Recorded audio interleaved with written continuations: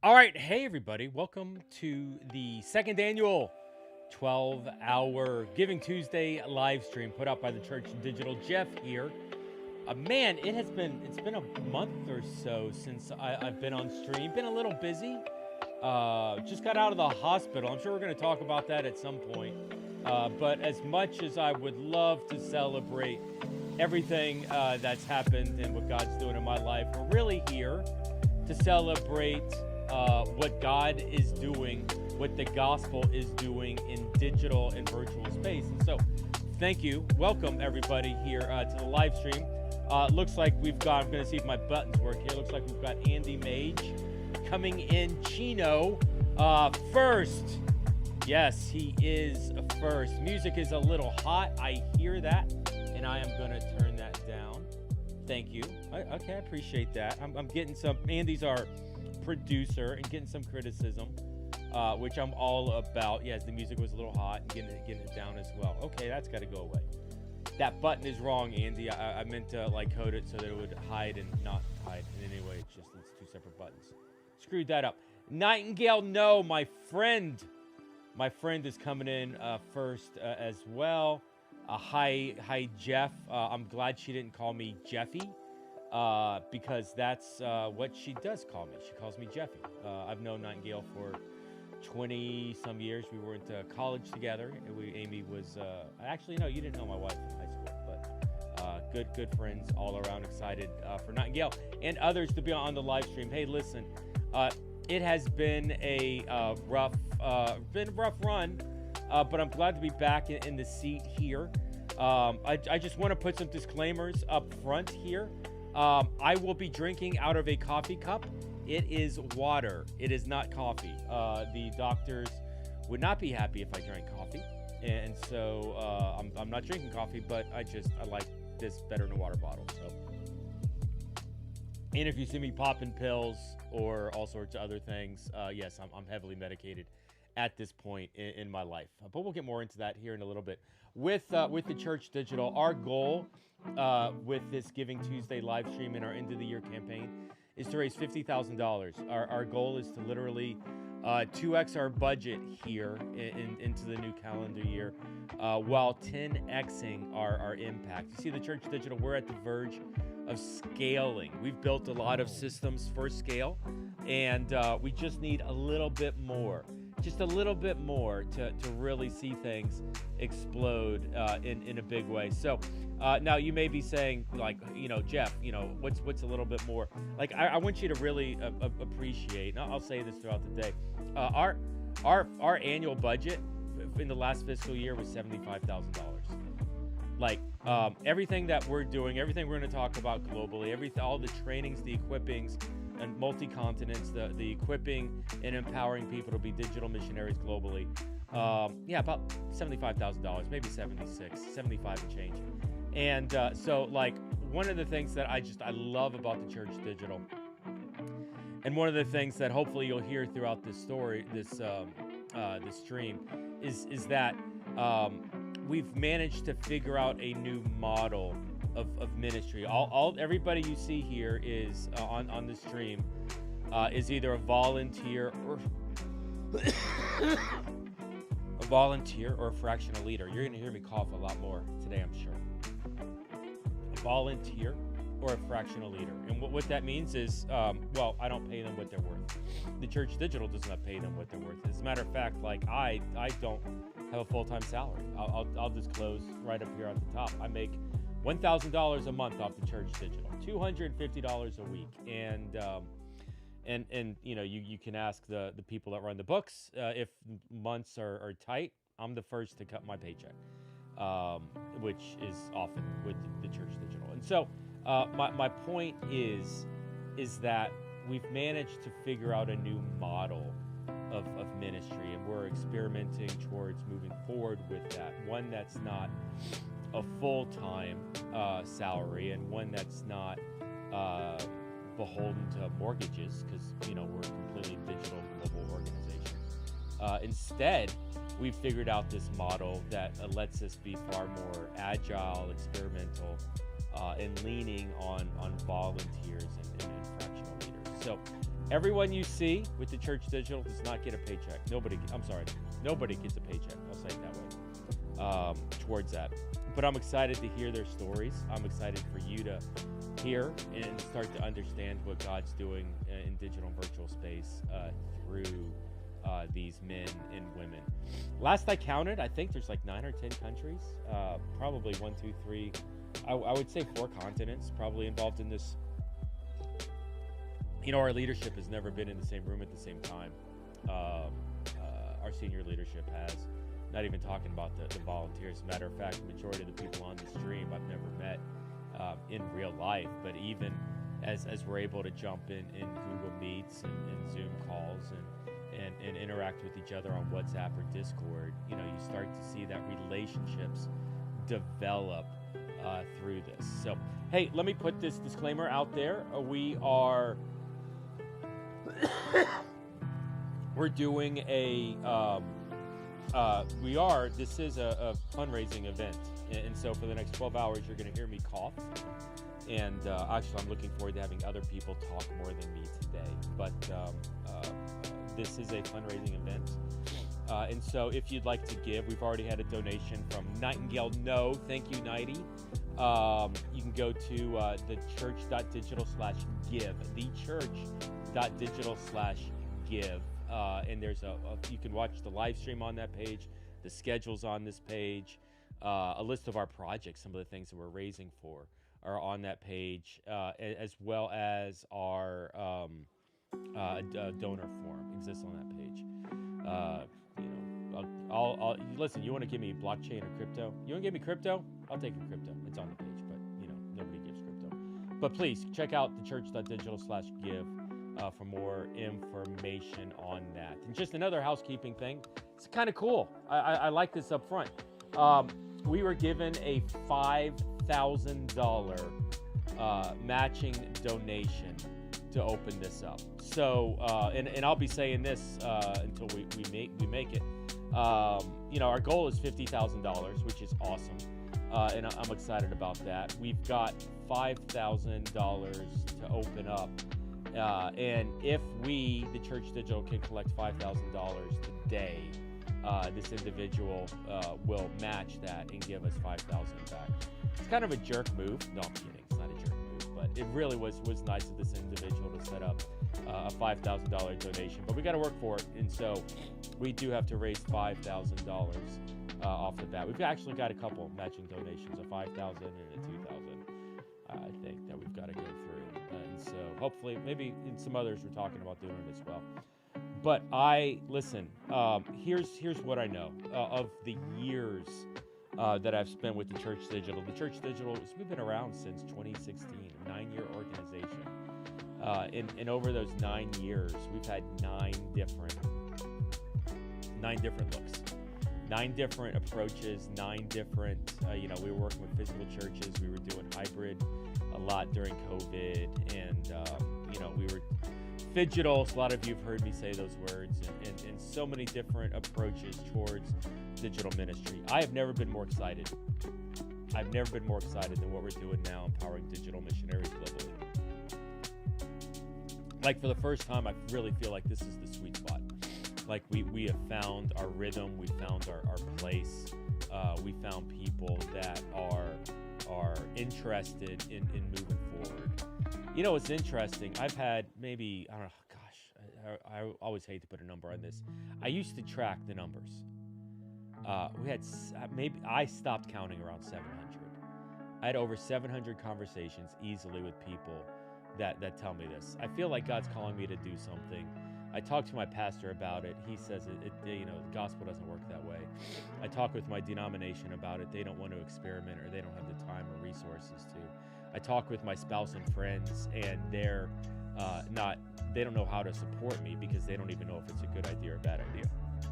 So is the idea of digital evangelism, is that good or bad? Literally 700 conversations, at least. That was like a couple years ago when I stopped counting. God is moving. We're seeing God move, and we're seeing people start to recognize the opportunities to move and to utilize this power in digital and virtual space. And so what we, the Church Digital, have done is we've become that ecosystem. We've become that network. I don't want to say denomination, but almost, because there is no denominational support, because there is very little pastoral support, we have become that for the people, for our digital missionaries. Literally setting up equipping training centers, equipping cohorts to equip people to be digital missionaries and mobilize them, send them out, get them connected to ongoing community through peer-to-peer decentralized networks. There's so much stuff that we're doing here. So excited to see what's happening, and I'm really excited that I and a couple others have come on and co-host this with me. But I get to spend the next 12 hours with you talking about what God is doing in digital and in virtual space. So let's do this. I'm trying to look at my time here. I got a couple of minutes. I got Cindy Lam. Cindy Lam is from Hong Kong. She's one of our she's a digital missionary. She's doing some really interesting artwork in Hong Kong. And Cindy also hangs out with me like a lot of mornings. Well, mornings for me, because time zones are a thing. If I could wave a magic wand, if God gave me one wish, I'd be like, I don't know how this would work, but time zones are horrible. And so if time zones could go away and could be on one clock, that's great. But we'll get to Cindy here in a little bit. Some of the negativity around what we're doing is centered around that it's not in the building, and there's a biasness towards digital missionary work, or at least that it's challenging or taking away from what's in the building. And you'll hear me say this a lot over the course of the day. We do something different digitally to reach someone different digitally. The people that we're reaching in digital and virtual spaces, they're not the people that go to church buildings. I'm talking about a Satanist neo-pagan who found Christ in virtual reality. I'm talking about a de-churched individual who came back to Jesus and came back to the church through a Facebook group. I'm talking about an individual, a millennial who's at the lowest point of his life, who found Christ through a Twitch and a Discord church, a gamer church. Listen, it's not that we're challenging. It's not that we're going against the building. We're not conflicting with the building. We're complementing the building. It's interesting. I've heard it said that we need the buildings. We do. We need the buildings. I work with buildings all the time. We need the church buildings to exist, but at the same time, we also need to. Thank you, Jason Morris. But in addition, we also need the micro church. We need the workplace ministry. We need the digital churches. We need all sorts of options that are out there. Jason, let me know if my mic is good. Hopefully that mix is a little better now. And so that's what we're doing. We are trying to help people become digital missionaries, to take the gospel into digital or virtual space, and at the same time plant churches in these spaces. In my opinion, you need all of these different models to complete the Great Commission if we're ever going to. And so for us to reach people, let's use digital as a way, not that everyone will be reached digitally. I know that's not true, but enough people are going to be reached digitally to make it worthwhile. And that's the heart behind what we're doing with the Church Digital. So, okay, I think I got my mix. I noticed, my settings were a little off here. I do appreciate it. If, let me just hit here. Melanie is saying, Yeah, hand pink waving. I always love those. Yeah, Bible with the battles. We're going to be hearing from DeMarcus here in a little bit. Let's go Giving Tuesday with TCD. Excited about that. We got a couple people nicely telling me my music is too loud. But yes, I am. I should be good to go at this point. And the producer, Andy Mage, the person who I listen to on all creative things, says, yeah, I sound good now, so I'm happy. I want to figure out how to get my. I need an icon on my face on my YouTube like profile. I don't have an icon. Looking at that, I realized I don't. Andy, you don't use the A very often. I don't see that very often from you. So that's interesting that it even popped up. Listen, hey, let's go ahead and get started. I'm going to bring on Cindy Lamb, and let's get started in the conversation. So, hey, Cindy, how's it going? Good. All right. Can you hear me? Yeah, I do. You look good on camera. You sound good. What time is it in Hong Kong? What is it? 9:15? Yeah, PM in the evening. Yeah. How was your Tuesday? How was my Tuesday? It was really good. I played 2 hours of tennis. Yeah, today. That's a tough life, Cindy. 2 hours of tennis. Very, very cool. Hey, so tell us a little bit like what you do. By the way, I've got your graphic files. I can pull that up when it's time. But tell us a little bit about the Church Digital, kind of like what your take of it is from somebody literally on the other side of the planet. Can you repeat your question? Yeah. I Hey, don't quite get what you mean. what's your opinion? What's your view? How are you connected with the Church Digital? Yeah, it's like I attended a conference in April, and then that was very good. And I just started, doing equipping digital missionary course, the EDM course. I did it twice, once in the summer, and I just finished it one in November, and I just found it really good. Yeah. Okay, so equipping digital missionaries, that's the cohort that we use to train digital missionaries globally. Now, Cindy, what exactly, let's talk about your specific ministry. What do you do digitally? What does it look like for you? What do I do digitally? Well, first of all, I'm an artist. So I first started out with art exhibition, the traditional way, and then have like a physical exhibition inviting people to look at my paintings. That's always got like a Christian message, and it's always got a message that to encourage people. And then I extended it into animation video. I capture my paintings in my animation video, and that I have a YouTube channel. So that was like having a lot of content online, and also use Next Step Journey to have like just sort of some interaction with people, so people can click on the journey, each step, and just try to like connect with people online. Very cool. So let me show some of this. I know she's got, hopefully I'm going to press the right button here. Yeah, there you go. And so this is some of her animation artwork that you can see here. Some of the stuff that you program. Now you talk about connecting with people. I know you use a platform called Next Steps that's created by our friends over at Jesus Film.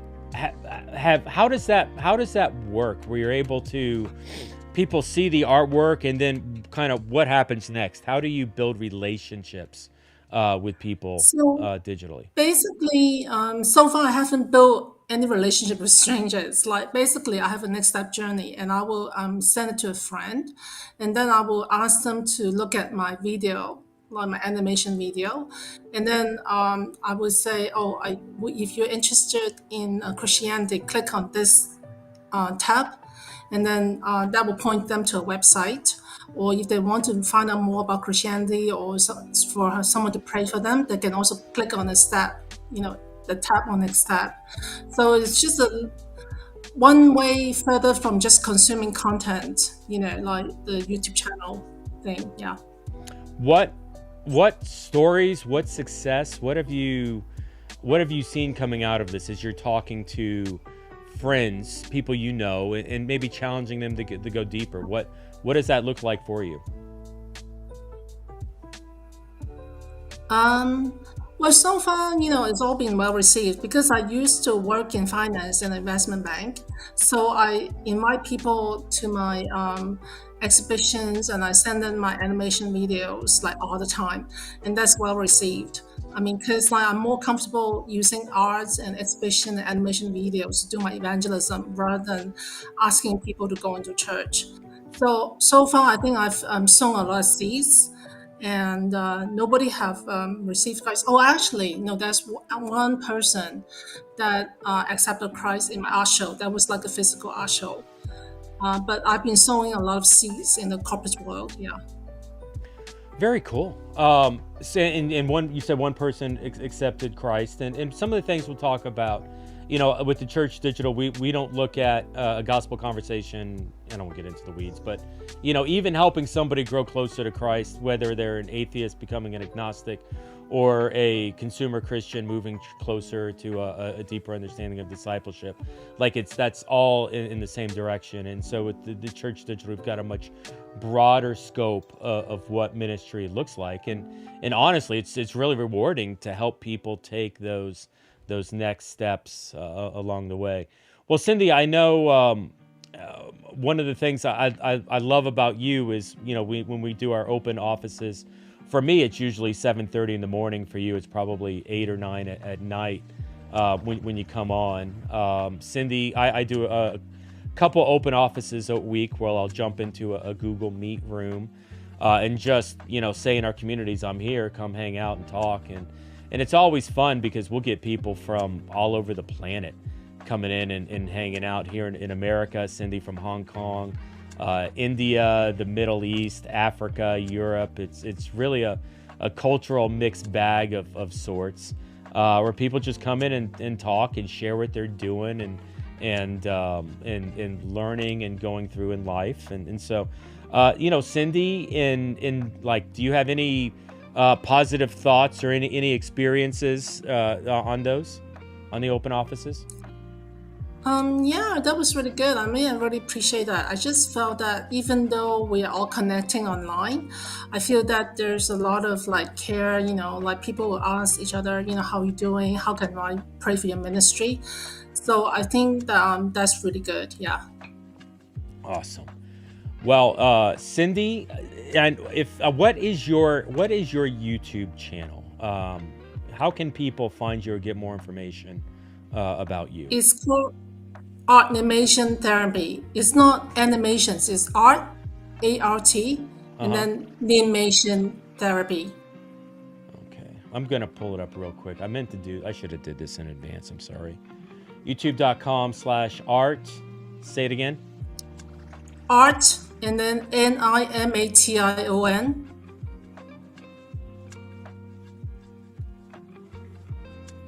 Therapy.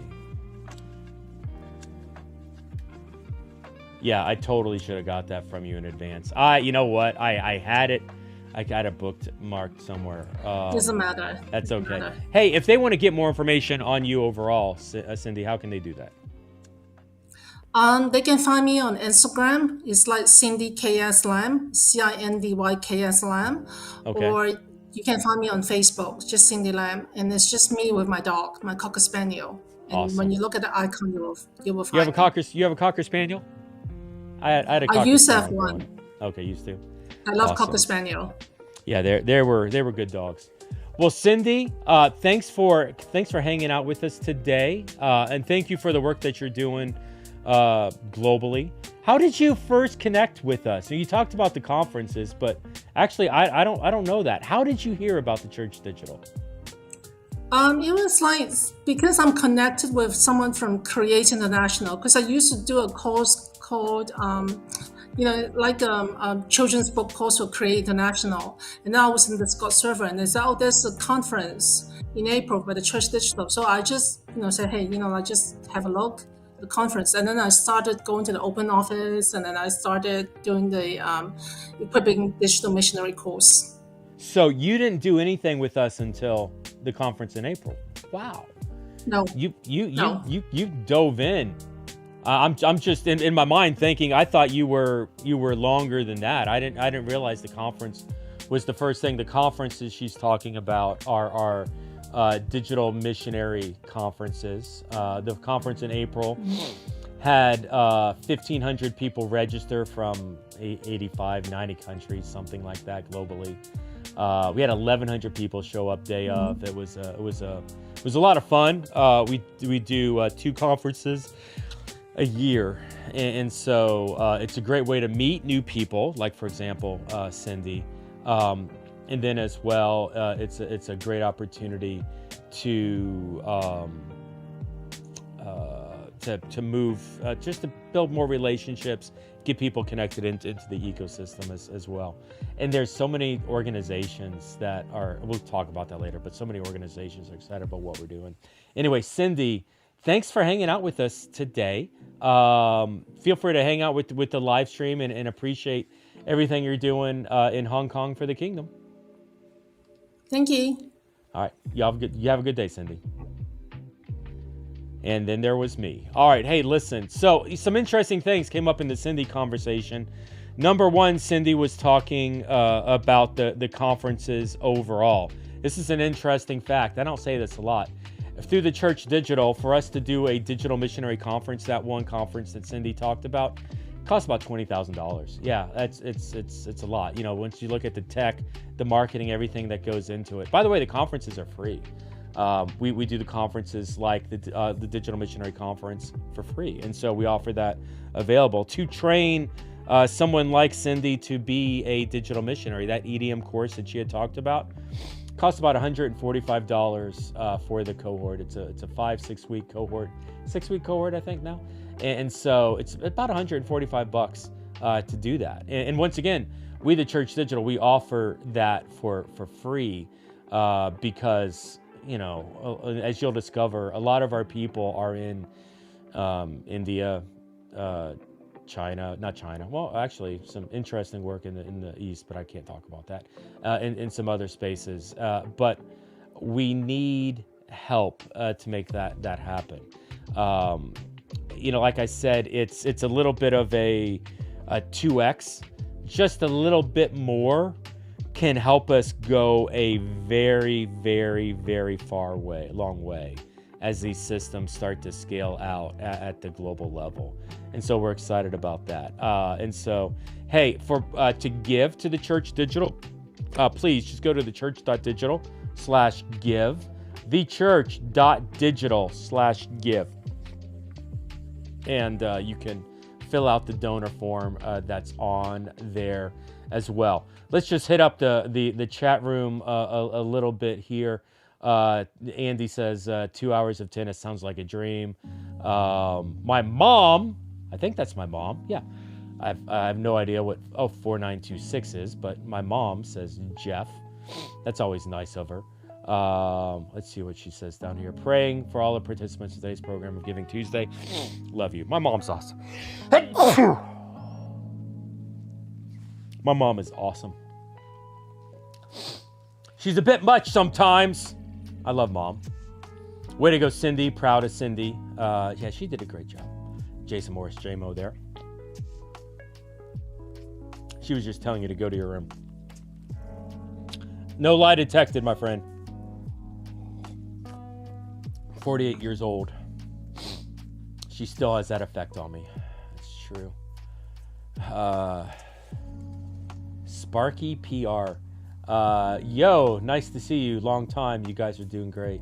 Who are you? Do I know you? I don't recognize the name. Fill me in. Would love to know. I mean, yeah, appreciate that though. Hey everyone coming in as well. Why is that not clicking? There you go. Arno! My friend from South Africa, Arno Pretorius. Man, Arno, it has been a minute. I want to catch up with you here in a little bit. I could almost stop the stream right now just to have a conversation with Arno. That's really cool, man. Thanks for jumping on that in here as well. We got Julie coming in. Hey, everyone. Julie will be on in a little bit, coming on from Mexico. But Arno, man, it was great. Great to see you, the bearded wonder, down in South Africa. And so, hey, let's get back into the stream here a little bit. 10x our vision, 10x our impact, 2x our budget. Help us, thechurch.digital's/give. But let me bring on our next individual here. It's funny, we just had my mom on here. Now I'm going to bring on my long lost brother here, Steve. Hey, Steve. How you doing, Jeff? Doing good, my friend. So this is Steve Reed. Listen, I took you all the way to Hong Kong. Steve is on West Coast Florida, not Naples, but near Naples, right? Naples? No, a little north of that. A little north of Naples. that. And so Steve Reed, no relation whatsoever, but Steve also hangs out with me in a lot of the open offices, and so people always think we're related. I guess it's the facial hair, but to whatever end. How's it going, Steve? Good. My brother from another mother, but the same godly father. That's oh my gosh, look at that. You actually put some thought into that one, putting that together. Man, so update me just real quick, because I don't feel like I've talked to you in a couple weeks or so. What's going on in life? Well, you've been busy chasing in some of the wrong circles lately, but yeah, everything good's happening. I thought I would just tell a quick story about how we met. And, yeah, go for it. It was because I had felt called that I needed to go out and start doing my part in filling the Great Commission. So after talking to my wife, it became evident that we were not going to be moving to sub-Saharan Africa or anywhere like that to do our job. I decided, okay, there's got to be a better way. I'll go searching online. Is there a way I can do this from the comfort of my home and do it online? And I basically came down to two different choices that looked like things I could do. And Jeff was one of them. He thought that I might not like the structure of the other one, but please feel free to check it out, do whatever you want. And within a matter of a few weeks, I quickly determined that he was correct, and I like the structure of the Church Digital a lot better. And I will say I've been through their EDM course. I now lead one of their courses and one of their groups, and I have got to say, I am more convinced than ever. I was convinced when I did it, but I am more convinced than ever that this is a place for you to invest some time and some money if you can't do it elsewhere, and that is spreading the word digitally. Just think about it. There's a lot of people who are unchurched, de-churched, never even heard of it. They're never going to find a physical church again, in some cases, or period in others, where they might find the joy and wonder of knowing Jesus. But online, you stand a chance to reach a bunch of those people. I don't remember the exact numbers now off the top of my head, but it is crazy insane, the number of people that have online access and the number of hours that are spent every day online. So now you can reach them, and the Church Digital is getting down and dirty and learning how to do it everywhere. I'm not big into gaming, but they've got a group of people who do it in the gaming atmosphere where a lot of people are locked in and spending a lot of time. Personally, I do some YouTube and Facebook stuff, but it doesn't matter where you're at. Their course and their leaders will help you figure out a way to do it. And that's how I found Jeff and the Church Digital. And I strongly encourage you to join in, sign up. Like Jeff says, he doesn't charge a fortune. He doesn't even charge anything. So join in. There you go, Jeff. That's my story. It was funny. We actually, the Church Digital, we pretty much own the Google term digital missionary. One of the other, there's probably three people that are in the top levels. One is our board member, Jesse Carbo, who'll be on later with Digital Missions Project. He just uses the term a lot in his marketing, and so the two of us pretty much lock up, the majority of the top, Google trends on that. The other digital missionary course. There's another digital missionary organization. It's actually a corporation, and the guy charges about $5,000 to go through his course. He's a friend. I love him, but that's just way too much money. And so we want to see these ideas scale. We want to see these ideas go global, and putting a $5,000 course on a $5,000 price tag on, the ability to see the gospel move globally. That's going to be a great limiter, and we want to be able to empower even people like Steve to do what they're doing globally. It's funny, Steve as a boomer. Can I say boomer? Can I say boomer? No, I can say boomer. Yeah, it's nicer than some of the things you've called me. that's true. Steve as a boomer is going to do things differently digitally than I will, and bring in a Gen Z or a Gen A, bring my kids in, and they're going to do something completely different as well. And so all our trainings are meant to be contextualized and adapted. And that's part of the power of it. Later on we're gonna meet people that are doing the EDM material, equipping digital missionaries, our cohorts in Europe. We're going to meet people in Africa. We're going to meet people that are starting in India. We're going to meet people that are doing it in Pakistan and some of that area. Like we're seeing this spread out and get contextualized into these unique spaces, and to be honest, it's a lot of fun to see it and to be a part of that. I know, Steve, we were talking about with EDM. To do a full cohort, it's about $1,500 for a cohort to exist, and that's platform costs, that's training costs. I even want to get to the place where we can pay our leaders off some of what's coming in and doing that. Leaders like Steve that teach the courses now, they teach it for free, and so which is awesome. I appreciate Steve's heart and the heart of the other outpost leaders, but the desire is because as Steve and a lot of our other missionaries are trying to fundraise, everybody's bivocational, to be able to use the Church Digital to help them fund for the mission work that they're doing is a strong desire. And so, man, Steve, I can remember the first time I met you, and you were asking some really good questions for a boomer. For an old guy, and leaning into it. There it is, the old guy. Yeah. Man, it was so good, and just to see how you dove in to everything with the Church Digital. Steve's also is one of these guys that will jump into these open offices, especially the early ones for me. Almost just sometimes, Steve, I don't think you really have anything to talk about as much as you just want to hang out and make sure like there's critical mass and energy in the room, and it's a lot of fun to kind of hang out with you. And I want to make sure once you struggle to get up that early in the morning, for you there's somebody to talk to in case nobody shows up. Yeah.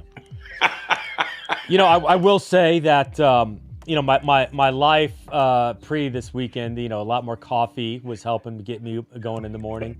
Now it's not coffee, it's water. I'm disclaiming it's water in the coffee cup, and so it's going to be interesting those 7:30 a.m. meetings where I've got to be friendly. Even this 8 o'clock start time this morning for the live stream, 8 o'clock Eastern was hard for me, man. I don't. My mornings. I'll work till 3 a.m. I don't care, but get me up at 8. Where I gotta talk to somebody. We've got people in the West. We've got people in California. We'll do a meeting at like 8 or 9. That's like 5 or 6 in the morning their time. I always feel like I have to apologize. I'm sorry, y'all, and I don't know how they do it, but somehow they do it. So, hey, Steve, tell me what as you're in those open offices talking with people globally. Just what's your take? Globally, culturally, like what's been your impression of some of those open offices that we have? It's amazing. I was talking to my wife the other day about this because of the open offices and because of the classes that I have done, I have got to meet more people globally than I ever have in my life. Because my wife jokes a lot that I don't even like to leave the peninsula, and she's not talking about Florida. We have a little sub peninsula off of Florida. I don't even like leaving, let alone traveling globally. So I've really had limited exposure to that until the Church Digital. And I can tell you, it has not only blown my mind, the different aspects where people are coming from that find you, but it's quite apparent that you're also blowing their minds, and you have opened up a door for them to express and know more about the word and spreading it than they otherwise would have had a chance to do. It's really opened up the world for a lot of people. Yeah. It's my hope is it's funny as a guy who's facing a bypass surgery. Evidently, according to the doctors, I have 100% blockage in my widowmaker artery in my heart, and a 70% blockage in one of the adorning chambers, one of like the adjacent branches of the heart, which, by the way, was a complete accident to find that. I kind of like accidentally fell into that. It's crazy story. I'll have to tell you later. But, legacy and what I'm leaving behind really is sticking with me right now. And you know what? If what I leave behind is a bunch of people who are excited about sharing Jesus globally, who are using digital to escape persecution in India, who are figuring out how to be the church in China digitally so they can just stay underground. Like there's, if that's what I leave behind, so be it. And so it's been just an incredible journey. I don't, it's funny, like when I got the bad news about the needing the bypass, I remember I texted a friend of mine, one of the guys I go to, who's actually in South Africa, Nigeria, actually, sorry. I texted a friend of mine who's in Nigeria, and I told him, I was like, yeah, I just lost control of this whole thing. And he texted back, Facebook messaged back. He said, Jeff, you never had control. That's the problem. He said, it was just like that. Amen. If you thought you had control, you were kidding yourself. You never had control of this thing. and that's Wise just it, man. I hope that we don't have control and that God does something beyond what we expect. And that's really the heart behind, 10x the impact. Okay, God, we have Piddly, and with the Piddly, we've managed to build something decent. God, do something in this moment with this decent that only you can do. We're presenting you with 5 loaves and 2 fish. Like, go to town, and that's our hope, is that God would do something in us, but honestly through you.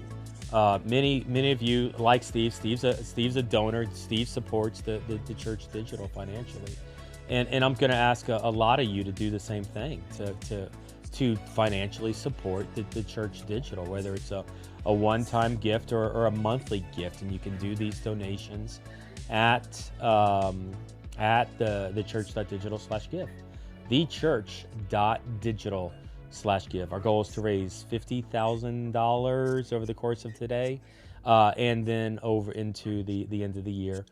We do have a $5,000 matching donation right now on the table. So for every dollar you give right now, we'll have a matching dollar to go with it. So please jump on that, thechurch.digital/give. Steve, as we're wrapping up with you, my friend, anything else? Yes, I'm glad, because I was going to ask for a chance for something to close on, because I wasn't sure if you'd brought up your current situation. So I just want to take this moment to say, you're looking at a guy here who his dedication and his heart towards this Church Digital has been what has made it what it is today. He had just left several days in the hospital finding out the news he just shared with you, and looking for a surgery coming up in the next day or two, if I'm right. But in spite of all that, here he is, dedicated to do a 12-hour. So here's to you, Jeff, is do you know if it wasn't for you, this Church Digital would not have existed in the first place? And I don't want to hear any more talk about a legacy, because you're going to be around for a long time. Well played. The surgery is actually going to be, I haven't scheduled the surgery yet, but I think the surgery will be in January. I also have the flu, right? So I have the flu and I have a heart issue. And so the flu is, the doctor wants that, the surgeon wants that out of my system before they cut me open. Good idea.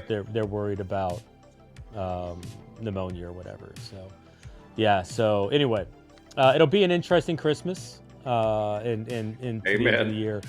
But I do think by the end of the year we'll get something. We'll have by early next year. I think. Somehow in the midst of this 12-hour stream, I have to call to schedule that appointment. So we'll have to figure out when that's going to happen, but at some point. But Steve, thank you, sir. I hope you got somebody covering you so you take a break at some point today. But always a blessing to see you, Jeff. Leighton's going to step on for a couple hours. And to be honest, some of these outpost leaders, I'm going to be like, well, you just do your own thing. You talk, yeah. I can understand why you wouldn't want to trust Simon me doesn't with that. need me to talk for him. Simon can interview himself. It's fine. Anyway, Steve, thank you very much, sir. I'm gonna go ahead and let you go. So 10x I keep doing that. I keep pushing the wrong button. 10x the vision, 2x the budget. Help us get the gospel into digital and virtual spaces globally. One of the areas that we're really wanting to expand into is in India. Later on today, we're going to have people from India, from northern India, who's reaching the Hindi people, as well as eastern Eastern India, which is reaching the Bengali people. And so our hope is to start to launch outpost regional networks in those India spaces. We've already got leaders in mind that we're wanting to work with. And what's interesting for us is we've got the opportunity to translate some of our resources, the book that I wrote with Dr. John Harris called Sharing Jesus Online, as well as our courses, Equipping Digital Missionaries, into Hindi and Bengali to reach the people in those spaces. By the way, huge amounts of persecution. You can be a Christian in these regions of India, but you cannot share Jesus. Proselytizing is what's illegal in these areas, and so the Indian people are wanting to move their evangelism efforts digital, so best as to escape persecution. Some really interesting things happening in the global space digitally, and we, the Church Digital, are primed to equip and mobilize people to be digital missionaries in that space, and we need your help to do that. Listen, we can barely pay the bills as is, and so the idea of getting our $4,000 to set up our materials to work better so that we can empower hundreds, if not thousands, of Indian people to be missionaries in that space. This is the part you play. Look at some of these projects on thechurch.digital/give. Thechurch.digital/give, there's a list of projects on that. There's a table that's got everything that we're looking at. $1.38 is the cost to stream our material. Let me get that one to go away. I think I hit the wrong button there. Yeah, $1.38 is the cost to stream a minute of what we're doing, of our material online. It's, oh man, now I'm hitting all the wrong buttons. Let me do this. It is 3 cents to send an email to equip, empower, and encourage a digital missionary. Like, it's sad in this world, everything does cost money. And with the Church Digital, we have managed to figure out, honestly, how to do it as cheaply as possible, leaning into free or near free resources, and just in hopes, like I said earlier in our leadership, Andy tells me all the time, God, here's the bread and fish, do what you're going to do with it. And watching what God does is incredible, absolutely incredible. I've actually, we're going to go somewhere, and I do want to bring on the next guest, Julie, here in a second. But we're going to start to open up like every penny that we spend, and show off organizationally where this money is going, because for a ministry to operate at the scale that we're doing with as little money as we're spending, it's incredible. And so realize that your gift to the Church Digital, which in the U.S. is a 501c3 registered nonprofit, your gift is going to go a long, long way. What is it? The widow's mite, the little bit that the widow gives, well, it's everything she's got. It's nothing, but even still, that goes a very long way. And so that's the story. That would be the approach of the Church Digital towards that. Okay, hey, let me bring on Julie. Oh, Julie, just as I did that, disappeared. Julie, you on? Huh. I'm not sure what just happened, because I saw her in the green room, and then Julie, you muted yourself and you turned off your camera. So try again if you don't mind. If you can hear me, you should be able to hear me in the green room. And then I'll bring you on when you get there. That was weird. Yeah, I've got a little window in the screen where I can see the green room of the people that are off screen. And right when I was like, right when I clicked the button to bring her over, she just disappeared off the screen. Well, hopefully Julie comes back by. Sorry about that. Okay. Yeah, Julie, just come on when you can. Would love to get you back here in the room. Hey, we've got Kelly. Kelly works with Amplify Social, one of the agencies that does a lot of our marketing and graphic support work and things. I love what y'all are doing to spread some light in all places. Sending love from MN. Is that Minneapolis, or is that Minneapolis is Minnesota? Okay, Minnesota. Minneapolis is not a state, Jeff. Minneapolis is not a state. That was kind of embarrassing. I apologize, Julie, from that. All right, we got Claudine. Hey, everyone watching from the Philippines as well. That's our Claudine's with the agency as well. It's one of the things I love about the Church Digital. We are a global organization. And so for us, you'll meet in a minute here our project manager, who is in Africa, Nigeria. You'll meet people from Europe and Africa. We already had Arno on here as well, and so there's lots of global interaction, which I love. I love that about the Church Digital, that we've been able to find people with an aligned mindset of doing something different to reach different people for Christ. It's in a little bit, we're a little bit like the I tell people we're like the island of misfit toys. We collect the oddballs, the freaks.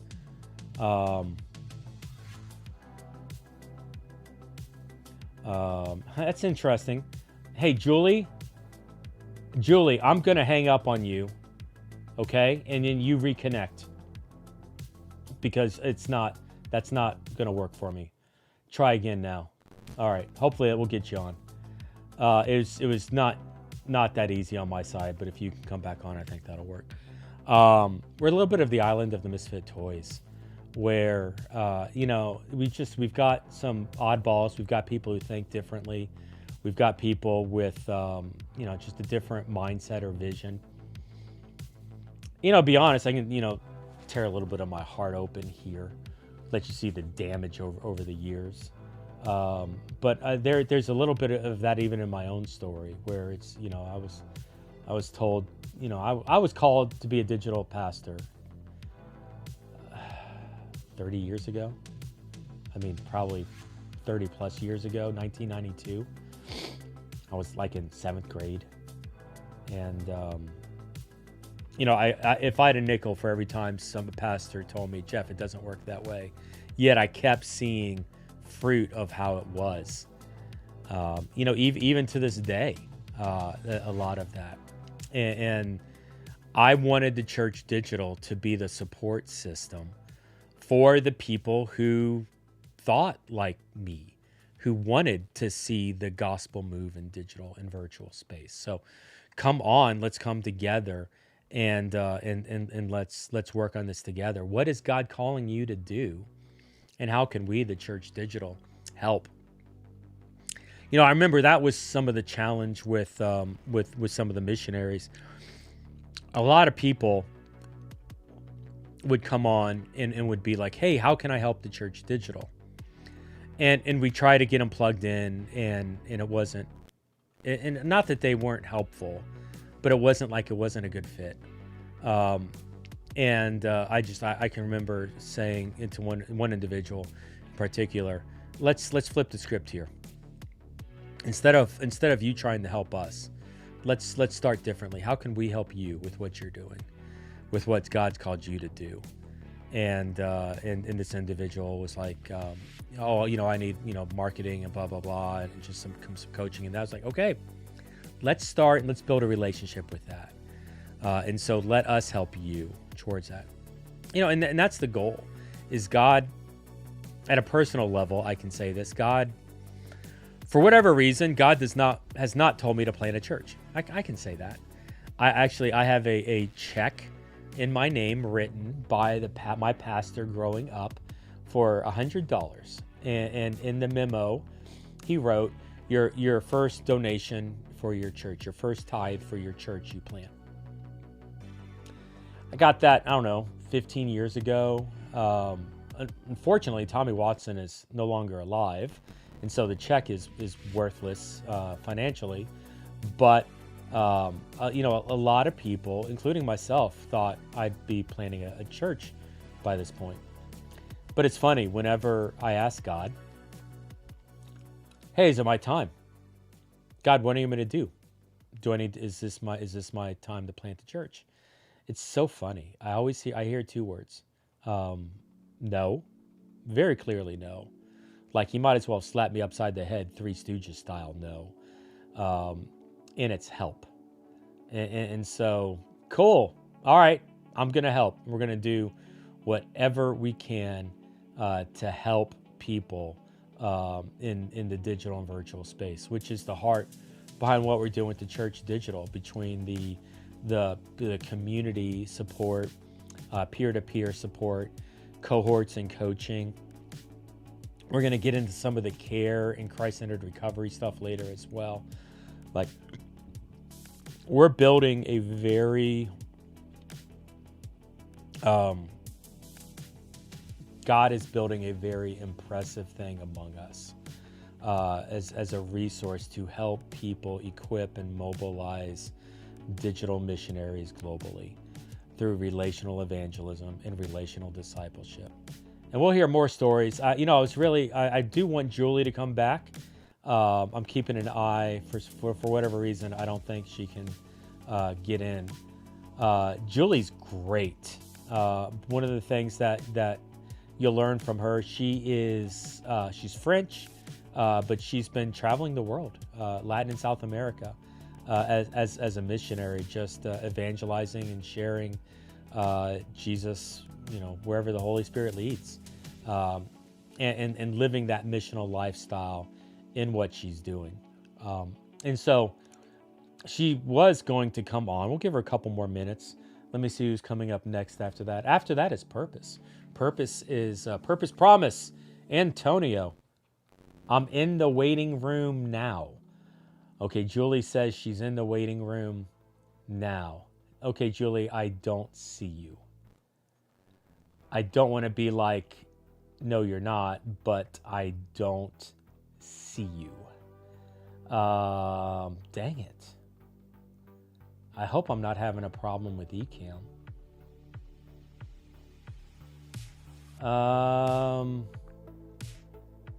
Try again, Julie. I really don't want this to be a problem. Huh.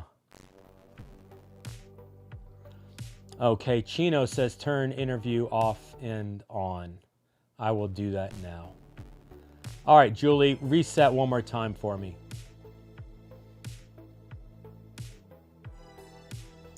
No. Let's try it. Just try it one more time, Julie. Just try to call in. Yeah, thank you, Julie.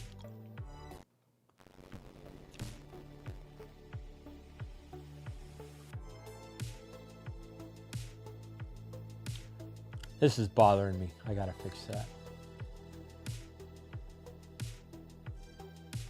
There you go. I thought I fixed that in the middle of the night, but I guess I did not. Cool. Hopefully Julie can get logged on here in a minute.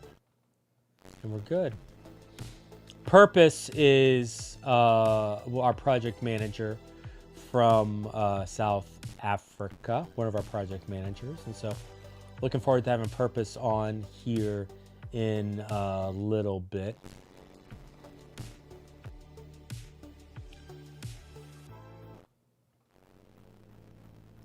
Yeah, so this is the part of the show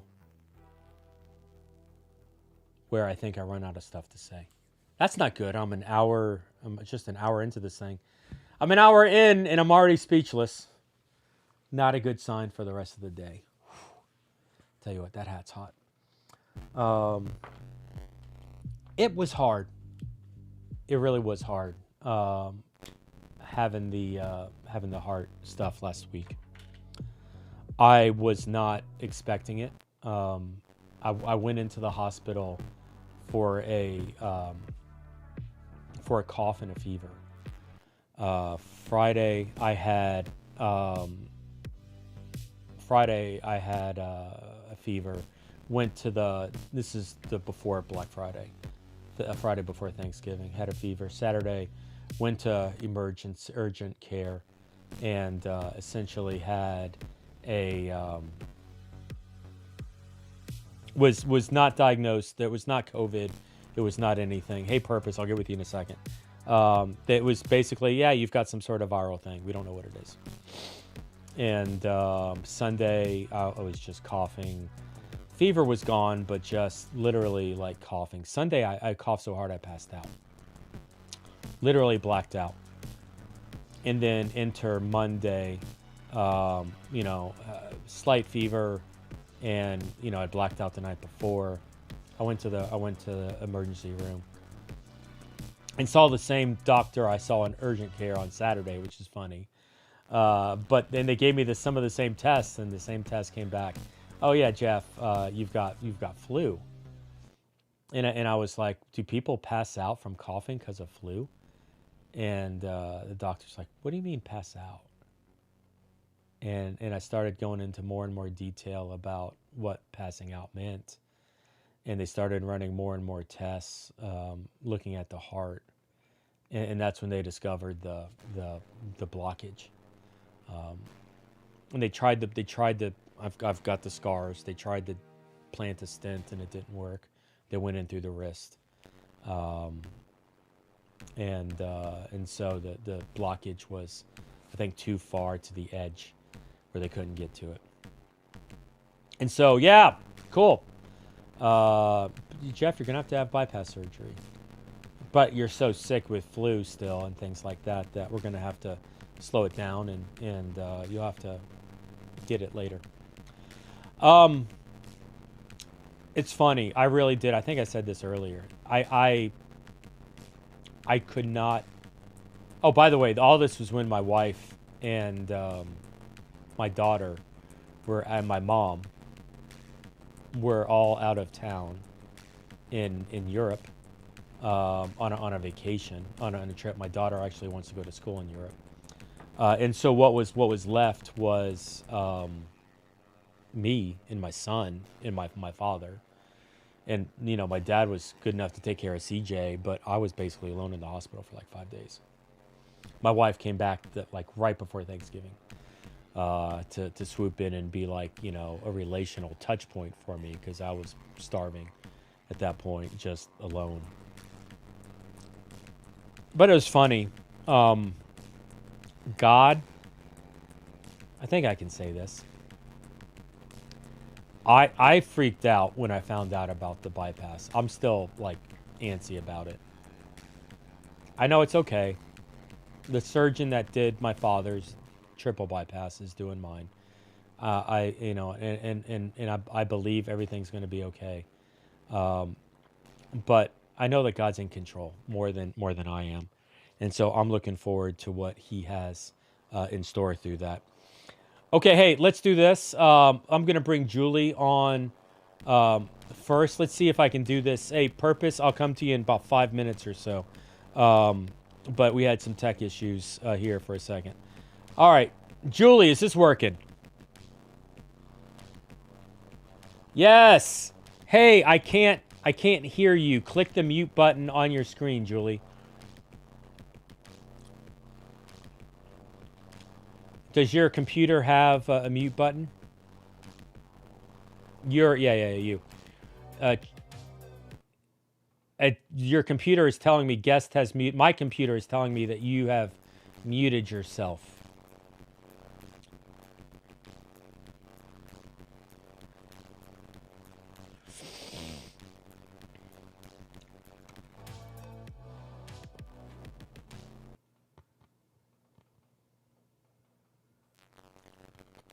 Tech issues, baby.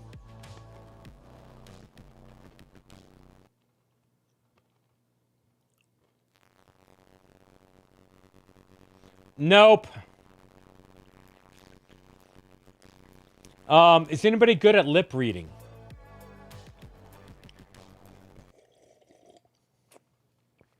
Oh, Julie.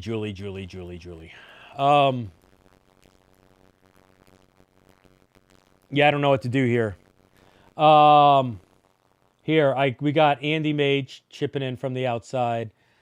Check in your window. Is there a mute button like a Zoom call?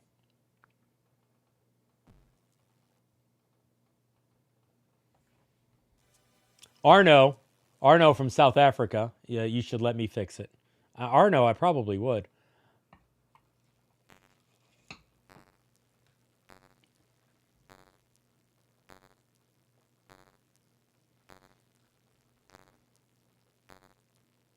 Nope. Oh, Julie, I hate to do this. I'm going to have to pull you. I'm sorry.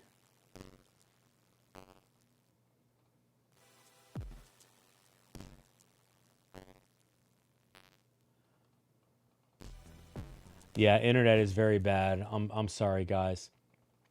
All right, Julie, I think you're going to come hang out with us some here in a little bit as we get in with Simon, right?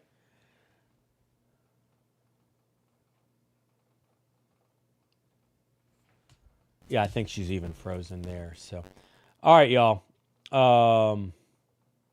Yeah, she's not on mute, but it's definitely is muting here in our system. Okay. All right, so I'm going to hang up on Julie. I'm sorry, Julie. Oh, my gosh. And then I lost... interview is having a bad time, Andy. That's not good when I've got, 25 interviews over the course of today. But hopefully I can get Purpose back. Purpose disappeared on me as well. I'm really not looking forward to the 12-hour Jeff monologue stream. I don't. There was a day where I would be really excited about the 12-hour stream. About me monologuing for 12 hours. I got to tell you, today is not that day. Today is not that day. And so I would love to get some tech working for this a little better. Looking forward to having a conversation, hopefully with Purpose here in a little bit. And then I've got my friend Jesse Carbo coming up at 9:15. I will say that if we were to look at the people with the most questionable internet, Julie and Purpose back to back are those people. And so, yeah, that's maybe not surprising, or at least it's explainable. All right, hey, we got Mark. Mark, what's your favorite food, Jeff? Evidently salad now. I have been out of the hospital for a week. No, I've the week that I was in the hospital plus the couple days. I've already lost over 15 pounds. Just diet change, man. Sushi's the right answer, and sushi's healthy. Sashimi without the rice usually, or sashimi salad. Raw fish on the salad. I love me some edamame. I love me some wasabi. That's good stuff. But yeah, it's been fun. Let's see. Jesse's on. Jesse, I'll bring you on here in a minute. I'll let you get set. Yeah, I think we're good. All the tech issues aside here for the first hour. Do swing by thechurch.digital/give. Thechurch.digital/give. Our hope is to 10x our budget to really start to get the gospel into some unique places and spaces. Ooh, we got Purpose that came in as well. I want to introduce you to my friend Purpose. So Jesse, I'm going to bring Purpose on first. So Purpose, hold on, man. Let's see if this works. Hey, Purpose, how's it going? Hi, I'm all right. I'm good. How are you? Doing good, man. Thanks for jumping on the stream today with us. You, this is a different background, I think, Good than to I'm see used to. Is it? Or is this where you normally are? you. It's kind of different. It's like another part of my living room. Looks good, man. So, yeah, Thanks. so tell me a little bit about, tell the audience just a little bit about you and your ministry. Okay. Okay. Yeah. So, my name is Purpose. I am in Nigeria, Lagos, Nigeria, and I'm a pastor, minister of the gospel, and I still want a ministry called Zion, Zealous Influencers of the Nation. And basically, what we're centered around is teaching, discipleship, and missions. So basically, what we're about is teaching and raising people that can function as lights in different stratas of society. That's basically what we do. So as a ministry, we're involved in things such as we have the School of Arts, the School of Government, an educational outfit, and various other things. So what we do basically is raise people, disciple people who function in different sectors of engagements, various spheres of influence and interaction, be it from politics, governments, doctors, lawyers, educationists. And he froze. It was a great conversation until he froze. I'll keep an eye on him and see when he comes back. It's unfortunately working with some of the the lower economical, under-resourced countries. Stuff like this happens, internet wise, and so sorry about that. Purpose, thanks for jumping on the stream with us. Purpose does a great job with our project management. And works a lot with Andy and our other leaders in helping us get organized and structured. The Church Digital was largely run and driven by me over the course of the years, and it was my full-time job. Now I had other things that were making money here or there, but it just didn't work out where I could make a salary off it. And so was very happy to utilize to bring on a project manager like Purpose to come in and start to structure and organize the Church Digital. We've been using the terms decentralize away from Jeff. to make the organization strong outside of Jeff. This is even before all the hard stuff for me at a personal level happened, and so we were already kind of taking stress off me and spreading it out across the organization, almost in anticipation of what was coming. And so, hey, Purpose. So talk to us a little bit. How did you find the Church Digital? How did you connect? And you did EDM, right? What were your thoughts of that? Yeah, yeah. So, to start with, I found Church Digital on Facebook, uh, and it resonated with me basically about infiltrating the digital space, basically with the gospel first. But what the Church Digital is centered around is basically raising digital missionaries as a digital mission sending agency. So sending missionaries in the digital space. So this resonated with me first to begin with. And going through the EDM course was more like an eye opener, making me understand how I could be more effective as a digital missionary. So it's exposed me to a lot of wisdom, contents and knowledge that the Church Digital has made available to make you effective in digital ministry and digital missionary. So that was it for me. And EDM was mind blowing. EDM was mind blowing. I recommended EDM to a couple of leaders who have disciples that they're raising in Nigeria here. I have recommended it to them. So I still recommend it any day, anytime.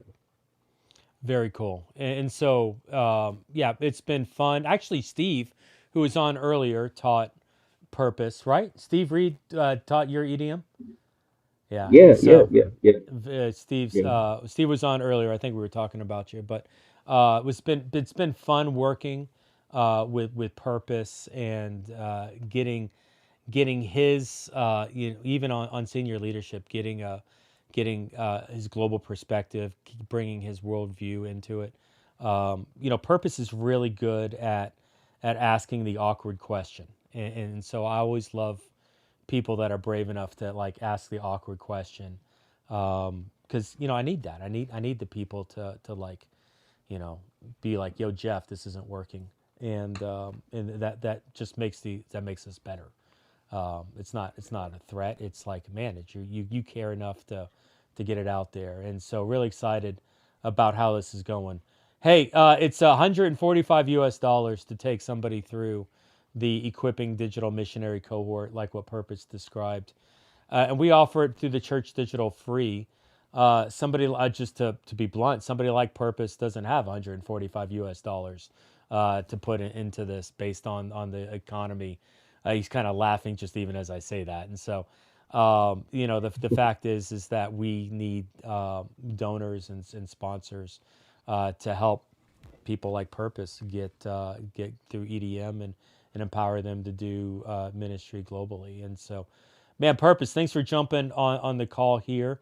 If you're interested in giving, if anybody's interested in giving, theChurch.digital/give. We do have a $5,000 matching grant right now at theChurch.digital/give, and so would love to have um, your help in helping us get that and complete that $5,000 grant. Purpose, just we're behind on schedule already, man. But any closing thoughts or anything from you today? Also, basically, my presence here is just to um, provide some kind of support in terms of what we do as the Church Digital, because um, what we do is highly imperative, highly important, especially in the digital space. Pushing the kingdom or the counsel of God in the digital space, equipping digital missionaries in the digital space. You can't overemphasize its importance, basically. So what we're doing as a ministry, as TCD, it's something that everyone needs to know about and be a partner. Everyone needs to partner with that. Everyone needs to support that. There's no basically need to talk about my ministry. Basically, how we can support TCD to actualize its vision. That's basically what my closing thoughts. Anyways. No, well said. Thank you, Purpose. Purpose has just been part of the team for 3 months, 2 months, relatively new, and he's been a valuable asset for the organization. So Purpose, thanks for jumping on the stream here, but we gotta move on. So Purpose is Definitely. just one of the missionaries that were one of the people we're supporting and working with in Africa.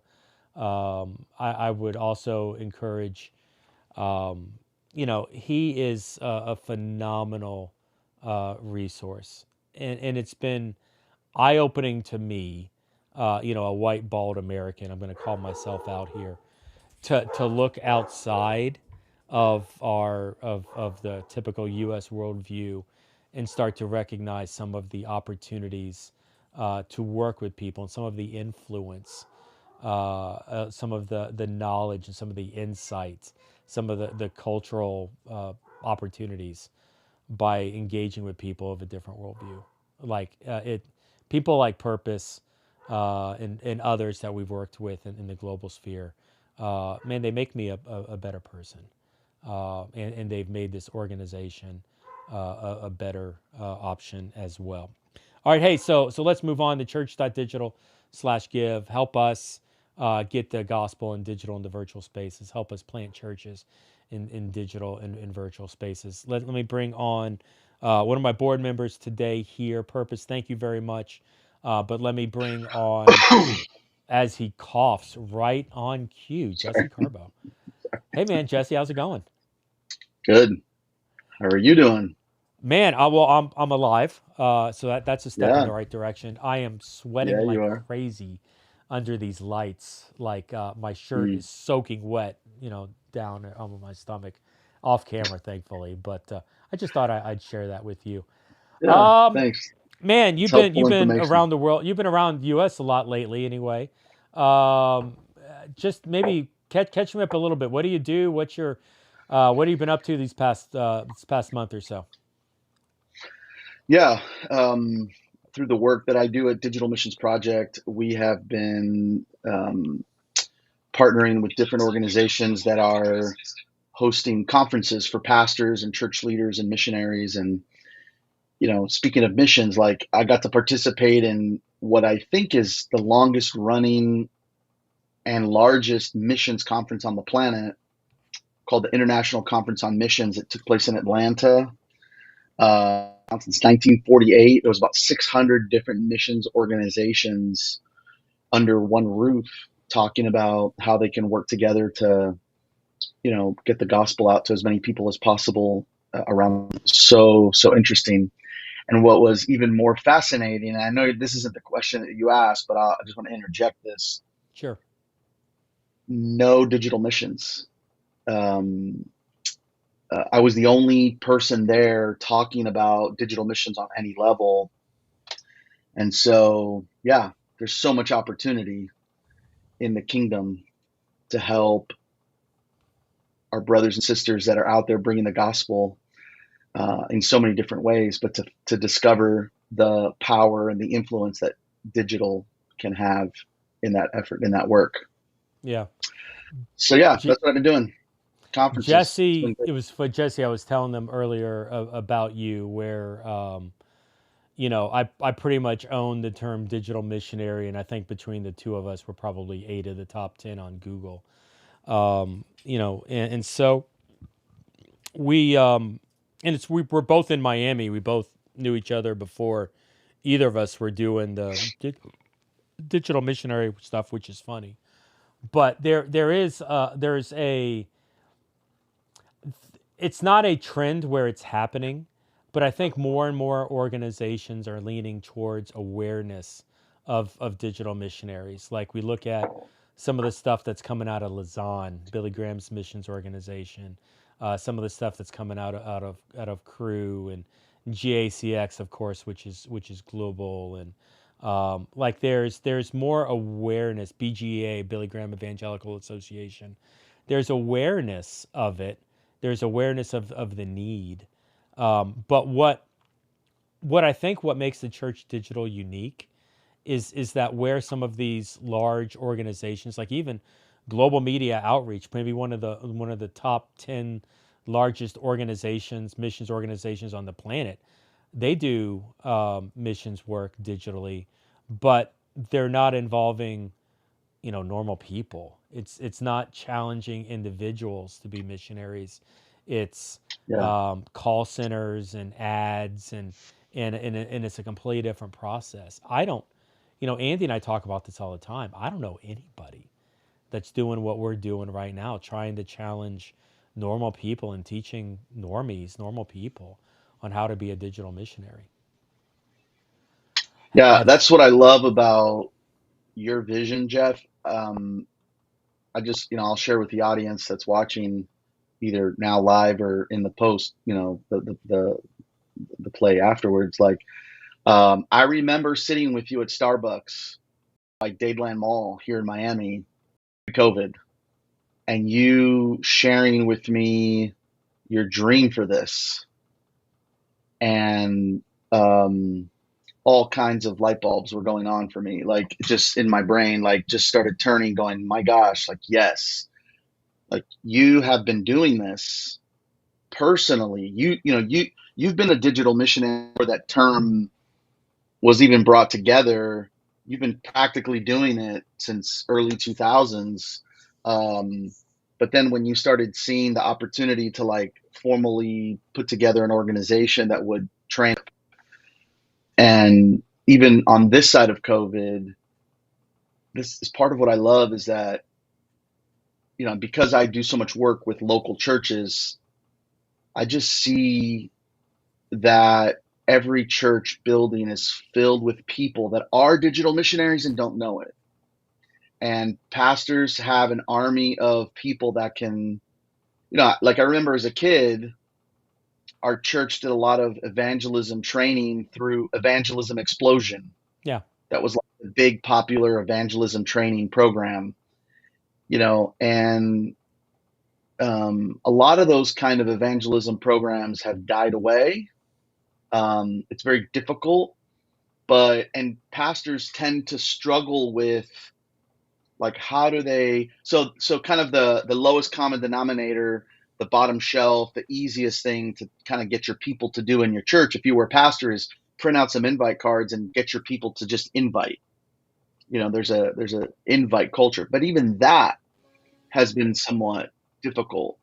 And so I do believe there is a shift happening where we can encourage pastors and churches to see their people as digital missionaries, because the reality is, every person walking around with a cell phone in their pocket has the potential to be, and the gospel in their heart and the cell phone in their pocket has the potential to be a digital missionary. And I'll just say this last, one more thing as I think about it is, I remember in the fall of 2019 being on a missions trip to Cuba in Havana with some amazing leaders. We were training some pastors there. And as we were getting ready for dinner, I stepped outside into this way area, and there's this apartment building next to the church building. And I looked up, and there was a with an iPhone. And I was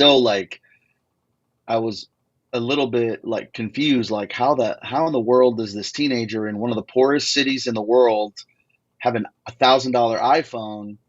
Struck up a conversation, and I said, "What are you doing?" And I speak Spanish, so I'm in Spanish. I'm asking this teenager, like, "What are you doing?" And they're like, "Oh yeah, I'm on social media. I'm on the internet, basically." And I thought, wow, like, again, this was like the beginning of me starting to realize what the Lord was doing and what's happening in the world. That if we want to reach the world, yeah, it's going to be digitally. It's the technology has provided us the just a crazy opportunity to get the gospel out to a lot of people. So yeah, love what you're doing. I'm grateful for organization like the Church Digital. Yeah, man, it's amazing. Jesse's been one of the conferences sponsors that we've had, and has led breakouts and has been a part of that. Just the conference tech stack alone, the platform that we run the conference on, Costs about $4,000 a conference, and so it's been our desire with the Church Digital to do the conferences, the digital missionary conferences, for free. We've had 2,500 people register for those, and so this year 2,500. And so excited about that. 90, at least 90 some countries. The last conference was 1,000 people from 92 countries, and so there's a huge interest, there's a huge need. But to be honest, tech costs money in things like a platform. It was funny, the first platform we did the conference on, we the 1,500 people or 1,100 people day of broke the conference platform. Literally, it shut it down. And so to get a conference that can sustain us, platform that can allow for the breakouts and the engagement, costs money, and that's where we're looking for people like you, donors, to step in and financially help the Church Digital to do that. And so, $4,000 is just an example of one of the many projects that we've got listed on the Church Digital that we're looking for funding on. We do have a donation, a grant, a matching grant open right now. For today, $5,000 is open. So the first 5,000 you give, somebody will match that. Your $1 will equal $2 to the Church Digital, and so help us by donating right now today, so we can secure this matching grant. Hey, Let me encourage, if I could encourage just people that are listening. It can be overwhelming to hear that we're trying to raise $50,000 and you're looking at the lower third, $4,000 for tech stack for the conference platform. That is a lot of money, and you may think like, well, I don't have a lot of money and I can't give that much to this missions and to this organization. But maybe you can give $5, $10, $20 a month on a consistent basis.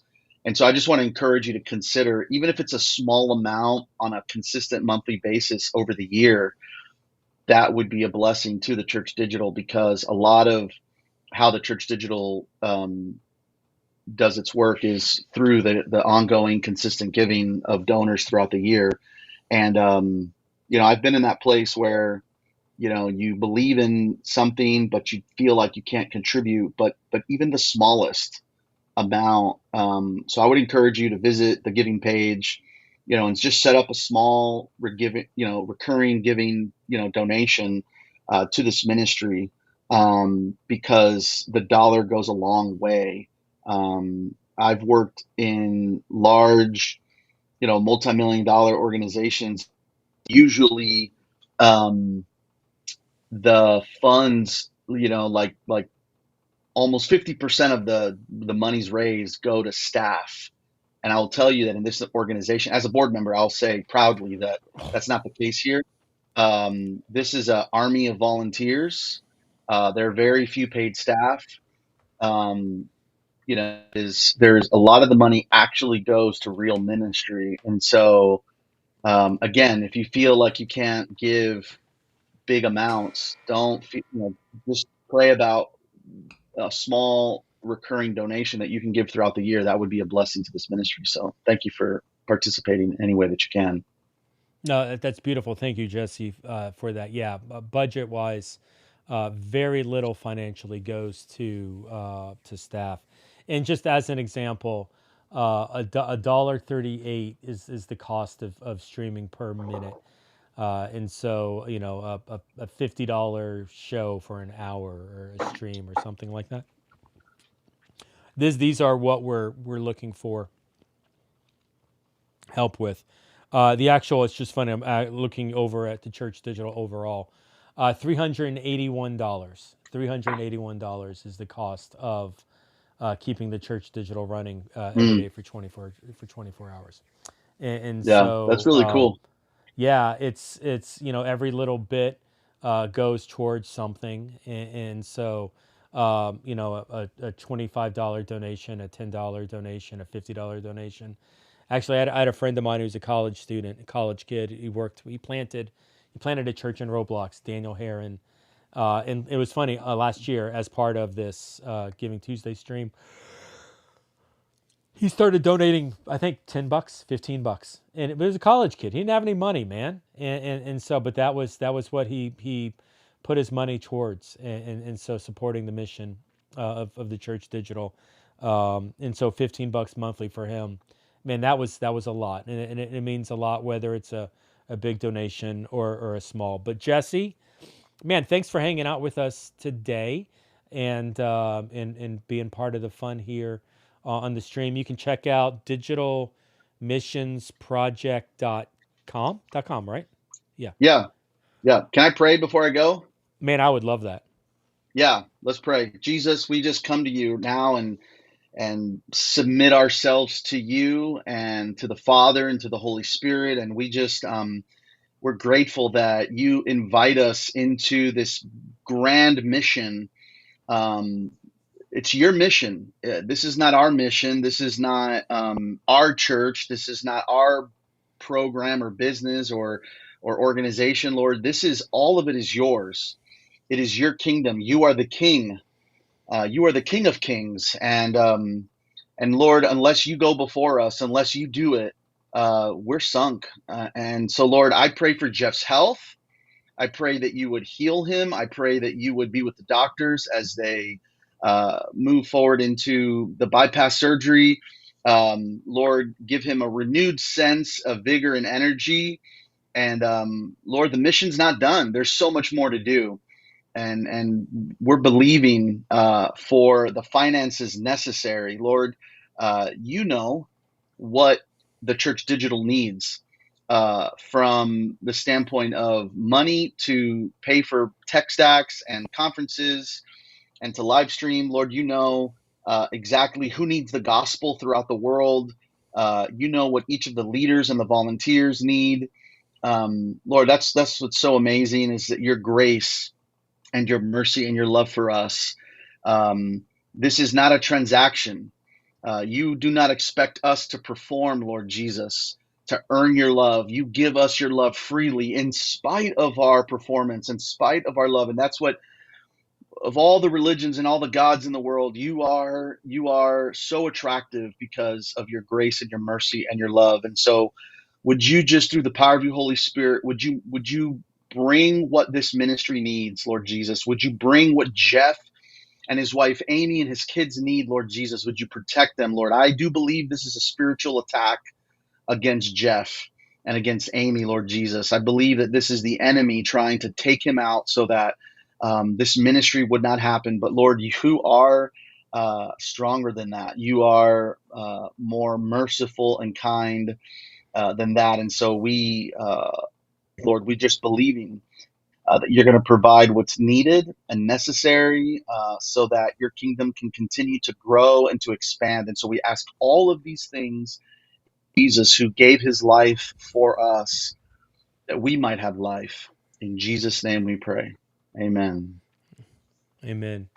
All right, Jesse, man, thank you very much for that prayer. Thank you for your friendship. Thanks for being on the board, and appreciate everything you're doing, man. All right. Love you, All man. right. Take care. Jesse Bye. Carbo, Digital Missions Project, board member of the Church Digital. Excited. We'll have the chairman of the board, Charlie Barham, along later in the broadcast as well. Oh, you know what? I wanted to do this quick talk, but it's buried. Give me 1 second. 1, 2. I just started mashing buttons. It's conference. All right. I would be Sparky here, Arno. I'd be interested in knowing the short history of the transition to digital missions from what it was 8 years. Oh yeah. I mean, I've got a whole slide presentation on that. I mean, back pre-COVID, we were marketing and technology, AVL. Then in COVID, before COVID, we were digital church planting or Stadia. Then when COVID hit, then we were physical doing digital and church planting. And then we were helping physical churches understand how to do digital missions and digital discipleship through New Thing and Leadership Network. And really, I think the drive lately was to digital missions. I look at it Instead of a B2B, business to business, we B2C, business to consumer. Instead of going through the churches to work with individuals and help churches understand, I'll be honest, I kind of gave up. And we started working straight with the individuals instead. That's not to knock the churches. The churches, a physical church, is doing something beautiful. I'm literally on staff with several physical churches as well right now with what I'm doing. And I love the ministry that a physical church can do in the community. But the work that we're talking about here and the people that we're going to bring on are doing something different. And to me, that's the beauty, is doing something different to reach someone different. And that's why I think the Church Digital is so valuable right now and so viable, because we are attempting to do something different that others are not doing. We're trying to multiply and mobilize missionaries out of normal people. And so I'm going to bring on my friend here, Simon. Hello, Simon. Hey there, greetings from Germany. Hey, how are you doing, sir? Has been a long day, but it's great to be here. Now, are you wearing one of my shirts? Like, I see the cross, but I don't recognize that shirt. Yeah, look at you, Yes, man. of course. I'm very sorry that I'm a little bit blacked out, but our studio just went underwater a couple of days ago, so there is not so much lighting available, so we have to cope with that. No worries. Hey, I've got Julie on as well. Julie was joining you for this, right? Yes. Perfect. All right, let me bring Julie on. That's what I thought. I just wanted to make sure had that prepped. Let me push the button, and here's Julie. Julie, can we hear you? Hi everyone. Yes, I can hear you. Can you hear me, guys? Yes, we can hear you. Yes. That's Thank you, Lord. awesome. We had some tech issues earlier. Oh, well, Julie, I'm glad you made this segment. Listen, Simon. So Simon is our outpost leader in Europe. He works for a missions organization called Mission Alliance. And Simon, why don't I just give it over to you? Talk a little bit about maybe how you got connected to the Church Digital, and I don't know, whatever you want to say. Yes, I'd love to do so. It's great to join here on the stream, and it's great to see you at least up in the chair again after some unwillingly break. Yes, how did I get connected to the Church Digital? It was actually one of the conferences the Church Digital did, formerly known as the Digital Church Network, and was one of the conferences taking place. And for me, it was quite fascinating to see that there are so many people around the world who are already thinking about doing digital ways of church, doing digital ways of mission. That was a first contact, and throughout the following, I guess, 1.5 years, we had different contacts with you, Jeff, with Flatcap, and what I loved was getting into the Discord community, was finding people who were not only doing things comparable to what I was thinking about, but which were willing to invest into me. I still remember one of the first talks I had with Flatcap, where he just said, "Well, Simon, for what you are doing, you just need a Paul or a Timothy by your side." And that was really good and a game changer. And actually, yesterday, the 1st of December, was the day when I got someone by my side, Daniel Schönke, who has always also been as a speaker on the Digital European Missionaries Summit, is co-leading within Alliance Mission, and I'm really, really happy about that. So getting in contact with the Church Digital has really shaped my way of thinking globally about mission, and has opened the opportunity to get in contact with so many people. That's just great. I love the EDMs. I love having spent the time in the 4th Lausanne Congress in Seoul together with you, Jeff, and others.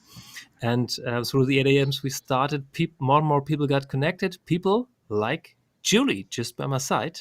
And I love that we're not only having a European equipping digital missionary cohorts, and also a German one, but that Julie will be starting a French one beginning next year, not alone, but together with Cindy, who has already been on the stream, and with a couple of others. So on to you.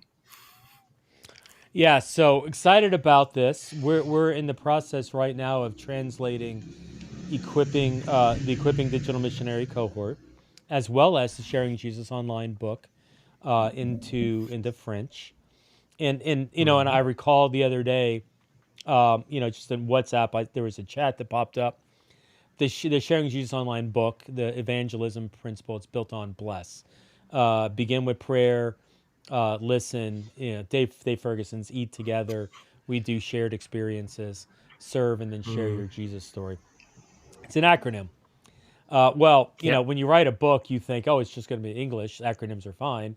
And then all of a sudden, you're talking about your book getting translated into Spanish, French, Yeah. German. Hindi, and it's like, how are we going to do this in French? And Oh, God bless ChatGPT. That's all I'm going to say. I'm It froze. came up with some good options moving forward. And so, Don't tell me that. Julie, Julie's going to be heading up. Julie actually was in my EDM class, the first EDM class we offered, and is going to be teaching it in French. And so, Julie, kind of like, what's your mindset, or what are you excited about heading into starting to help people become digital missionaries who speak French?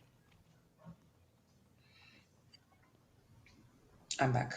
I'm sorry. I was a bit froze. Okay. Are you guys there? Yeah. Sorry, Are I you just guys asked you. there? I Yes. just literally asked you a question. How are you? Talk to me a little bit about teaching the class in French. Like, what's going on in your mind?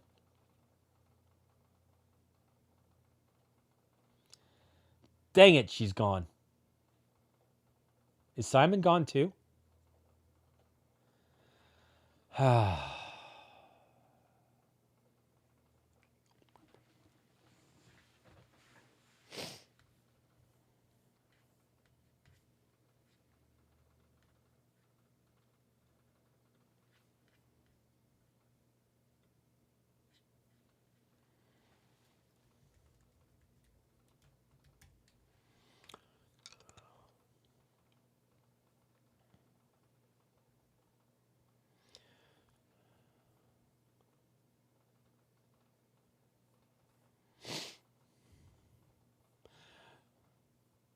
Okay, they're frozen. I'm not frozen. It's weird to me that I thought I was the one that was frozen and they're not. Let me clear. I upgraded to fiber. Okay, last year I had Comcast. I know Xfinity. Like, if you're in America, you're like, why? Xfinity's horrible, and it's true. It is horrible. But I switched over to. I switched over to fiber, and you think, oh my gosh, fiber. It should be fine. Well, do I look fine now? It's so cold in here, I'm sneezing. Yeah, Simon. All right, I'm going to hang up on these two. Let them reconnect and hope for the best. Man, I was so excited. So hopefully. I'm allergic to bad internet. Hopefully Simon and Julie can make it back. I'm so excited about what's happening in that space. I'm so excited about what's happening in Europe right now. Europe is the most organized region that we have now. Now, what we did, we decided to launch what we're calling outposts. These are decentralized regions and empowering volunteers in that space. Now, look,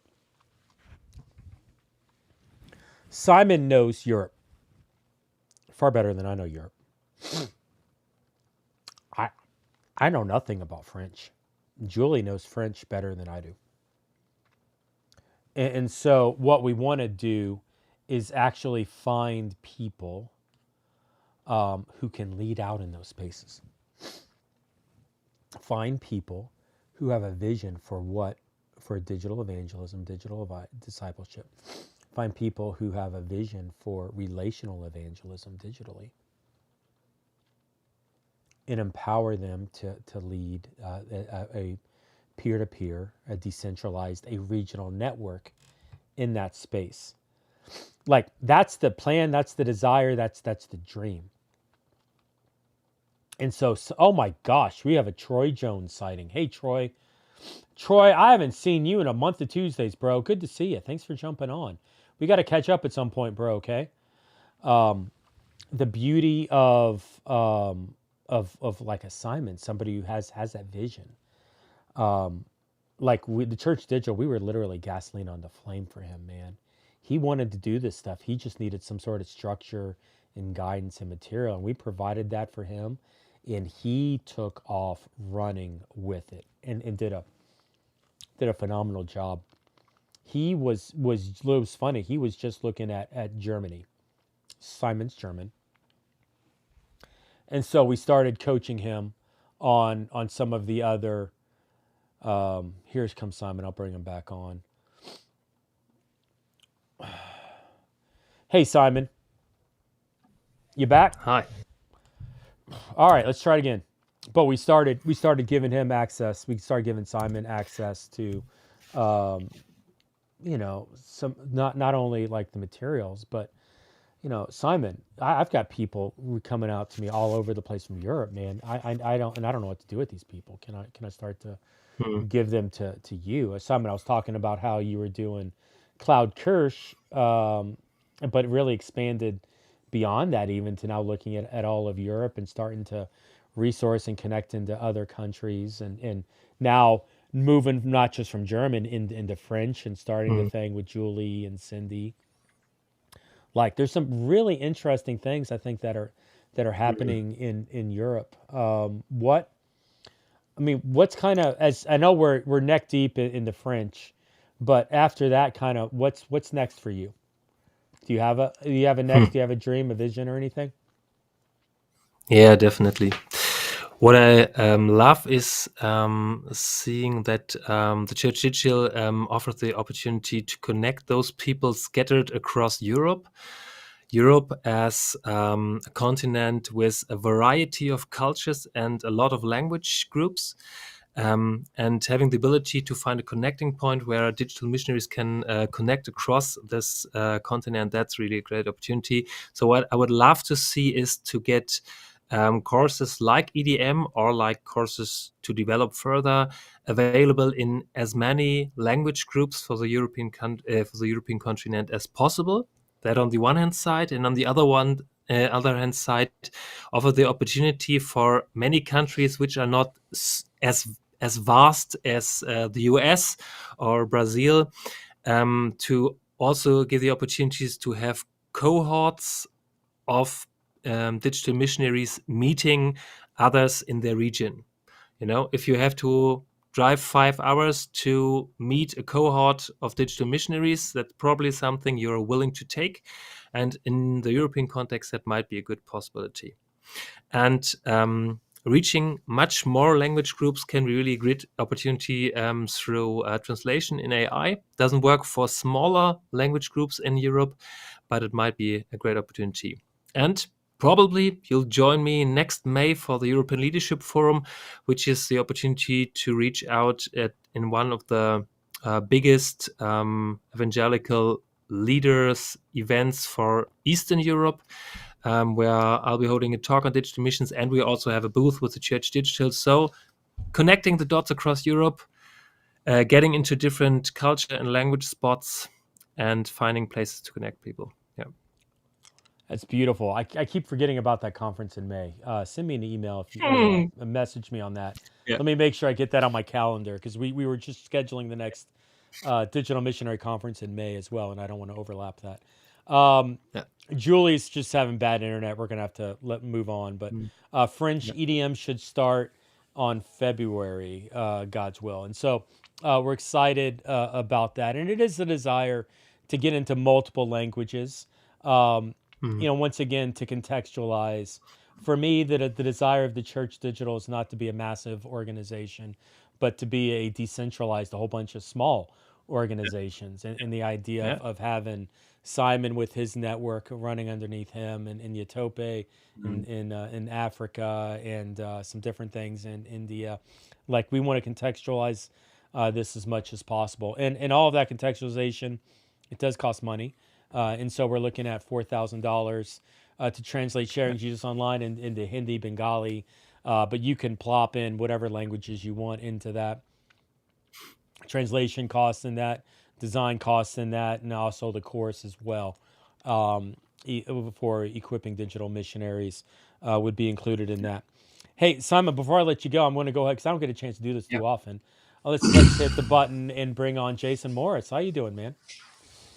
Doing great. Yeah, man. It's good to see seeing you guys. Oh, yeah. I Yes. can't think of the last time we had the three of us on a call together. I But know. yeah, I mean, with the two of them work very closely together, and I kind of like look at the outside and wave. The two of them are smart, and I just kind of am the pretty face. But Jason is our equipping and mobilization. Well, no, he's equipping director. He doesn't know he's also mobilization director. I haven't told him that publicly yet, but it's welcome to the new normal, baby. But the good news is that Jason has been working hard getting the course set up in French, and a lot of the translation and working on our LMS, our platform as well. And so I don't know, Jason, did you want to talk anything about the French stuff? Well, I wanted to take a little bit of a step back. And do you remember when we were talking last Giving Tuesday, last year? Mm-hmm. None of this international stuff was even a thing. Mm-mm. And the folks, I wanted to just say a big thank you from a heart of gratitude for those who donated so that you could be a part of what is happening around the world right now. Just in the last hour, we've seen people from all around the world. We've seen people that have gotten their calling secured digitally, that are being missionaries all around the world, even if they don't or can't travel. It doesn't matter. So as I was, kind of watching the stream a little bit over the past year to see how your gifts have translated into Steve Reed and their EDM that spilled over into Promise and the work that he's doing that spilled over into Simon. And dude, he's got 3 cohorts going on and moving into different languages and stuff. Yeah, we've got the French thing. We're hoping that the funding is there so that we can continue this momentum that Jesus is doing through the Church Digital, through EDM, and more importantly, through these digital missionaries that the Holy Spirit is empowering. Because I don't want to stop that. I want to empower what Jesus is clearly wanting to do around the world in the lives of these digital missionaries that are popping up all over the place and connecting to one another, finding their tribe, finding their calling, and finally getting the tools that they need to do what Jesus has called them to do. And I am looking so forward to what this next year will bring, based upon, giving and that sort of thing. And wow, I'm just, even in this past hour, it has been so encouraging because sometimes when I work on stuff, I'm digging inside of platforms and doing translations. And sometimes I wonder, does it matter? And I know that some of us sometimes struggle with that. And even when it comes to giving, it's like, what does the gifts that I do, does it matter? Well, I think we just proved, we just are in the first hour of 12. It matters. Your hour, really, what Jesus is doing through TCD is incredible globally now. That wasn't true a year ago. And I'm just super grateful at this moment. And I'm grateful for you, Simon, and all the work that you're doing on the European front and for helping guide us to what next languages we could do. Because there's a lot of languages out there, and we need to know which ones to focus on first. So what we generally do is we wait for the leaders that Jesus brings from the harvest, because we've been praying at 10:22 every morning, pray to the Lord of the harvest. that he'll bring forth laborers into the harvest field. And as he is doing that, and those laborers are saying, hey, can you do this in French? Hey, can you do this in German? Can you do this in Hindi? Can you do this in Bengali? Then we're like, okay, that's Jesus' signal for what our next language needs to be. Because we're not going to just go randomly and just go A to Z, the different languages. We're going to go for where Jesus is empowering his missionaries for his kingdom, because at the end of the day, it's all his anyway. We're just kind of following him. I know I did a lot of talking again. I was just super excited. No, listen, I love you because you're super excited. Simon, man, I don't know. Any thoughts? Go for it, man. Yeah, I need to share one story that really stands out for what we're doing here. After doing the first two European English-speaking EDMs, I said, okay, I want to do this in German. So we did just a fast AI-translated, subtitled version of the beta version of Equipping Digital Missionaries. I ran a first cohort with it, with people, German-speaking people, who were doing that together. So in our mission magazine, we just had a short note saying, okay, there's a course in German for digital missionaries. And Paula from Germany, she joined in, participated in the EDM cohort. She got to know one of our digital missionaries.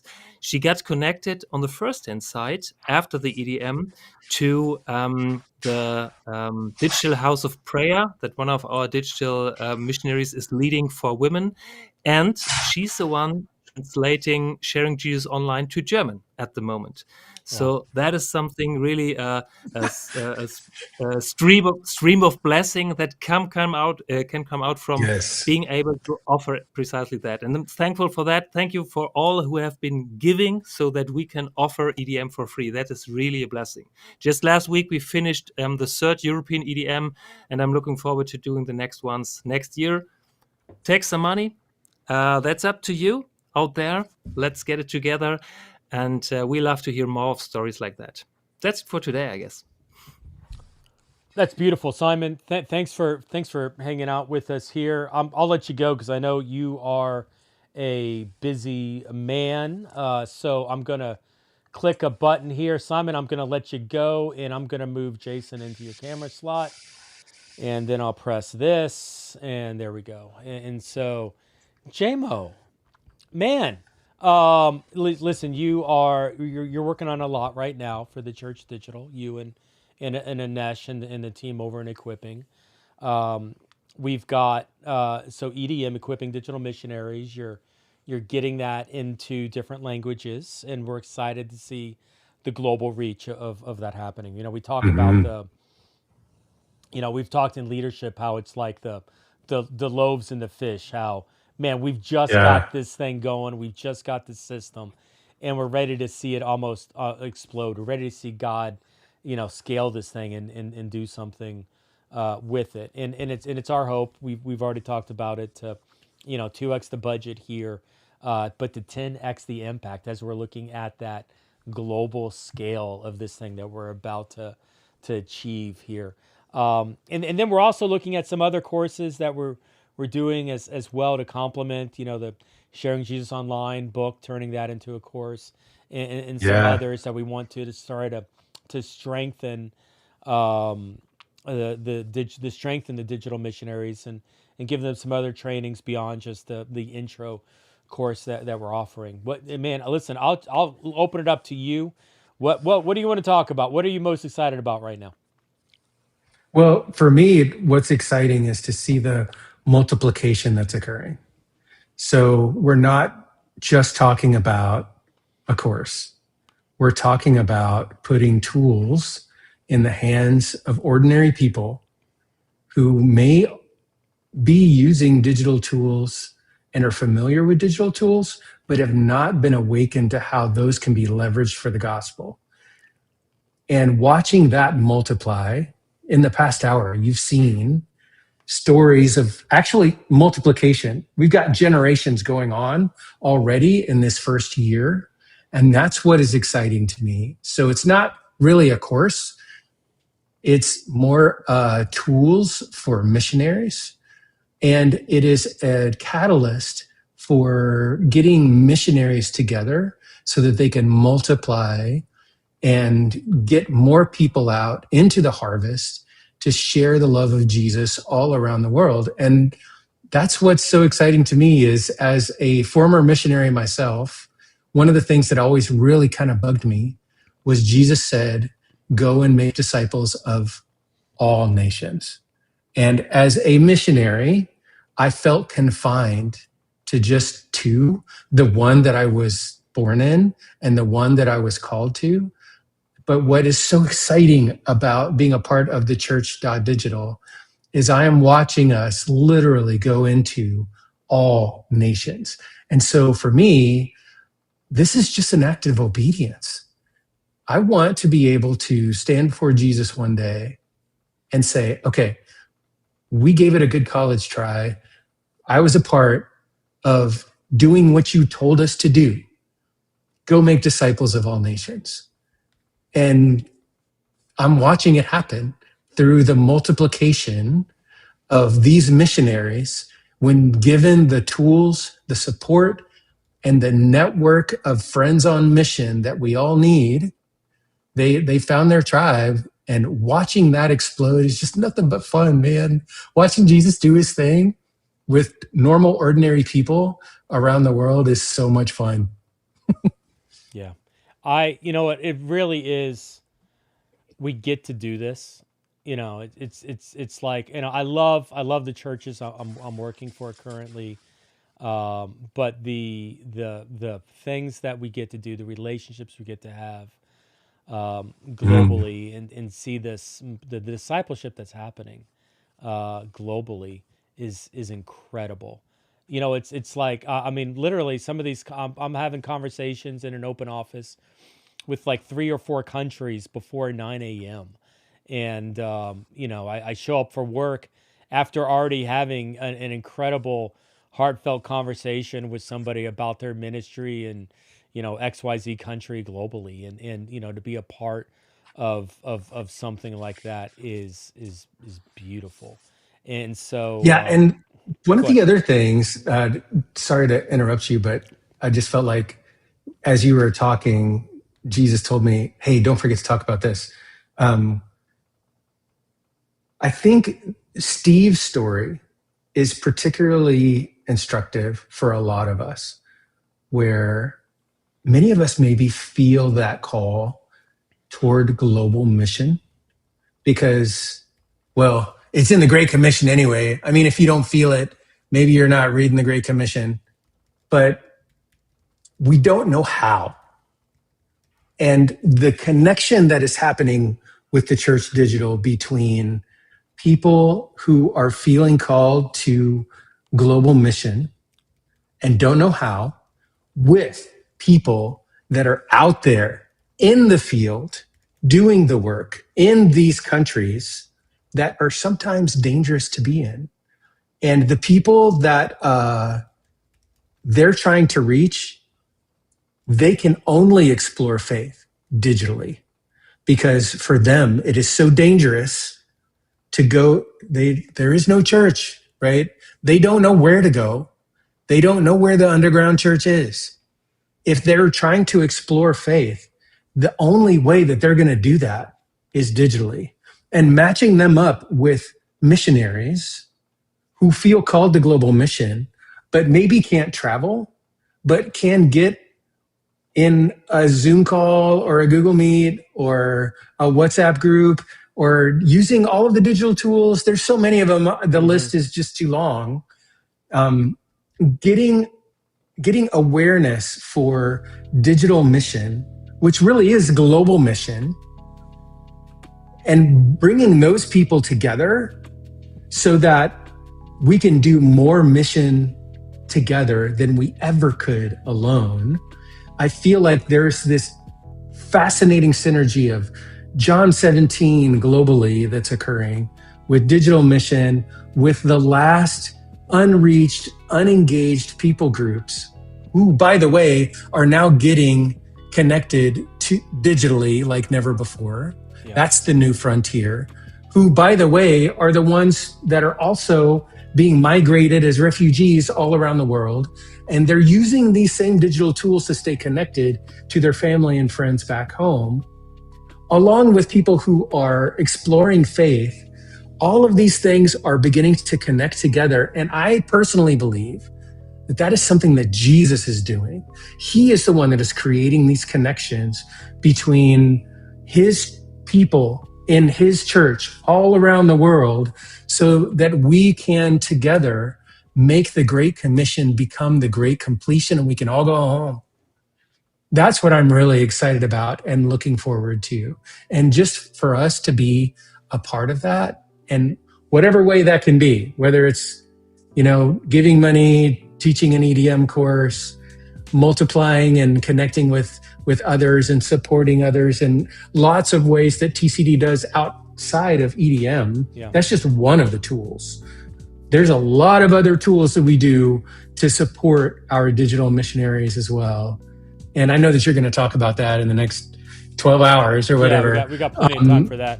Yeah, we've got all kinds of things that we do to support our digital missionaries. But to have people who feel the call, but without TCD would feel isolated and alone, as if no one understands them, to have a place where they have a tribe, people get me, people understand what Jesus is asking me to do.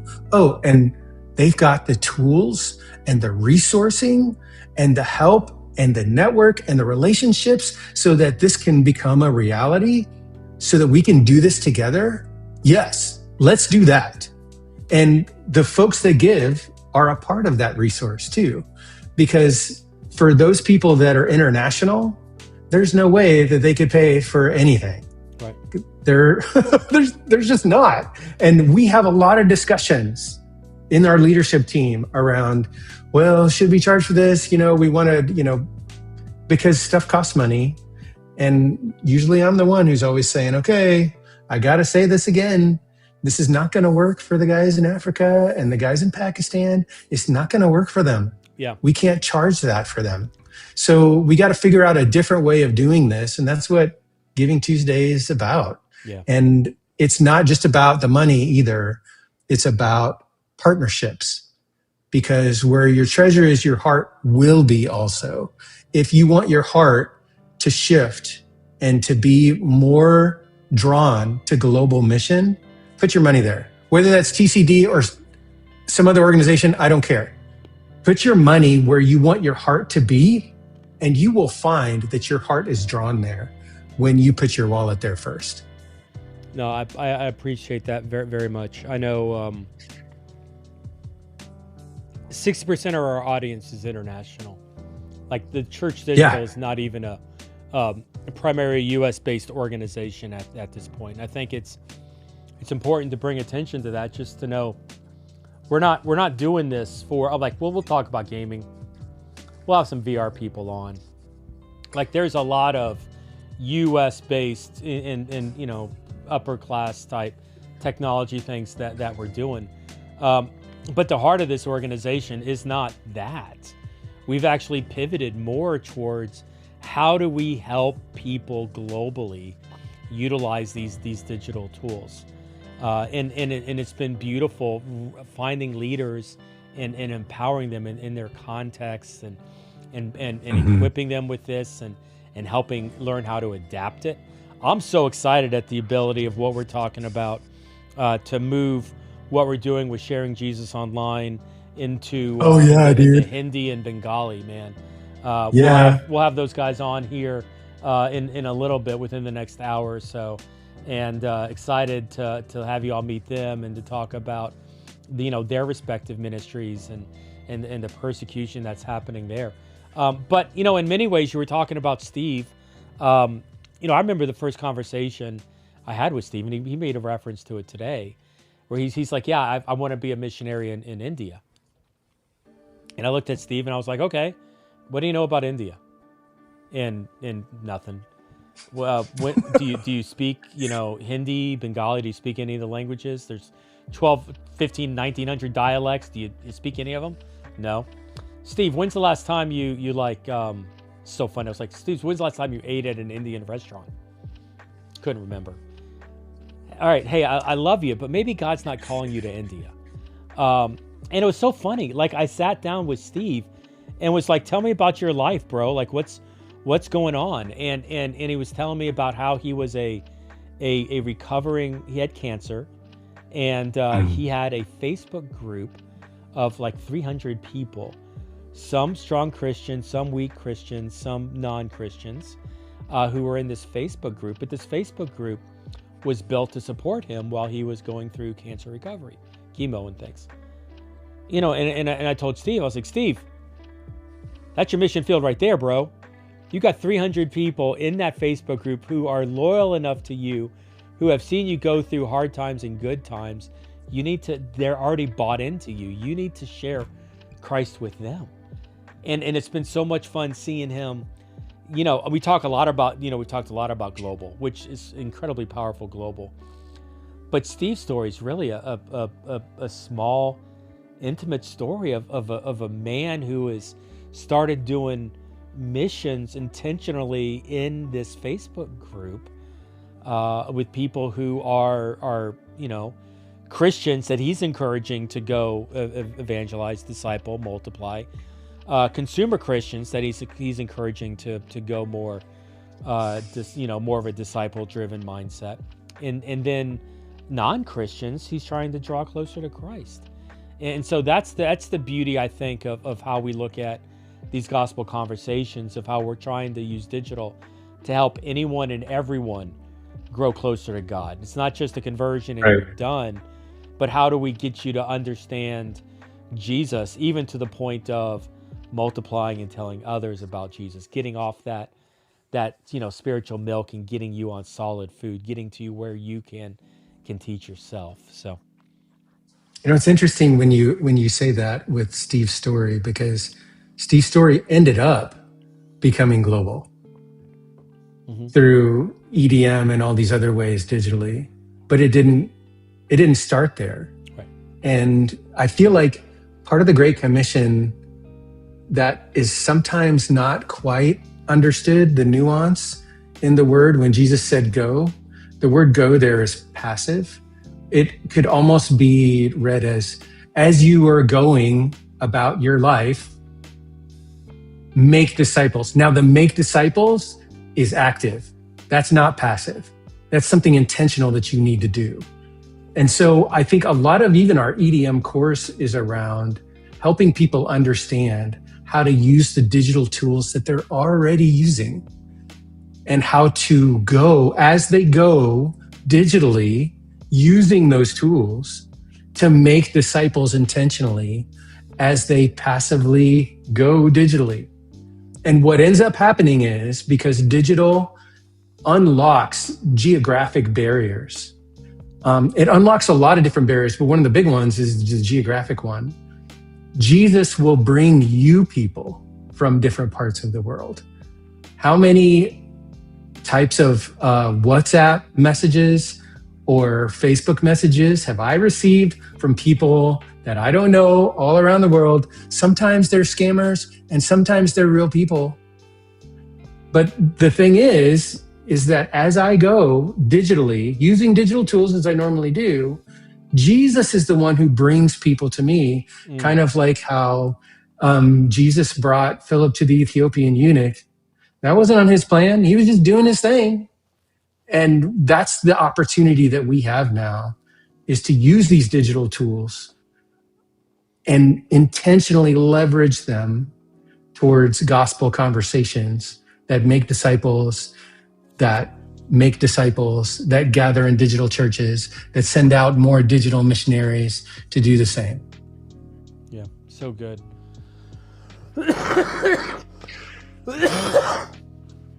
Sorry, missed the cough button. Listen, the church digital. Well, you didn't black out. Yeah. Thank you for that. The church digital. We're at a breaking point right now. We're on a cash freeze. Like we're not paying leadership. We're not paying any stipend, salaries, contracts at this point. And it's all centered around we want to keep the lights on. We want to keep things going. We want to keep doing what we're doing. But the reality is that we can't afford it. God is challenging us, and God is multiplying these bread and these fish. God is bringing us opportunities, and we're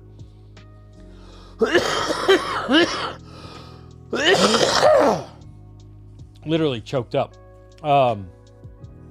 We can't do it. And it's kind of a,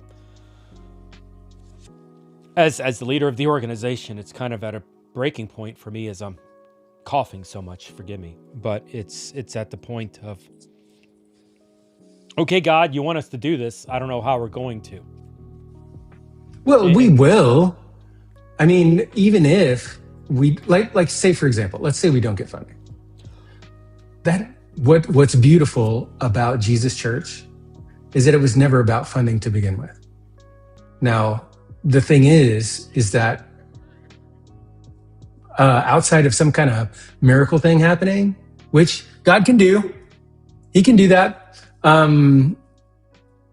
It's just going to go slower because we'll get scrappy. We'll start using, free services and doing all these other things. We will still get the job done. It just won't happen as fast as we would like. And what I want to see is for this to go fast. I want to see, and here's why. For me, if we go slow, yeah, we'll use less money because we want, there won't be any money to use. We'll use less money. The problem is I'm thinking about those people who feel called and feel alone and feel misunderstood. They won't get connected. Yep. And I think of the people who, because we won't have it in their language, and it'll just be something that they'll live with the frustration.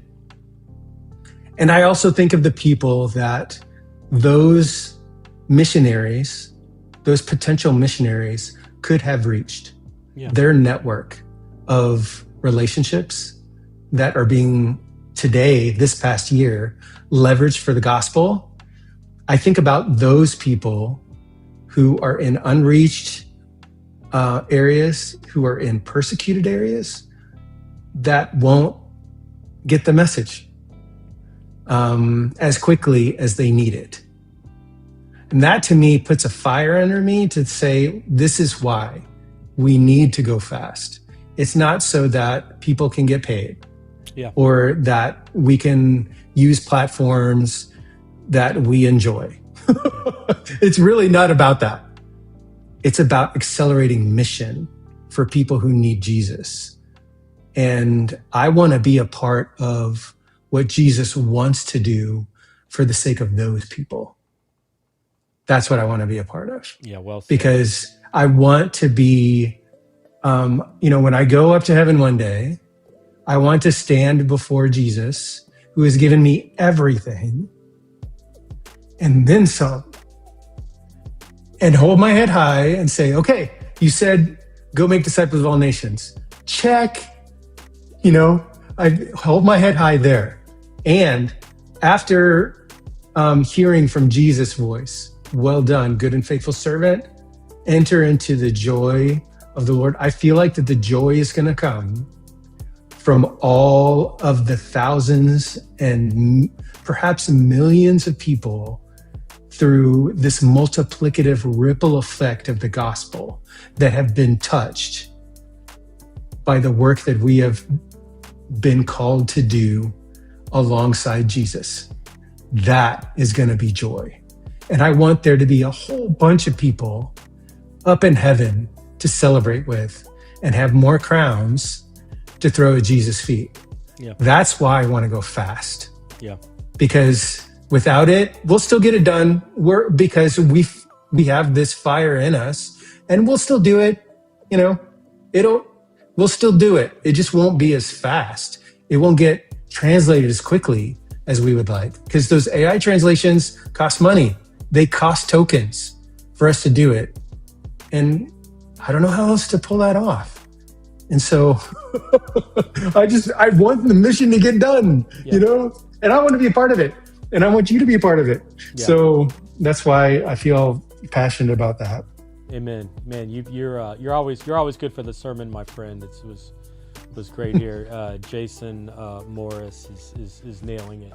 I mean, listen. The reality is I'll just be honest, and I think I already said this on the broadcast. I make $1,000 a month off the Church Digital. Actually, nobody makes money off the Church Digital right now. We're on a budget freeze, but $1,000. That's the cost. That's my benefit to running a global missions organization. For the next 12 months, I promise you, I'm not going to increase that. I mean, if we did 10x the budget, 10x the impact, that money's going global. That money's going to extend the reaches of that. No one in the Church Digital, I think I can say this. No one in the Church Digital is going to make over $1,000 anytime soon. Like it's not. It's funny, Jason. We've actually talked about this. I'm going to publish like our budget, like our expenditures publicly for people to see how little, how lean, and how tight this organization operates on. Because I know, coming from a mega church, a multi-site church. Oh my word! They'll spend more on bulletins. Is like that's what I carry in my back pocket. Let me write that check for you right now. It's put it on my credit card. They spend more on coffee in a weekend. Oh my God. There are churches, no joke, like, and I'm glad, because there are churches that are reaching people. So I'm not throwing shade on anybody, right? But just to turn on the HVAC costs $3,500 per service. And so stuff like that, fortunately, we don't have to deal with. We can keep it lean and put more percentage of the dollars toward mission. Operational costs for us are such a small piece compared to what operational costs would be in any other model. Yeah. It's crazy how much multiplication we can do on so little operational cost. And that is another reason why I personally love doing things digitally, because of the stewardship value that we get eternally for such little investment. It's so fun to, on so little, do so much. Very cool. Hey, we're bringing into the conversation, Micah, I apologize. It's J-Mo and I can talk all day long. And so Micah Bales is our outpost leader for Digital Church. And Micah, Jason, I'm happy to have you stick around, but if you need to go, I know your schedule's tight. I yield to you. Yeah, I've got to go. It's good seeing you though, Micah, it's good seeing you, man. Hey, Micah, you're muted. I love our can't conversations. Hear you for some reason. But J-Mo, I'm going to let you go. Thank you, my friend. All right. We'll see ya. Bye. All right. Hopefully Mike can get his mic working. I wasn't muted on my end, but I had to switch what the input was. Okay. I mean, I'm not saying dude works for Google and had tech problems. So if anybody should not have tech problems, it should be you. Yeah. We've even got tech problems at Google. So that's why I'm there. Dude, show off the shirt. Show off the shirt. I haven't seen that. Oh my gosh. That is my favorite. That is probably one of my top 3 favorite GIFs. Homer Simpson just slowly disappearing into the hedge. Hey, dude, there's a lot to talk about with you, man. Maybe introduce yourself a little bit, Micah. Sure. Yeah, my name's Micah Bales, and I've been participating in the Church Digital for about a year now. It's been a really good year, and I head up digital church planting with TCD, and that's just sort of getting started. We're is there something before beta? Because I think that's what we're in. Alpha. But I'm a brick and mortar church pastor, actually, in the San Francisco Bay Area. My wife and I are pastors at Berkeley Friends Church, which is a little Quaker church in the East Bay. And I'm also a part of a digital expression, a micro church network called Anchor. That's been going for in some ways for a couple of years now, and in a more intensive and strategic way during this year. And yeah, my experience with the Church Digital has been really positive, both in terms of I feel like what I've been able to bring to others, but also what I've personally gotten, and just sort of rubbing shoulders with folks who are really serious about this type of ministry and thinking outside the box has been really helpful for me in my own ministry. Even as I'm able to support others, I've been supported. And so like I give a lot of credit to you, Jeff, and to this organization that you and many others have been building. That this is a place where someone like me, who's like, I'm fully engaged in what you might call traditional church ministry of like a Sunday morning brick and mortar congregation, but like my ministry does not stop there, and Right. not all of my ministry is necessarily even expressed in that brick and mortar ministry, and I can do both. And there have been diagrams and there's some overlap, but they also don't have to be the same thing. It doesn't all have to be under one umbrella. Let's do this. We're talking about digital churches. You help people plant digital churches, and you work with people that run digital churches. Somebody watching this is going to be like, "What's a digital church? I don't understand." Maybe walk through a little bit. You're a physical church guy. You understand the digital. Like maybe help somebody that's more used to the physical structure understand how a digital church biblically functions.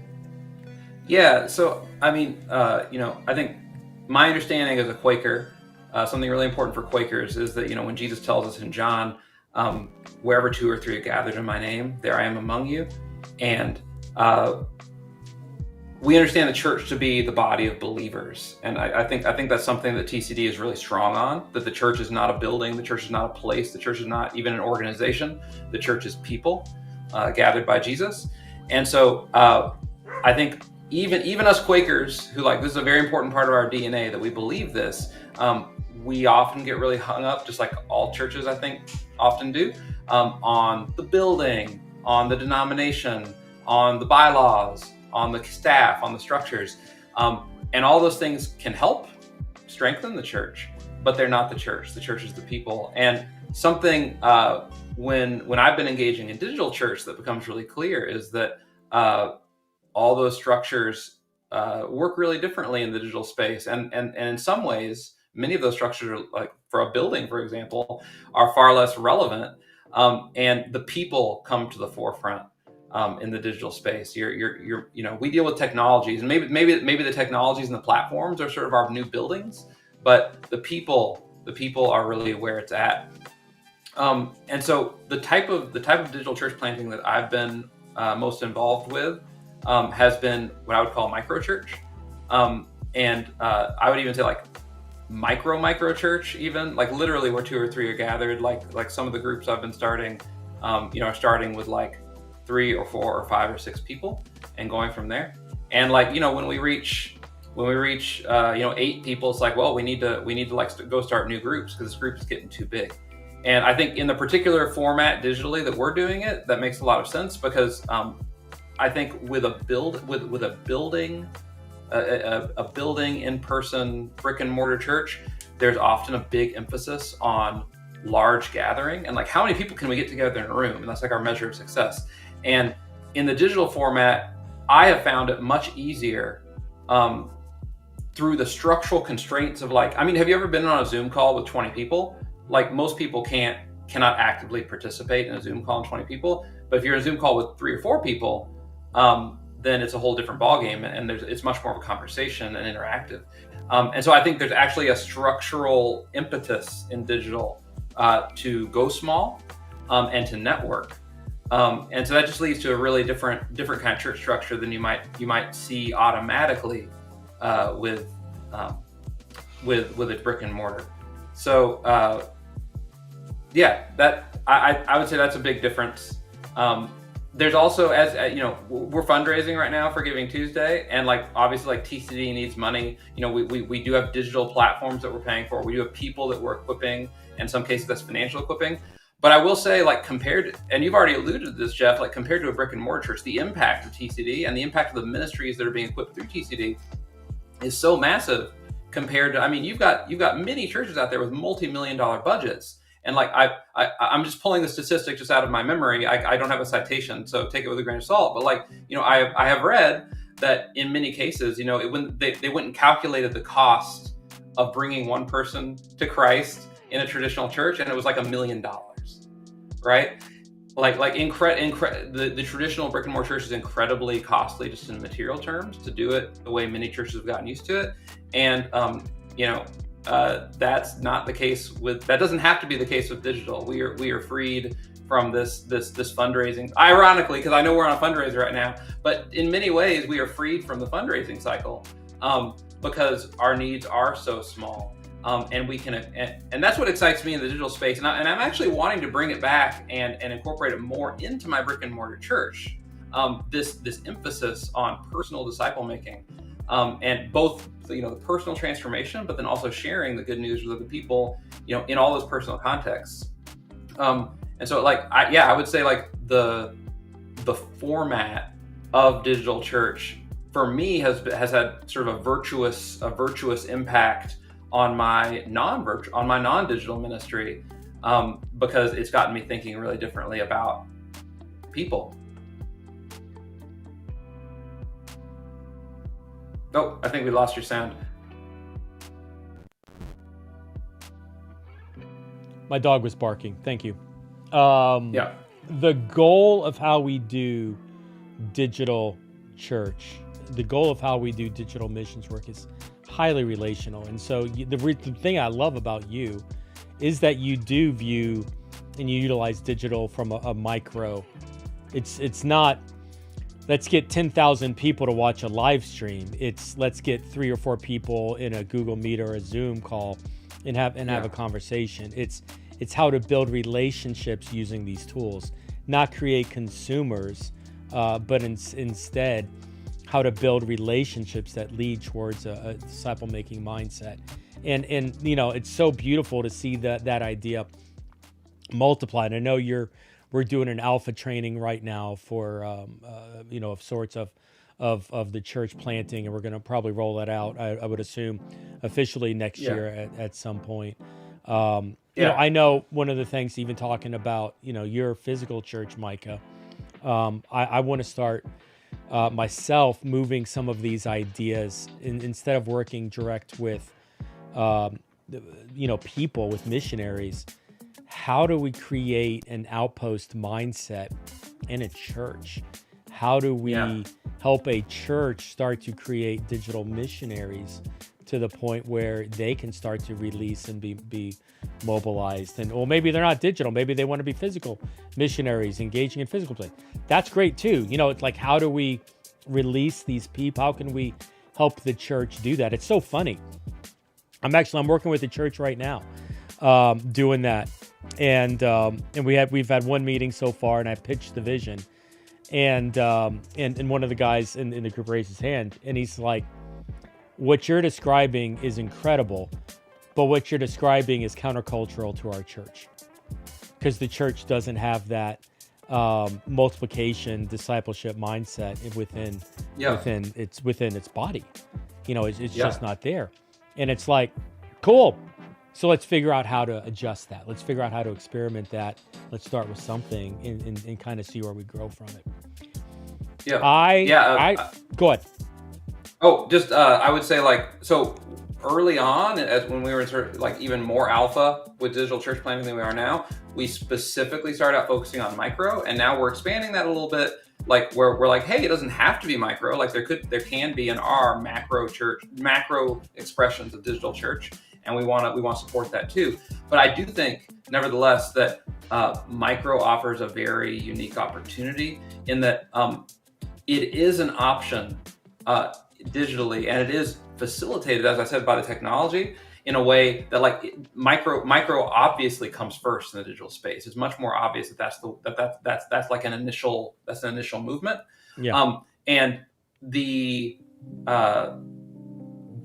obvious initial move in person brick and mortar church expressions is to the attractional, hey, we rented this space, come to this location at this time on this day, and experience this experience together that we are providing for you. And like, that's the more obvious move. But I think that from micro, we are learning that I've been seeing that attractional pattern and that place-based pattern often locks churches in to a model where faith becomes something for each individual in the church. Faith becomes something that's very personal and private. And if someone else is going to like come and explore the gospel with the community, they need to come to this time and place in this building. And that's where it's acceptable to talk about this thing. But then when we go outside the building, we're back in secular land, and we don't talk about this. We don't express this as a part of our lives. We don't share this with people. We don't disciple other people because we think, oh, that's a private, personal, spiritual thing that, is like for a different realm. And the great thing about micro is we break out of that. And whether it's digital or not, we break out of this with micro and say like, no, actually, like the only way that any of this happens, the only way that this community forms is by sharing and investing in people in our everyday lives. And we can't just wait for people to like come to an event, because in micro, there may or may not ever be an event. The event is the relationship, right? Yeah, it's so good. It's definitely a challenge. But once again, doing something different reaches someone different. And so, for the people, if you're a husband, wife with 3 kids, and you're looking for a good children's program, something good Sunday school class to teach the kids, a digital option may not be the best for you, because in the physical church, man, they do a great job, working with kids and stuff like that. But Absolutely. The people that we're reaching digitally, they're not there yet. They're asking questions. They're on a completely different spectrum, and I love. We're going to get more into it. The digital churches on the gaming specifically, and some others, but I love that that we have people that are investing into niche spaces, in niche markets, trying to connect with people digitally, specifically to build a relationship, to share Jesus. It's that begin with prayer, listen to the person, and then do an experience, connect with them, continue to build that relationship together. And so, Micah, man, thanks for jumping on here. Is there anything else we need to talk about? I'm actually. I would say the main thing I would add is, if you are interested in this, if God has been hinting to you that maybe there is more for you to do in terms of disciple making, in terms of developing communities that are centered around Jesus, if that's of a curiosity to you, or maybe if you're already involved in that work in some way and you'd like to be a part of a community of practitioners, we have that community of practitioners and we have that support. And at this point, even before, we haven't even launched really, but even before we do a larger, more organized rollout, we already have a monthly call with a group of practitioners who are working on these things, and they're a really impressive group of people. And you, whoever you are out there listening to this, you could be a part of that. So I just encourage you to reach out to us, join the Discord, jump on WhatsApp, reach out. This is already happening. And I know for me, I've been involved in sort of what I would call like gospel community organizing for a very long time, and developing communities. And when I got started, and for a very long time, I never felt like I had any support. I never felt like I had a community of people who knew anything about this. Because folks may or might know this, but Quakers used to be extremely evangelistic. But for a long time, Quakers have been more inward looking for the most part. And Quakers don't have a strong culture of disciple making and evangelism, which is something I would love to see change. But like, I had no models, I had no resources, I had no mentors. And so if that's your position, if you are disconnected from a community of practitioners that is doing this and experimenting and learning, there is a place for you here, and I hope you'll come join us. So good, Micah. Man, thanks for hanging out with us. You may be the only Quaker I know. I don't think I know a lot of Quakers here in Miami or beyond. So I love that. We walk on you. Yeah, I know you. I like your oatmeal, but that may be the extent of my knowledge. That's funny. We've got Arno. I've been working on some tech, and yes, even if it's for Jesus, it still costs money. Oh, this is fun. Look at this, Mr. Pete from Northern Alabama. Pete. He's broadcasting this in virtual reality, big screen right now. Mr. Nice. Pete is. Oh my gosh, Mr. Pete, I should have had you on this thing, man. Mr. Pete is very old. I don't want to put a number, but I would say it's 8 something. It's definitely not 7. He's got to be 8 or above. But 80 or above. But he's a digital missionary and is in big screen specifically, which is a virtual reality world. And so, Mr. Pete, thanks for broadcasting us in the big screen. And I hope your conversations in virtual reality go well today. Yeah, is it online church? Or should we be asking, is it church online? Okay, all right, I get you. I've started using digital church as just because online church feels like it's a broadcast of a church service, and we want to do something more than just broadcast the church service. Like, look, if you want to broadcast your church service online, I can help you in 5 minutes. Literally, I worked with a church and got them a stream up recently in a month, and now they're reaching hundreds on YouTube every week, and it's a great story. I love that, but the question is always, well, now that you got these people, what are you going to do with them? You're connecting to a couple hundred people a week. That's nice. You put a short online and it's got 1,200 views. That's awesome. Who are they? What do you know about them? Right. What are their spiritual needs? Because in my opinion, God's given you the responsibility to care for them. Go to town, start to figure it out. And so, I love that. Oh, by the way, evidently Mr. Pete is 84 years old, 84 years young. Hey, Lighthouse, are you up soon or not? I'm checking the schedule anyway. No, you're up later, man. My fault. Come on early if you can. I'm looking forward to Lighthouse talking here in a minute. Hey, listen. Oh, that came up again. Don't come up again. Go away. Awesome. Micah, man, thanks for hanging out with me today. I appreciate it. And if you're more interested, Micah, do you have a TCD email address? How do people get in touch with you? What's the best way? Sure. And of course, right when I ask him that question, he freezes. Never freaking fails.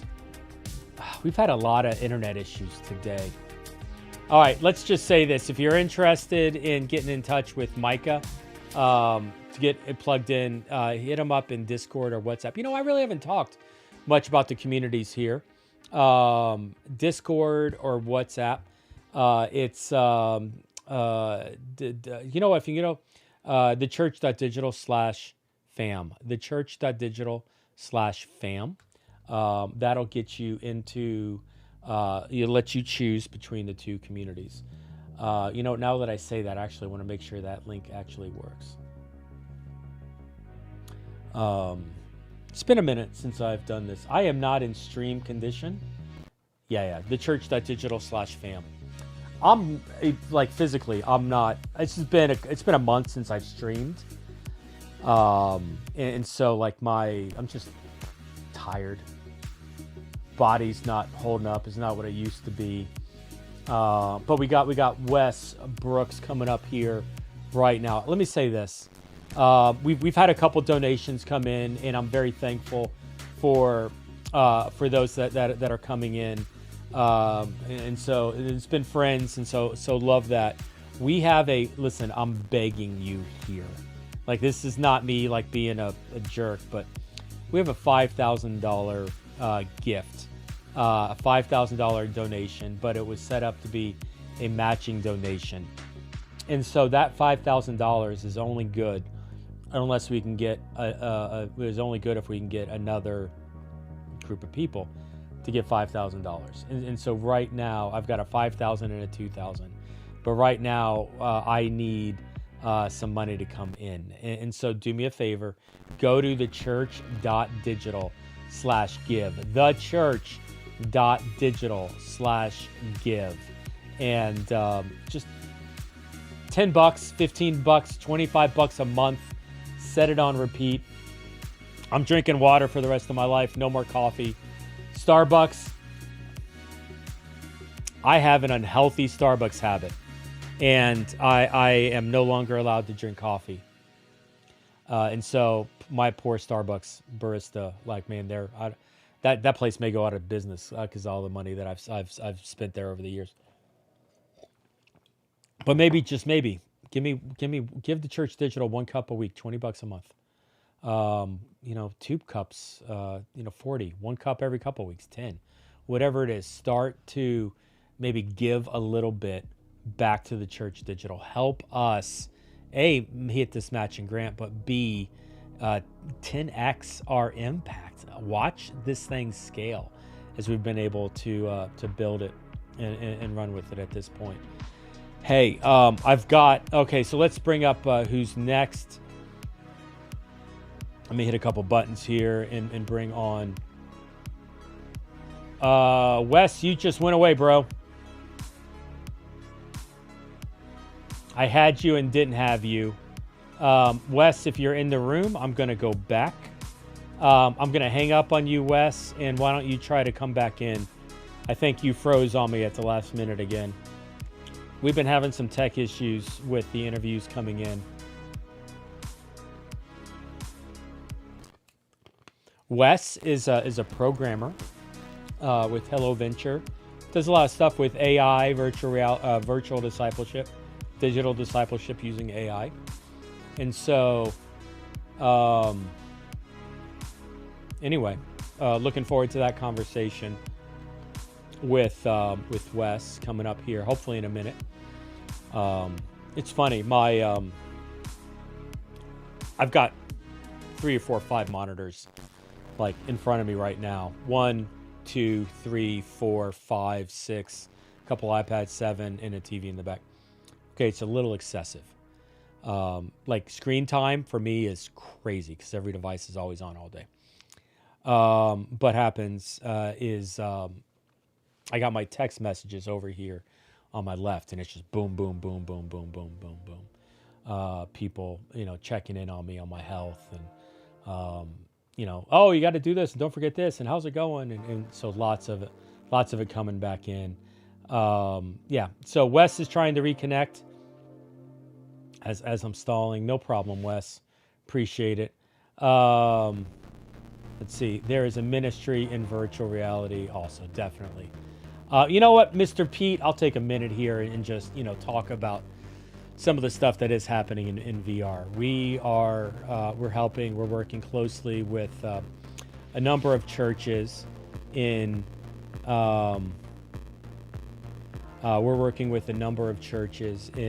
virtual reality. VR MMO a lot. We'll actually have one of VR MMO's pastors on later today, Pastor Coco, who does church in in Final Fantasy.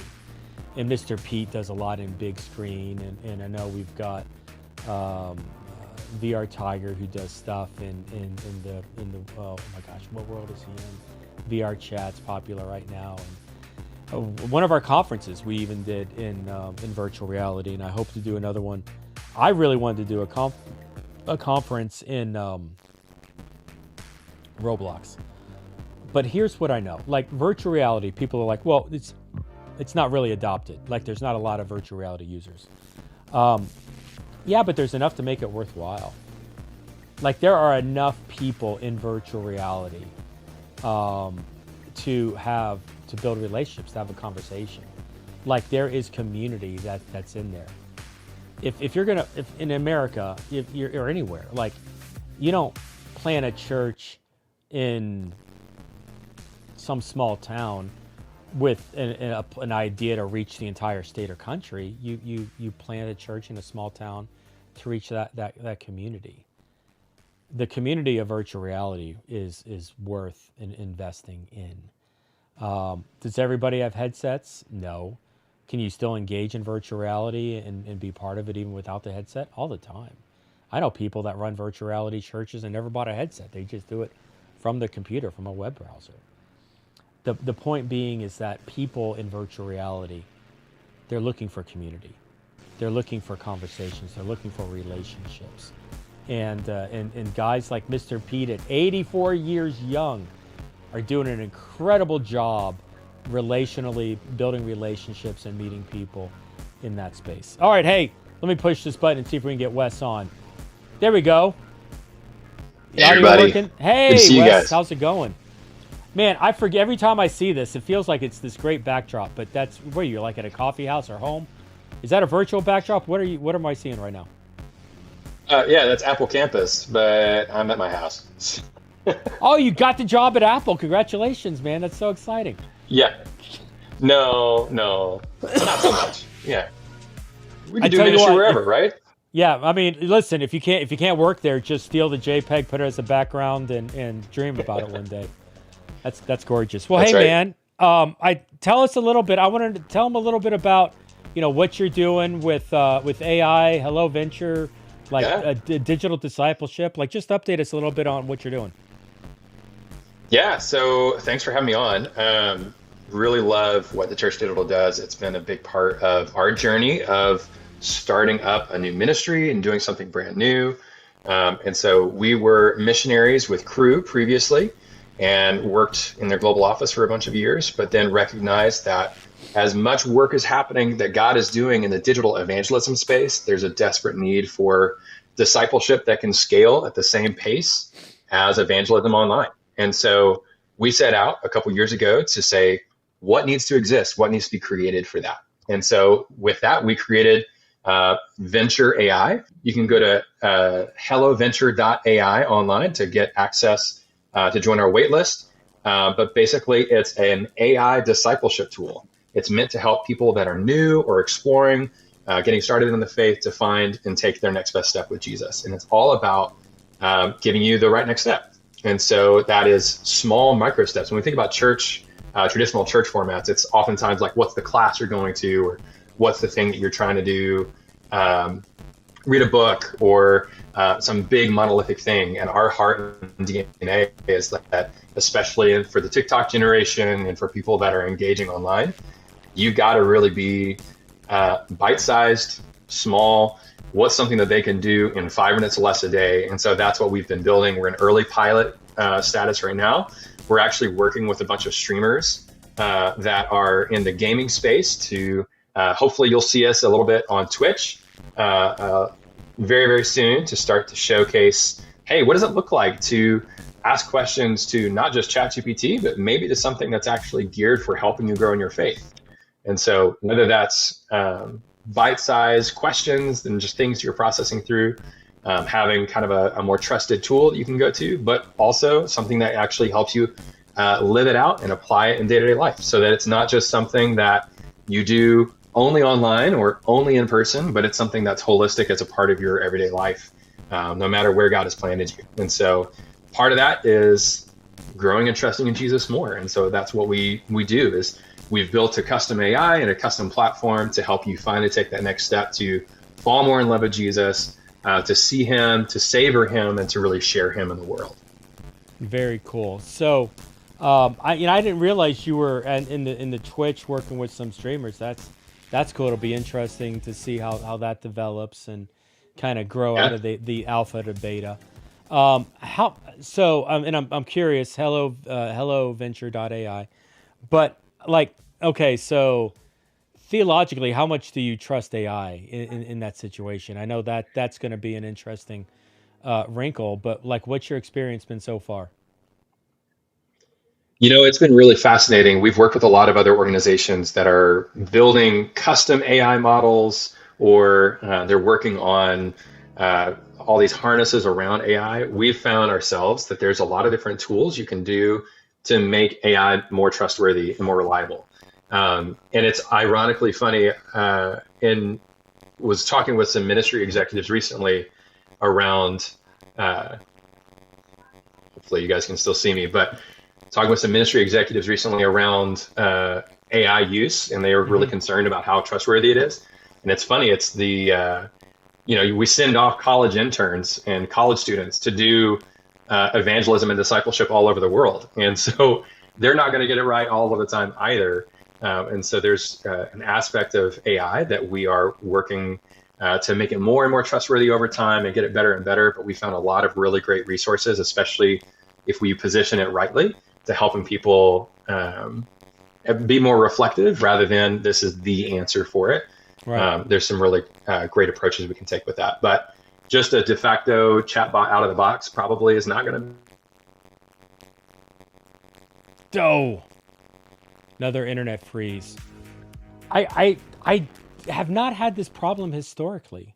We, sorry, Wes, hopefully you can come back on. I've used this software. I've used the network here at the house. We've been fine. But today we've just had a lot of drop streams. I can't ever remember even having one drop stream, much less 5 or 6 that we've already had today on this. And so maybe there's a problem with the software with an update or something like that. Have to get with Andy and figure out what's going on there. But Wes has connected with us historically. Is a great contact with formerly with Crew, and has helped us really start to meet other people within the Crew ecosystem, which has been great. We spent a lot of time together out in Korea. I think I got him invited. I don't remember who did what, but we were out in Korea at the Lausanne Congress, L4 Congress, Billy Graham's one of Billy Graham's missions organizations he created. Literally, I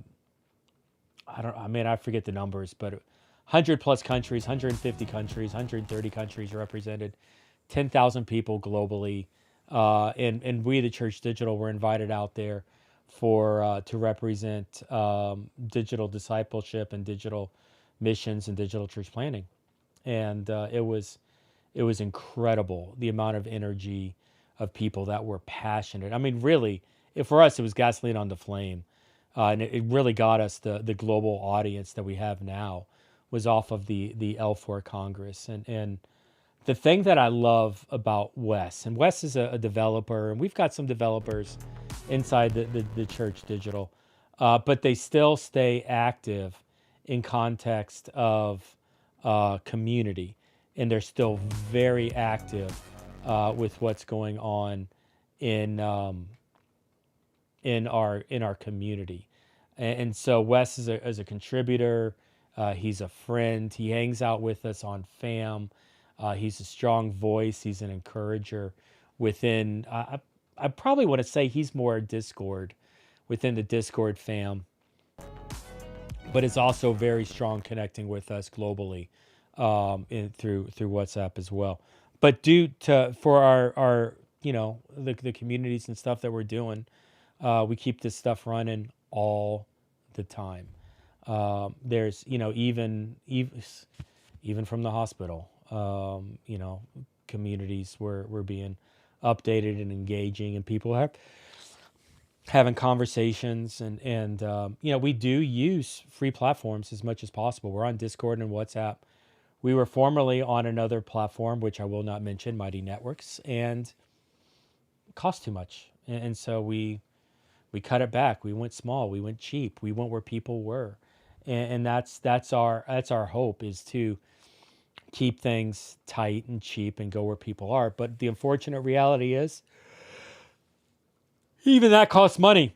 And so we do need to eventually sometimes, ask for money. And that's where we are now.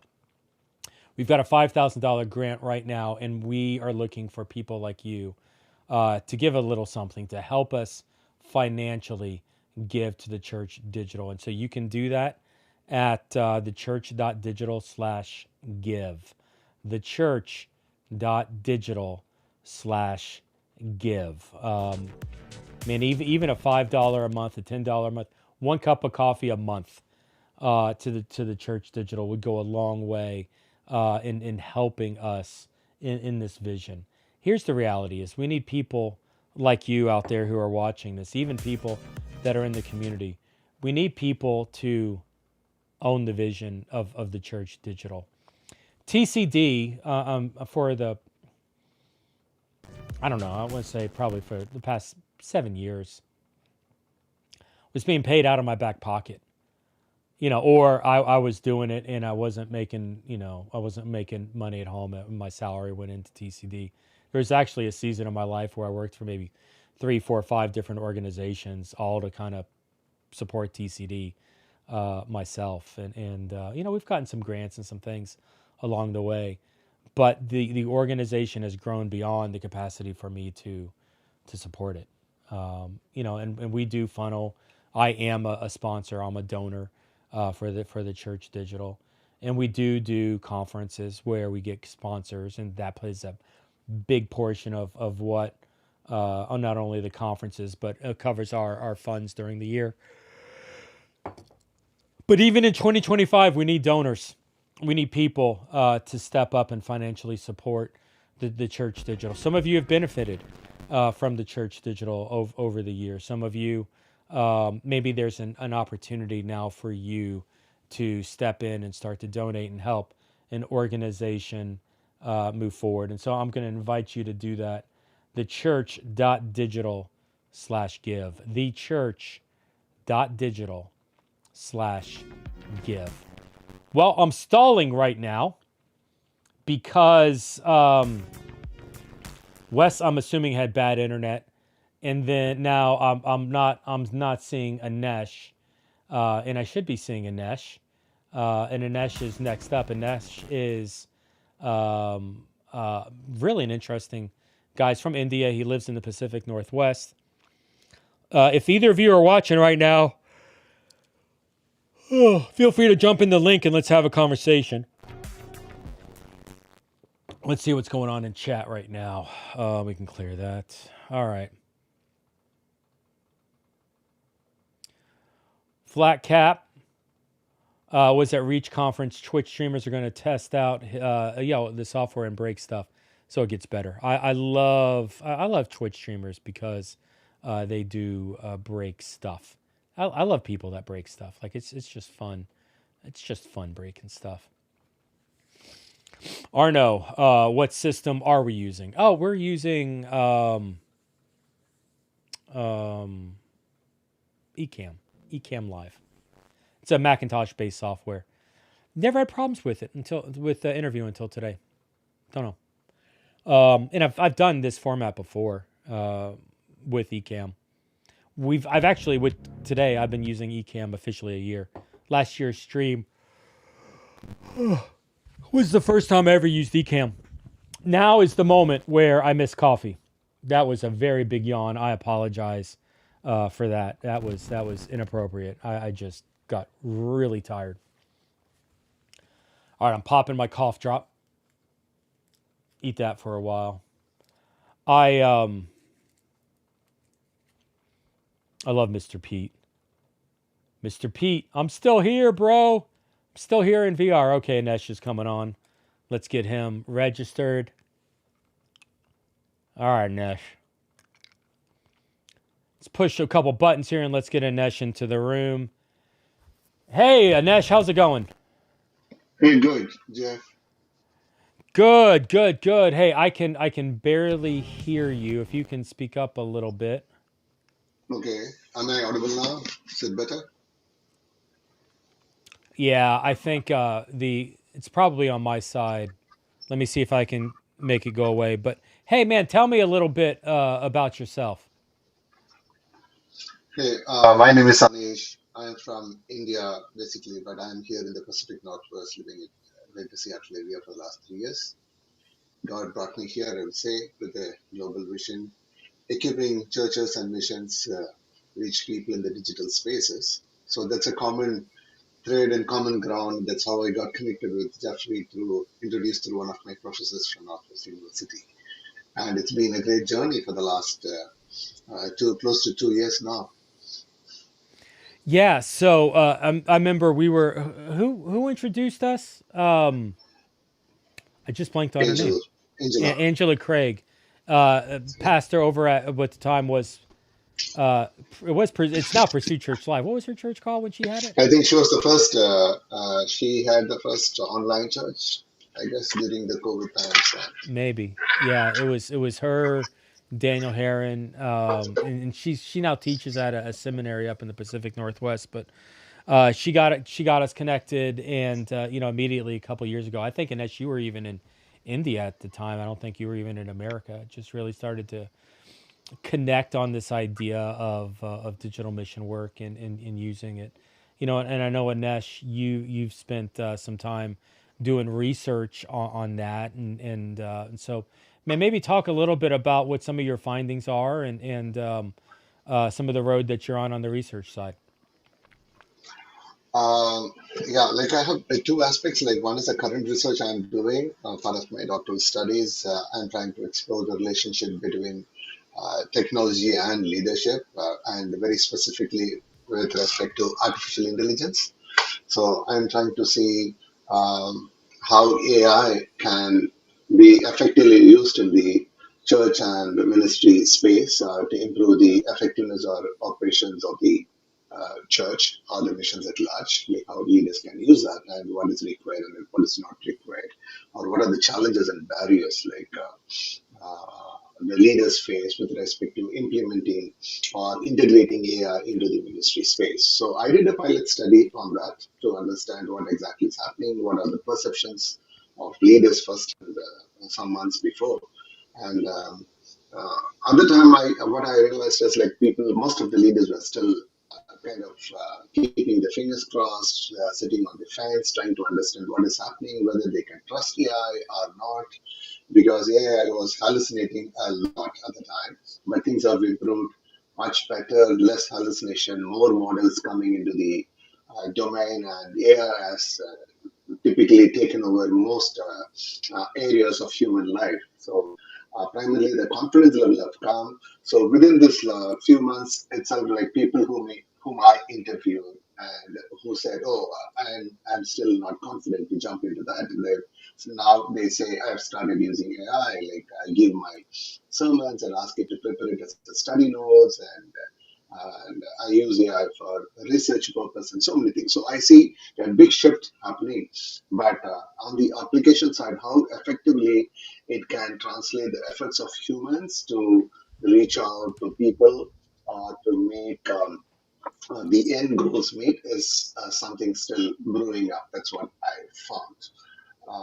The other side is like post-COVID, like how things started changing. Like I remember days when I was part of the churches, I should say, where regularly I hear sermon about pastors not encouraging people to use mobile phones to read Bible, rather insist on carrying a physical Bible, and they were against social media and all of these digital platforms that was just becoming popular.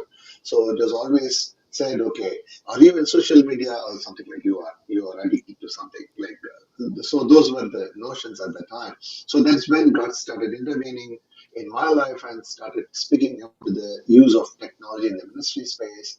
So I had big questions. I was telling God, oh, this is what the church is. How can I go to the same pastors and say you should use Facebook, use YouTube? How are they going to accept the? I had questions and I was asking God, and that is precisely the time when COVID hit. The world went into a lockdown and everything shifted. The very same churches, like the pastors who were against all this technology, now they were running after. Suddenly, there was a huge demand for people who can help set up live streams, who can help churches go into different platforms. So that changed the whole scenario. And we know today almost every church has got a live channel, or a YouTube channel, or a Facebook page. And now with new platforms coming in, WhatsApp has become very popular in most of the Asian countries, and Discord is very popular in North American countries, and Snapchat and Instagram Live, and Yeah. whatever way. So that is a big shift, and I'm very interested about that. Beautiful. I want to talk about some of your work. You work with Jason Morris, JMO, on the equipping side and some of the translations, and so I want to get into that. But culturally, India is different than America in many ways, obviously. How is the internet used differently in India or some of these platforms? We contextualize it. We're wanting to build into getting our stuff into Hindi and Bengali. That's one of the goals of 25. We'll have some of our leaders on here in a little bit, but how are these tools used? How are these communities embraced maybe differently in India than you see here in America? So primarily, the big difference I faced initially is the synchronous and asynchronous way of connecting with people. So asynchronous is something that we are talking big time here in the US, particularly even with the TCD in the early days when we were doing the beta. So asynchronous mode of teaching. But I would say in the Indian culture, like things are changing drastically now. Like it is more of a synchronous way, our live sessions. We do a session, we teach something, and then we allow them time to do research. It's not the other way around. Like here, we share a video. We want people to watch that and come back into a session to discuss. Like most of the times, it's the other way around. You teach first, and then allow people to think over it and come back with your comments. That is one. The other one is like again asynchronous. Most of the time, people want to be live, to be more participative, or else like they're passive participants. Like they are silent listeners or watch. They will only like to watch what is happening, what the other person is trying to say. Again, I cannot 100% generalize this because India, it's a multilinguistic place. It is a multicultural country. Every state has got its own cultural paradigm and dynamics. But by and large, Indians were taught to be very nice by being calm and quiet in a public setup. Critical thinking is missing. Like we were taught to listen, understand what the teacher or the professor or the pastor says, accept it, and never try to voice out in a public place. Like if I raise a question in a public place, it's almost like kind of trying to put the other person down. So those are all some cultural things. Like I also had a difficulty in adjusting in this aspect when I started my research here, because critical thinking is a big time here, and every paper, every book that we need to read, we need to critically come out in the comment or a critical analysis about the paper. So I really found it hard. Wow. And that's sorry. So you no, are no, asking. You're telling about Jason Moore as an idiom. So in that aspect, like we are trying to apply all these aspects into the equipping digital missionaries, cohorts, and this. Yeah, our hope is to contextualize all of these, the cohorts and the content and the trainings and even the community. Once again, the goal is not to create one massive the church digital as much as to decentralize and create contextualized versions of it. Our move to WhatsApp a couple years ago, year and a half ago, I guess at this point, was really centered around a more international context where, Anesh actually was one of the global leaders. We had 3 or 4, Simon, Yatope, a lot of our global leaders at the time a year ago came into us and said, "Hey, if you want to be global, you got to get off Discord because Discord doesn't work, in some of these, under resourced and low bandwidth regions." And so, and there's 2 billion active users of Facebook right now. Literally 25% of the world's population already has WhatsApp, on their smartphone on the homepage. And so it's like, yeah, why would we not be on there? And, Anesh, you've been vital into our understanding of that. Hey, talk to me a little bit about specifically, we had Jason on earlier with Simon and Julie talking about some of the French translation. I know right now you're a project manager working with Jason and kind of developing some of those ideas. Like, tell me some of your experiences on creating these trainings in different languages. Oh, that's an interesting project that where we got to use technology in a big time. So we started with creating echoes in English and did beta through WhatsApp and then moved to a platform. We have a LMS platform where people can be part of a cohort. The leader can start driving this program where they get to it's kind of a drip, like sequentially followed. So every video or an audio or a lesson that they need to read, and after that, it will open up the next component, and the leader can always have a time, or people can always give their comments, give their feedback, and there can be hurdles based on that. But the biggest problem or the challenge that we face is not everybody is very comfortable with English, even though English is one of the most spoken language. So what do we do? So how do we translate this videos? So that's where we try to use the subtitling options. But thanks to AI today, we could translate everything into different languages. We could see Jeffrey, Jason, Dr. Harris, and all other people suddenly speaking in different languages. I mean, the visuals are the same. We hear the same tone, like Jeffrey typically speaking in his own voice in French, German, and other things.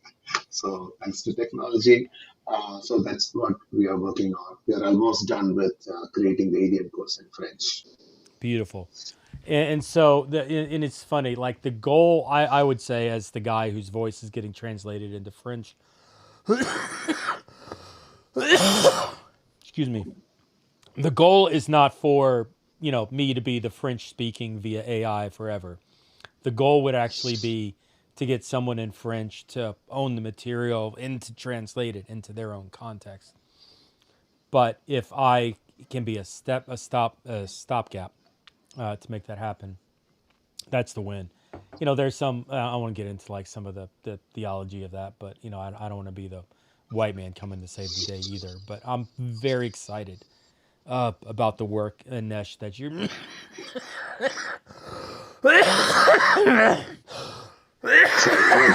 Well, it was Yeah, but good. this is the first step, right? Yeah, this is Yeah. the first step. Like, so I'm just stepping in and give you time, relax. So it's a steps, like different steps. We started with just English videos and English videos with subtitles in different languages, and now the users can also hear the resource person speaking in their own language. And in the process, we in TCD, we're also talking about raising leaders. So leadership development is an all-time stuff. Like we want to identify people, train them, and give them the passion and equip them in all possible ways so that they can reach out to their community. And then comes, okay, we will have resources, videos, and other content recorded by those leaders in those native languages itself. That is going to be the next or the forthcoming goals and roadmaps. So we really need people who can rally behind us, support us, and hold this vision going forward so that we can reach the millions and millions of people who are connected to the digital world, but where church is not at present.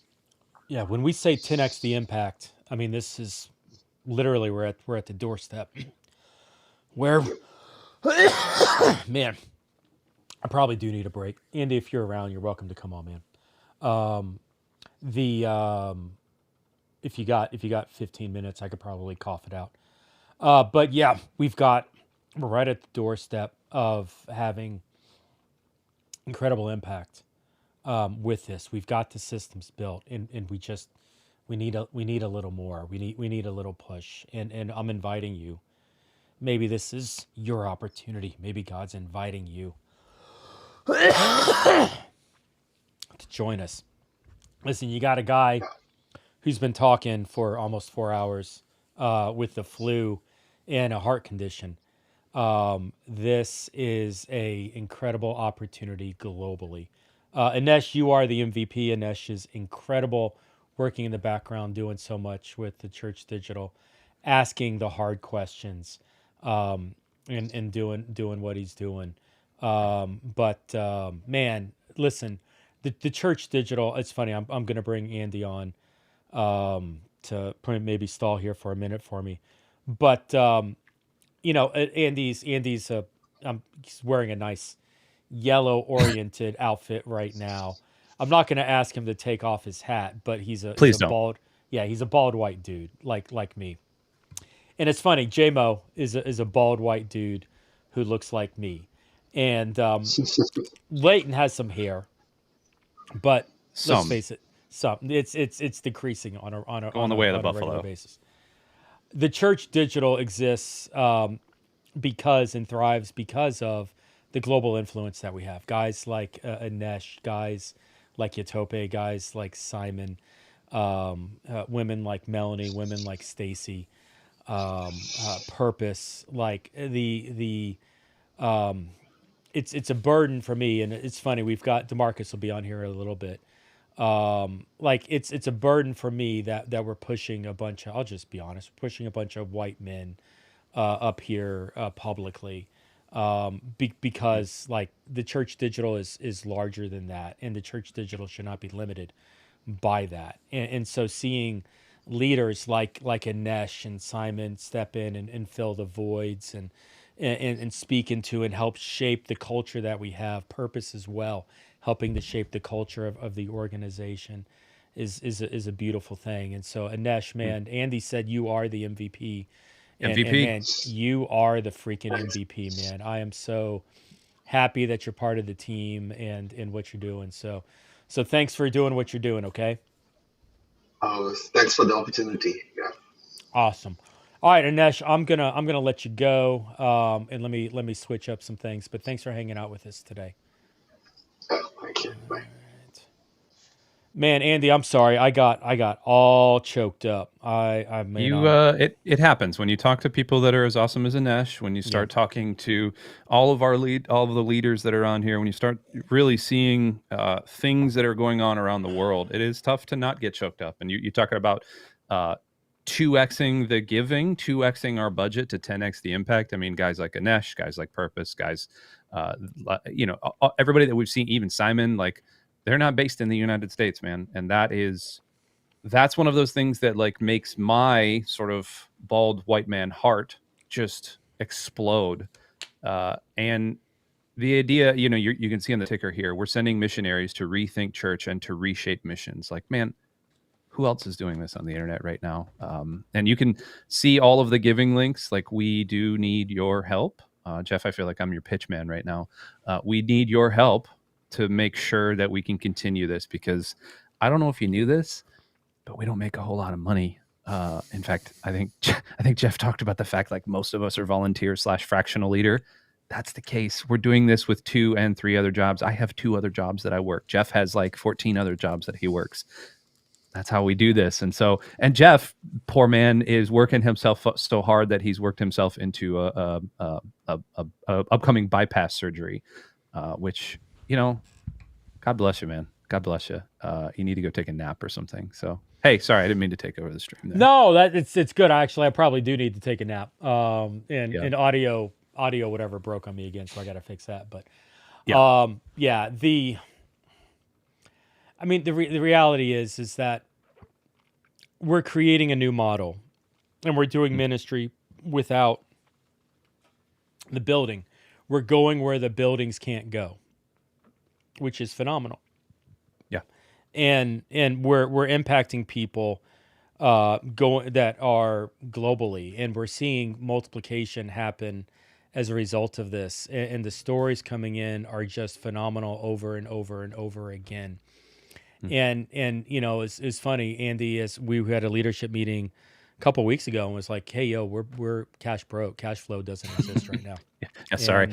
For those of you that don't know me, I get in front of the camera sometimes, but I'm also the guy who is just throwing a wet blanket on everything that's happening behind the scenes. That's me. I'm the bad guy. He says that. It's true. It's true. Maybe. I don't want to back you into a corner. But I will say this, that it is I mean, this is gonna sound this is the stupidest thing, but it's resonating in my head right now. God's gonna multiply the loaves and the fish. Hmm. We're so cash broke right now, we can't even afford to buy the fish that God's gonna We need multiply. crumbs. Like, we need the freaking crumbs so that God can do. Like, I mean, I don't want to be stupid here, but we need the crumbs in order to multiply this thing out. Like, financially, we have. I'm gonna let you peek behind the curtain. One day, in the next couple months, I'll probably make all of this public. But we have 3 temples that help that financially, 2 conferences that we do a year, which is major fundraising for us through our sponsorship. And global missions organizations and corporations are very excited about supporting us. And that covers, a large percent of our operating costs for the year. It doesn't cover everything. And so the reality is that this donations from individuals is a big part of that. And our hope is, by doing events like this Giving Tuesday, I mean, when I'm like, hey, we need your support, I mean, Jason's right. At the end of the day, like, we're probably going to keep doing this even if no money comes in. It's just going to be a lot slower because, guys like Andy who have 2 or 3 jobs, I mean, he needs to make money to pay his mortgage. I need money to pay my mortgage. And, JMO's got a full-time, very demanding job on the outside. And so for us, we're providing these resources, we're providing this care, we're providing this coaching, we're providing this equipping, and creating mobilization opportunities globally. And the system is here. We just need more crumbs. And so help us in this to 2x our budget, 10x our impact. Help us buy more crumbs. It's funny when I'm literally saying crumbs.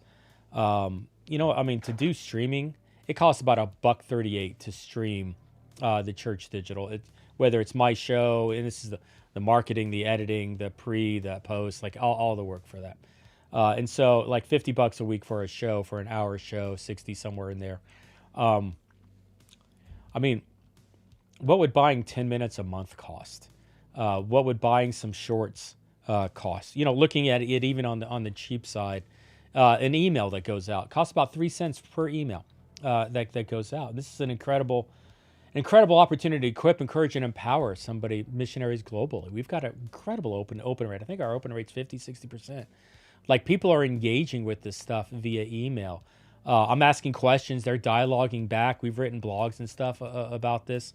Like, the community is bought in to this.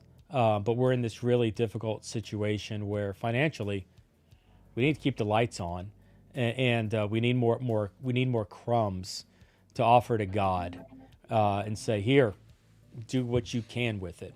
Because right now we broke. Go ahead. And one thing that everybody does need to know, obviously, we've got a bunch of people that are watching, and people that are going to watch this later after we, get this all cut up. Jeff is the first one to say, "Hey, I won't get paid this month," and I know he talked about that earlier in the stream. But we don't do this to make money. We do this because we believe that our corner of the kingdom that God has opened the door to, we believe that this is so important that we're willing to work other jobs just to make sure that people can see the name of Jesus being spread in a digital capacity. And you're watching it. It's slow going, but we're watching EDM explode. I mean, we have had 3 graduates from EDM now that are doing things within our organization. 4 graduates from EDM. I mean, that's more, like a lot more than that. But yeah, a lot more. Where we've created outposts and things like exactly. that. Yeah, that's exactly where you're going with that. And that's where I'm going with that. And the idea behind, I don't know about any church that you guys have ever been part of, but I've been a part of, I've been a pastor for 4 different churches now, and 3 of them have been in person and 1 of them has been digital. But the 3 in-person churches always would say, hey, we want to bring people up through our ranks. We want to train them. We want to equip them through our ranks, from youth group all the way up through, gen whatever, full-time kids ministry and all the things. We want to train them to be our leaders. We're doing that, and we're doing that on crumbs. And so anything that you can you can give to us at Giving Tuesday or at thechurch.digital/Giving Tuesday. There's a big old button that says donate there. Anything you can give is going to help multiply that impact. $381, almost $382 to keep us running for 24 hours. That's nothing. I mean, that's a moderate car payment. Although if I had a car payment was $381, I'd be, sign me up, man. Yeah. I don't know if you knew that interest rates suck in the United States right now. But all that to say, anything that you can give, 5, 10, $20, do the Daniel Herons of the world, $15 a month, like anything is gonna help us. And it sounds like we're groveling a little bit, but we need your help. We need your help to make impact in this world. Go ahead, Jeff. Again, I keep taking over. Hey, talk a little bit about the streaming network while you're on here. Yeah. So one of the things that we're actually going to be doing is we have had this big push to decentralize who we are as the Church Digital. That guy over there. Sorry, my camera's reversed. That guy over there, he's been doing a lot of the heavy lifting, and he's been doing a number of things. And the content has been coming from guys like Jeff, guys like Leighton, guys that really have been on our screens a lot. And we wanted to start to split that up. We wanted to democratize it and decentralize it a little bit. And so starting in January of 2026, you're going to be seeing a lot more faces through our brand new TCD streaming network. Now, I say streaming, it's also going to be a podcast network. It's going to be really the next media empire. That's what we're creating. We're creating a church media empire. So Carrie Newhoff, watch out, TCD is coming. We're going to be bringing a number of different faces, a number of different people into our streaming network to run live streams, to run podcasts, to run live shows, to run, digital shorts and things like that. We have, I think, 3 or 4 different people that are already signed up for the streaming network, people that we trust, people that we know are going to deliver a good product. But outside of that, they're also going to deliver stories. I want to highlight 2 of them real quick. One, DeMarcus Battle. DeMarcus, if you're still on here, Bible with the Battles, or at Bible with the Battles. He is running a brand new show called The Digital Pavement. And what The Digital Pavement is, for the next couple of months, he's actually going to talk to people that are doing inner city missions in a digital context, inner city ministry in a digital context. And you might think, well, wait a minute, how does that work? Trust me, I've talked to DeMarcus and I've seen the outline. We've been working through some things. My goodness, some of these stories are going to be amazing. His production value is top notch. The way he speaks to the camera is top notch. I love DeMarcus, and I've loved everything that he and his wife are doing with Bible with the Battles as well. But man, it was such a coup to kind of bring him under the TCD streaming network umbrella. So that's one. The second one is our very own Leighton Sice, who at Flatcap Dapper Pastor. Now, Flatcap has been running a gaming podcast on Twitch, twitch.tv/thechurch.digital. He's been running a stream over there he's been running his own stream for like umpteen years, but he's also been doing an actual podcast with people. And Leighton, how many shows do you have? 30 or 40 episodes already? Leighton is 35. Leighton confounds me because he has no fear of walking up to somebody digitally or physically and saying, "Hey, do you want to be on a podcast?" There's no qualms about it. He's just open with like, "Hey, we're doing this thing. We want to talk about Jesus. I know you're talking about Jesus. Let's do it." And so far he's gotten some really cool 35 episodes. Yeah. You can catch all of that on our YouTube channel as well as our Twitch network. But we're actually going to be bringing that under the TCD streaming network. We're going to kind of rebrand it. We're going to give it a little bit of a look. Still going to be the same awesome Leighton Flatcap Dapper Pastor, but the idea behind it is, again, looking at separate corners of the internet that we're not really used to seeing in digital context, and that being gaming and streaming and kind of the world that's going to be over here. And I know Leighton's going to be talking about this later on today. We're actually going to be bringing you some clips from the gaming conference that we did, DMCon, that myself and Leighton actually helped put on back in October. And one of the things that was talked about so strongly there is reaching into nerd and gaming culture in ways that are not being seen anywhere else. And so that anytime you can give, anytime you can open the door to giving, you're supporting everything that's happening in the TCD streaming network. And man, I'm super excited. That one is all Twitch gamer focused, says Leighton. Yeah, absolutely. It's all Twitch gamer focused, and we're going to be transitioning a little bit, but by and large, it's going to be the same great Leighton, same great flavor, same great taste, just diet, or I don't know, whatever Diet Coke used to say. Yeah, it's funny. Things like that. Yeah. So back to you, Jeff. No, thank you. Yeah, for us, we really want to. Man, look, I'm all about platforming other people. God, for whatever reason, gave me a platform. To this day, I still don't know if I deserve it. One day I'll stand before him and ask, why me? I just happened to be at the right place in the right time when COVID hit, and things went crazy, and I'm grateful for that. But at the same time, I'm realizing that it's not about me, and I'm a big flip the script guy, where for me it's not about elevating my own influence, but it's more of God gave me this influence. How can I help others build their influence? And that's much more of that decentralized micro mindset that we're going, where we're working with the Simons, where we're working with Yatopes, where we're working with some of the others to see these ideas multiply. Even the Steves, the Laytons in the gaming space, to see their ideas multiply. And I would love to be the guy that has shows. I would love for the Church Digital to have shows in India, to have shows from South Africa, from Europe, and in different languages, where it's not just an English-centric white man talking. And I think for us, DeMarcus is a step in that direction, going digital urban. But even beyond that, how do we get more of a global context through the stuff that we're creating in the Church Digital? How digital works in India culturally is much different than it is in America. And guys, I'm not smart enough to figure out how it works in India and everyone else. And so, just know that we are trying our best to decentralize and platform people to speak into all the contexts that there are. That's really even the heart behind the regional networks that we've created, our outposts, where we're trying to get peer-to-peer relationships together. All right, we got DeMarcus. It was funny, DeMarcus is in here right now. I see that. We were just speaking so glowingly of you, DeMarcus. Welcome in. Maybe his ears were burning. Yeah, totally. Let's go TCD Streaming Network. DeMarcus, we're actually going to, DeMarcus will be on in a little bit. And then we'll actually have DeMarcus' show on as well. I think we're going to show it. Hopefully we can squeeze it in later today. It's kind of the wild card for me. It's like, I got this thing. We just got to make it work. But cool.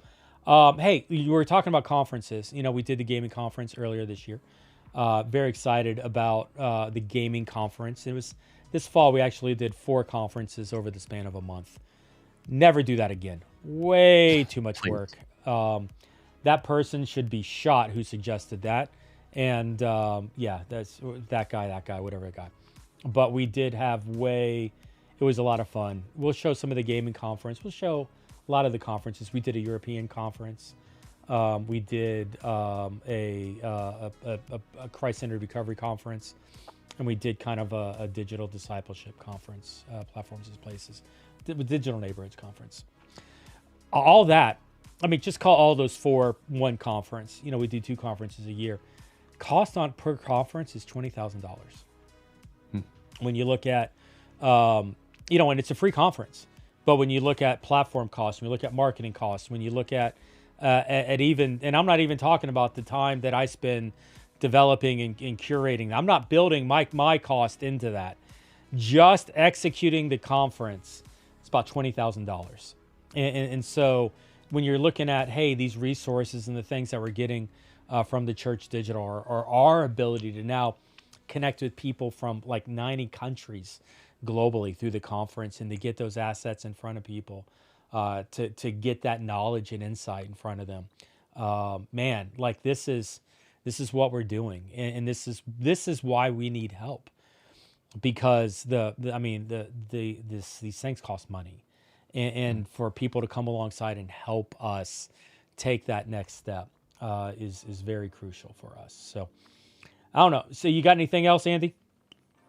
No, I appreciate anything that anybody's able to give. We just had a couple of donations actually roll in, so thank you for those. Everybody else that's donating, we appreciate that.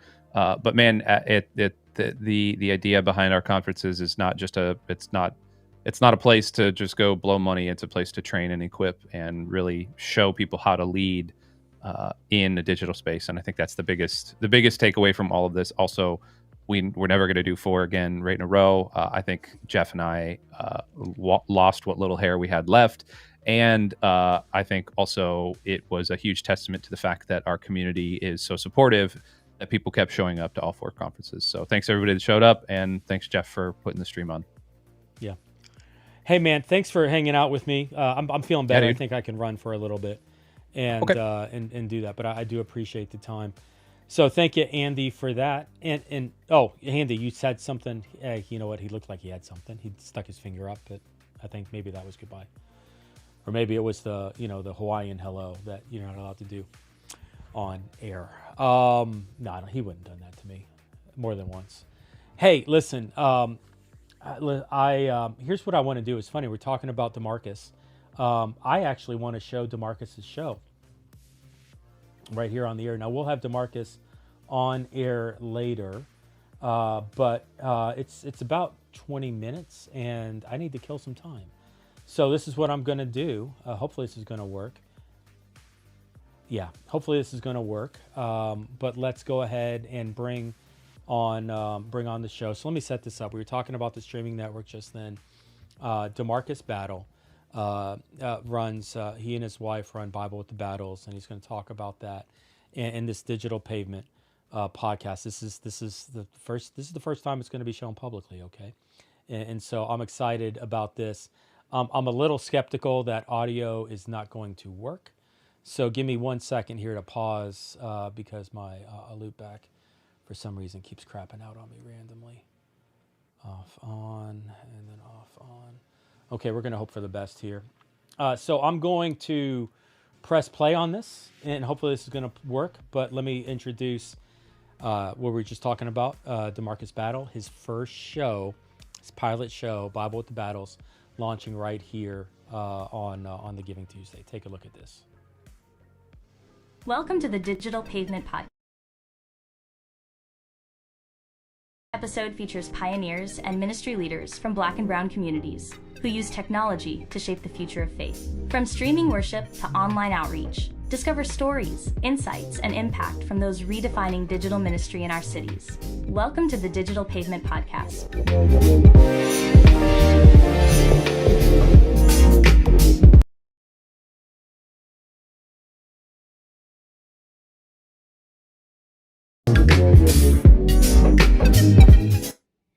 What's going on, everyone? This is DeMarcus Battle, host of the Digital Pavement Podcast, and we're so excited to be with you for our very first episode. Come on, y'all, go ahead, put your hands together, give us some emojis, some hearts, some likes, whatever you're viewing us on. Go ahead and let us know where you're watching from, and join in with us as we prepare to share with you how digital ministry and the urban church collide. Listen, we're so excited about what God is doing in and through this brand new podcast.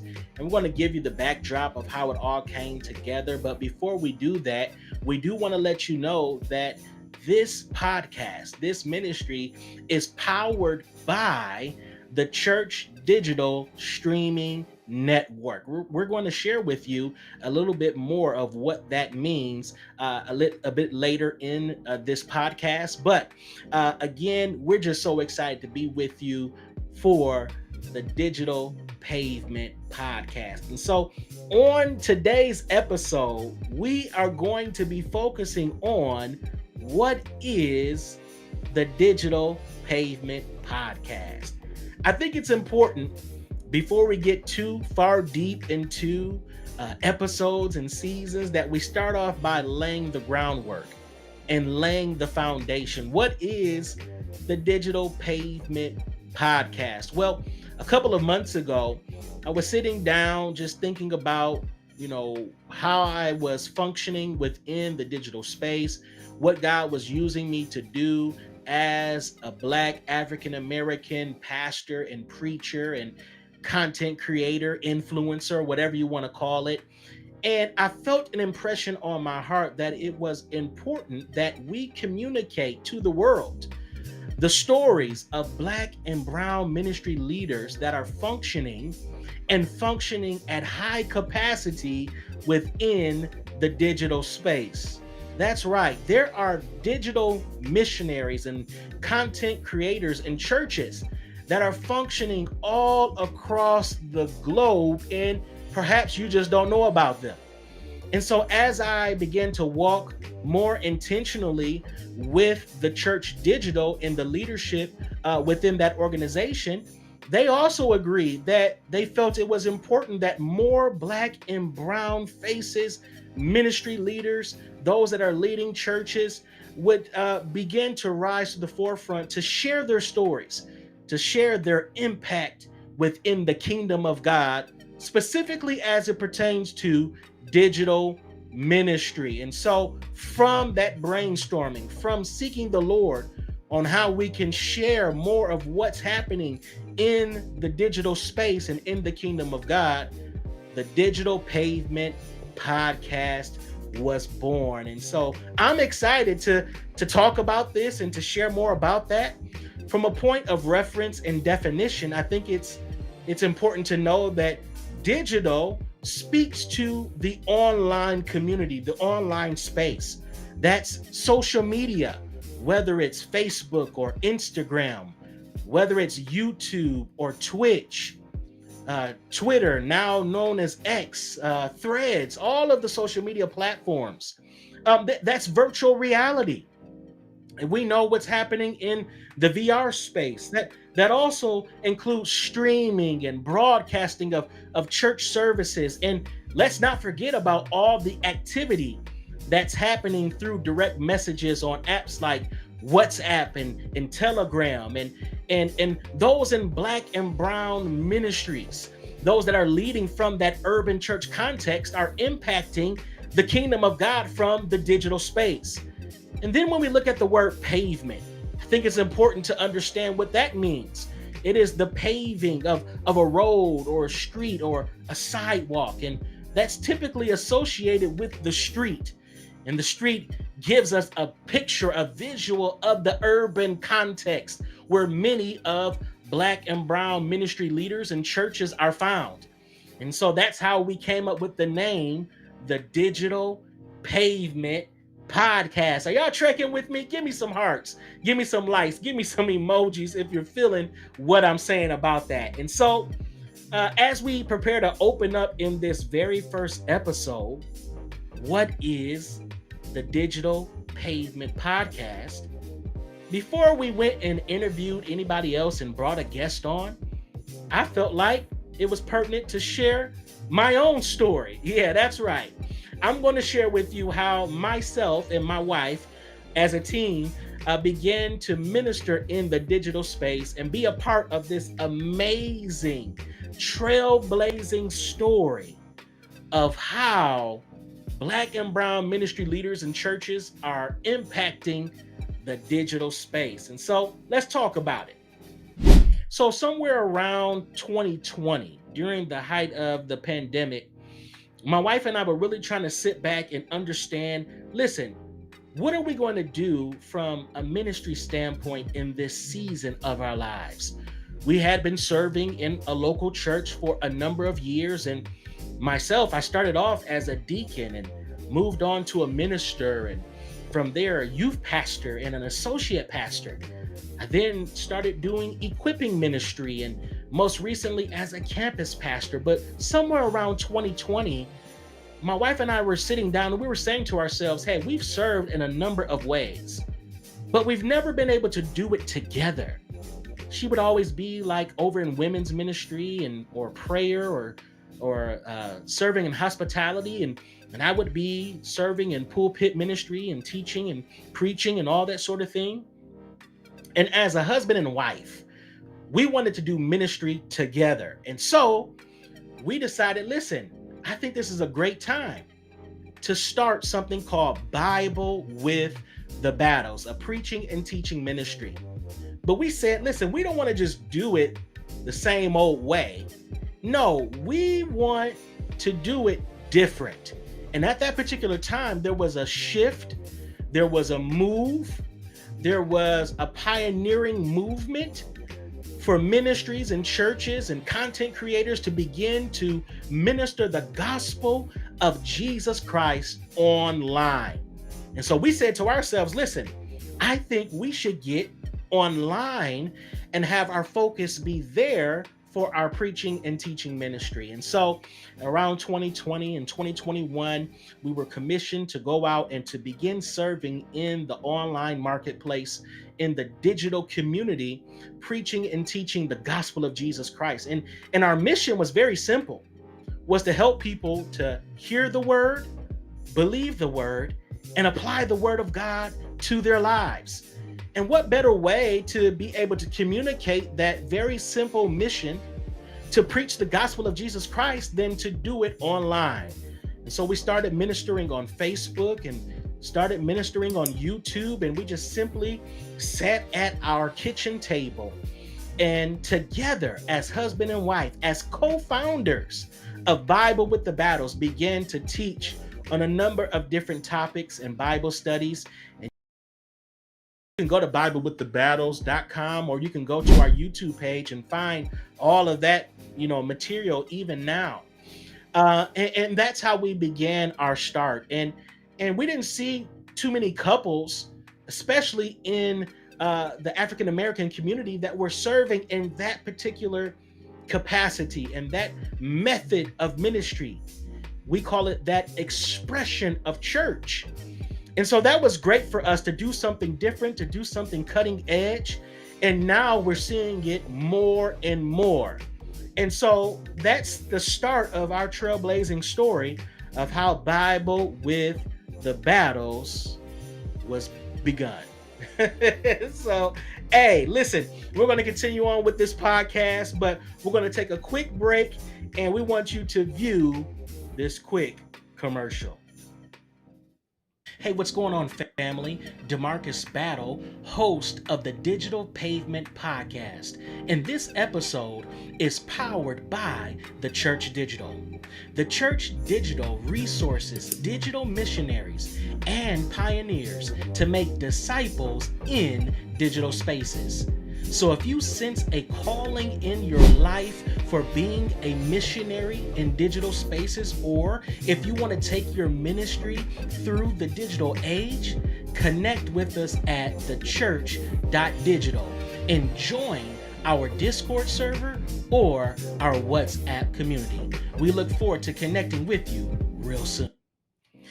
Hey, listen, so that was The Church Digital. If you haven't connected with them yet, we encourage you to do so. You can go again to thechurch.digital and you can join their WhatsApp community, or you can join their Discord server. And we have people from all over the world, from the continent of Africa and Europe and Asia, and of course here in North America. We have so much going on over at the Church Digital. You do not want to miss out.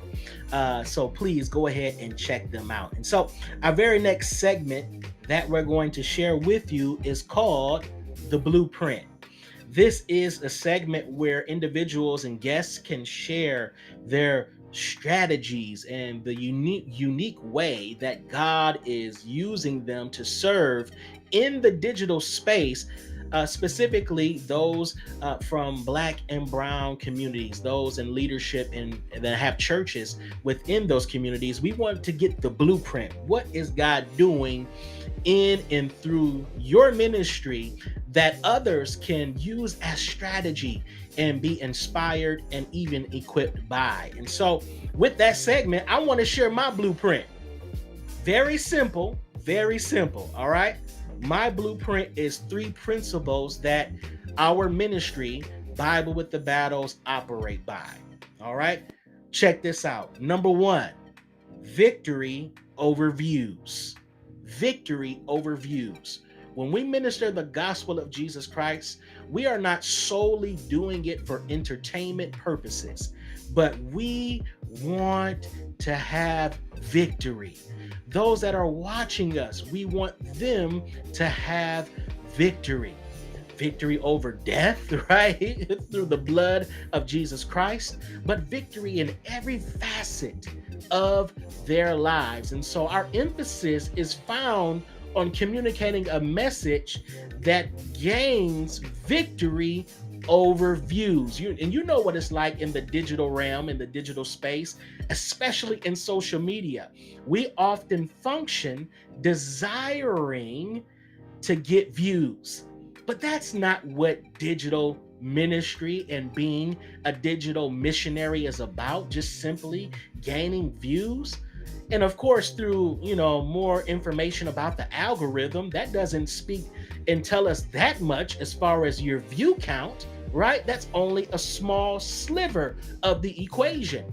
But we want to measure our impactfulness by the victory that people are experiencing in their lives. So the first part of my blueprint is to share with you victory over views. Number 2, souls over subscribers.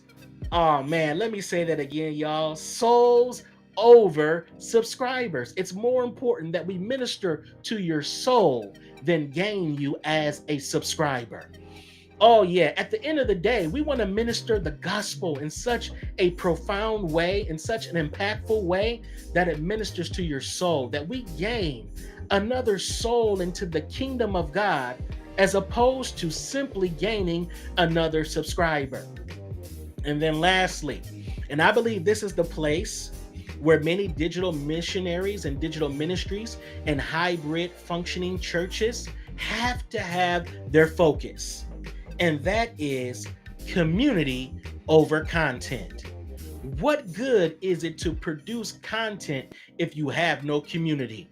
Oh, come on, y'all. Community over content is so important. As a matter of fact, your content should be pushing people toward community. Let me say that again. Your content should be pushing people to community. And that is where discipleship, and that is where true spiritual transformation occur, is in the confines of community. And we know there's a lot of discussion theologically and biblically over what is a formation of community. And some might disagree on that, but I wholeheartedly believe that you can have community in the digital space. As a matter of fact, we see it in Facebook groups. We see it in mighty networks. We see it in group chats such as WhatsApp or Telegram. We see it all over the place. Communities forming over like interests, right? So you have I love dogs community. I love cats community. You have cooking communities. You have sports communities. You have all of these different communities, and they are forming online. What more should you expect from God's church, the kingdom? Well, we should also be forming community. And so again, these are my 3 principles that my wife and I, Bible with the Battles, operate by. Number 1, victory over views. Number 2, souls over subscribers. And number 3, community over content. If you borrow these principles, I believe that you will be on the right track, specifically for growth and development within your digital space.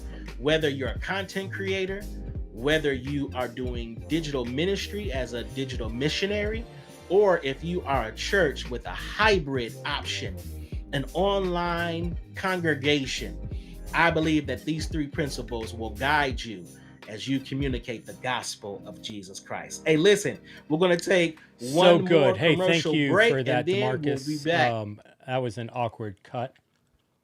Sorry about that. He's still playing in my ears. That's funny. I need to figure out how to transition that better. There is an ending towards that. We're going to cut it for time, but very excited. DeMarcus is going to be hanging out with me later today. Excited to launch the streaming network, bringing Leighton bringing DeMarcus, looking to launch some other things very soon, and getting the message and the context global. DeMarcus was wearing a hat, so I felt like I had to put my hat on because I gotta be cool. Yeah, like that's going to happen. Hey, here's what I want to do. We're backed up a little bit. Forgive me. I just needed a break there. I'm hoping Corey. I can't see Corey Alderin. I'm hoping he's on. Corey, are you on by any chance? I'm here. I'm not sure why the video's not working. Yeah, I can't see you. I can hear you though. You're a very interesting shade of gray, my friend. Let me see. I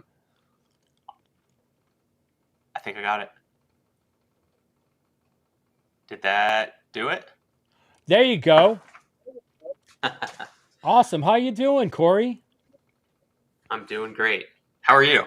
Hey, doing well. What's your hat say? I'm curious. Dad, husband, man of God.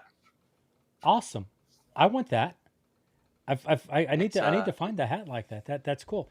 Hey, Corey Alderin is founder, CEO. I mean, what top guy over at Sermon Shots. And so, Corey, maybe just even before we get started, take a moment and introduce yourself and a little bit about what Sermon Shots is.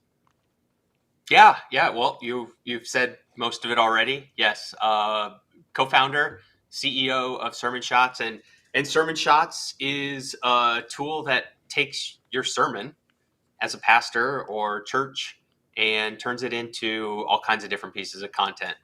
The most popular content is social media content like clips, reels, images, basically helping you fill up your social media by utilizing what you've already created, which is your sermon. So that's me in 30 seconds.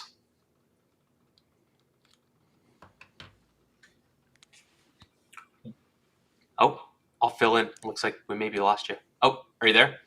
Yeah, I have a problem. Hey, Corey. Uh-oh. I have a problem. I have two sets of AirPod Pros. I have like the Gen 2 and the Gen 1. And at this moment, I have confused which is which. And so I maybe heard half of what you said. So I apologize, but I'm a bumbling idiot right now because I'm like, I was listening to you, and then I was listening to some disembodied voice from something somewhere else, and I'm like, who is this talking? And it was like the monitor like that I had running in the background. So I was listening to two different devices off of two AirPods, and that's not healthy. Like that's probably not a good way to live. But hey, listen, the reason Corey's on here, thank you, Corey.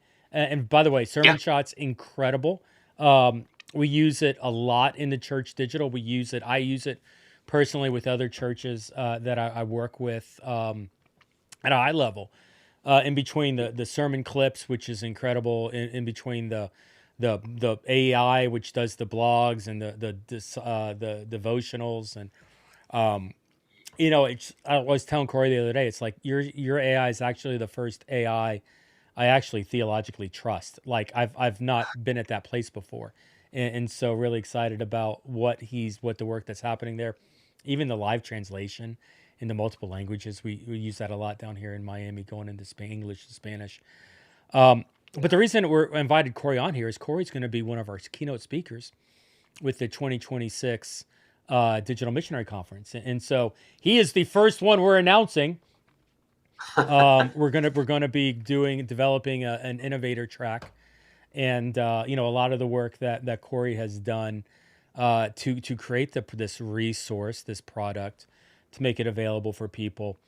Like there's there's a lot of competition in the space, and there's organizations that are well funded that are doing a similar job at this point. But I always love the underdog.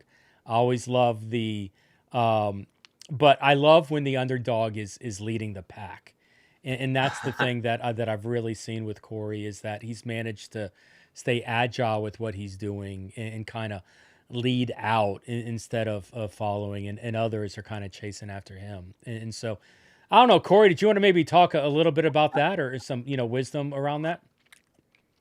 Absolutely. I'll take this conversation wherever you want it to go. First question is, am I the underdog or are they the underdog? I'm curious. Who Well, funding, you're the underdog. I would say I don't want to call out on that. but for some reason you're leading you jumped on something early, right? You were the first. You really in the church space. You were the first in the space, and you were very aggressive to carve out new features quickly. You went to language honestly before anybody was even thinking about shorts, and so like you built your product, and now well-funded organizations are chasing after you. Like, I mean, is that safe to say? Yeah, sure, absolutely. That's a good way of putting it. And I think what that means is like for people that do have ideas, you can go the self-funded role. Like it is possible. Bootstrapping, right? The term. It is absolutely possible. We, fortunate, lucky, whatever you want to call it. There's some of that involved in there probably, but we had an idea and we moved forward with it as quickly as we could, and that definitely helped for sure. We were fortunate too that we had technology that we'd been building that helped us launch it very quickly as well. But yeah, we launched before even ChatGPT was a thing, Yeah. which is kind of crazy. Like when we first started, we did not use AI in any of our marketing language at all because AI wasn't even a term being used broadly, except for in some like, I don't know, very niche spaces. Yeah. So yeah, we had a very early start. And something interesting too is that because we were so early, there's competition outside of the church space doing video, social media content, right? From your from long form content. We were actually even probably predated even most of those. And we just made an early decision that we weren't going to go broad and we were going to be very specific. Two main reasons. One is bootstrapped. Those companies that went much broader definitely got the bigger opportunity. Probably needed funding for sure. I mean, for you to be able to go much broad, you had to have funding. But the other reason was I wanted to be very specific for the church, and there are some key things that we had to do from the start that said, okay, if we're going to be going to the church, like there's specific things in the AI and the UI and UX, all of that had to be predetermined based on the church being our end user and not a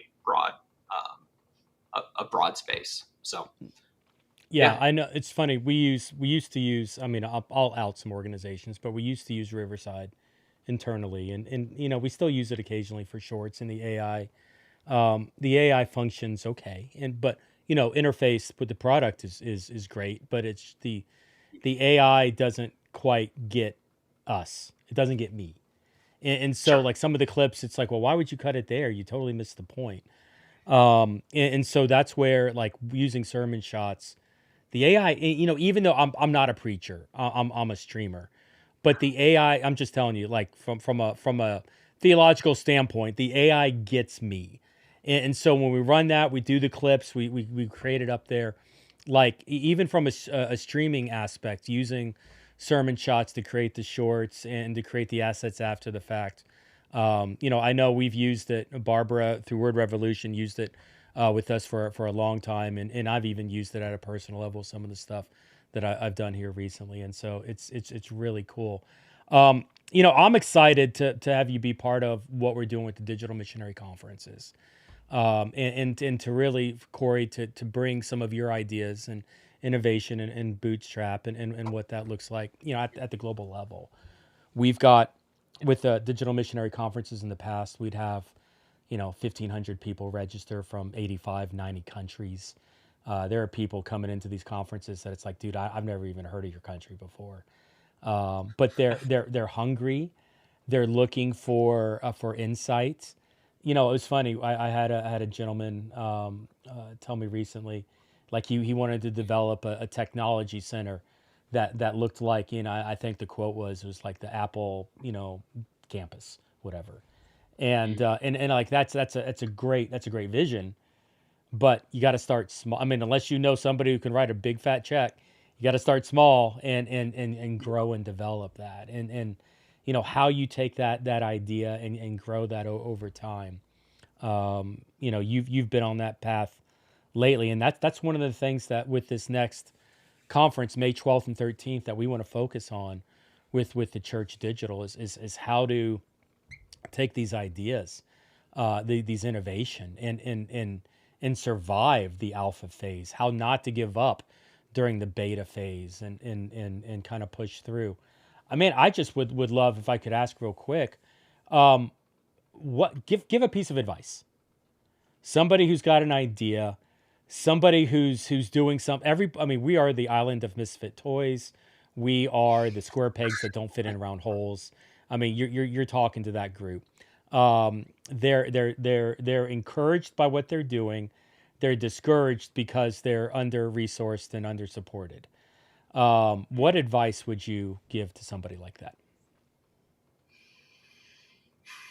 Well, I think that any idea. Let me think from the faith side first, and then I would say any idea that comes from God is a good idea that's worth moving forward. And so, I don't know. I've had plenty of things that I've been given pretty clear direction, that I've heard that what my next step is. I just go out on faith that's my next step. And some of those have, I'll put in quotes, failed. And that to me is just part of it. Almost every one of my good ideas, every one of my successful things that you see that has come from me has come out of at least one, if not multiple, failures along the way. And it's, how can you to get here, if you know there's 1, 2, 3, 4, 5 failures, just looking at my past, every success has had multiple failures, but it's gotten close. If I know that, then what do I want to do knowing that? I want to fail on those 4 things as quickly as possible. So the worst thing I can do if I know there's going to be multiple failures is to linger at those. And so what I try to do is I just try to move past failures as quickly as possible, have a clear metric that helps me determine that, have some gut feel based on talking to people, collect as much data as you can along the way to figure out, how do I move past this? So move fast until you find the thing, then scale fast, I guess, is what Very I good. would say. Yeah, it's seeing a failure not as a failure has been hard for me. But that's been, within the Church Digital within the past 8-9 years. We've had 9 different versions of this thing. And it's like, no, that's not going to work. I like this, but I don't like this. This is the wrong audience. This is the wrong voice. It's the wrong focus. Like, and it's been, I agree. We've been fail quickly, acknowledge that it's a failure and move on. That's hard. That was a hard lesson for me. Historically, I'm like, I'm going to kill myself. And if coming from somebody who's literally in the hospital for chest pains and not heart attack, but bypass surgery soon, I'm going to kill myself to prove that this is going to work. And releasing that and actually seeing, okay, how is God moving in this situation? Not forcing something to happen, but instead see where he's moving in and amongst it and kind of following his lead. That for me has been really important in recent years. Like, I've come even to the point at a personal level with now this surgery I have coming up in a month with a bypass is I can't control it. I got to let God control it, and I just got to step back and watch what he is doing and follow him in that. And that's hard for a control freak like me. Are you a control freak, Corey? No, I don't think so. I don't think so. I'm not. But what I would say is, at least for me personally, understanding a failure is not really a failure. Took some time, but like, I've been okay with it now. Like, even some people will say like it's weird that I can just say that I failed, and it's like it's not even a big deal anymore, because it's just like if 80% of, like, I'm making these numbers up, but like 80% of what you do is not going to work out, like it just makes sense that any one given thing you do is not going to work, right? Because it's more likely than not. It's just, And So it's the iteration from that. It's don't quit. It's Yep. keep pushing, learn the lessons from it, and move on. So awesome.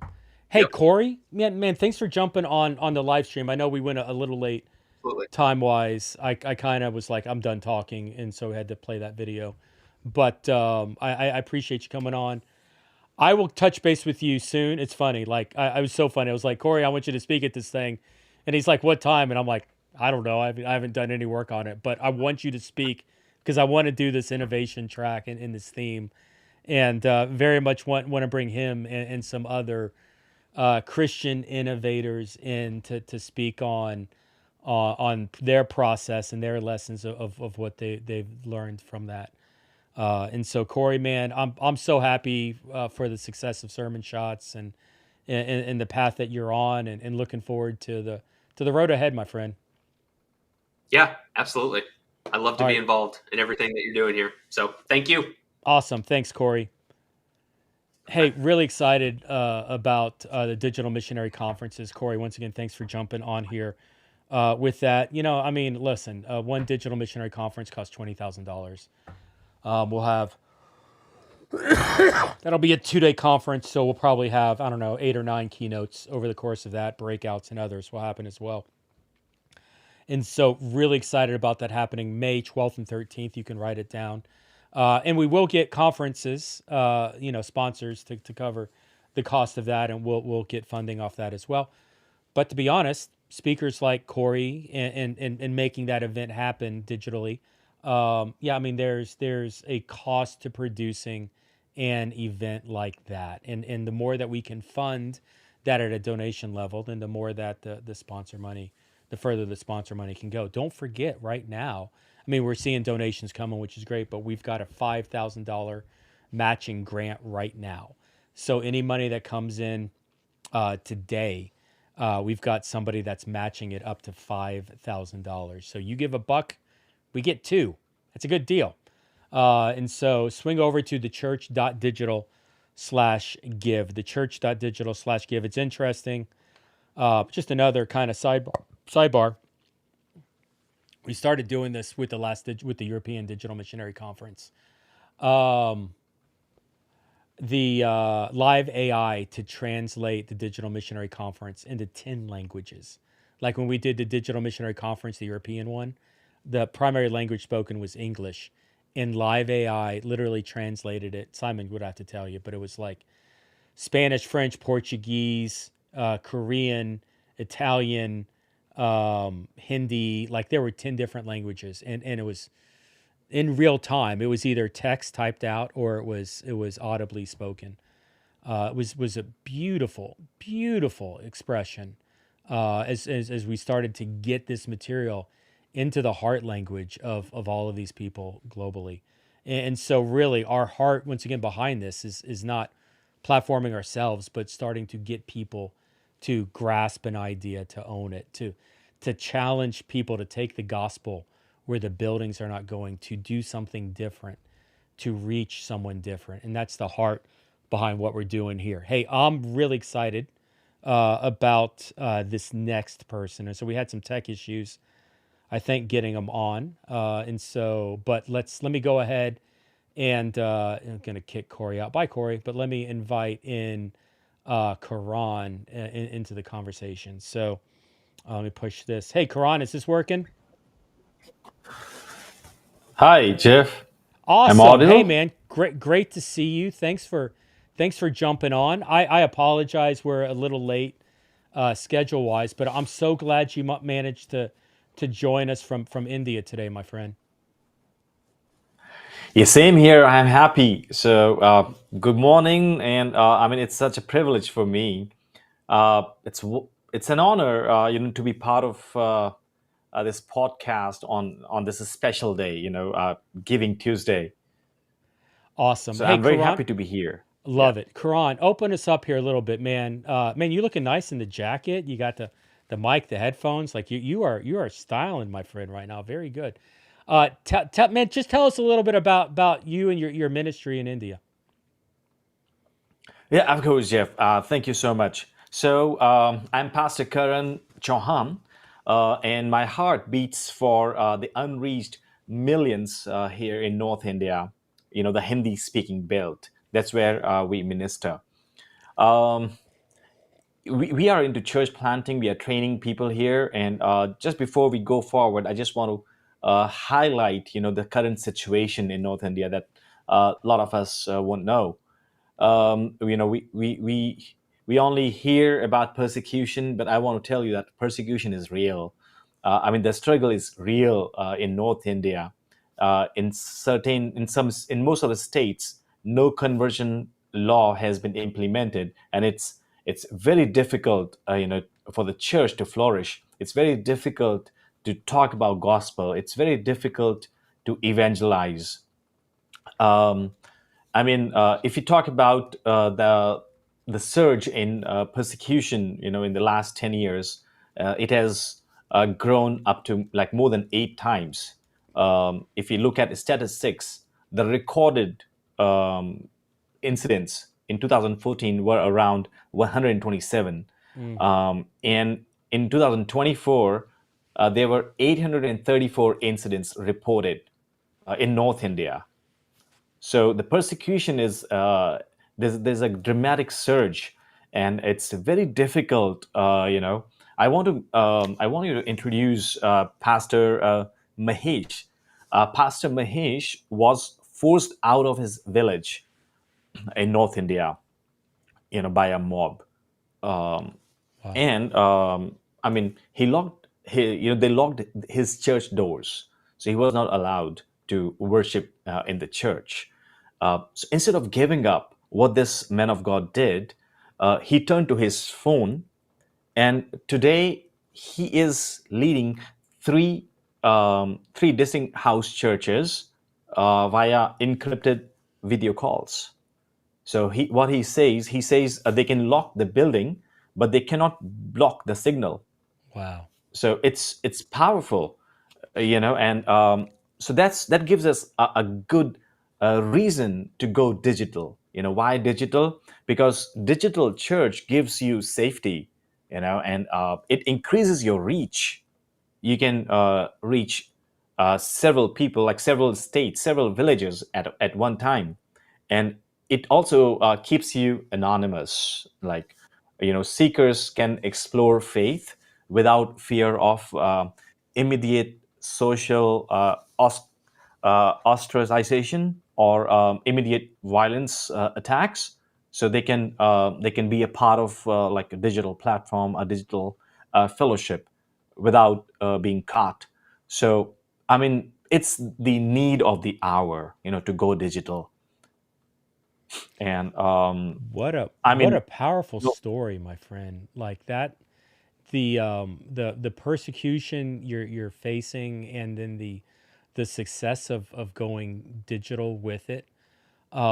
Are what does so your friend that was doing, the pastor you mentioned that was doing three house churches? Can you tell me what is that technology? What does a digital house church in India even look like? Like what's the interaction? What's the engagement? What platforms? Like, just you said encrypted calls. Like, is it like a Zoom call that they're gathering together? What does that look like? like on WhatsApp, people use. I mean, the technology. I mean, the phones have gone like pretty cheap here in India, like, because we get stuff from China, and like even India made phones. So most of the people, they use phones, and it's easy to get there. So they create small groups on WhatsApp or on Signal, because they're safe, and that's how they were able to pass on the message, the gospel messages, the Bible stories to the groups, and that's how they were able to conduct those three fellowships at home. So a house fellowship is like 5 to 8 people, in a small village. They can gather together, and they can worship. They can listen to the word of God or small stories. So, yeah, that's how a small house fellowship will look like.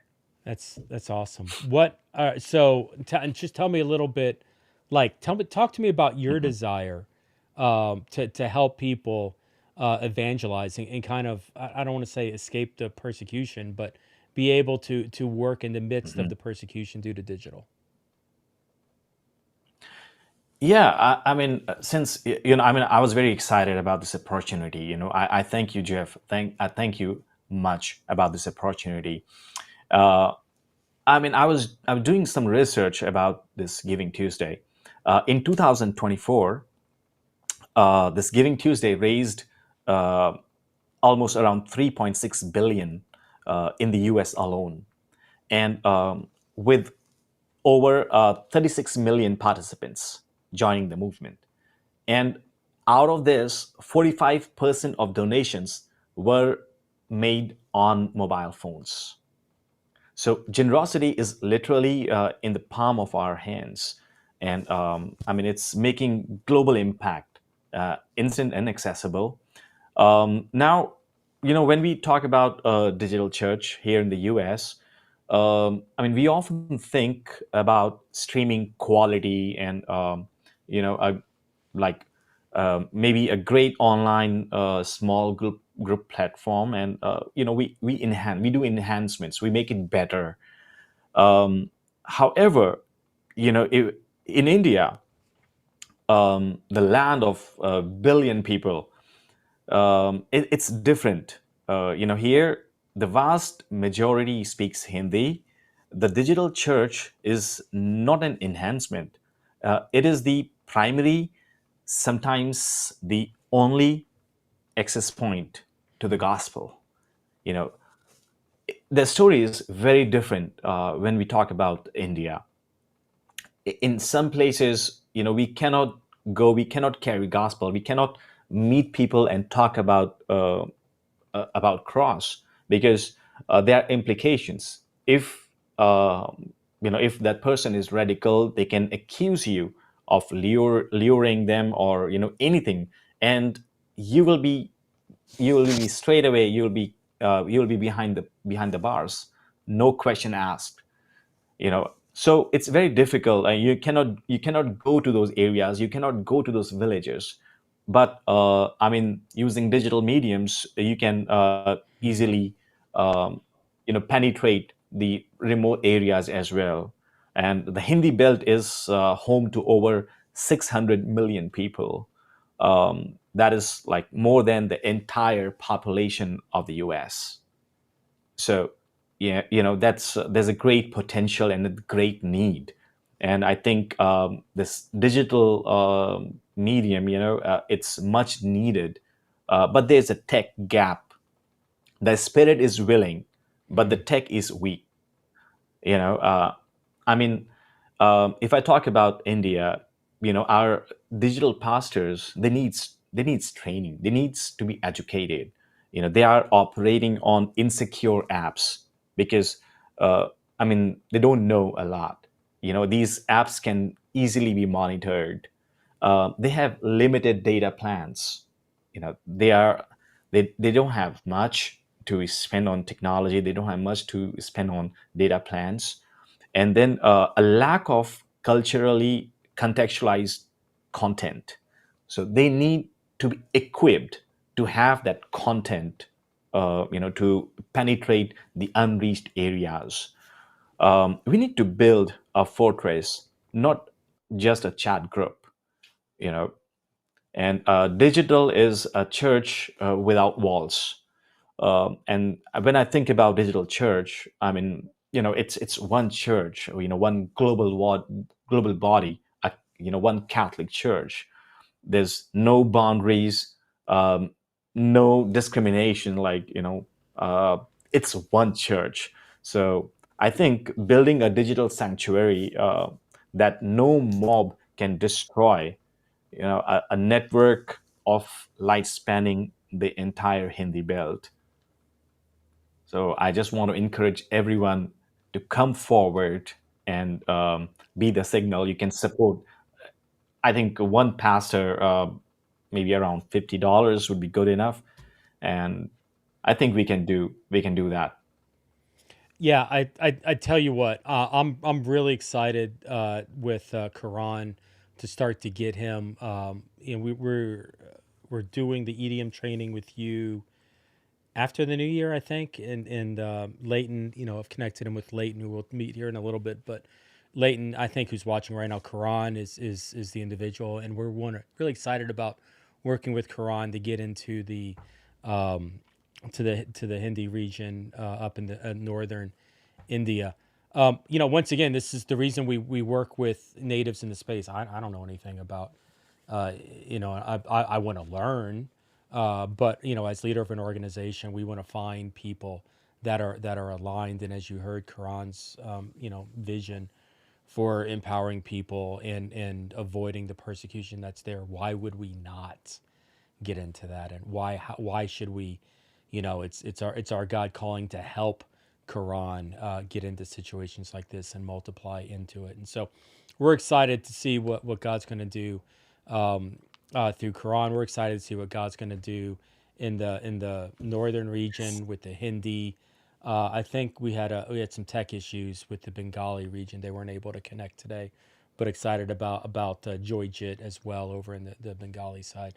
Joyjit, if you're watching, man, I'd love if you can just jump on, like even now, that'd be great.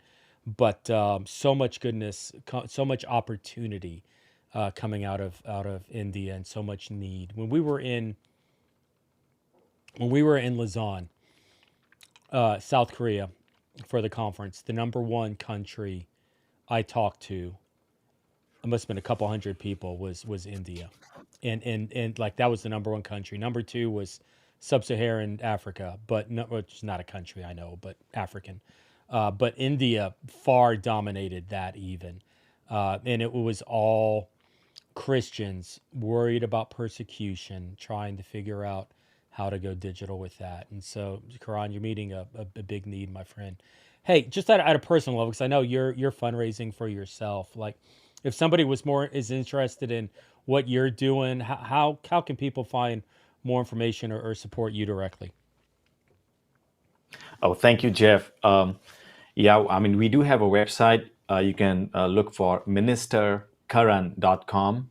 That's very easy to find. Or you can look for lighthousefoundation.in. That's our website. You can view what we are doing in North India. You can see stuff that about our ministry, how we are operating in North India. We are doing church planting. We are training people. We are training leaders who will make disciples and who will plant churches. So yes, you can join hands. You can visit us. You can train our leaders. You can train our ministers here to be more efficient. You can join hands. We would love to collaborate and work for the kingdom. I know choices are tough. Jeff, I mean, before I was getting ready for this podcast, my wife was giving me suggestion that I should dye my beard. And it doesn't look good. and I told her that I should look mature. It's Giving Tuesday, Yeah. and while we were having this conversation, my eldest son Josh, he was passing by singing that song. It's not by might, it's not by power, but by the Spirit, says the Lord. And I was like, oh my goodness, God is talking through this boy. That's funny. So I don't have to strategize a lot. I mean, God will do it, and I mean, God is on our side. It's God's work, and definitely, God is moving a lot of people right now as we are talking. For many of us, biggest stress this Tuesday is choosing between a pumpkin spice latte or a cold brew. Hmm. I mean, that's just a $5 treat for us. But in North India, that same $5 keeps a digital pastor online for entire week. Yeah. So today, let's make a choice that echoes beyond our morning coffee. Well said, my friend. Well said. Well, Leighton says that you are dignified with the beard. A little. What is it? A little salt and the pepper. Is that how they say that? I've got so much salt on mine. It's funny. Actually, it was my high school. One of my high school buddies put on Instagram. I put a post about me in the hospital, and one of my high school best friends, who I hadn't seen in 25 years, replied back, and he's like, "When did you become Sean Connery?" And I was like, "Man, that's I don't know if you know who Sean Connery is, but on the English side of the pond, man, that's like a huge compliment. I'm excited." But hey, Wow. man, you're a pioneer in a space. You are getting out there. You are championing others. I mean, honestly, right now, Karan, I it wasn't planned, but honestly, I just feel like I have to pray for you, man, and the ministry that you're doing over there. Is it okay? Can I take some time and just pray for you right now on air? Yes, please. Yes, Yeah. please. Yes, please, Jeff. God, I pray for Karan right now and his ministry in India, and I know there's persecution, there's tough times, there's doors of churches being shut down and people thrown in jail because of the cause of Christ. And so God, I pray that there's an opportunity here to make um, digital connections. I pray that there's an opportunity to empower the gospel to continue to move in digital space. I pray for digital evangelism, digital discipleship. I pray ultimately that people will come to know you via whatever means possible, whether it's digital or physical. But I pray that people are open to the idea of doing something different to reach someone different, even in the northern India in the Hindi region. God, thank you for Quran and his obedience to serve you in the area. And we pray for safety with his family. We pray for support for him, even at a personal level, moving forward. God, we love you. Thank you for loving us and using us the way you do. In your name we pray. Amen. Hey, Quran, one more Amen. time, give us those Amen. links. If we wanted more information on you, how do we get that? Yeah, you can look for a lighthousefoundation.in, or you can also check ministerkaran.com. It's very easy to find. Or if you need keywords, you can look for Lighthouse Foundation India or Lighthouse Foundation Chandigarh. You will find us. All right. Lighthouse Foundation India. Very good. So .in that's the India country code. I did not Correct. realize that at the moment. So very good. Hey, Karan, sir, thank you very much for the stream. Let me see the hat. Yeah, I just wanted to show that because I was watching your podcast. You asked everyone to show like what's it written. It says Jesus that's my final answer. Oh, that's good. Very good, my friend. Hey, Karan, looking forward to working with you in the future, and thank you for the work that you're doing in India. You have a good one, okay? Thank you so much, Jeff. You have a great one. Awesome. Hey, so we're excited about what Karan is doing globally, and we, the Church Digital, we're excited to come alongside Karan and others in India to help spur this on. And for us, really, that's the heart behind what we're trying to do here with getting our material, sharing Jesus online, getting it translated, our book into India, and getting it into Hindi and into Bengali to empower some of the leaders in that space, convert some our course material equipping digital missionaries into Hindi and Bengali as well. India, I don't know if you realize that every time I ask this question, hey, how many dialects are there in India? I get a different answer. The number always is higher than the one before. I've been told somewhere between 1,300 and 1,900 different dialects, different languages in India. It's a very micro-dispersed, decentralized country with unique personalities all around, and even persecution. Christianity is widely accepted, and Christianity is not, depending upon the region that it's in. And so for us to really start to empower individuals with the gospel in that space, and training on how to utilize digital technology to be able to be more effective in the persecution areas. That's the heart of what we're doing. That's why I'm talking for way too many hours in a row, is because I want us to understand the power of what's happening digital. Now, if we can get funding for I'm just going to talk brass tacks here, y'all. Like, if you watch me on the stream, I am unfiltered. I'm unfiltered in a general rule, but when I got a camera and a microphone in front of me, God knows what I'm going to say, and that's pretty much it, because I just say whatever comes to my mind, and hopefully he put it there. I'm going to be real. With funding, we can get the Sharing Jesus Online book into Hindi and Bengali like in a couple weeks, in a month, in a couple months. Like, it will be a priority because there's funding that's attached to it. If we can't get funding for it, it'll probably happen at some point. But the problem is we've got so many volunteers that are working on so many other projects, it will get lost and it will slow down greatly. And we won't be, I'm just brass tacks, facts. We will not be able to fund and to prioritize this project.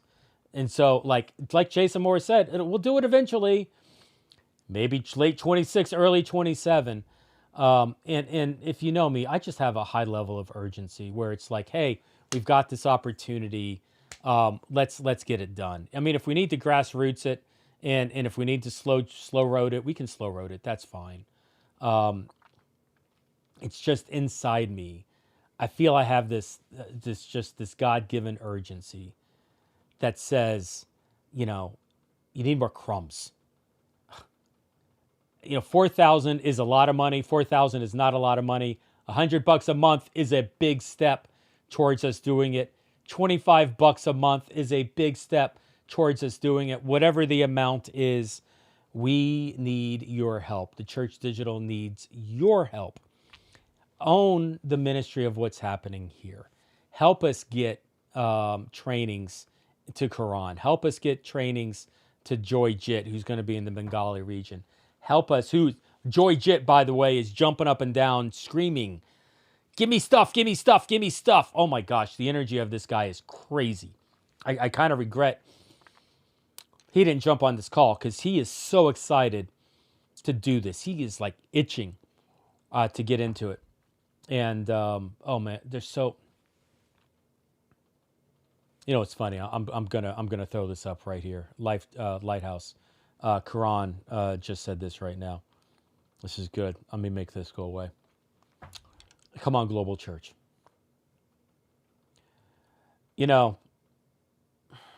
That's the challenge, right? I'm having a conversation right now, streaming online with dozens of people. More will watch it online afterwards. But the reality is that what we're talking about doing is the global church. We are wanting to build the global church. We are wanting to resource the global church. We're wanting to multiply the global church. And at some level, that's incredible.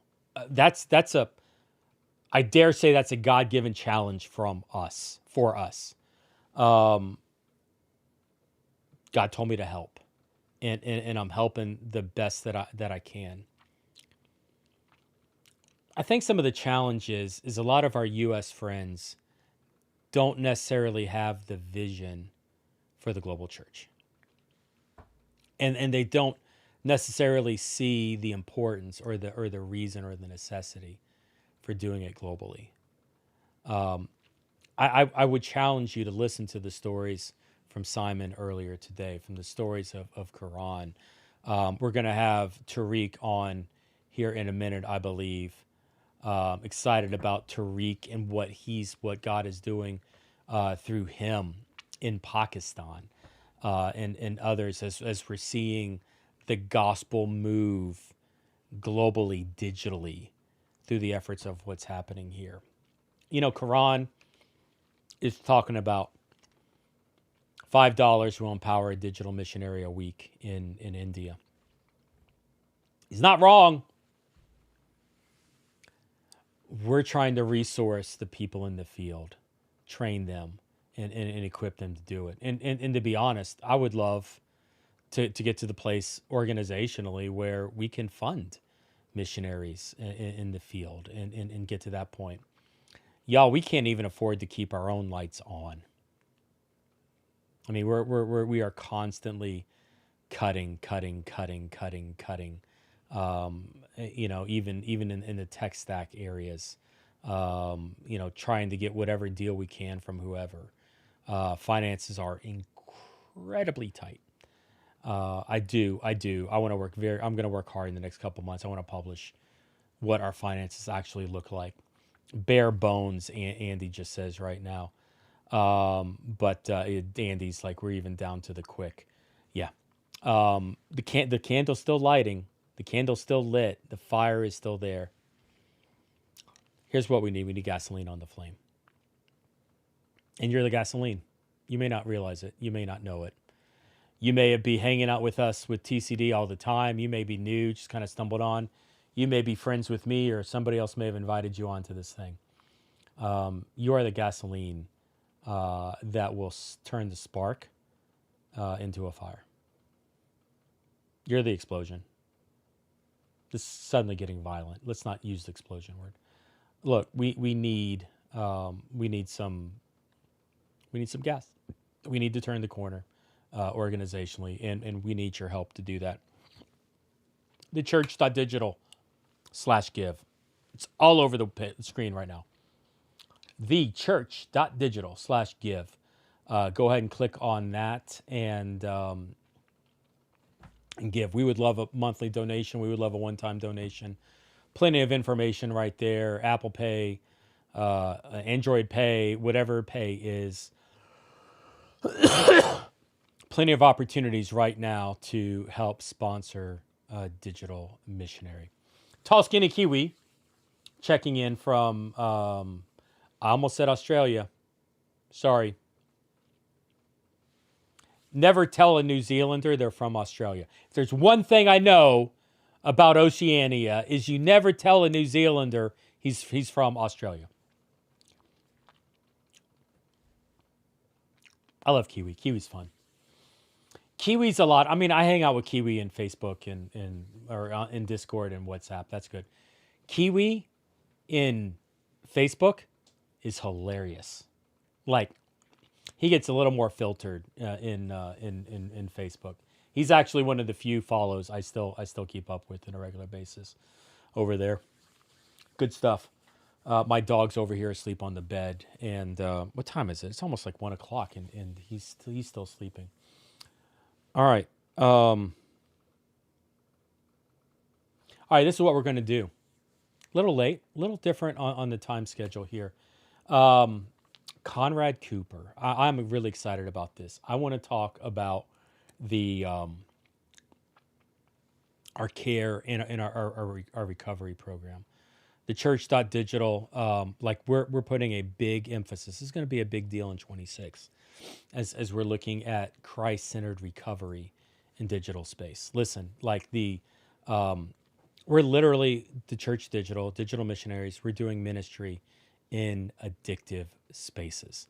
Like there's no way to sugarcoat this. Like there are people that are addicted to the platforms that we're on.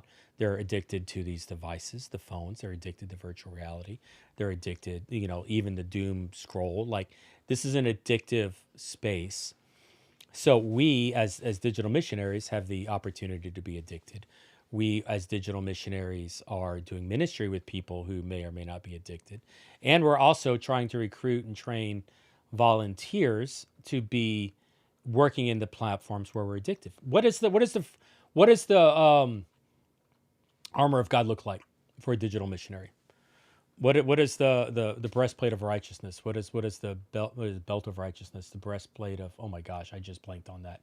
That is bad. I usually have that memorized very quickly.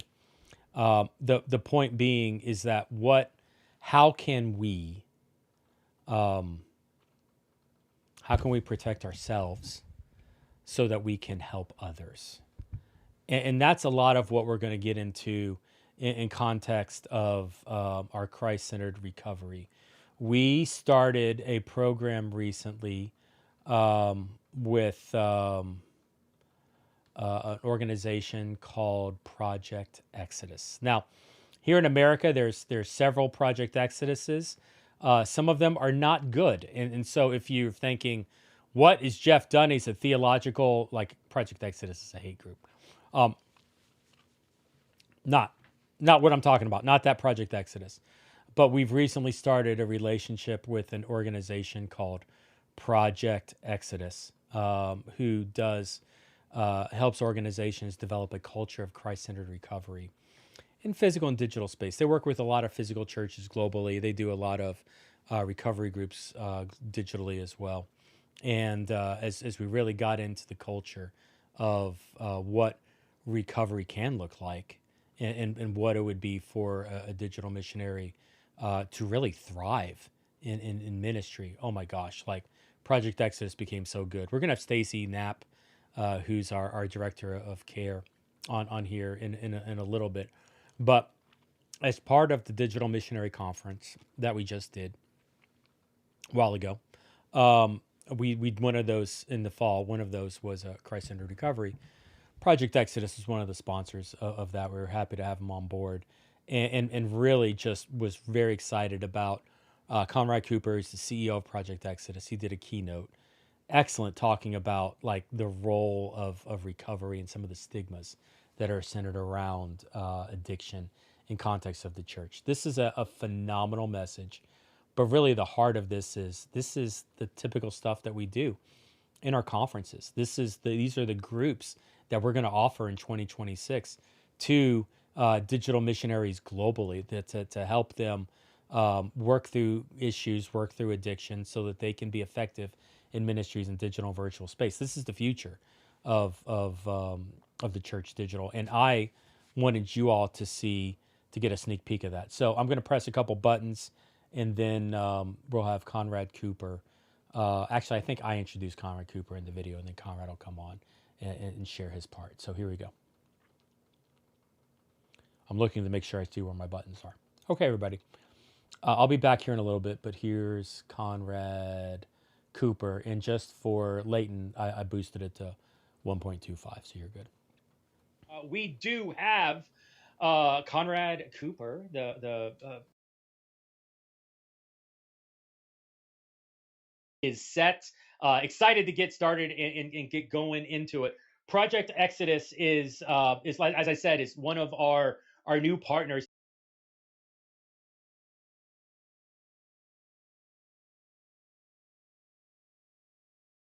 that is helping us really tackle our recovery, our recover ministry that we're starting up as part of CARE, where we want to provide care opportunities for digital missionaries literally globally, and so excited about the work that they're doing on here. And so we're going to do a video in a second to show it, but I want to highlight here. My gosh, I don't have, you know what happened?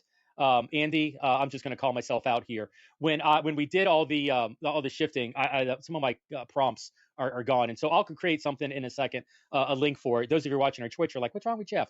Some of my links aren't working correct here in Hubelo, but let me do this. I'm so excited about the Project Exodus partnership, and not only for what it means for the church digital, but what I think it can mean for individuals like you, and even ministries and organizations like yours. And so I'm happy to play for you this video introducing Project Exodus, and then after the fact, welcome Conrad Cooper from Project Exodus to the stage. So, okay, let's take a look at that video. Addiction and mental health challenges don't stop at destroying individual lives. Their effect spreads to families and whole communities, and yet most people suffer in silence. Nearly 2/3 of youth and young adults report watching pornography on a weekly basis. Over the past decade, global drug usage has surged by 23%, and yet 90% of those who need help never receive it. Despite this grim reality, change is possible. Recovery is possible, but it requires support. No one should do it alone. The solution can be found in the church. With its reach, infrastructure, and heart, the church is uniquely positioned to make a profound and lasting difference. As the body of Christ, we're called to take action. We've been commissioned to bring hope to the hopeless, healing to the broken, and freedom to the captives. But many churches and organizations can feel overwhelmed and ill-equipped, unsure where to start or how to sustain recovery efforts until now.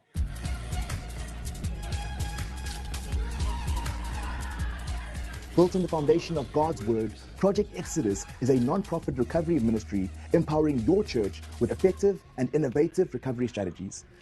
Our recovery tools are biblically based and life-giving, bringing real and lasting change.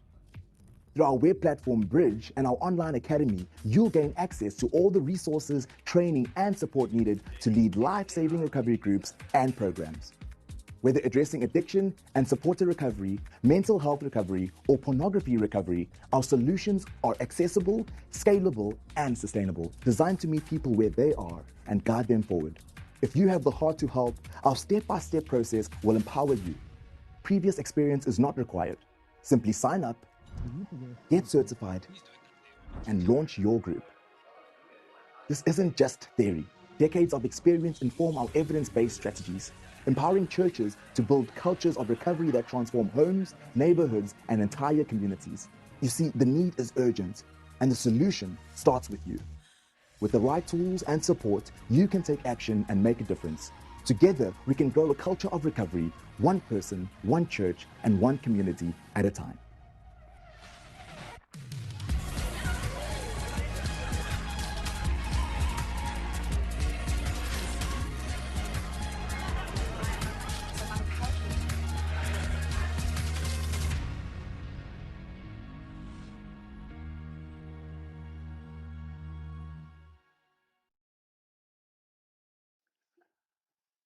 Hi guys, good day, or from South Africa, a good evening to you. From our perspective here, it's now sitting at 18:30 p.m. I'm speaking from a small town down in the south coast called George, and our team is also based in Durban and around the country, as well as in some places internationally. But firstly, I just want to give you greetings from South Africa. No, it's not as bad as it's made out to be in the States. An absolutely amazing and beautiful countryside, and we are determined to embrace change and to do the things that need to be done to seize the kingdom. So yeah, just a shout out to Jeff and Church Digital. Amazing to work with you guys. We spent some good time together, not nearly enough. At times we wish to be in person just so one can give you a good hug and a pat on the back for the work and the initiatives that you are grabbing onto. So well done. Thank you for the honor and privilege of being here. So yeah, I'm excited to move along. So, excuse me, by God's grace, I've been in recovery 25 and a half years, going on 26 years. And yeah, it's been a journey. It indeed has been a journey. It started off on the 2nd of January 2000 after many years caught up in addiction. And we've all got our war stories, and there's no need to reiterate what those are. And I think for each of us, it's our own cross and our own process, and each one that carries the pain carries it without comparison to another. But yeah, my journey ended up in Hillbrow and getting shot, and eventually sitting in a crack house in a rather dangerous part of Johannesburg on the 2nd of January 2000. And I woke up desperate, just like I couldn't anymore. I'd been trying for years to get this thing right, in and out of rehab, and really just couldn't manage to get myself out. And yeah, I cried out to God and ended up in an amazing church, Rhema Church. That's Sunday morning, 2nd of January 2000. I gave my life to the Lord and ended up going straight back to the dodgiest part of Johannesburg that you can ever think of. However, for the next 18 days, he just slammed doors shut and blocked my way. And I found myself checking into a really hardcore Christian rehabilitation center. I thought, well, that we get too easily, we esteem too lightly. So I picked the hard way to get things done. And God did what he does best. He just moved and shifted my life around. The journey of restoration and the journey of healing started that day that I left there. And as I left the treatment center, I will never forget that there was a picture of the sun coming up from behind the mountain, not actually a picture, the real thing. And God spoke to me clearly, and he said, I'm needing to open a rehabilitation center. And I debated with him, like, who is this speaking to me? I had no experience of that at that point in time. And I'd been in the motor industry and done well at that time, but had no experience in recovery yet at that stage.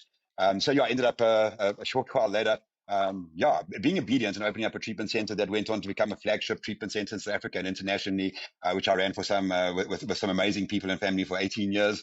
And we really changed the way we wanted to do recovery and the way that we believe recovery should be done. You shouted out, like, who can I send? And when we put our hands up to say, here I am, it's quite hard to pull them back down. But more importantly, he also goes on to say, behold, I'm doing a new thing. Can you not feel it? Can you not see it? Can you not perceive it? And I see that's what's happening here today on Control Alt Delete, to see this church digital recovery initiative really taking ground and really seizing the territory. So yeah, South Coast went on to become an amazing facility that really taught us how to do things in a different manner. It really brought home, if you go back to one, it really brought home a situation that I really wanted to just draw attention to. That's 2 Corinthians 12:7. And when it says that in our weakness his strength is perfected, it really goes on further to say that the power and authority of the grace of the creator of the universe rests upon us. And in our weakness, his strength is perfected. And I just felt really strongly today that we are very definitely those that are called to more and called into that space of really getting the work done, not just being mere spectators, but really understanding that there's a whole lot of work that needs to be done, and best that we do it ourselves with immediacy. Cool. Corey, can you just jump me back onto the slides there? Yeah. So today we're going to be speaking about dismantling unhelpful narratives. I'm trying to challenge the outdated strategies, as he laid out my heart some 20 years ago, 25 years ago, that we're needing to do a new thing and create a new way, that the success rates that were being demonstrated in treatment centers internationally, not only in South Africa, but from systems that have been developed many years ago, that really we needed to push into the word and to create something fresh and new, and absolutely to deliberate to what he's doing. So with that process, we are also looking to see how the church can change and understand that actually addiction is out there, not in here.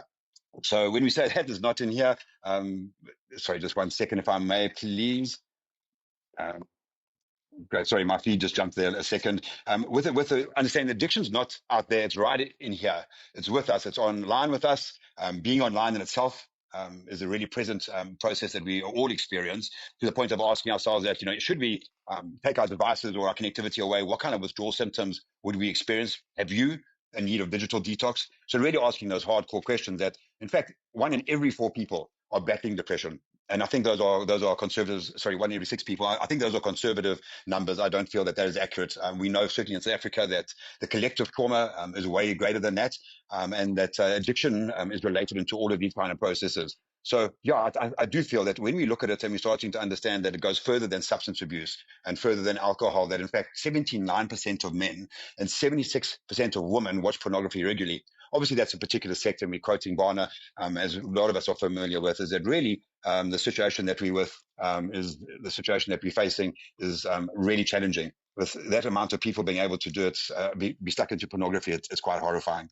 I think probably one of the more challenging ones is in terms of the pastors and the church. And as we sit in that space and we try to think of, with pastors and with the church, digital and otherwise, is there a safe space? Is there a space to go for leaders in the church, youth leaders, youth pastors, worship leaders, executive pastors, pastors' wives, and in that kind of space, we really feel that the work that we've been able to be exposed to is significant. There's a desperate need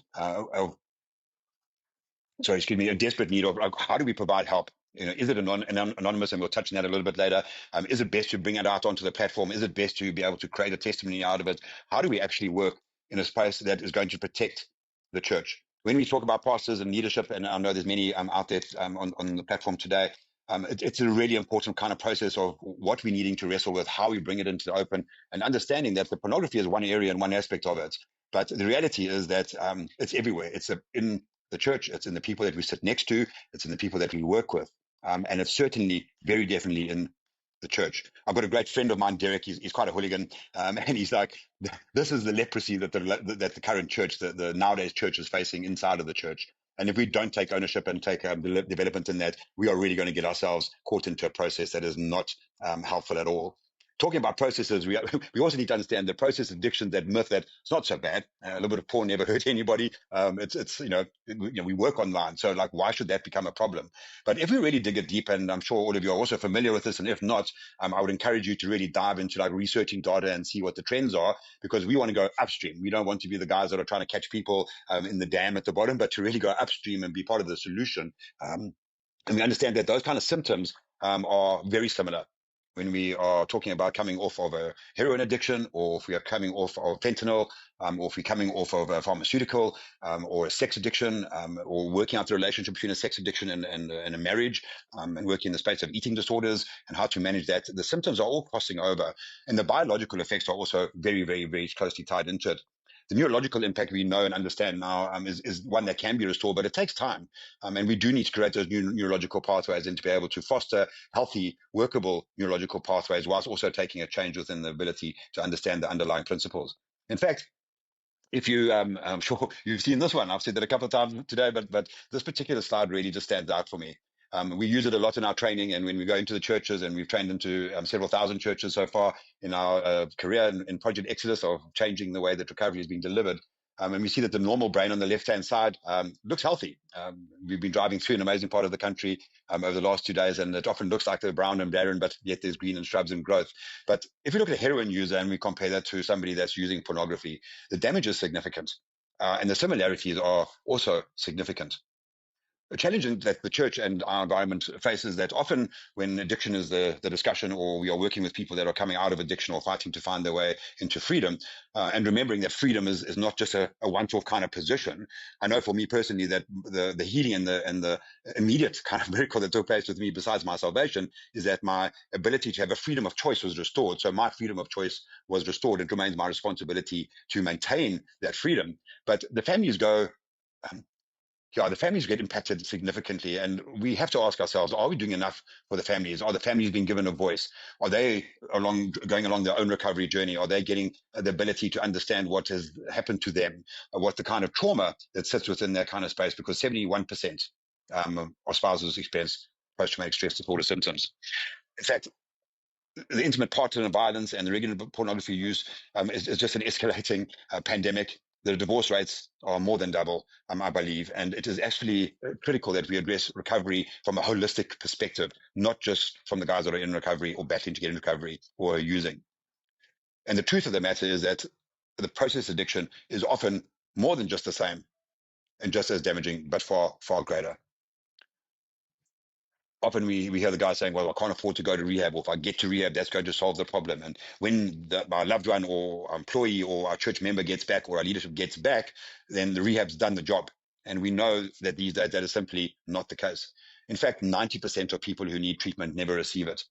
We are fortunate in South Africa that we have an ability to really try and reach far and wide through a national drug master plan, but the resources to be able to deliver that is really, really stretched. And unfortunately, we know on an international level, according to the World Health Organization and the UNODC, is that treatment challenges remain significant. Affordability is a significant process around it. Availability to developmental resolution price-centered program is limited. Often treatment rehabs are the time we've spent investing in our recovery in this worship disorder that we've aligned lives against, careers against, families, businesses, and ministries against, that 1 month or 2 months or 3 months is insufficient in terms of duration and has debatable efficacy. What is the particular challenge is that the continuum of care that needs to be maintained in treatment is often flawed. And that break in communication, the break in the continuity of treatment means that short-term treatment simply lacks efficacy in its sustainability. So from our perspective, if we look at time within recovery, and there's that old saying, I'm sure everybody knows that time takes time. We have an amazing fruit here in South Africa called the pawpaw, which takes time to get ripe. And if you grab this beautiful succulent fruit and you try and squeeze it ripe, we know that it doesn't feature into a way of any kind of duration. So that 28 days is not going to do very much in terms of but assisting in the transition of stopping and perhaps getting a level of stabilization. Long-term treatment takes time, and the healing and the restoration is a critical component that goes with that. We found it really helpful when working with the churches and to be able to spread a good understanding of what addiction is, and perhaps even what it's not, but more importantly, what it is to really be able to understand it from an iceberg principle. It shows a lot of clarity in terms of folk who are not understanding what the addiction criteria are, and who debate it and who wonder from a medical perspective whether that is covering it well. But we do know the symptoms of what it looks like with isolation, denial, trauma, dual diagnosis, deregulation, shame, culture, spiritual disconnection, emotional intelligence, etc. It really makes a significant impact if they have an understanding, especially from a church perspective, that there's a complex and a substantial amount of work that needs to be done in that ongoing development and restoration as far as the East is from the West. And in fact, when we look at recovery, We see truth, community, mental health being restored, new mindsets, healthy beliefs, self-worth, spiritual connection, authenticity, optimal brain functioning, relationships being restored, coping skills being established, and so on. And we already see the fruits of a culture of recovery. And the reality sits and remains that the truth is that effective strategies and accessible access need to be ongoing. It's not a one-off thing. It's not a quick fix. It's a process of, as we do the paradigm shift as far as the East is from the West, we are pushing off of a point and driving towards the East. And in that space of pushing away, we're needing to build momentum, build culture, build sustainability. And we understand critically that in the next myth that the church is not a hospital and it's not able to do the things that need to be done, actually, there's a whole lot that the church can do that hasn't been done, I should add. The church has a pivotal role to play, to provide continuum of care, to provide support, non-judgment, to understand that it's not them and us. Critically, people coming into recovery within the church actually is the whole church, because we are in a state of recovery. We are being restored to our rightful potential and position in Christ. And we know that that process of sanctification carries on the whole time. It's just different levels. And in fact, when we work with the guys who are seeking recovery and healing and restoration, be it from trauma and post-traumatic stress and substance abuse and families being affected, etc., we are all on the same journey of seeking Christ and ready to push into it. And the church is perfectly positioned to take a stand. So we know that scripture well. And he does destroy. So from our perspective as Project X, we love to empower the local church. And the joy of digital is that the local church stretches far and wide. And we really want to change the culture of addiction, of negativity, of by works into a situation that actually there's work to be done in faith. And to be able to work together in partnership and in the ability to create a recovery culture through recovery services in a broader community base. And the question remains that if the church doesn't do this, who will? I think within the States, the war on drugs has been ongoing in many ways, in terms of walls, in terms of budgets, in terms of it's in all over the world. The bridges that have been broken down of trying to get this right, and really the answer remains in the church. And if the church doesn't, who will? Many churches like host a meeting, and they want just a meeting to be great. We've got a meeting, guys, and I can see you're a bit under the weather. At church today, you're coming to pray for people, but perhaps spending a little bit of alcohol. Let's send them to a meeting that's been hosted in the church. That's not going to work from my perspective. We've got to break down the walls between them and us. We have to do that. The church needs to own the ministry as part of the church. And when I say own the ministry, the congregation, the community, the leadership needs to start speaking about this and talking about it and really running and establishing a culture, a whirlpool of recovery within the church. Because we are looking for a church that is not inward looking, but outward looking. And that's where discipleship and restoration takes place. My favorite scripture, we love to do this in training. It's a little bit difficult to do online, but the scripture of leaving the 99 in the wide open country and going after the one. And we at the moment are in sheep country. And let me tell you, there's thorn bushes and dry ground and snakes and everything else that goes with it. But when you go after leave the 99, go after the one, it's not an easy process. It's not a quick fix. It's about going out and getting dirty, getting your hands dirty, and really, really making a difference within that space. So remembering that leading a dynamic recovery ministry is the church's mandate. It's not about the champion in the church or the guy who's got a vested interest in this. It's not about that. Because the moment we take the iceberg principle, we know that only 10% is the actual addiction behavior, and then 90% is what sustains it. And anybody who's been through a death or grieving or post-traumatic stress or any of these multiple processes still have that 90% of hurt and shame or grief or processing or loss or any of these areas to work with. And that is the church. It's not them and us. If we don't create this whirlpool deliberately and create that momentum, break the inertia and maintain that momentum, we are going to carry on losing the pathway. Yeah. The subject about anonymity is critical. I have a tattoo, which I'm not meant to be showing around, but I thought, why not do it, seeing it is online. But Ezekiel 37, Valley of the Bones. We are raising up an army. And it's not going to help if the guys are being quiet and ducking back to be in or not in sin, or to be able to create a lack of accountability. Accountability is the church. Authenticity is the church. Truth is the church. Speaking it out, bringing it out into the light, that's the church. So whilst we can respect that process of bringing people into the courage and ability of developing a testimony, because we know we overcome by the power of the blood of the Lamb and the word of our spoken testimony, that it is really, really, really critical. Sin dies in the light. It is a critical component. That when I'm weak, then I'm strong. It's when I'm weak, his strength, in fact, is perfected in my weakness. Not my strength, his strength.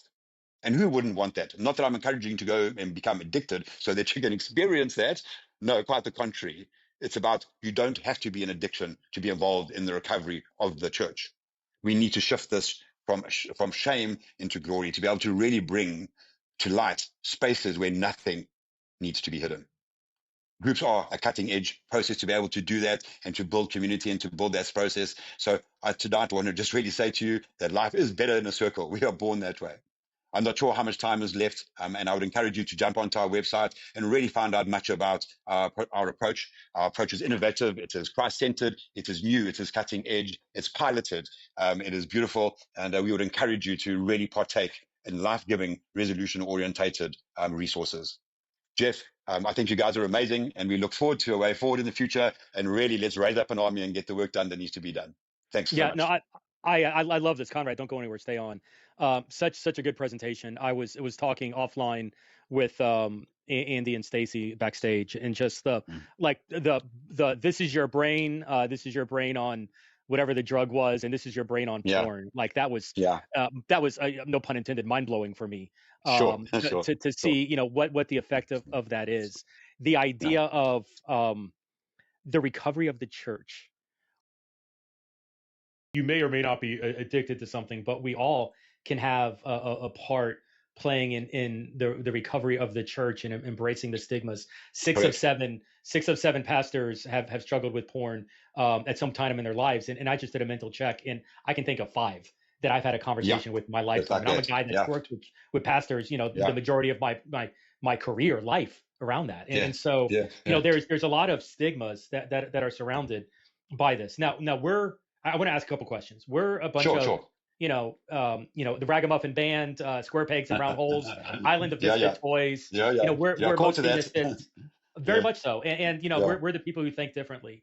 So, as an organization, at the individual levels, really want to go. Yes. How do we change? Like normally, how do we enact change? Normally it's like top down. Okay, let's get a lead pastor's got to get a vision and do something. And then there's like organization change. That's really not who we are. We're individuals kind of at the bottom of this. And so how would you suggest, what does it look like to maybe start to enact that change or create that cultural shift within organizations? Sure.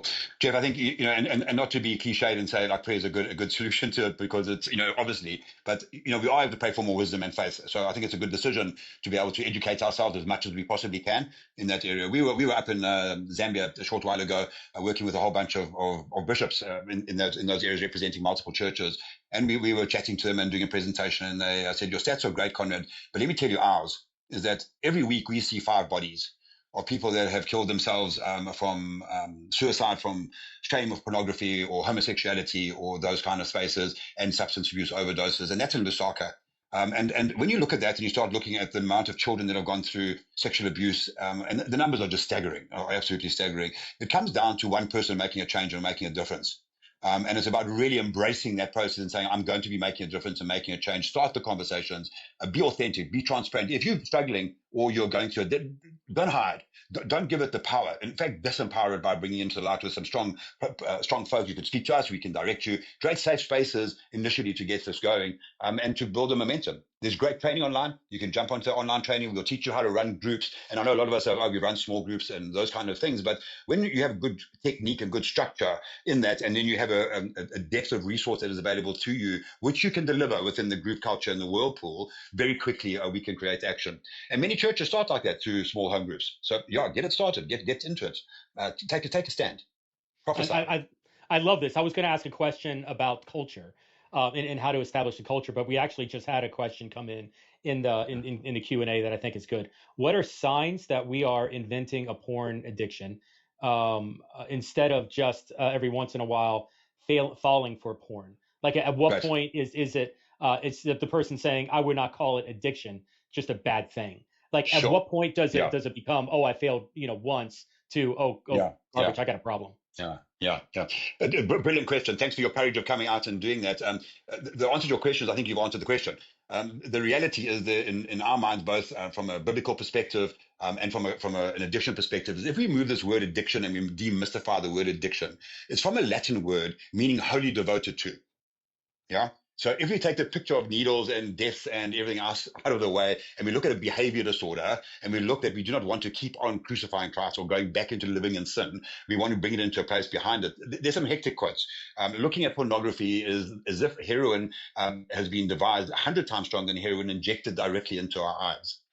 When that image comes into your mind and into your process behind it, it's really difficult to remove. It alters the way that we think. It alters our spiritual foundation and our spiritual base. In fact, Jesus, Yeshua, was so strong in it. He said, if you lust with your eyes, you've committed adultery already within that space. Not to give you a heavy or to lay a trip in it, but if you're assessing it, like, why would you want to do it? Why would you want to look at the daughter of our king being abused on a screen?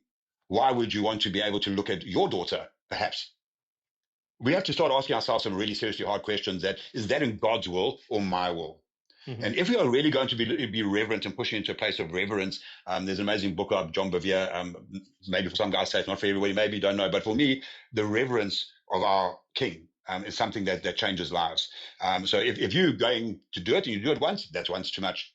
It is probably the most addictive behavior that we can. We're having run treatment centers, and we've had big treatment centers and running it for long-term treatment.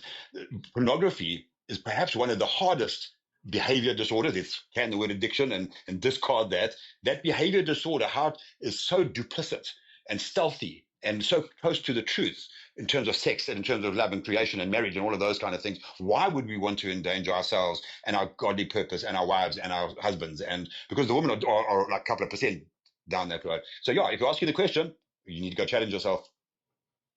Yeah, so good. It's just even to follow up on this at a personal level, and thank you, the person that's asking the question anonymously. Yeah.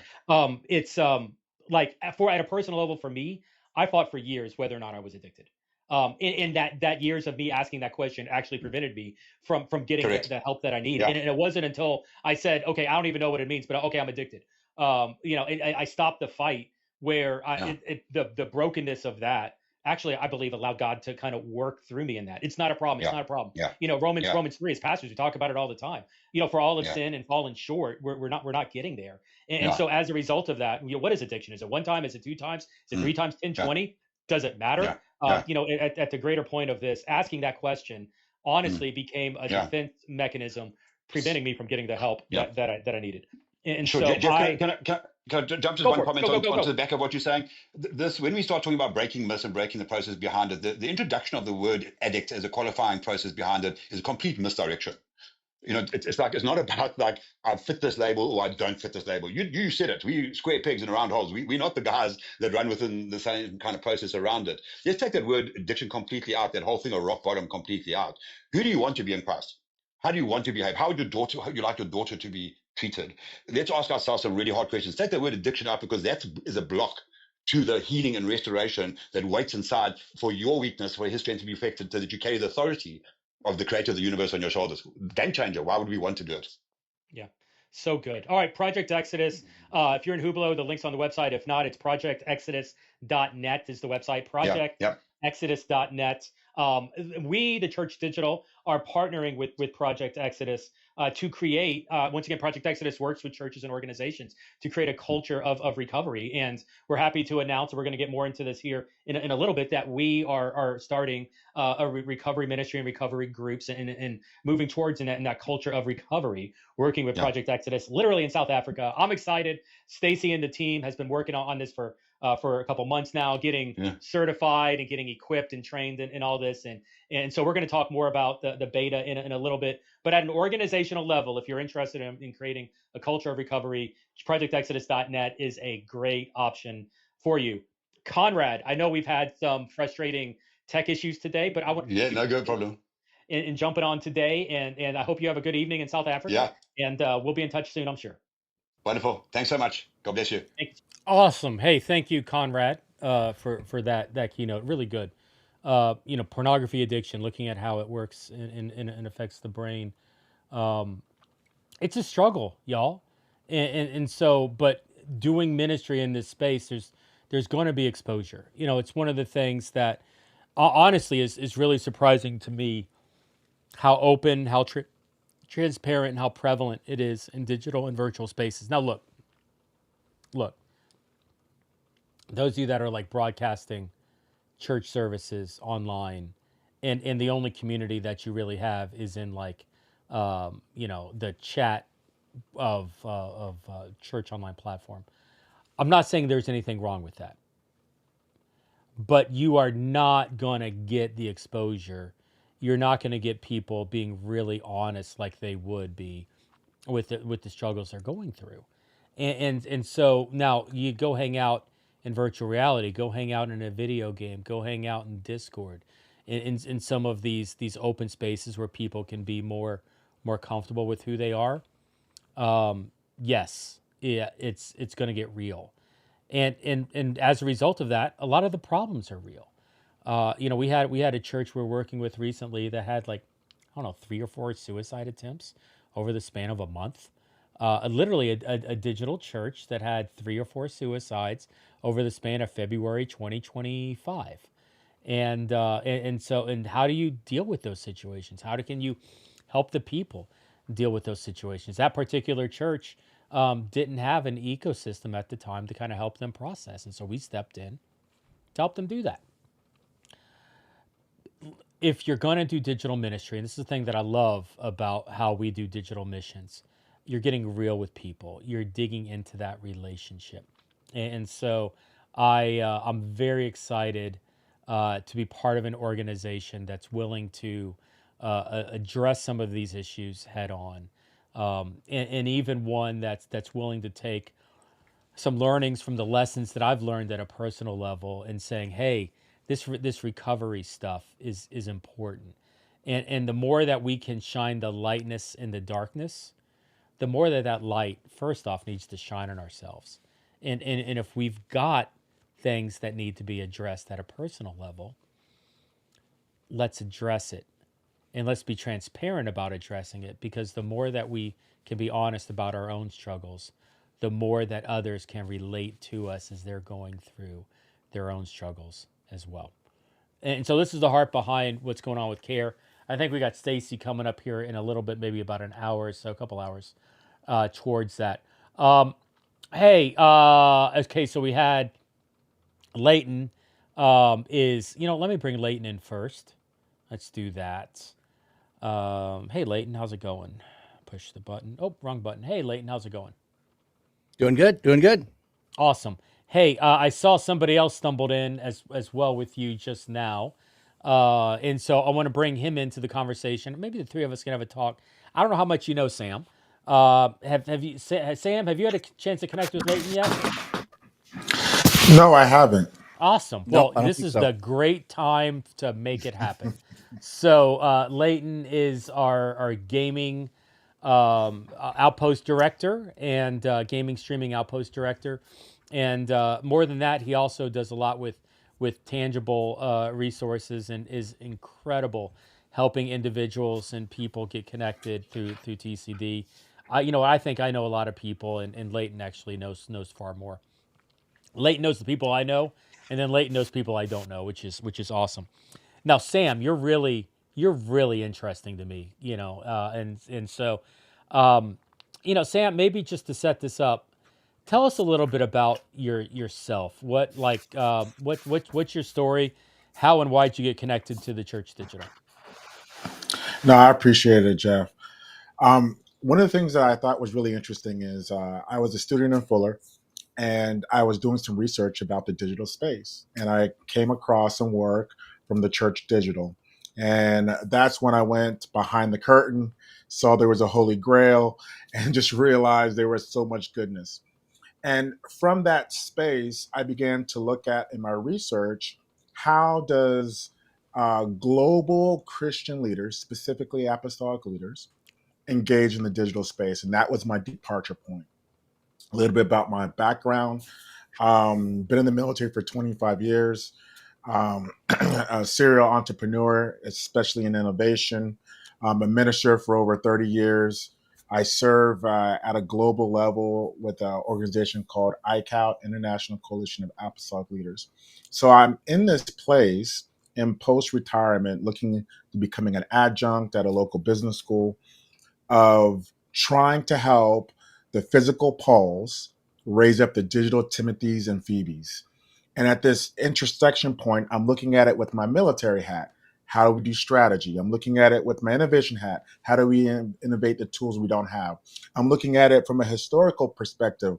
Where are the Martin Luthers to unleash the digital reformation? And so in this space, I am just so excited to be amongst my tribe that I didn't realize was my tribe, and to learn more. So I hope that's a little enough about me to go anywhere we need to go. No, I love it. Actually, we just had a comment come in from Pastor D. Hey, Pastor D. Pastor D here. I tuned in at the perfect time. If you have not met Sam, if you've not met Pastor D, that needs to happen. So Pastor All D right. is House of His Glory, is a church in forgive me, Pastor D, Southern California. I want to say LA proper, but it may be. I think she moved recently. I don't remember, but she is a she's been a digital church pastor, hybrid, but not hybrid the way we would. It's actually more of a digital only church with a studio. Um, she's been doing that for like 10 years, like at least, and so incredible connection, very apostolic. And but anyway, you know what, Sam, I've loved connecting with you and kind of learning about some of your heart for digital. Um, what kind of got you on this road of doing digital ministry or interested in digital space? Yeah. So if you can imagine having a front seat when Russia invaded Ukraine, or being Oh, in places where they're playing with China and Taiwan. So I was in special operations, and we had to grapple with this, right? And so as I worked through these digital challenges for the nation, my heart also went to apostolic leaders, Christian leaders who are working with these same challenges. And the transferability of insights and lessons learned, I'm like, wow, we're learning a lot in the military. Is the church ready for these insights? Do they even know where this is happening for the kingdom of God? And so that's really where my heart began to turn towards the digital. that's great. Um, Leighton, what are you thinking? Well, he was just talking about Ukraine, and my brain went immediately to Timo, who I know in Ukraine. He's not from Ukraine, but he is helping do church multiplication and church planting in Ukraine in the middle of everything going on, and just thinking about the strategy and strategic moving into there. And I've been trying to influence him with digital things, but he's not quite that innovative himself. But the church there could totally utilize that. So when you're talking about strategy, like my brain's already connecting people. That's like Jeff is talking about. Like you mentioned something, and I will go, oh, I know someone there, or oh, I need to find and know someone that's connecting with those things. So yeah, maybe I need to connect you with Timo and what he's been doing over in Ukraine if you're trying to stay connected with any boots on the ground in that area. But one other thing, you were talking about doing research. We've had over the last 3 years, probably 3 or 4 people that have come to us and done research within TCD of asking people, what are you doing? We've had people that have used that for dissertations, that have produced those things. I probably have a copy of those somewhere in my files if you're interested in any of those things. But I'm just fascinated that the church where it's starting to get some traction is around people that are pushing it when they're doing a dissertation and asking questions and wanting to do research. And that's a great place to connect with those of us who are out of the box thinkers, who are saying, yeah, I want to be the Philip that doesn't wait for permission to go get told to go do something. The Holy Spirit said, go do it. And I said, yes, so that's what I'm thinking, Jeff. Awesome. Do you know Russia in the Ukrainian war? Russia used Discord to communicate among the troops, Yep. and I mean, it was phenomenal. Like when I heard that, I just was like, I mean, I knew it was powerful and I knew it was secure, but I didn't think it was that secure. So I mean, I hate to say good for Russia in a war, but actually I am Russian. I don't know who I should cheer for. But anyway, that's another story. Um, so one of the things, Sam, that really intrigued me about you. Sam's relatively what 3 months? How 3 months Yes. kind of hanging out with us, and I know you had a conversation. It piqued my interest. You had a conversation with me about the idea of doing like a digital leadership conference or something like that. Maybe tell me a little bit about what you're thinking about with that. Yeah, so I really appreciate the opportunity, Jeff, to share my heart. So as I went through my research at Fuller, I realized a couple things that people are struggling, and we're in this physical first lens, but we're shifting to the digital first space. And from my research, I found out that these 7 global leaders, every continent representative, they're doing a couple things. They're building the plan, and that causes them to look at the platforms, as Jason Morris talks about platforms, for nations. But also, there's the ability, and this was a critical insight, to step into the character and nature of God. What do I mean by that? You can design a community that's asynchronous, that's outside of time. The architect of those communities. Are we trans platform? Are we transnational people? When we talk about being called to a place, with my wife and I serving 48 countries, we're transnational. What does that look like? What is the community, the logistics? Now we're talking about Paul, right? And so in this, they all had a digital team. So I talk about how do you select the digital team? If you're looking at it from an apostolic lens, the APES model, what does that look digitally? And then after you select the platforms and the tools, then you begin to execute a strategy. How are they nurturing that relationship for those kingdom goals, regardless if it's in the marketplace or the church? And so my heart is, how do we train the leaders to take the insight God has given them and say, here are some tools, go play. Let's go for God. Yeah, I love that. And when you told me that the first time around, I just was like, this is part of the digital missionary conference. Like we've got to figure out how to tie this in and make this come in. And so I'm not actually thinking about the conference, and I'm telling you this, Sam. I haven't said this to you yet. I'm not allowing my brain to think about the conference until January 1st. And so January 1st, we'll start carving out the conference in May. And so we'll be working very closely towards that. People are like, you should always plan your conferences like 12 to 18 months out. I ain't got no chance of that, man.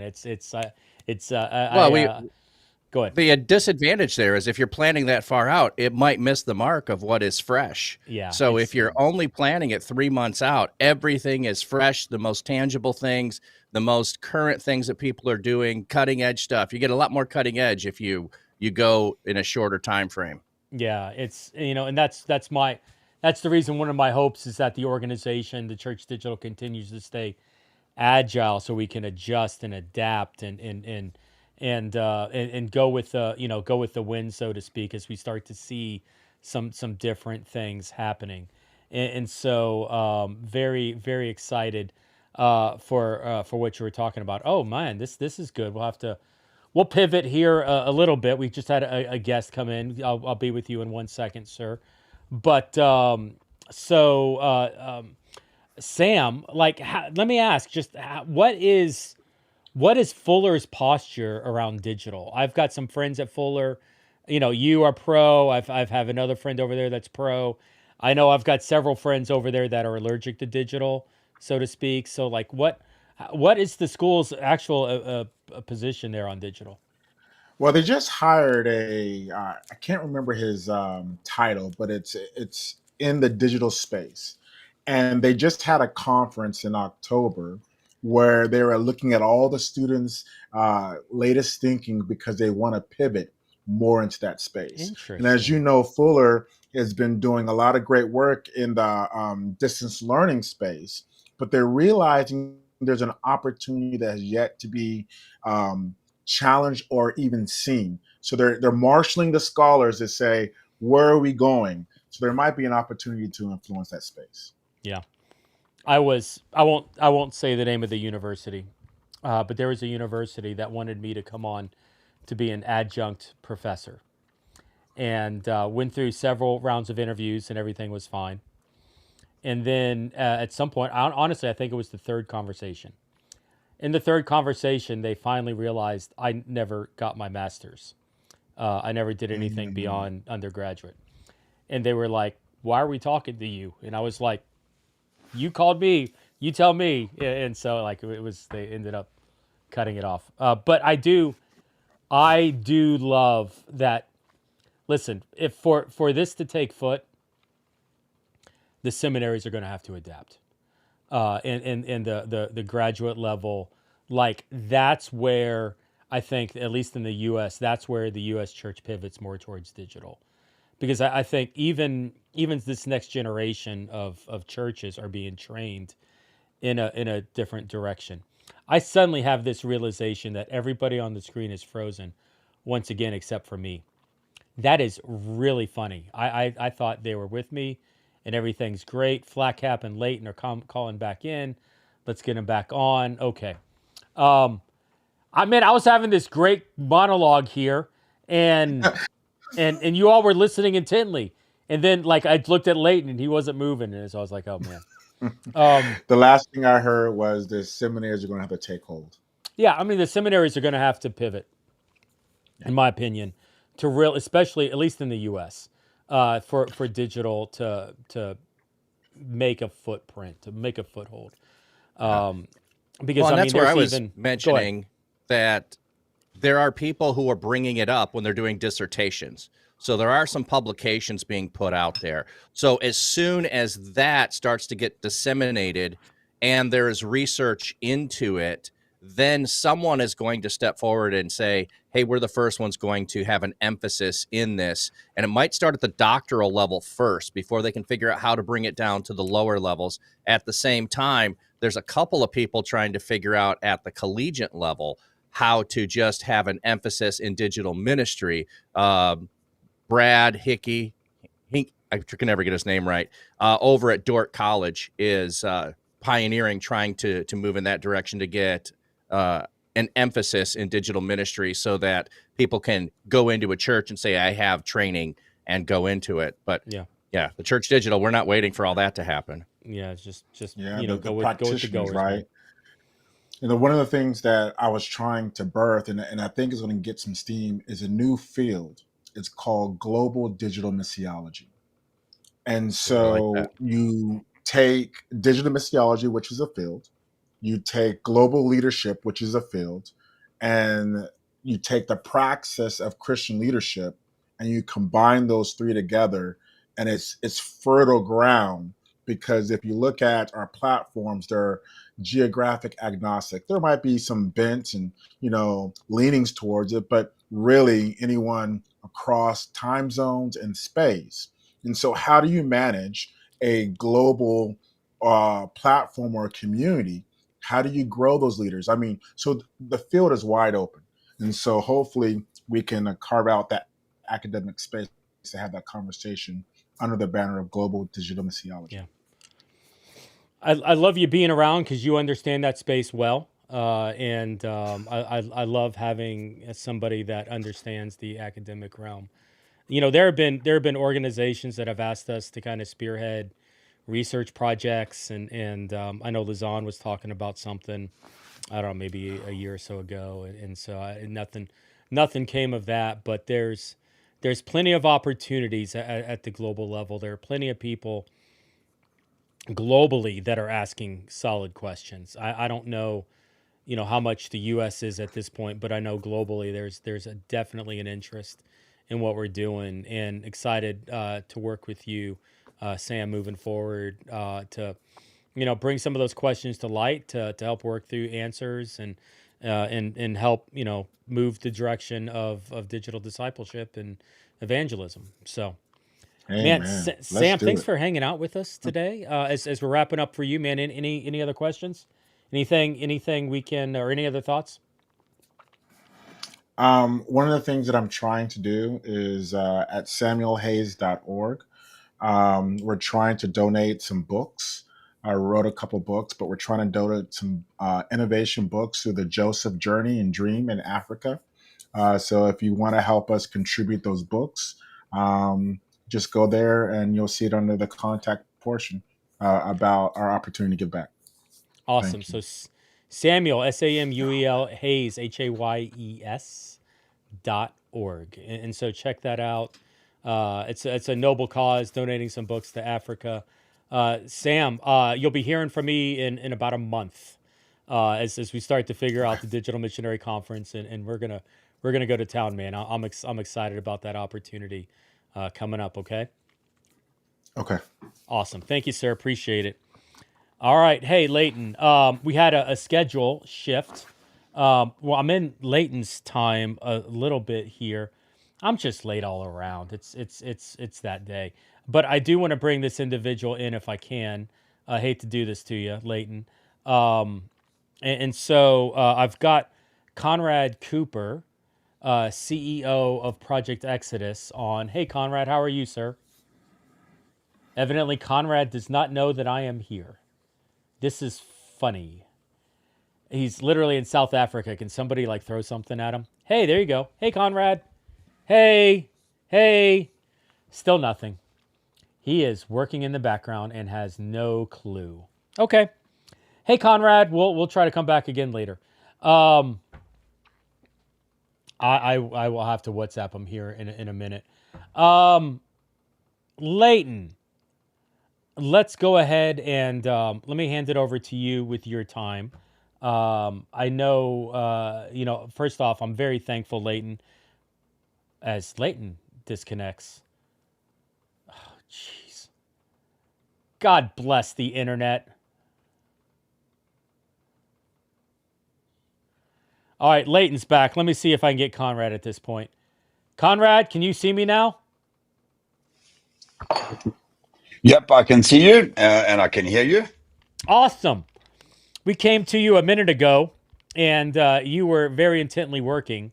But I'm glad you're connected with us for the conversation. Okay, thank you. Sorry about that. Might have got carried away. I think I got the time zones mixed up as per usual. Yeah. So I have to make about a 60-minute buffer on each side of them to make sure we landed well. Yeah, I do. Yeah, we've already discussed on the stream that time zones are the bane of existence, and they just need to be abolished all the way across the country. Somebody will have to work in the middle of the night, but it's whatever. It's for the good of common man. But Conrad, thanks for jumping. We've got that role. Yeah, thanks for jumping on. We watched your keynote maybe 30 minutes to an hour ago. Okay. That you recorded with the Church Digital. And maybe, tell us a little bit. And so, like, we already went through some of the stigmas. We talked about, the role of the church. Maybe at a personal level, what is this calling and this cause for you? That to create this organization, to create a culture of healthy recovery. Like, tell me a little bit of your personal story in here, if you don't mind. Sure. Only my pleasure. I think one of the most important aspects to hang on to from a recovery perspective, both from, I guess, a therapeutic kind of perspective, as well as somebody that's in recovery, is the healthy sense of desperation. And when I say desperation, I don't mean anxiety. I don't mean a performance-based area at all. Rather, if we can really nurture the hunger and the desire and a level of desperation to move forward and to really take the very healing that we've received ourselves, or that I've received myself, and understand that I've received that so that I have a responsibility, so that I can roll it out to the guys that I come across, and in turn them. We were at an amazing meeting with 3C Church and the G12 guys today, and their love of discipleship and the simplicity with which they bring their approach to discipleship, and really just stripping down all of the process behind it. And Jeff, you'll probably love it. One of the analogies that was used is that we have a group, I suppose, a denomination in South Africa called the ZCC. And ZCC is a huge organization. It's I mean, they put together a short while ago 90,000 people in a stadium. They're really large. And the beauty about it is they don't have any churches. They're an outside-based church. They dress well in a particular outfit, and they have, a certain seating area. And the question, I guess, that was being asked was, the amount of funding or commitment to making disciples really starts off at that kind of level in terms of the funding that's needed or the desire to make change at a really grassroots kind of level. So, yeah, I think from my perspective, Day of Valente, God willing, on the 20th of January, in I guess a month and a couple of days' time, I'll be 26 years in recovery. And I'm reminded through that space that every breath I take, I owe to God, not in terms of debt or in terms of anything, but being a bond servant, a free bond servant, one that's decided to be able to really just embrace my Savior, my Redeemer, who pulled me out of the miry clay and put me, whilst in the midst of my sin, and put me onto the solid rock of there's purpose behind it. There's a deliberateness of, that we have a mission to accomplish and a mission to do it. And we all have that mission field, irrespective of how it may or may not portray ourselves, as long as we keep that first love well ignited and on fire. Well, so I'm not really answering your question directly, but I guess, in running through it, today, the 2nd of December, is a really poignant day for me. I remember this day in 2001 like it was yesterday. I'd been in recovery at that point in time, I guess, for just about a year and 3/4, nearly 2 years, a month shy, 2 years in recovery. At that point in time, against all recommendations and process, I'd opened a rehabilitation center. We had 15 residents, and the night before, the Friday the 1st, the night before the Friday the 1st, we'd been at the church that we were attending with all the guys in recovery on the night of the 1st of December. It was a very rainy night in South Africa, down in Ramsgate on the south coast. Shelly Beach just up the road, and the Pastor Peter Lutzer, put on a bit of a spread for the guys in recovery and for everybody, and we had a good evening. And my sister phoned me. She was 4 years my senior, and I said, "Mel, I can't talk." And I had my mom visiting, which is part of the fruit of recovery, I guess. And I gave the phone to her. And the next morning in church, my phone rang, and I saw it was my dad, who lived up in Johannesburg, which was 600 kilometers away. And I knew that something was not right. And I went outside, took the phone call, and he told me, "Are you alone? Are you sitting down? Your sister, my sister Melanie, was dead." And he was sitting in the bathroom with her at the age of 44. She had passed away, and her 3 sons, who at that stage were 9 and 12 and 13, just turning 14, had found her body. Had gone to wake up in the morning. It was early in the morning, and she had run a bath, and she was in the bathroom, and it was locked. And they had to literally take an axe to the door to get through and unlock the door, and then phone for help. And my sister died from a red berry aneurysm, which was brought on from substance abuse, and that was the ultimate cause of her death. So I sit 24 years down the road, talking to my 3 nephews and today, and looking at their lives and the differences that are made within that space of time that's gone on in 24 years, and the impact that it had on me, my mom and my dad and everybody else. And it's often in a recovery and working in recovery, we speak the language, and we want to save lives, and we want to do it, but it's pretty hard to keep that tie in of the emotional kind of state and what people go through at that point in time. And where it doesn't matter what happened, or in terms of the history or the hurt that was caused around broken relationships, when what really does matter is that there was a level of, I know my sister, desperation to get better.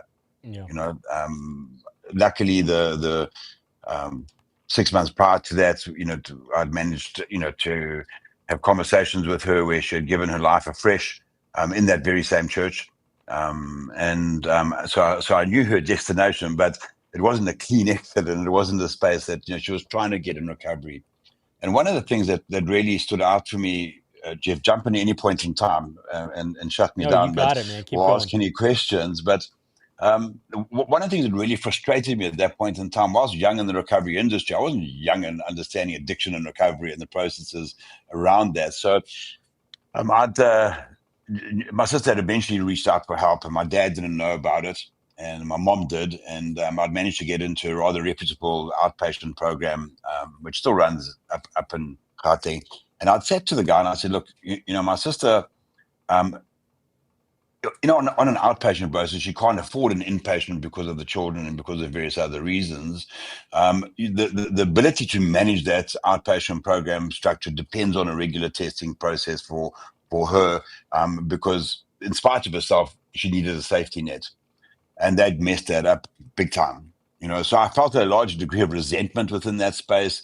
When I had to sit and choose a casket with my dad, and tell him, my sister's body is not being released because of the toxicology testing that was taking place, and explain these kind of processes. The word said that we should, when we have these like points of crossing over and moving over, that we should build an Ebenezer, put a power or a marking space into that. And we put it not there for condemnation and not for an ability to, remind ourselves necessarily of the pain or the shame, but it's that point of like, hey, let's keep this fresh in our minds from whence we came, and let's keep, the redemption, fresh in our minds, and let's keep, the blood of the lamb and the process of what happened within that fresh in our minds. And if we are going to be doing discipleship, we need to keep it really sweet and to the point, and make sure that it's not just the sinner's prayer and let's move on and give it to the guys to run. We need to have a good, solid discipleship process of how we raise these guys up in recovery, in restoration, in healing, in equipping, and etc. that goes with it. Because otherwise, they're not going to make disciples.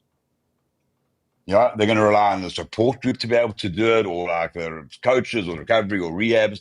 But actually, at the end of the day, every person that's coming into recovery from a Christ-centered process, in my mind, should be trained up how to be a disciple. And theoretically, he should then go and find 12. Yeah. And those 12 should find 12, because otherwise, what again is the point of Ezekiel 37? It's like, we're meant to prophesy to the breath and raise up an army, and if we just like, well, thanks for my recovery, I'll come into the rooms and I'll do this and like, hallelujah, and I'll become like a sponsor, with all due respect. Like I'm, and I'm a good sponsor. I've got like 12 guys that I'm like, when does that shift? When does that shift from a recovery perspective? Yeah, it's good. We have to get like a little bit like, desperate to make these changes, to bring the change, because we'll never change our communities, unless we get that culture shift. And unless we can have a deliberate kind of understanding of, go and make disciples.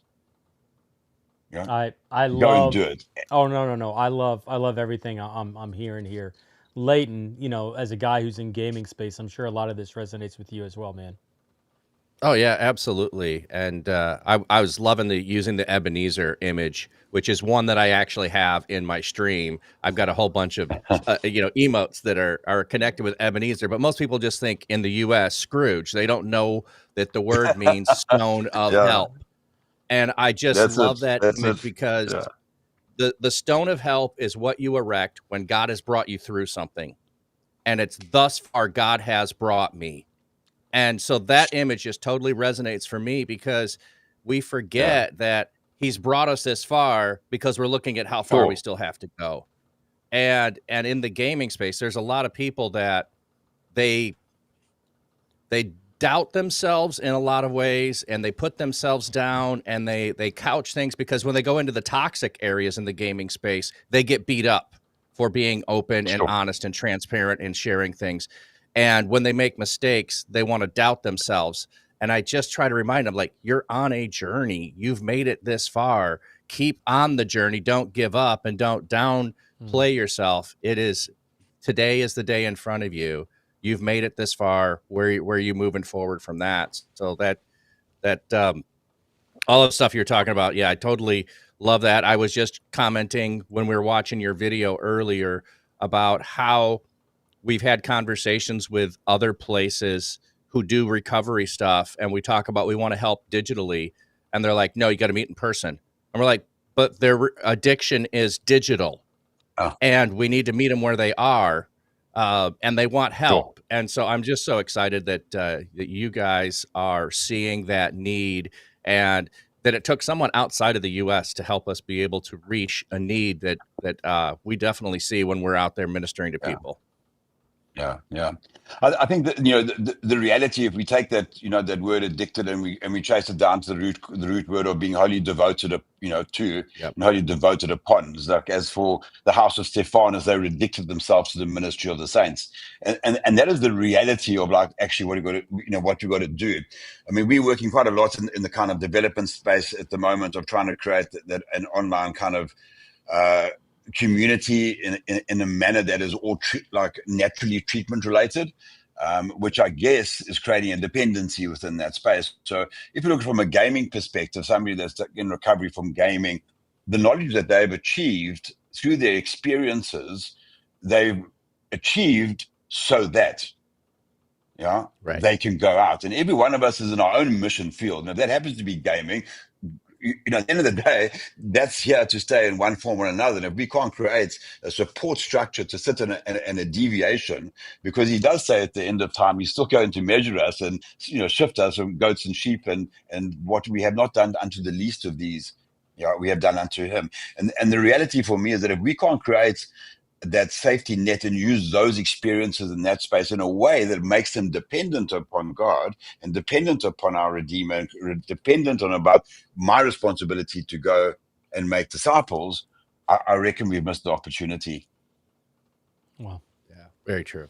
You know, I do not want to be guilty of missing any opportunities. And the Church Digital, we've loved partnering with Project Exodus. One of the things that I love about Project Exodus is that there's some heft, there's some weight to getting trained, to getting certified. Like, it's stretching our team to go through the process. It's not, you know, I kind of joke sometimes leading a small group. It's like, if you can cook a 7-layer bean dip and press play on a VCR, you can lead a group.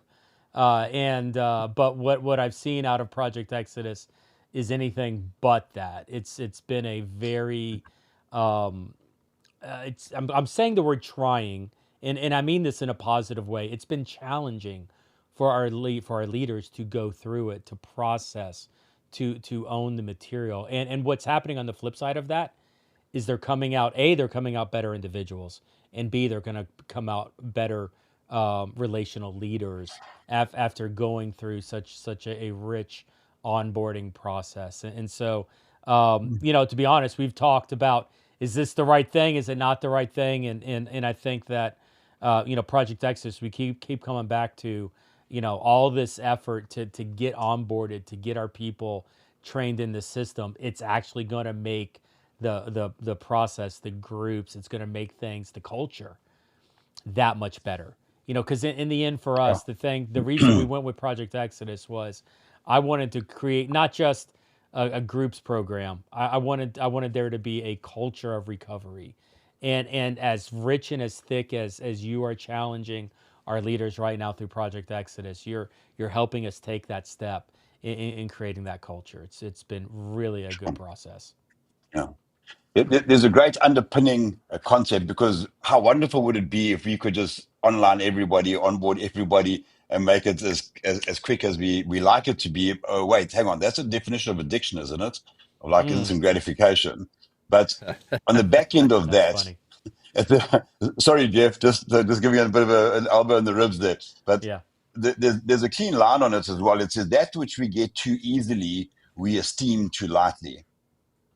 That we get too easily, we esteem too lightly. There has to be value in it. There has to be a depth of like experiential space of what revelation did I come to? What learning did I come to? What changed within me in doing the training and doing the process? It's not just an equipping so I can apply it.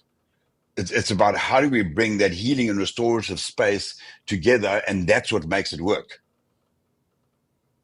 Yeah. Otherwise, we could just run a 3-month course and wash and rinse and just keep going within that kind of space. But actually, we want the people at the end of that to be able to go and make disciples. I love that. We want that space for the guys to say, hey, listen, you're going to do this course. Yeah, you can do it in 40 hours, but wait till what happens after the 40 hours when you start looking at the things that you got to look at yourself, myself, to be able to make those kind of changes. Because only then does it then fit into the gaming perspective, or into the digital church perspective, or into those kind of areas. We don't expect a quick, easy turnaround, and we want something that's got depth, that's lasting within the process. We're working with a group. One of the guys we worked with today, we've been working for 2 years, and only today, he turned us this has to be part of the discipleship program. And they've got 400 plus churches, so we're excited that we're going to go through this. And I think they understand that it's going to be a simple process, but not an easy one. And it follows the process of that equipping. Yeah, it's an interesting distinction. Simple, but not easy. Yeah. I like that. I don't think I'd ever heard that. Sorry to interrupt, but I don't think I'd ever heard that separation before. Yeah. So Conrad, man, thank you very much for spending time. We're going to be rolling out. Stacy will be on here in a little bit. She's been leading out the care and the recovery momentum, and so, but we're going to be rolling those groups out in early 26. But Conrad, thank you for joining us. It was a pleasure to have you on the conference earlier this year. It was a pleasure to work with Project Exodus, and thank you for doing what you're doing for the kingdom. Great, thanks, guys. Look forward to getting in touch, and let's make a difference. Amen. All right. Absolutely. Conrad Cooper, very, very excited. Glad he can make it on. There was some time zone shuffle issues, confusion, and so, but glad to get him on. So we're a little behind schedule, which is fine. But Leighton, and it's all been, anytime I do this, it's just it's come and go. It's like the 12-hour open house. People just come and go as they want. Leighton, I do want to hand it over to you, and give you an opportunity to talk. Now, it's funny, as I'm doing this, I'm staring at my, I didn't actually code a scene for you to do this. That's embarrassing on my part. I'll fake it. I've got a scene that's not involving me, and I'll have to move you in real time. But I do want to give it over to you. And I just would say, Leighton, we were going to do Dalton's keynote, but I'm fine not doing Dalton's keynote and just rolling with you for an hour. What would you prefer? I did see that Jose was trying to get on earlier and said he could not get in. So Jose had tech issues with so I don't know if he shows up later. I think he gave up for some reason. He just couldn't figure it out. Okay. So well, let's see. Stacy will be here 3:15, so I do have about an hour. And I did want to talk about the conference that we had earlier. All of there's a whole bunch that I could absolutely talk about. So maybe why don't we give you an hour and take the 3:15 Eastern? Okay, that works. Sounds good. So I'm going to push a button and then have to move some stuff around. But Leighton, I give it to you. Yeah, just give me a second to pull up so I've got a screen that I can see any chat that does come in if there's any questions. So perfect. All right. Thanks, man. Here you go. Absolutely. All right. So I'm just on one side, which is fine. I'm used to putting stuff on the side of me and all surrounded, and I don't usually take up the big screen, but there's making it bigger. Put me in the middle. There we go. There we go. Doing everything on the fly. Love it, Jeff. Hopefully I stay the whole time. I've been in and out a couple of connections, and I know you've had that. So we'll just see how all of that works out. But I did not expect myself to be doing ministry here. And that's one of the things I want to really emphasize to anybody that is feeling a nudge in the direction of doing digital ministry, because, and I'm working on writing this up at some point. I've got a rough draft together of just kind of talking about how did I end up in the space that I am doing digital ministry.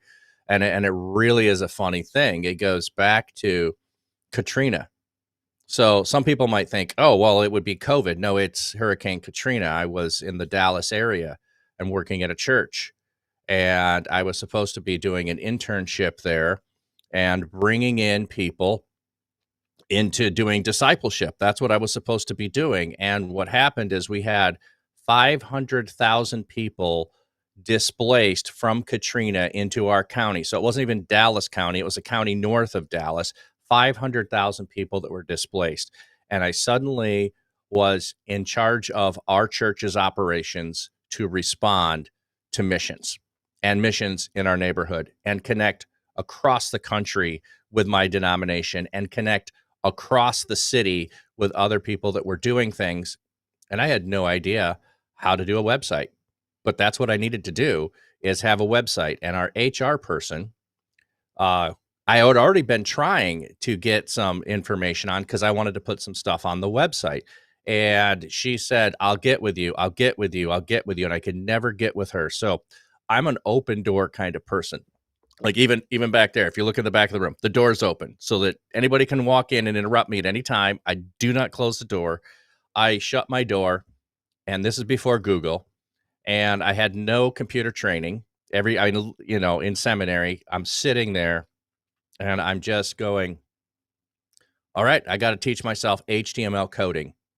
So this is the way that my tech skills are.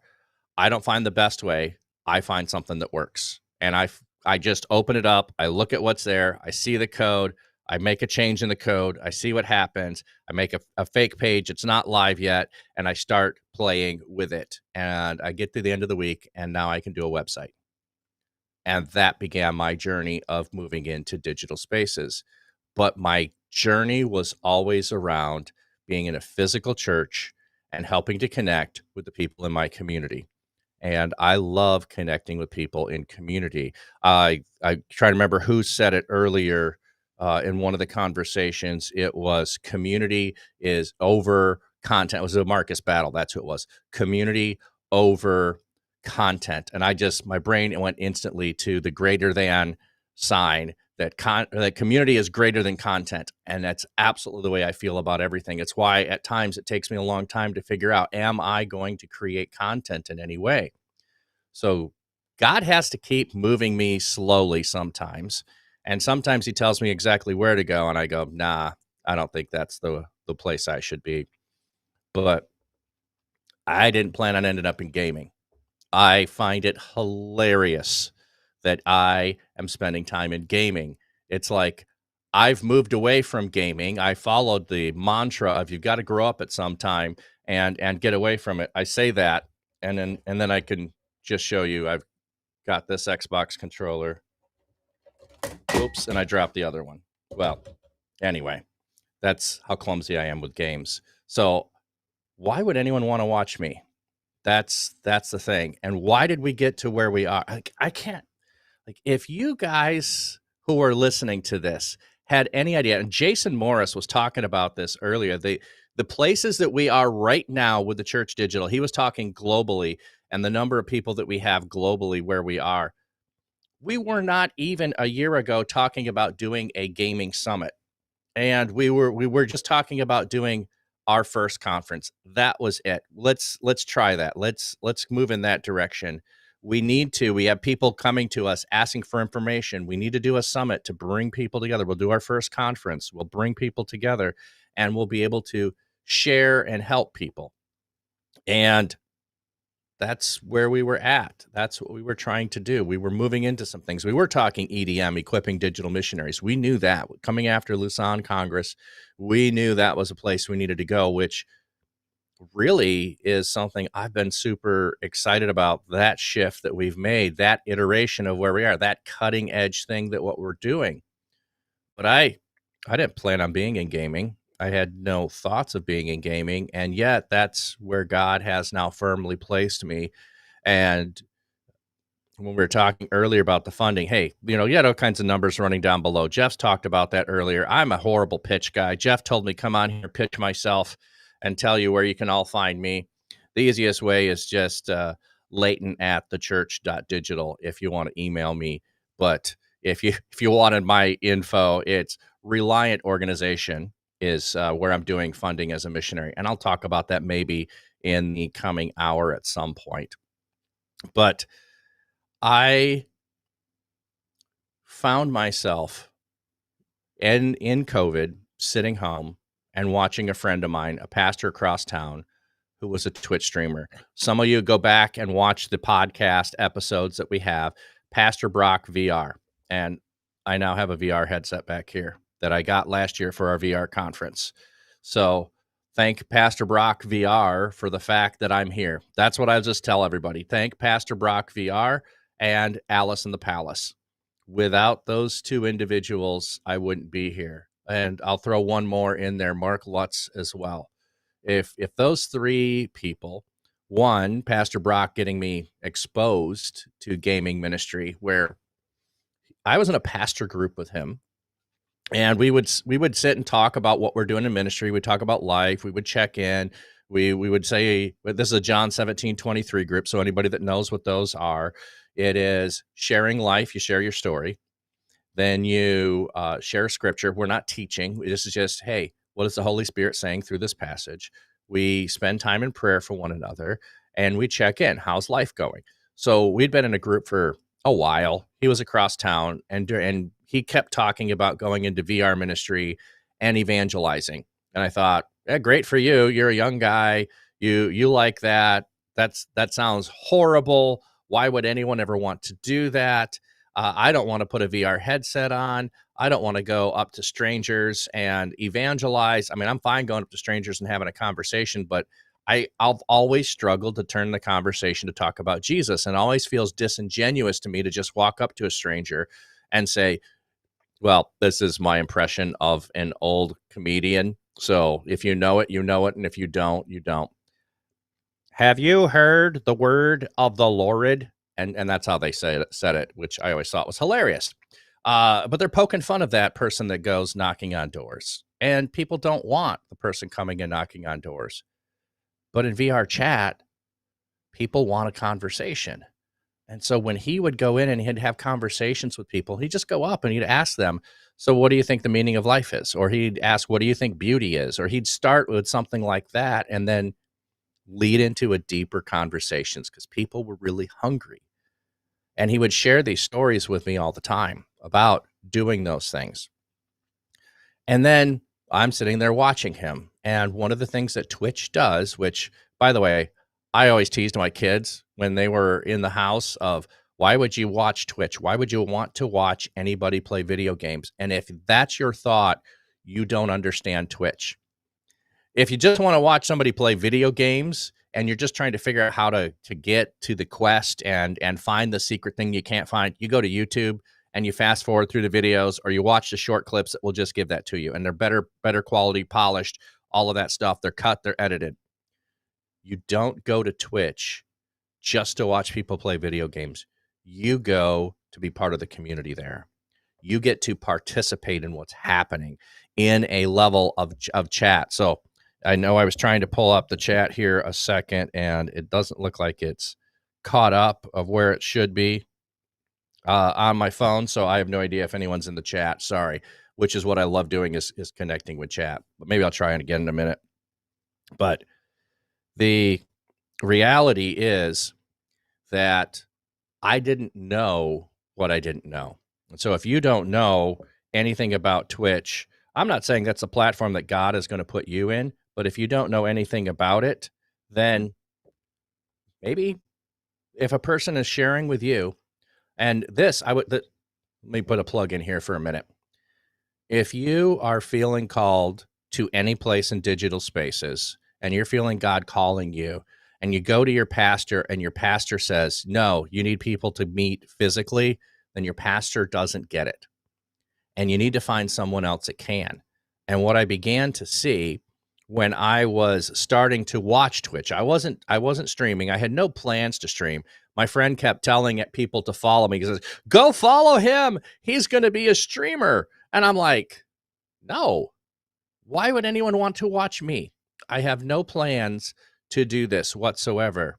I have no plans to be a streamer. I mean, yes, I was streaming my church service 10 years before COVID, but that was to reach the people that were sick and shut-ins and my snowbirds. So I wasn't seeing the mission field. COVID did is help me see the mission field. What COVID did is help me see that God was already at work here, and that he was, as we've been praying at 10:02 every day, that God was sending out workers into the harvest, because the harvest is plentiful and the workers are few. So I started, spending time watching other people, seeing people that were lost and lonely, feeling they were alone, youth pastors, other pastors, sometimes just individuals who were going to their church and saying, I think God's calling me in this space. And then their church pastor would, if they were in any way encouraging, say, well, that's nice that you think that, but we need a tech person in the back. So since you have tech skills, could you help mount, do the soundboard? That would be the amount of encouragement they'd get. Or they'd get told, no, that's not real ministry. Only real ministry happens online. I like challenging that, and I'm a little aggressive. Jeff is not as Jeff has been doing this for longer, so I like to challenge a little bit more, especially in the church. And maybe being a pastor and a senior pastor for many years gives me a little bit more brashness. That, like, I ain't got time for you. If you don't see that ministry can happen online, you're missing it. So I'll just move on to someone else that's already asking questions, that God's leading that way. But think about anything that people thought at once was not going to be the case. That, oh, you couldn't find a dating app. Why would you date online? You just go down to your work, to the library, to church, to school, to the restaurant, and that's where you meet people. You go down to the bar, whatever it is. That's where you're going to meet people, and that's where you'll find someone to date. And it wasn't working for a lot of people. And they couldn't filter out the people that they didn't want to waste their time on. So someone came up with the first dating app. I don't know which dating app it was. And yeah, there's a lot of superficialness on a lot of that stuff.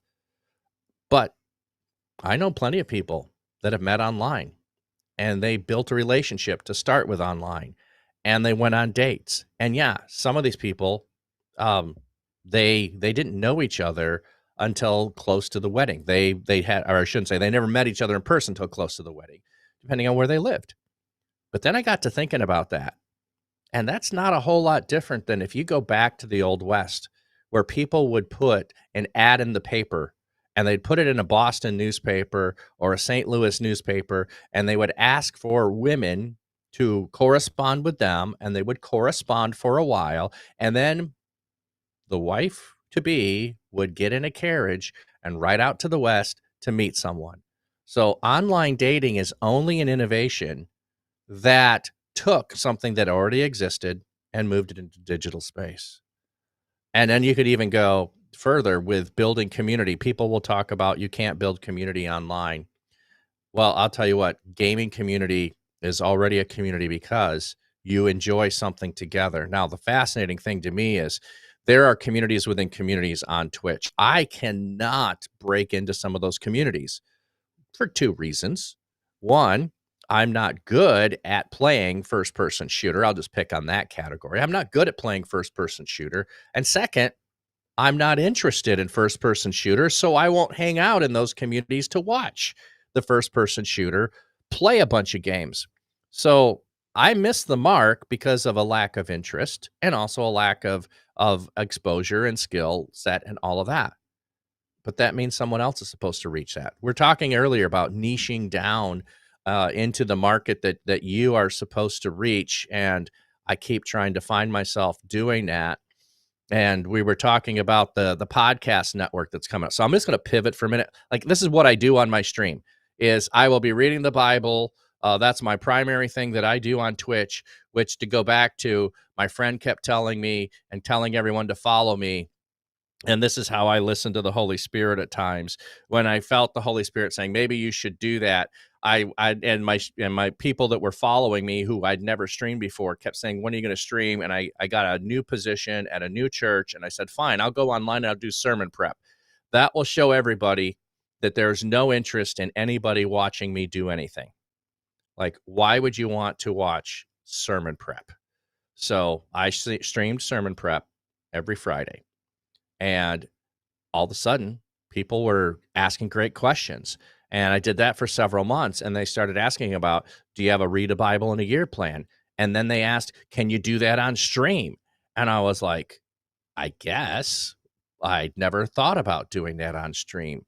And now I can't imagine my life 4 years later without doing that on stream on a weekly basis, of going online, of reading the Bible, and having people come in and say, hey, I've got this question about that. Hey, I need prayer about this. Hey, whatever it is. So that's kind of the wrap up of that. But I didn't see myself doing that. And as the Church Digital has had podcasts for a long time, and we've had a lot of different topics and a lot of people on, and I've been on a couple of times, just in panel discussions mostly, or when we did a little series on gaming a couple of years ago, we had some friends on and we did that, and that was fun. I binge podcasts. I mean, if you want to know some niche podcast out there in the realm of things that are on the church, in areas around supernatural realm of the Nephilim and those kinds of things, I got a handful of podcasts. If you want to know about marriage, I got a handful of podcasts that, or at least one that I listen to. And then I just branch off from there on anything that has Jewish basis to help me understand the Old Testament better. I dive into those, I binge those, and I listen to those, and I'm like, well, what do I have to add to the conversation? I didn't see myself as having anything to add to the conversation, but I kept hanging out with the gaming people because that's where God put me, and that's where I am. And so it was so fascinating at times to start to have conversations with different people that are in the space and what's going on, and then realize, you know what? I don't have to be the same as everybody else. Now, I never tried to be the same as everybody else. I mean, obviously, I wear flat caps, and I don't care if anyone else does. And in fact, my stream teases me about the fact that we should get everyone a flat cap. And I'm like, no, they're mine. You can't have them. They're all here. They're mine. You don't get any. So I do enjoy, though, when my friends come on the podcast with me and they wear a flat cap just to say, hey, I've got one. And they celebrate me in that way. But the podcast was not even a thought a year ago. When we were doing Giving Tuesday last year, I wasn't thinking about doing a podcast. Why would I want to do a podcast? But to go back to what I was saying to begin with, I kept seeing a number of people who were in the space who did not feel they were supported. And that is my biggest thing is I want to, like, I have on my Discord server. I don't know if anyone's ever read my little thing that says, hey, a little bit about you. Let me go click on your icon on Discord and read it. But I put it in there anyway, because I think it's funny. Is Barnabas plus Theophilus here for you? So if you need encouragement, I'm here for you. And Theophilus, if you don't know, is a lover of God.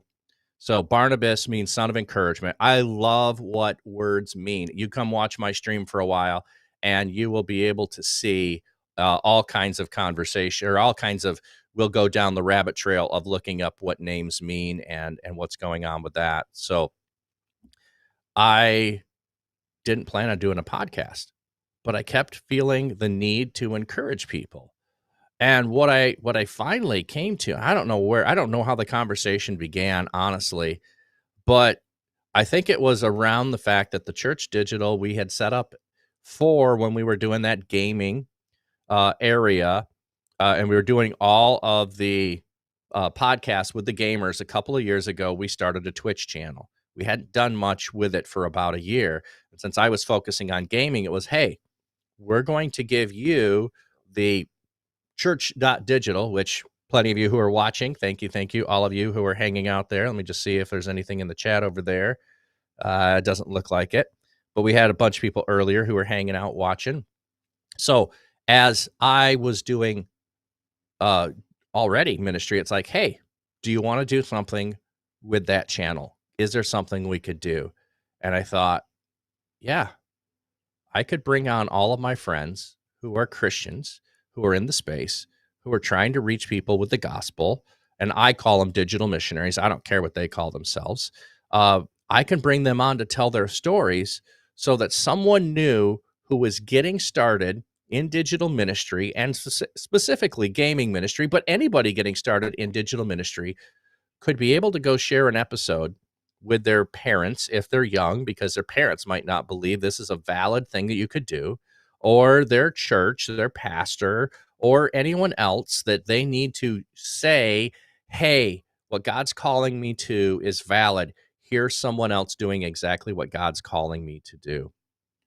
That's what my thought was. That was the first part, is how do I help someone new get started and be able to take and get encouragement from their tribe, their supporters who would support them if they knew God was calling them to that. How do I help them do that? That was part of the thought there. So it was going to be the Gaming Outpost podcast, where we're going to talk to Twitch streamers and we're going to talk about what are they doing. And as I thought about those people, the other thing I thought is I want to bring on my friends who I've met in this space, and I want to bring them on to talk about how did they get started? What is God doing in their lives? How did they make the shift if they didn't start out as being an intentional Christian, an intentional missionary? If they didn't start out that way, when was the shift? How did that shift come about? And what obstacles have they had to overcome as being a Christian in that space, in a gaming space that at times is really toxic?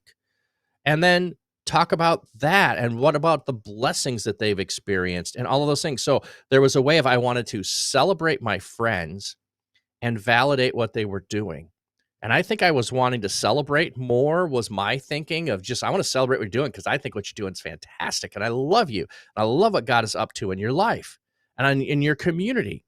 And then I began to hear just how excited people got that they got to be on my podcast. And I'm thinking, I didn't expect that. I'm the one trying to bring you on because I want to celebrate you. And you're thinking that by being on my podcast. And I remember one in particular, and this one surprised me.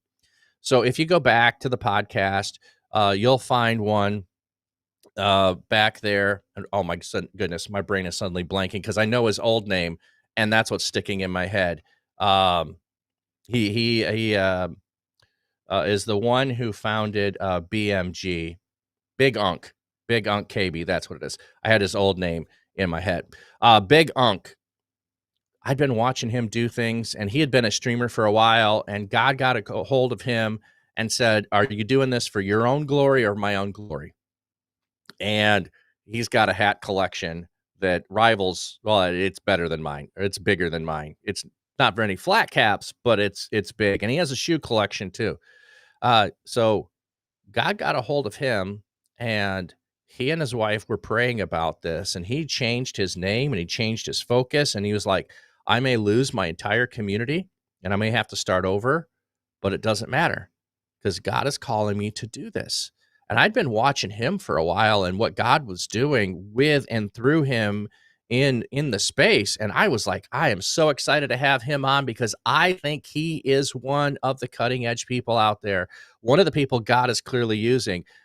But what I didn't know is when I invited him on, he was so excited, like, hey, I feel validated now that God is using me. And which was true. I was validating what God was doing, but I didn't think he needed me to do that. Like, I already saw that. And so that's a part of what that podcast is. So we'll be playing with it. We're going to rebrand it. It was called the Gaming Outpost Podcast. And, well, it's not the greatest name. It was more of a name that was internal within the Church Digital that made sense of, oh, well, you're overseeing the Gaming Outpost and you're doing a podcast. Well, there you go. There's the name. Not a lot of creative thought into it. It was clear what it was internally, but externally, if you're a person working in a church and you're thinking you might be called to be a digital missionary, why would you listen to that? And if you are a gamer, why would you listen to it? So it was like, and if you're a pastor and someone recommends you go listen to it, why would you? So we're going to work on coming up with a name. I've got a few ideas. We're going to do some new branding. I've got 3 episodes lined up. One will actually be tomorrow. That will be TC Warrior. And then on the 9th will be Annika's Cakery. Yes, Annika's Cakery. This is one of the things that's really cool. So another thing you don't know on Twitch, there's cooking channels. And there are several people that are bakers on there. And Annika's is one of those. Hit start. Is it not up right now? I'm not by that computer. It's upstairs, so I'm not able to change it if it's not up. Yeah, Annika's the best. That's what you're asking, Chino. And then who's the third one? Oh, Nightsaber. Nightsaber will be on the 15th. So I'll have all of those posted and get those up for people to be able to. Oh, you're just naming it. Okay. I gotcha.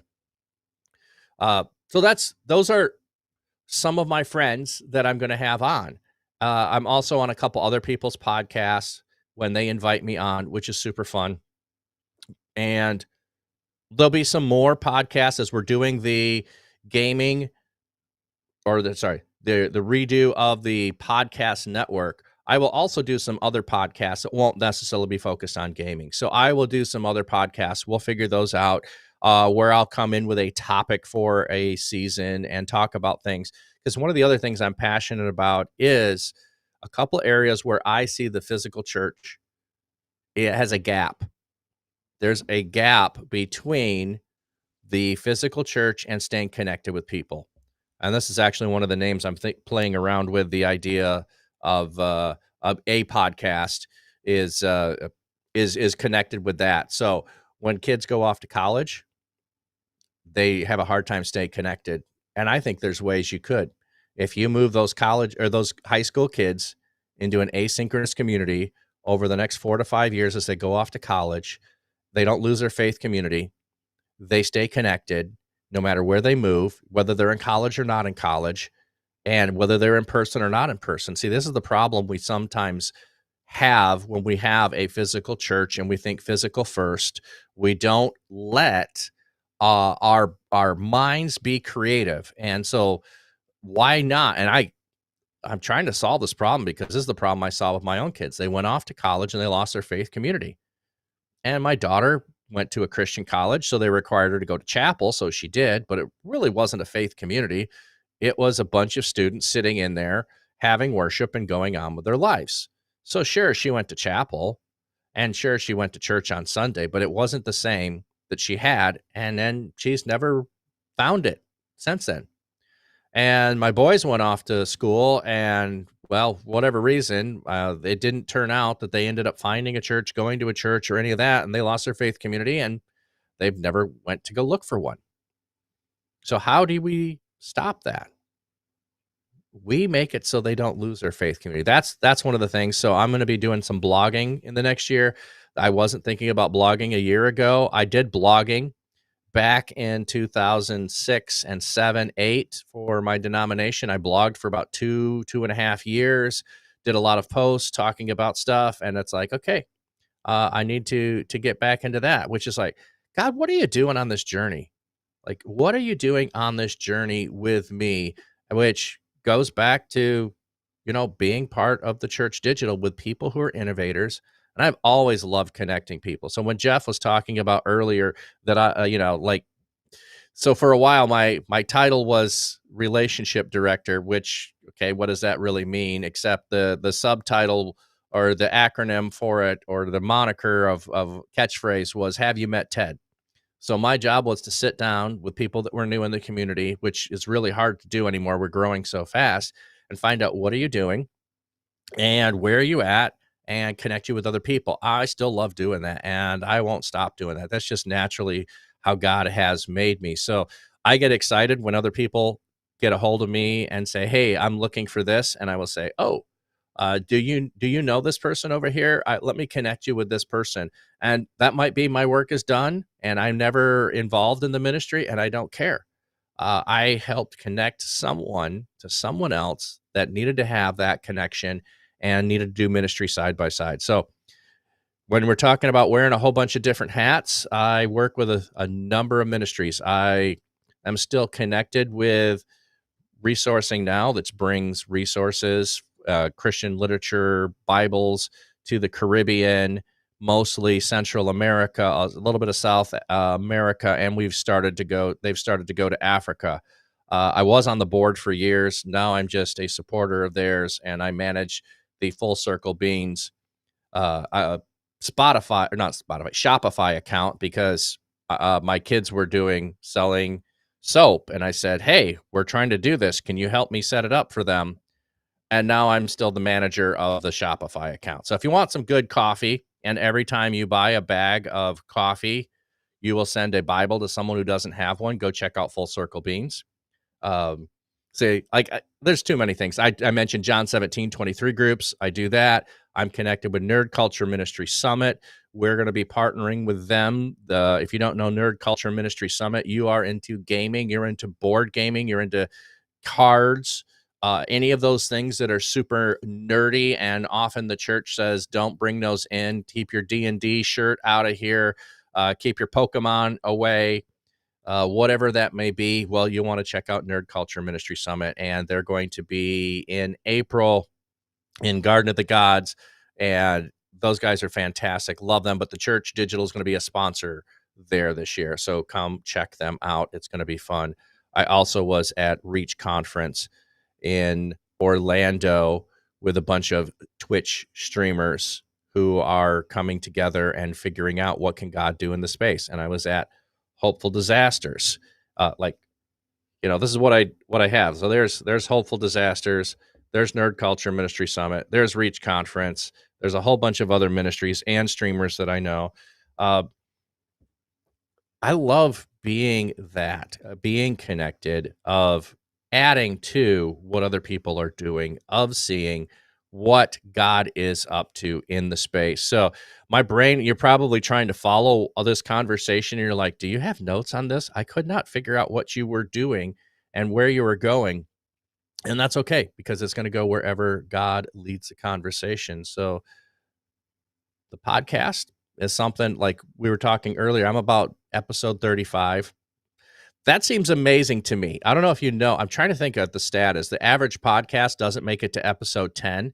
So I told Andy when we were going to do this, I'm like, hey, I'm going to try this. And if I don't make it to episode 10, we're not going to post it on YouTube. We're going to wait. I'm going to get 10 episodes on Twitch. By the way, the podcast is live on Twitch. So the podcast is designed to be live on Twitch, which means there's going to be a 2 to 3 hour conversation. I don't know how many podcasts are out there pushing the 2 and 3 hour conversation limit very often.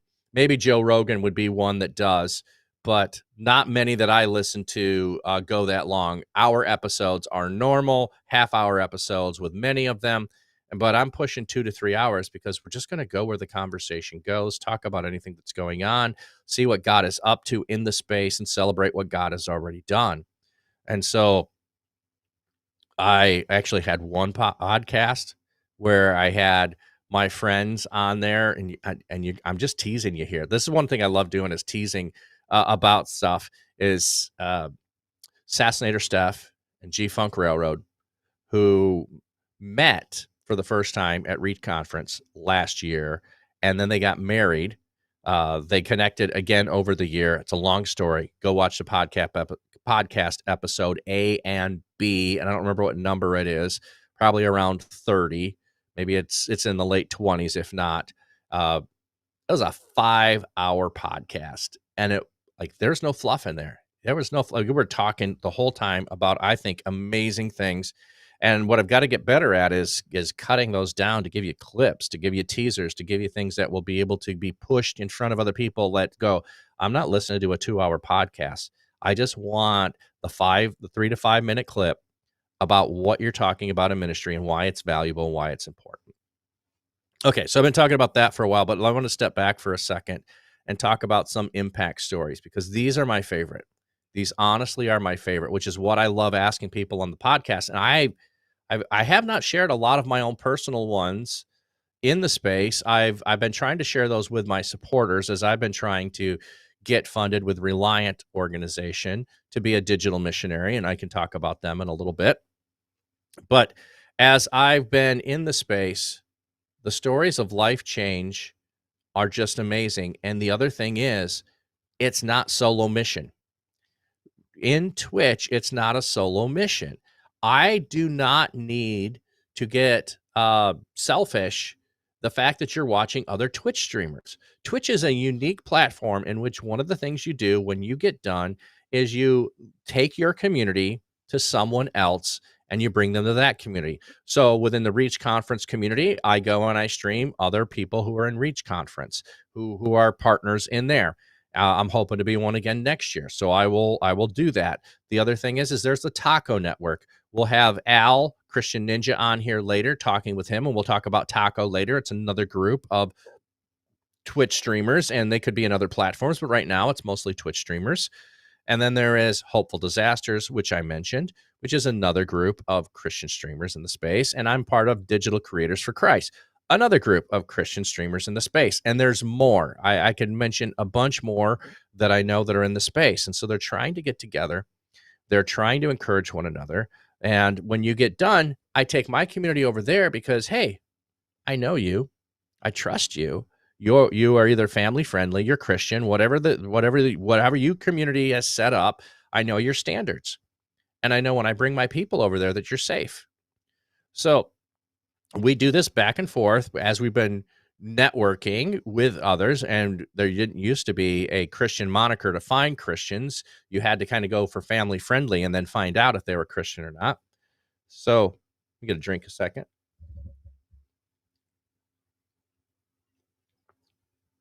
So one of my friends, Ukulele for Worship, she, well, I'm a mod for her, which means I'm in her channel to help make sure the standards are upheld and to do some other things in there. She had a person in her stream that was having a bad day, is a mild way of saying it. And I was following along with the conversation, and they were just really, really down in the dumps, and they hadn't said too much in that channel, other than, a couple of comments here or there that were really, really negative. And she's like, I need to make sure that you go to a place and a person that will help take care of you. And so she came over to my stream, rated my stream, brought her there, and we stayed there with Sam. And we had a conversation. And Sam talked about, well, when she first got there, Sam said, hey, I'm not doing so good. I don't know if I'll make it through the day. In fact, I don't know if I want to make it through the day. And I have on my stream the suicide hotline, all of that information. I also have the international list in case, Sam really had, and we did at one point when it was appropriate ask if Sam had a plan or not, and did not. Was just voicing the sorrow, the feelings there. And so just if you're dealing with mental health, asking a person, just if you don't know this, asking a person if they have a plan to take their life when they mention something about wanting to take their life is not putting the idea in their head. It is finding out how serious they are. And then if they say, yes, I do have a plan, then you follow up with that and you make sure they get help, and you don't leave that person. Sam didn't have a plan. We found that out later. But when Sam first came in and just briefly spoke, one of the people on my stream said, hey, let's pray for Sam. And I said, Sam, is it all right? We don't know you. Is it all right? We do this here. We pray for you. Don't know where your faith is. Can we pray for you? Sam was like, sure, you can do that. And so about a half an hour later, Sam said something about, well, Still not feeling good, but I'm feeling better. And then someone else in the stream said, can we pray for Sam? And I'm like, yeah, absolutely. We can pray for Sam again. Sam, is that all right if we pray for you again? And we prayed for Sam again. And about another half hour later, and see, here's one of the fun things on Twitch. People can come and hang out and say nothing for a long time. But when they feel safe, they will start to talk. And when they know that you're a safe place, they'll share a lot of things. And so Sam began to share abuse and some problems that were going on in her life. And we talked back and forth, myself on stream like I am now, anybody that was in the chat, adding comments, a lot more that were in the chat than here. And I love the hearts that are going up. That the impact on Sam's life has been tremendous. But in that moment, we didn't know it. None of us knew Sam. We didn't know where Sam was at geographically. We didn't know where Sam was at in her walk with the Lord, in even her understanding of Jesus or the gospel or anything. And so we worked to meet Sam where she was. And then over the next couple of weeks, because I didn't know if Sam was going to come back ever again. I didn't know if Sam was going to come back the next day. Well, Sam did come back the next day. And we started expanding that community of people that, hey, when I got done, I went over to someone else. I don't remember exactly who it was. I know one of those people that Sam is in the community with was Mother Goose and Assassinator Steph, who I mentioned earlier, and Ukulele for Worship. There might be Mama Brick Builds. There might be another one or two that were just key and vital in her environment that we hung out with regularly with Sam. Well, come to find out, Sam is in a former Soviet bloc country, grew up atheist. Maybe grandma had some faith, and that's about her knowledge, understanding of things, not knowing things. And we keep spending time with Sam, and we keep praying with Sam, and Sam keeps coming and hanging out, and Sam is sharing like Sam's story is like, if I were to tell you all the details of Sam's story, you would say you're making that up. No one can have that many problems in their life. No one can have that happen, and then that happen, and then that happen.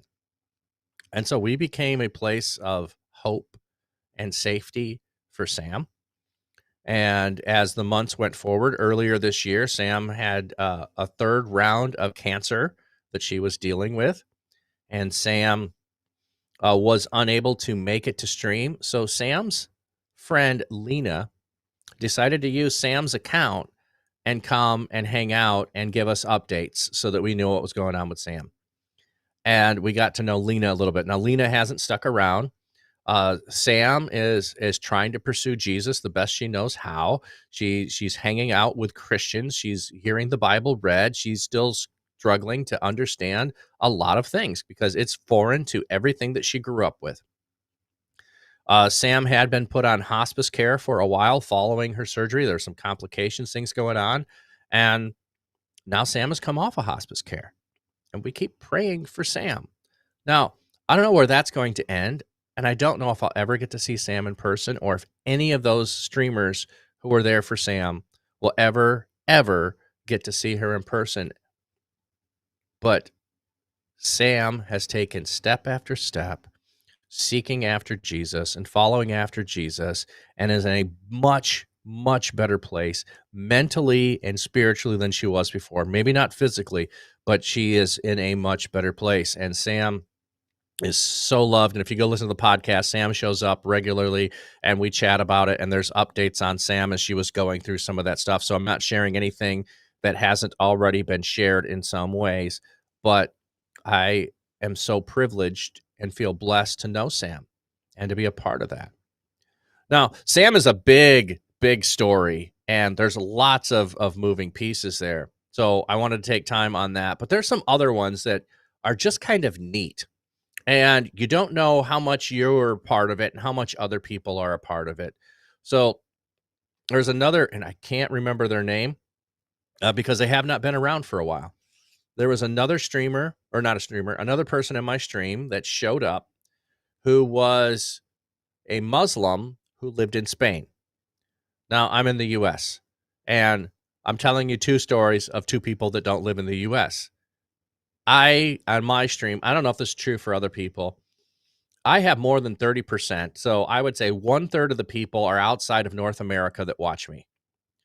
That is the norm for me. If I get only down to a quarter, I feel like, oh, I didn't have a good day. I didn't have that many views. My views are very much global. And here's one thing, I'll just pause on this thought for a second that maybe you're not thinking about. When we were talking about it not being safe in India earlier on this podcast here, India may not be safe for everyone to be openly Christian. There are plenty of other places around the globe that are also not safe to be openly Christian. And however, those countries that might close off anything that looks Christian, they're not thinking about closing down Twitch. Twitch is a gaming platform. Twitch is, they could see from their perspective, is pretty toxic. I would say there are what I want to say. Oh, my numbers are, I haven't looked at numbers in a while. I want to say 1 million people are probably watching Twitch right now. And there are probably 100,000 different streams that are live right now. I would wager that not even 1% are Christian. So if it's 1%, that would be amazing. I would love to get it to the point of, and I learned this from, not New Thing. Oh yeah, New Thing. I learned this from New Thing. The goal to get saturation in a market is to get to 16%. So that's what I'm trying to think about is how can we get Twitch to 16% Christian streamers? That's a whole different thought. Excuse me, in the back of my head. But if you're in Iran, the government's not shutting down Twitch because they don't think anything of it. You're in Russia, they're not shutting down Twitch to keep people from seeing anything Christian. You're in India, they're not shutting down Twitch. Saudi Arabia, whatever country is going to be hostile to the gospel, they're not thinking, let's shut down Twitch. So the gospel is being shared by myself and many of my friends, and we have gospel conversations with people in closed countries. And even if they do not have a conversation with that person, because I don't always know where people are from. Not a lot of people will always tell you. I actually pulled up my last stream just so I could actually tell you some stats from my stream. So United States, number 1, Canada, number 2, New Zealand, number 3. Okay, New Zealand. Just to give you a heads up on how weird that is, New Zealand is going to be at like 4 or 5 in the morning when I'm streaming. It can be really weird. No, is that right? No. Anyway, as sometimes I'm streaming, it's really weird hours. So New Zealand to be on there is not a normal thing. Poland, 3%. Sweden, 3%. I've got a good representation in the Nordic countries for some reason. I have Nico the Dane, which is a Sikh from Denmark who watches me regularly. He hasn't been around for about a month, but he's one of those regulars. He comes and goes. The Netherlands, Russia, Australia, Belgium, Czech Republic. Those are the top countries that were watching me the last time that I went live. So it's fascinating how global you can be when you go to some place. By the way, the gaming sphere, if you don't know this, the gaming sphere is a $300 billion a year industry. It is bigger than all sports, major sports leagues combined worldwide. It's amazing what gaming is. And then the numbers of people that identify as a gamer, I don't remember all the full numbers on that, but of the billions of people that identify, but 95% of Gen Alpha say they're a gamer. So if you're in a church and you're thinking gaming ministry is not a real thing, you don't have to believe it's a real thing. It is. It is. If there were I think it's 3.3 billion. I don't remember the number exactly, but let's just round it off to 3 billion. If there were 3 billion people that were on a continent, and we'll just call that continent Twitch, would you say, sorry, we can't go to that continent, they have to come to us? That would be absurd.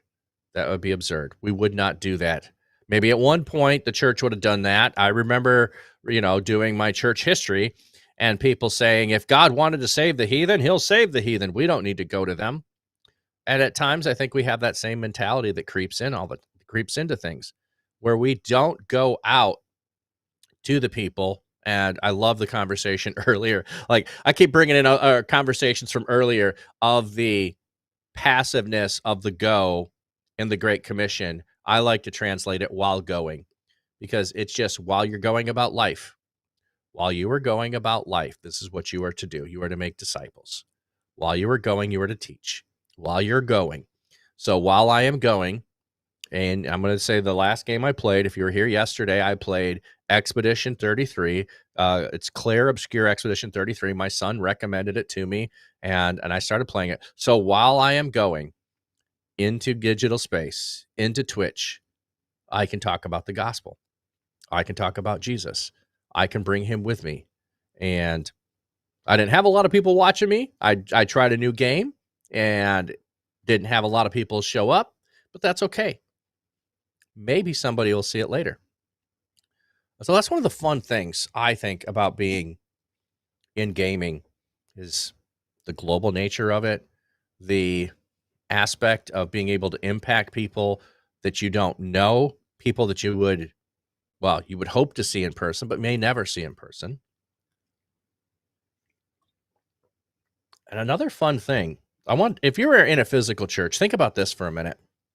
And I was just in excuse me. I was just in a conversation, and if you're in a physical church, one of the debates that you have at times is, well, how do we greet our visitors? How do we show hospitality? Yeah, I'm changing my voice is what I do when I'm streaming.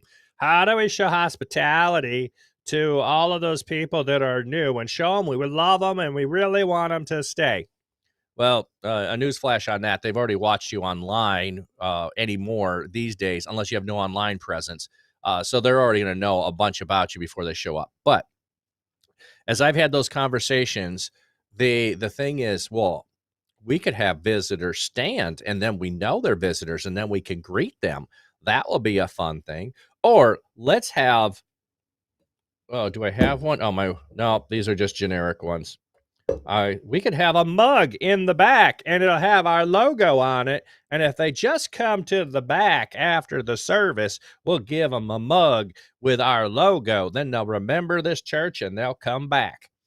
Or the most horrific thing to an introvert, we'll have them stand and we'll ask them their name, and or the person next to them will report their name, and we'll share all of that for everybody. And then someone was sharing today, they went to visit a church when they were on vacation, and their kids, and toss the mug out later. Exactly. And toss the mug out later. They went to visit a church, and their dad's a pastor. So they were going, Dad, dude, what if they ask us to stand? We always hate when they ask us to stand. Well, this church went a step. They're like, do we have to stand? He's like, no, you can stay seated. Well, instead, this church did a parade. This church had everyone parade up front where the elders were up front. And so they could come up front and get introduced to the elders. And he was like talking about that. And I said, I think I would just parade out the back door. And he's like, what? Why would you do that? He's always teasing me about my denomination. Like, why would you RCA people? You RCA people. I'm like, that's not RCA people. That's me protecting my family, who are more introverted than I am. We're not parading up front. This is all to go to the fact that we don't let people lurk in church to find out we're safe before we develop a relationship with them. And in Twitch streaming, I've got a lot of lurkers, and they will just sit there and listen. They think I'm entertaining. I think I'm entertaining, but I always tell people I'm not here to entertain you. I'm here to entertain myself. I was always bored as a kid. And so if my jokes aren't funny, if my voices aren't funny, that's okay. You don't have to like them. I do. And I'll keep doing them because they entertain myself. This is also an ongoing joke with my wife. When I'll do something like that, she'll give me this look and I go, I'm not here for your entertainment. I am here entertaining myself. So It's really hard to lurk physically. It's not safe for many people, if not most. And that's what I'm saying is we've taken away the ability for someone to explore our church in a safe manner. Now, if we have a digital presence, they can lurk by watching us online. And that's a great first step. But I have people who will lurk in my stream for months before they ever say anything. And you know, I just was saying I had 2% from Russia. I have no idea who those people, how that, wow, 2%, that might be 2 people, whatever percentage that works out to. I don't know. I had 143 views, 2%. Oh, that's 7 people. No, is that 7 or am I doing 20%? I don't know. I can't do math in my head. I do it on paper. So anyway, 2% of 143 is how many people from Russia? I don't know which people are in Russia. They like, how did I have Russians in there? They're probably lurkers. They're probably not saying anything. They're probably just listening and hanging out. It may not be a safe place for them to speak. So, or it might be English as a second language. They're not confident in being able to communicate the other way. It's so fascinating, the number of ways in which we can do ministry with others online in the global space. All right. So that's a whole bunch of what I've been doing. Like I said, ministering to people, shared a couple of stories. Oh, I don't think I finished the story on the Muslim from Spain. I got sidetracked. We call those rabbit trails on my stream, and we keep track of them, which is an inaccurate count, but it's fun to add to it anyway. So the Muslim came in and had several different times, probably came in my stream for about a month solid, having conversations. Then their schedules changed, and they said they were listening to me on the VODs later. So they weren't live, but they were listening. They were intrigued. My friend Nico the Dane was in there. So I'm having a stream. We're having a theological conversation with a Sikh from Denmark, a Muslim from Spain, a couple of atheist friends who are in there, and a bunch of Christians. And so we're having conversations over several months. I think it was probably a week that the two of them were there regularly. And then I didn't see the guy from Spain for some time. And then he showed up. Was it last month? No, it was in September. He showed up in September. So this is all in last year. He showed up in September and he said, "Hey, I haven't got to see you streaming for a while. I'm so glad I caught you. I wanted to tell you I got baptized on Sunday." He said, listening to you, having conversations with you, I started having conversations with Christians that I know. I started going to a church, and I'm following Jesus. So I may have never found the answer to that. This is one of those things we ask those questions about, do you know the results of it? Well, I've got one person that was baptized. There we go. I've got one baptism that I know I contributed to. Now, I'm not the only one that contributed to that. I'm just a part of what God used to do that. So in whatever way God used me to open his eyes to the possibility that, hey, I need to explore what the Bible actually says about Jesus. And I'm going to go investigate that. And then I'm going to find friends that I trust that I can do that. And then I'm going to seek out a church to do that. And then I found a church, and now I'm going to be baptized. I mean, what a huge, huge thing to be a part of.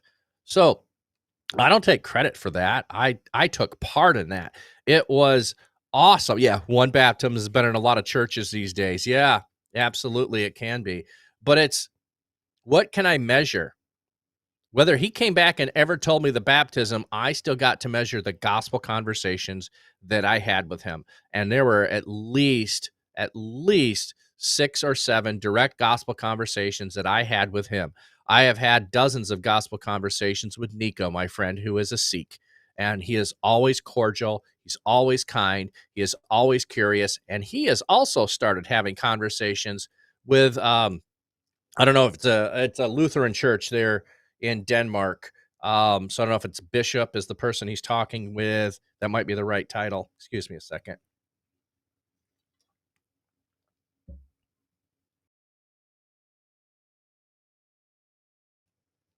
Like Jeff, I do have a cough.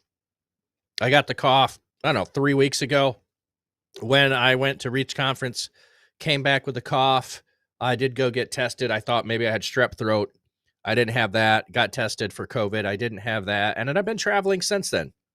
So it gets better. It gets worse. It's about the best it's been in a week. So that's a thankful thing. But back to what I was saying. So there's so many things that God is up to. We need to measure what we can be faithful to. So I can be faithful to my input. I can be faithful to knowing how often I stream. I can be faithful to knowing I brought up the gospel and had conversations with people. I can be faithful to knowing I had DM conversations with people. I can be faithful to knowing that I made connections with someone that had, I do this regularly. So the Church Digital does not fully have, and we were talking just before earlier with Conrad about recovery ministry. We don't fully have our own, but Hopeful Disaster community does have a porn addiction recovery group. I have sent plenty of people I run into with pornography addiction over to that group. I trust the people over there. I know them. I know their heart. I pray together and try to do that quarterly with Woofler77, who's been on the podcast from over there. And it's just so good to be friends on mission.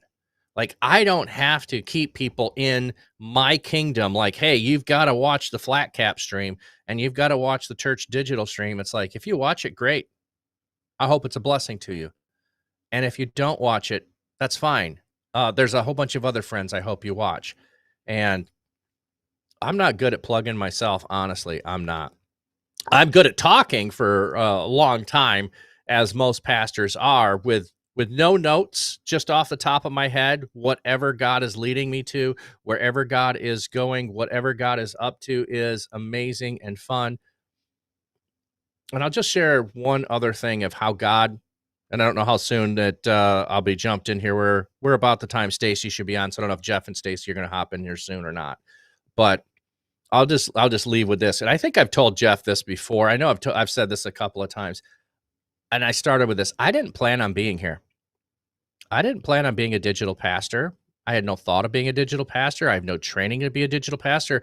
I have, I would say, hopefully good skills in building relationships, and that's what I love doing. And so that's always been a key to what I've been doing. But Pastor Brock, who I was talking about, said, hey, you need to go have a conversation with Jeff. And we had a conversation, and I went, I don't know why I was supposed to have a conversation with Jeff. I have no idea what that was about.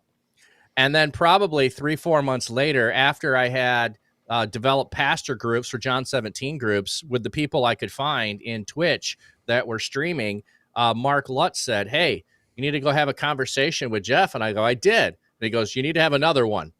And so I did. And it was like, okay, I still don't know what I'm supposed to be doing, but I'm going to hang around for a while and see what God's up to over here.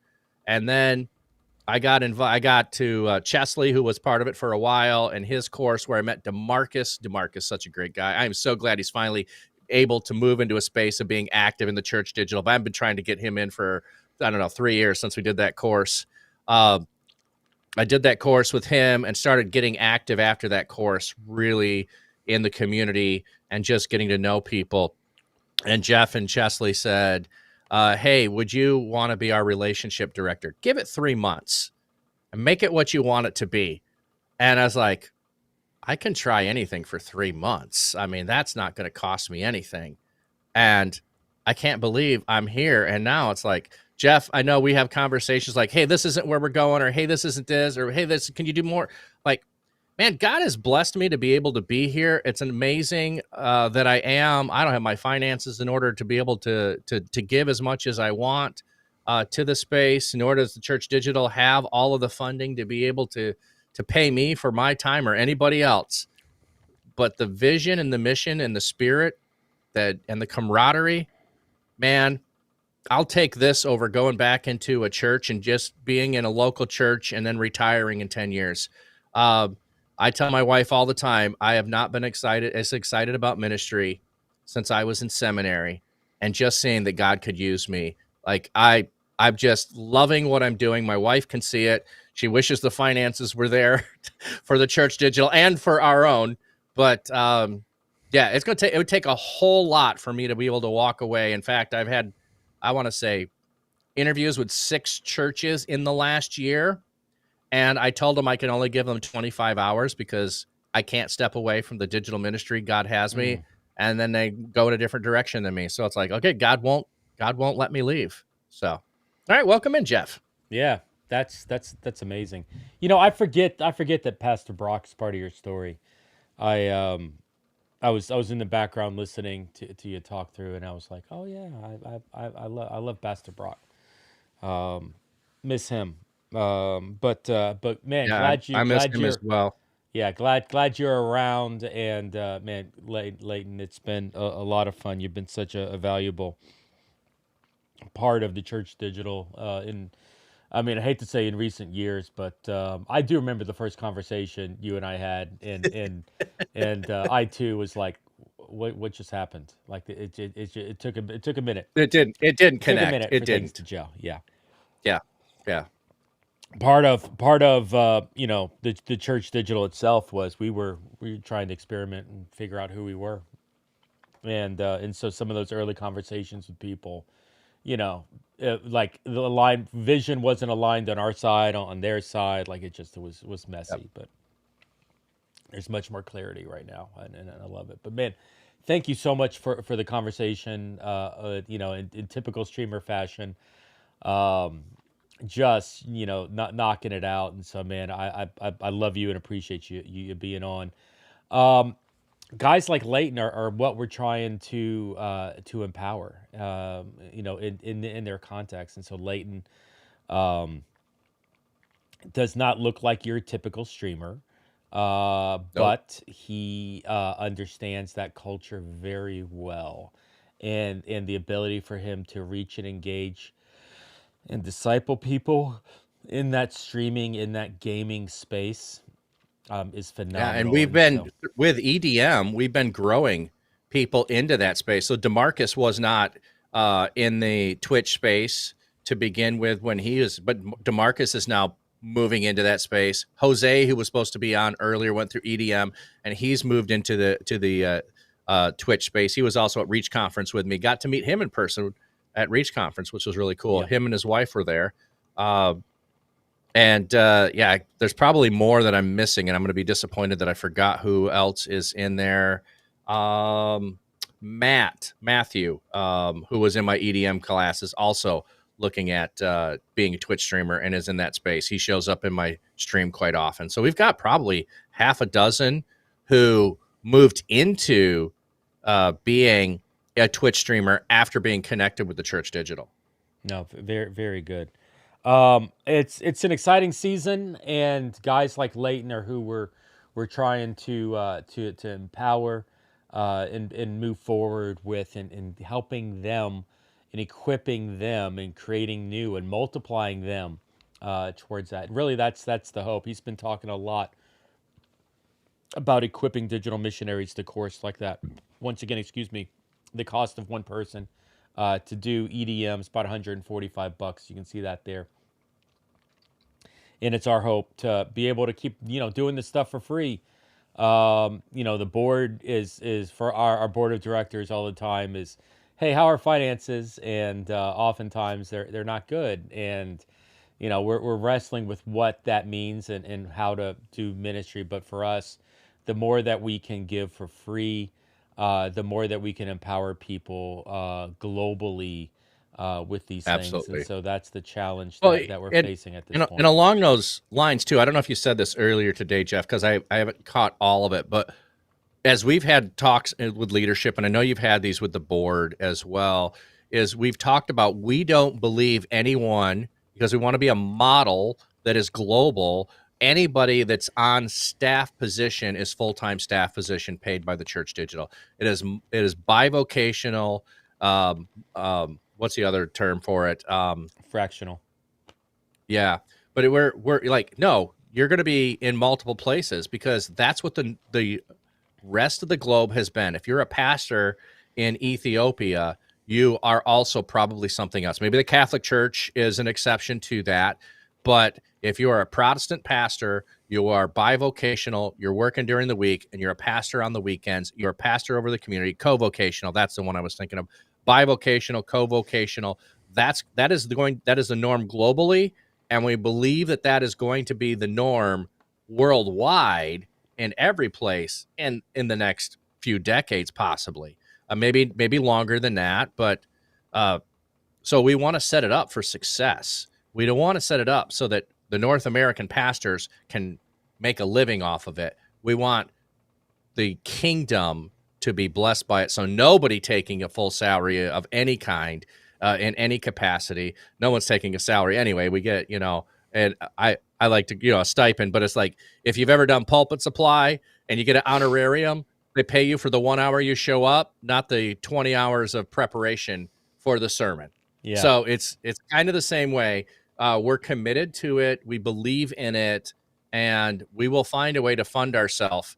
But we want the Church Digital to be funded too, so it doesn't go anywhere. Yeah, 100%. Love it. All right, hey, Leighton, you're gonna hang out with me for a little while. You got still some time?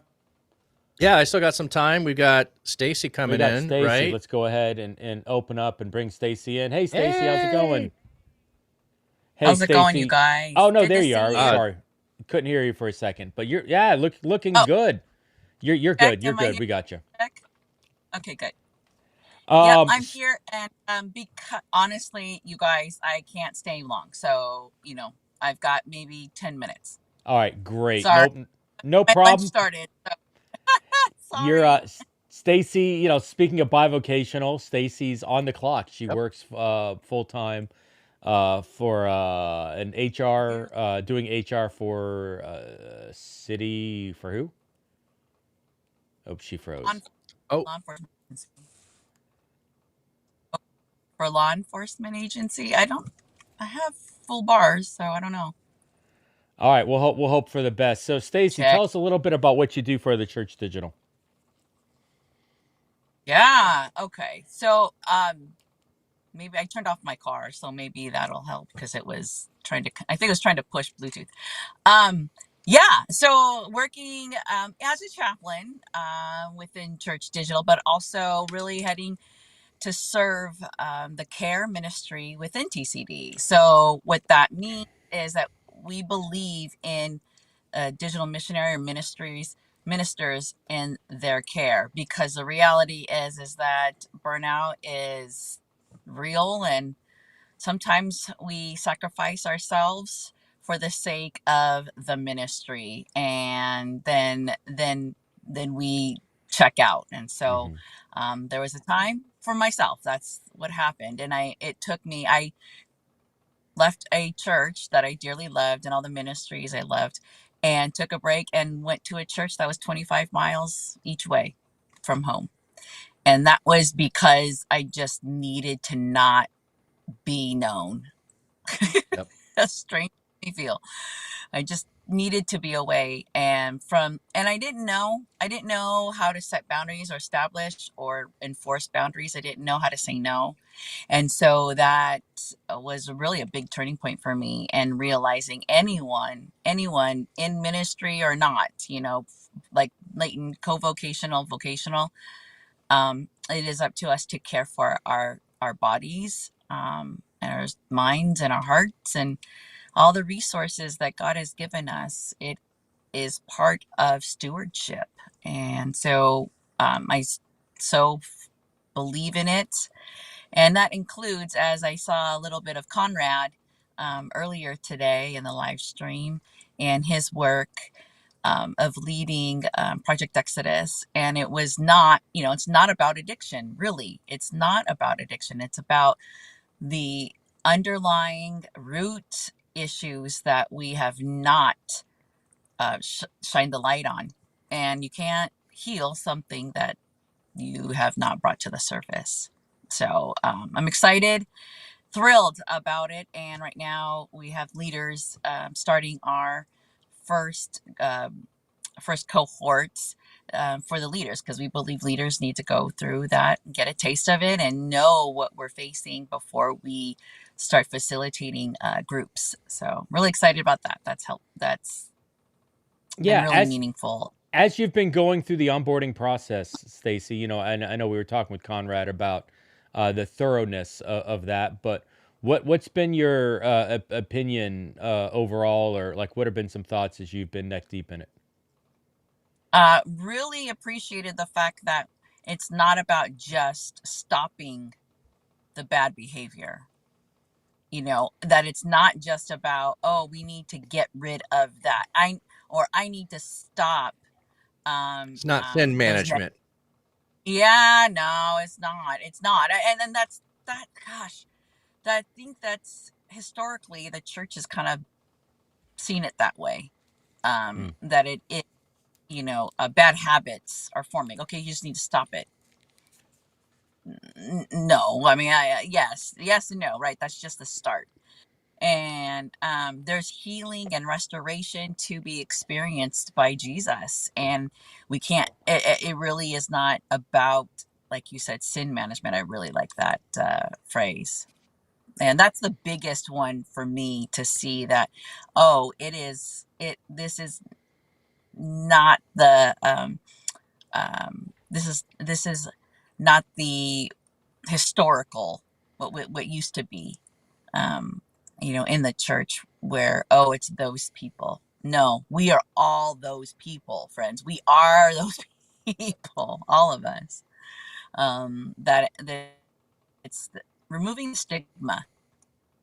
stigma that it is, oh, those people who are addicted to porn, alcohol, drugs. At the very core, it's really itself, and we are hanging on to the self-medication, whatever that is. In order. At a personal level, for me, I can just say the more transparent I am with what's going on in my own life, the more that God seems to honor that and allow ministry to happen through it, where others are able to connect and engage and dialogue with it at a deeper level. Leighton, as we're talking about recovery and care, how much does this play a part, or how necessary do you think this would be, like in the gaming space? Like how much of a need do you see for that to be? It's a tremendous need. You've got so many different levels of what people can be addicted to. I mean, I have DMs with an individual who's in Germany who is asking for prayer all the time, has some disabilities, and then will message me, I'm drunk and he needs this. And then there's just talk about the gaming sphere, anything digital. Like I am medicating the problems in my life by taking time and spending them in gaming. It's and then even anything else that people are doing. Like if you're in VR space, what can happen in VR space that can get really risque and out there that you can get addicted to, or you can go and see. Very similar to pornography, but probably on a deeper level. I haven't gone there. I just hear people talk about it, but there's so many different levels of which that can be anything related to any kind of addiction that people have, and that they're not caring for themselves. I mean, streamers, how do you get watched? You stay on longer. The algorithms will push more people to you if you stay on longer. Streamers, and I'm fine with we're doing a celebration. I'm going to do a 24-hour stream kind of a thing. Yeah. But streamers are good at grinding and sticking with it and hanging out. Like there's some really unhealthy behaviors you can fall into and get reinforced in the community that you're in, because those communities can be unhealthy. So in the Discord community, on Twitch, anything going on in your life as well. I mean, there's so many different levels that it could be part of it that people need healing. Yeah, I love it. Ian says it's all about the healing process, and so, I know Ian is Stacy is going through with the healing with, or Jose is just going through the process of getting trained, and then Pastor Coco from VRMMO is going through as well, right? Yeah. Process is a good word. Process that we didn't get to this point overnight, and so I think it is. And I know it's an unrealistic expectation that will be healed overnight. It took us how long? the surface now, like that we're admitting it, that we have having a hard time managing. Yeah, like Conrad was saying, yeah, you want a quick fix. Isn't that what diction is? You know? So true. It is. So true. Oh, yeah, that's a good one. Yeah. Quick fix. I remember, So it was El Michelle said that for some of us, it is getting, what did you say, fixing to get to the next fix or to fix others or something like that. And I thought, oh, that's a lot of us in ministry. We all could raise our hands to that, like, yeah, that's me. And I just, that really stuck with me. yeah. That really stuck with me. So, I know, Stacy, I know you've got to go ahead towards back to work, but we're so thankful for the work that you're doing on the care and the recovery side. Stacy really started as the chaplain in meeting the needs. But as we really started, discovering the magnitude of the need, and that it really was more than just one person. And how do we create a movement? How do we establish a culture? How do we get rid of the stigmas and move towards it? She's dove into this Project Exodus stuff and leading the cause over there. It's been a lot of fun to see, and it's been the thing with the Church Digital that's kind of been in the background, under the surface, kind of starting to build up and develop, and I know I'm really excited at a personal level. I'm really excited to see what's going to come of this in 26 and beyond. So Stacy, once again, thank you for the hard work that you've been doing here. As we're letting you go, any closing thoughts? Yeah, no, culture. That's a really good thing, as what you said, is really establishing and nurturing a culture of care, restoration, healing, wherever God is showing us, each of us. And so we want to be part of that and nurture that and invest to healthy leaders.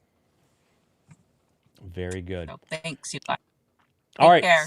Stacy, thank you very much. you. Enjoy the rest of your lunch break, and thanks for doing what you're doing.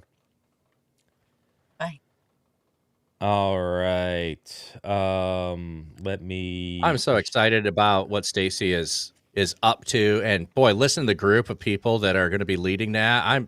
I think we had so many that were like, okay, who on senior leader wants to step into this? Who's really excited? And it was like, all of a sudden it was like, boom, they're all taken up. Like, this is our group. We're ready to roll. It was like that many of us see the need and have that desire to step into it. It was really cool. I mean, I was excited about it. I want to know, but I didn't have the time to do it. Yeah. And I'm so glad that there was like, oh no, we have enough volunteers to get this thing rolling. I'm excited when it gets past beta and we get to start rolling it out. Like you were asking about, does this need it in the gaming space? Like, I am going to try to go to every single Discord server that I know of Christian streamers and find a person in that group to be their person that can help with this. And that's going to take a while once we get it rolling. But like, that's going to be one of my objectives as a gaming outpost person is there a person in your community that is the care person?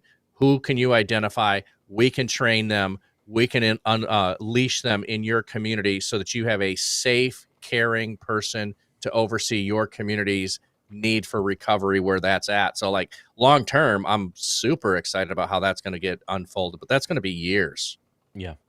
It's going to take, culture is going to take time, right? If it's a quick fix, what did Conrad say so good? Like, I don't know exactly. I was paraphrasing it. He said something like, we want the quick fix, but isn't quick fix an addiction? Isn't that just addiction to have a quick fix? I think he said it differently, like microwave or something, but that's what registered in my head. So that's how I'm going to remember it. Value, it's going to take time. Like, man, he threw that out in the South African accent, and it just was like, oh crap, that was good, but I was at the end, I was going to be like, hey, can you say that again? But I felt bad. You were listening the first time. What's wrong? No, I'm kidding. Hey, listen, Stacy, thanks for hanging out with us. I mean, all of this, even the groups, we're trying as best as possible to make the recovery groups for free. The challenge is all about money, and how do we pay Project Exodus? How do we pay software costs? How do we pay for all of these things that we're doing? How do we pay for training and equipping the leaders? And there's some different business models, and there's some things that we're looking through. But the fact is right now the cost to keep the lights on for the church digital is about $381.70 a day, and so every little. By the way, that, oh my gosh, that's a lot of money. That is nothing. We had talked about with Andy. Well, that's JMO bare. said some churches to turn their HVAC on, $3,500 for a Sunday to turn your HVAC on, get like, air conditioning going. Man, I do not want that bill. Yeah. It's funny. I will say this, the other thing too, that because I was talking about in mine, we made some shifts along the way, and you mentioned it too, different iterations of the church digital. Stacy was one of those that, like, she didn't fit with what we were doing, but she didn't go anywhere. She just kept hanging around for a while. And then when we made the shift to being a digital missionary sending agency last year, it was starting to shift to being able to, I know why I'm here now. There might be a place for me. And so she's now moving into and stepping into that, where we had to shift and become something different before she had a place to belong. But she didn't want to go anywhere else once she found us. Yeah. It was, I know your heart, and there's a place for me. It's going to take me a while to find it. So it's super exciting to see her now moving forward, having found what she is going to bring and contribute to this community. It's amazing, and I love it. Yeah, it was funny. I can remember the interview. When I was pitching her the job, like the interview process, and I was like, because she came from a digital church.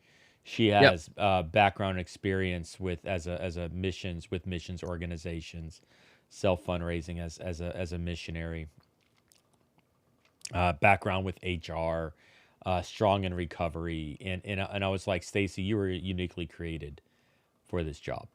Like everything that you're about is summarized in what we're looking for right here. And you've even been sticking around this community for 2 years. Like I used to call it the Stacy Knapp paradox. It's like this woman sticking around here. And we need to figure out where she fits in, but we're reaching the wrong audience because we're reaching people like Stacy, but that's not who we're trying to reach. But they're the ones that are sticking around. So what are we doing?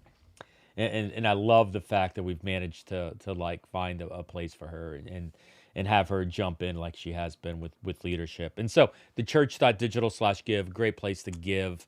Time's ticking away. We do have a $5,000 grant right now that is open, that we're hoping to maximize on that. And so for every dollar you give, they will give a matching donation. So 2 for 1 right now. Swing over to thechurch.digital/give and get a donation in there. Well, I tell you what, Leighton, we've got one of your friends here on the stream with Christian Ninja. And so let me bring him. Oh, you know what, Christian Ninja, my fault. I didn't tag you. Let me get you on. There you go. There we go. I'm tagged. Thank you. Hello. Awesome. Good to see you.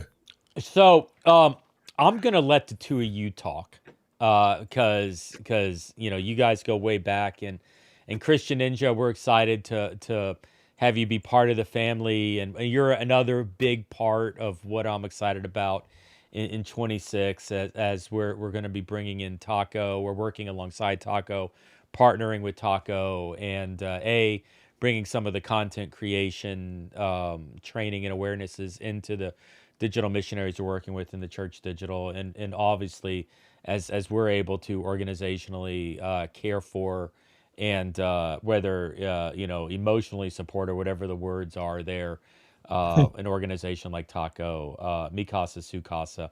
It looks like Ukulele is in the house. I see A chat right Tacos now. in I the got to chat. push a couple There we go. buttons. Tacos in Yeah, the chat. ukulele is coming in and saying taco. Thanks for that, Well, yeah. ukulele. What else are you You going to know, say? yeah. Taco Kitty.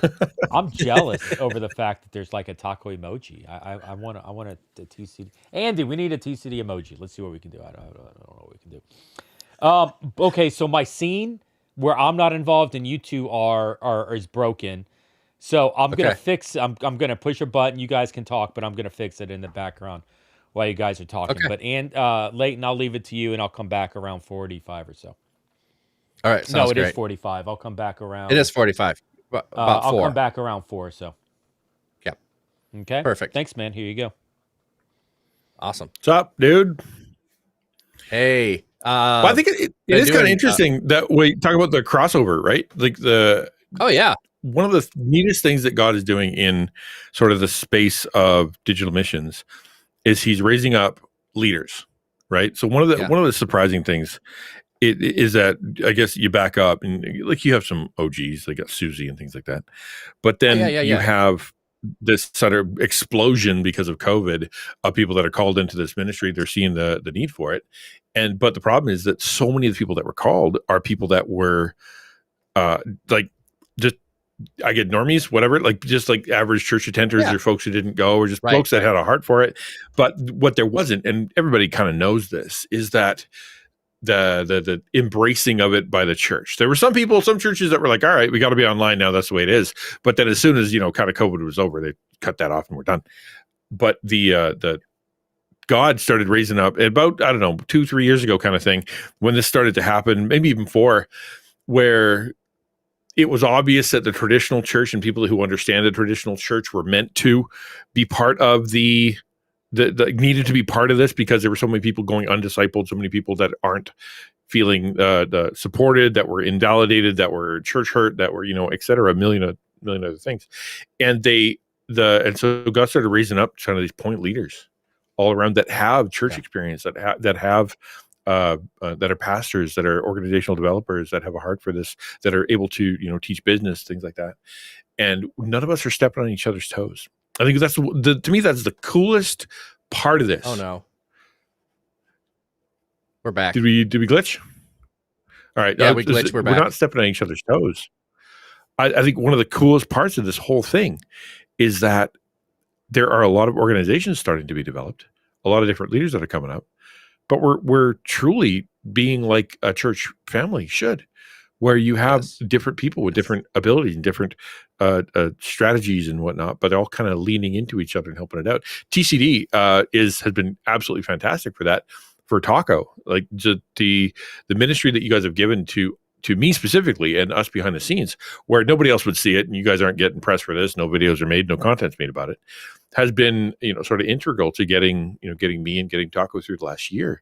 And that is purely sacrificial. That is just you guys going, we love the digital environment. We want to be able to have people that care about who we care about, healthy, and reaching out and being part of that. It's like you guys are very valuable, and I really appreciate that. Well, we say friends on mission, and that's not just you and me friends on mission. That is Taco and TCD friends on mission. And that's really part of what my role is on some level of being the tangible resource person, is not just for individuals, but saying, hey, at a church, like for instance, an organization like Taco, where are the gaps? Because you don't have a support system to do that. So maybe we don't have the things that you need, but what is it that Taco needs, and how can we help you do the ministry God's calling you to? If you're a church and you're a digital, you probably don't have a lot of denominational structure and support there. So what do you need? Yeah.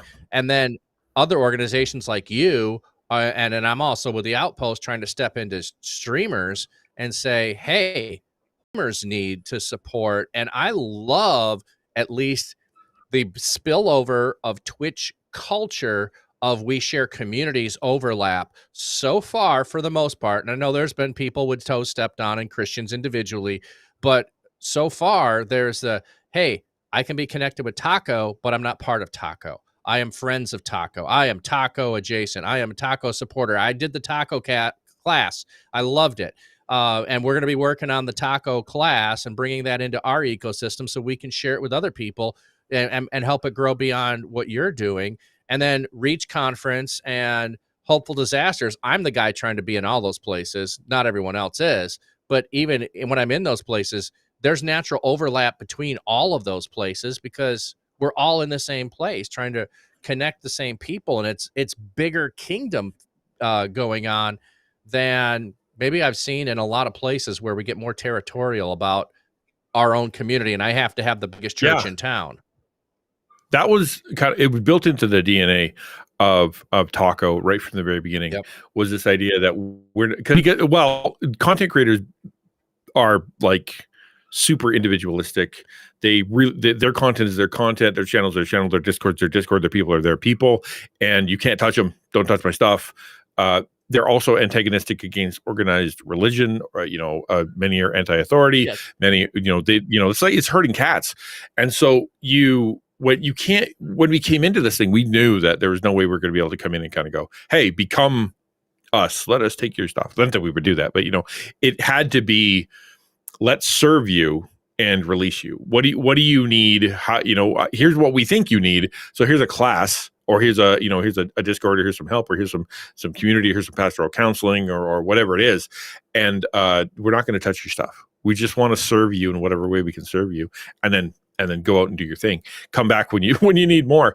Because I think, not that I want to slam the traditional church or whatever, but one of the things about having a sort of a church building or a local church is that there's this sort of inherent idea of, we want you to come here. We want you to come in. Like everything kind of leads to, you got to come. We have to justify the size of the building by having the number of people the building is managed for, And digital missions we don't really have that problem, right? Like the amount of people that we can serve is near infinite, because if we have evergreen content on YouTube, we release that, 1 million people can watch it, and we don't have to house them. They're not, they're not there, and vice versa. I can have as many people in chat as I want. There's no bounds to it. It has the love that you guys have and that we have for the digital environment. I think one of the coolest things that it allows us to do is to be able to see the digital environment as its own people group, right? Yes, to be able to kind of say, absolutely. These guys are different than, it's sort of similar to like youth are different than they need different care than your average church goer, right? Or inner city, or people who are struggling with mental health issues, or autistic people, or women or men, right? Kind of thing. Like there is a unique world and a unique language and a unique perspective that they have. In the same way, internet people, the digital environment has that too, right? There's a certain parlance to it. There's a certain vocabulary to it. There's a certain cadence to it. There's a way that we experience things, right? So my favorite one is digital people or internet people. They want to experience things together, right? The assumption would be that they all want to be individualistic, but no. If you look at the way the content works, there's content that, like, say, a news article or something funny or something interesting, and then there's someone reacting to that content, right? If you go to the average internet person, they're going to watch the reaction. They're not going to watch the original content. And old school would be like, well, why would you do that? They're talking over the thing you want to watch. And the answer is parasocial relationship. We want to feel like someone's in the room with us. We want to feel like someone's laughing along with us or learning along with us or whatever. And that reaction content there. So built into online digital missions is already this inherent desire for community, but they're willing to get it in a myriad of different ways. Right, just so many different ways. Well, they're seeking I want to play a game or whatever. Yeah, they're seeking it out. Exactly. They're seeking the relationship. And so we raise up. And we raise up the content creators to be able to build whatever that niche is. You know what I mean? Like, there's some people that are like, we do Lego. We love Lego, and we're gonna build a whole community based on us, enjoying Lego. Other people are going to play a certain game. Other people are going to do art. Other people are going to cook. Other people are going to do music. Other people are going to just a myriad of people. God's raising up just from grassroots that are coming out of the woodwork that have interests that are connecting to people that are building bridges for the gospel. right? And Oh, what do yeah. we do with those people? Like now you've got a motivated missionary who has a community that they're trying to build with faith, but doesn't have a church and doesn't have a denomination and doesn't have a support system, doesn't have any money, doesn't have any training, right? Like the church should be freaking out about this, going, wow, there's so many missionaries, let's go help them. And that's where the Church Digital comes in, right? And that's where you guys are so key in this place that we're in right now in the world of how ministry is going online. Yeah. Well, and we're trying to create different content. We don't want to duplicate content that's out there. Like you did a wonderful job creating the taco course to help content creators think through the content they're creating. We developed Equipping Digital Missionaries to think through the mentality of being a missionary. So it complements what you're doing. We don't need to create a course for, thinking about your content. We just say, here's Taco's course. You guys did a great job. We love what you have.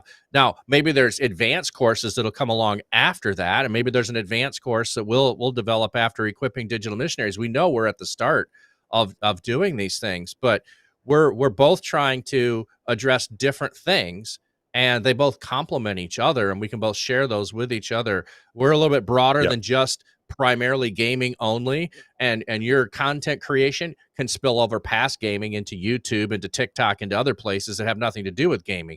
It really, both of us have created something that has a wider range than what we're currently using it for, and I think God is going to multiply and bless that.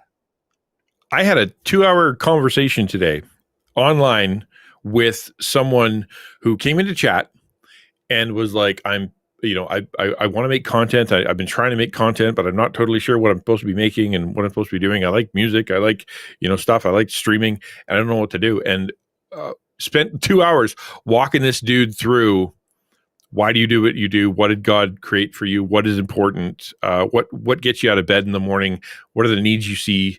What's the purpose that you have? Where's God in all this? And as I challenged, it was back and forth for a long time, kind of like pushing. Let's define this thing. I've had those conversations. Right. Then by the end of the conversation, the dude's like, I think I just got my mission statement. I like, this is it. I know I see this in a different way. And it meant the world to me to be able to find somebody who has passion. Like he basically had a giant tank of gas. And he's like, I want to go somewhere, and I've been pouring it into this bucket and pouring it onto the ground, and I've been pouring it over here and lighting fires, and none of it seems to be. There's energy, but I don't know. It's not going anywhere. And to finally kind of go, well, here's a channel that you can put it in that will move you forward. It meant so much, and that was a musician, right? He doesn't play games. He doesn't do the your average Twitch stuff. What he does is he makes music. That's awesome. Yeah, that's I get kind of annoyed when people pigeonhole digital ministry into gaming. You know what I mean? Well, it's like we're not just gamers, and the game isn't even the game. No. The game is merely a bridge to relationship. It is a common experience that they can have together, just like you would do with any other ministry in church, like pizza night or like small groups or worshiping together. The largest church, and it leads to community. Yeah. Like I say, cowboy church. I mean, it's all centered around the fact that, I don't know, you dress a certain way, you ride a certain animal, and you farm certain things. Like, I don't even know what, but I've seen cowboy church. Like, if you go show up to one of those, like, everyone's dressed the same. They all talk the same. They all know the language. They all know what to do. Why are they there? Mm-hmm. Because they're centered around an identity that they all identify with. Gaming is not really any different, but within gaming, there's all the different niches of where do you identify, which, people will just, and I alluded to this when I was on earlier of Twitch being, it's a gaming platform. It is, but the number one category is just chatting. Yeah, that is actually a misnomer.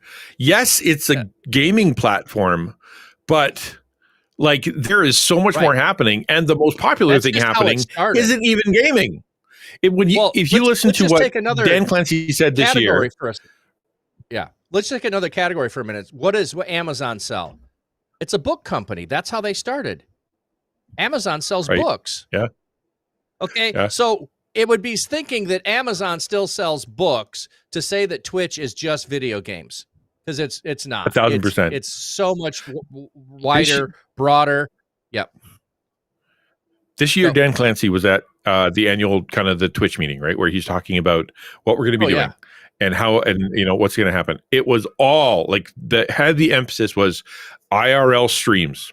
That's what it was all about. How can we give you your phone in your pocket so you can go and do live streams at events, so you can have people with you, so that everybody can kind of go with you places. It wasn't what games can you guys play and how can we make gameplay easier. It was all, how can we take this thing that we're doing right now and put it in the hands of people who are out doing things that nobody else can see live, right? It's that's where the gaming thing is. It's not gone. Obviously, it's huge, but it's not gone anywhere. But but at the same time, that is not where it's at. It is just it's so much bigger. That's not the growing edge. The gamers will still be there, but if Twitch wants to grow, it has to grow beyond the gamers. And that's where I hang out too, with the people that are doing baking, the people that are doing music, the people that are doing all of the other things that are on there. I don't know how soon we'll have Jeff coming back in, but it really is a focus on community, as everyone is there. It's community that people are longing for. They belong to. That's what they're hungry for. That's what we're giving them. And then what I like to say when I'm pitching people to, support me is, I'm giving them Christian community. They knew they needed community. They just didn't know they needed Christian community. And that's what I'm giving them. And they're looking for it, man. Everybody's looking for it. They're looking for it.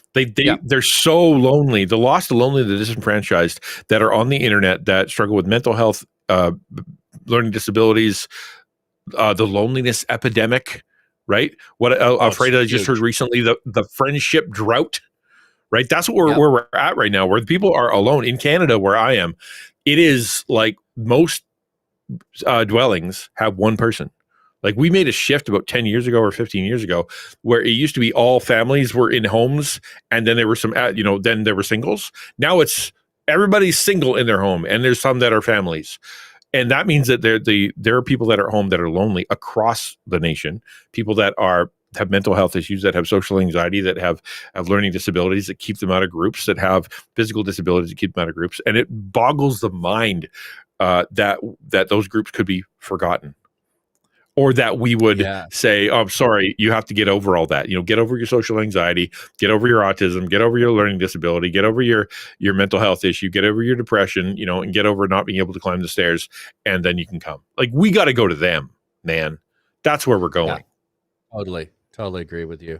Yeah, that's kind of where the church has been for a while. I think COVID just really shined a light on the fact that there was a whole bunch of people that we were not reaching, and we suddenly had an avenue to reach them. We need to pour into that avenue to reach them, because they're not going to come in. And I keep hearing more and more groups, and I want to keep exploring this, like the parents of traveling sports teams, kids. Like, your kid is going to be a hockey player, and you're gone the whole weekend. You're like, what do? You lost your faith community because you are pursuing something that you think is beneficial to your community, your church, your kid. So how do we, there's so many different categories like that. Al, that you're reaching them.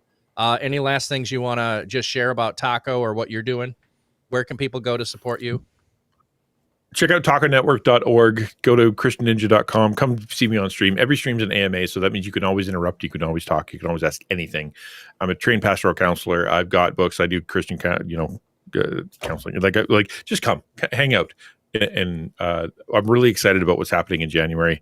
We're doing a big reshift into serving the content creators that we get to take care of in so much better ways. So much better ways. Just wait till you see what happens in 2026. It's exciting stuff. Very cool. Awesome.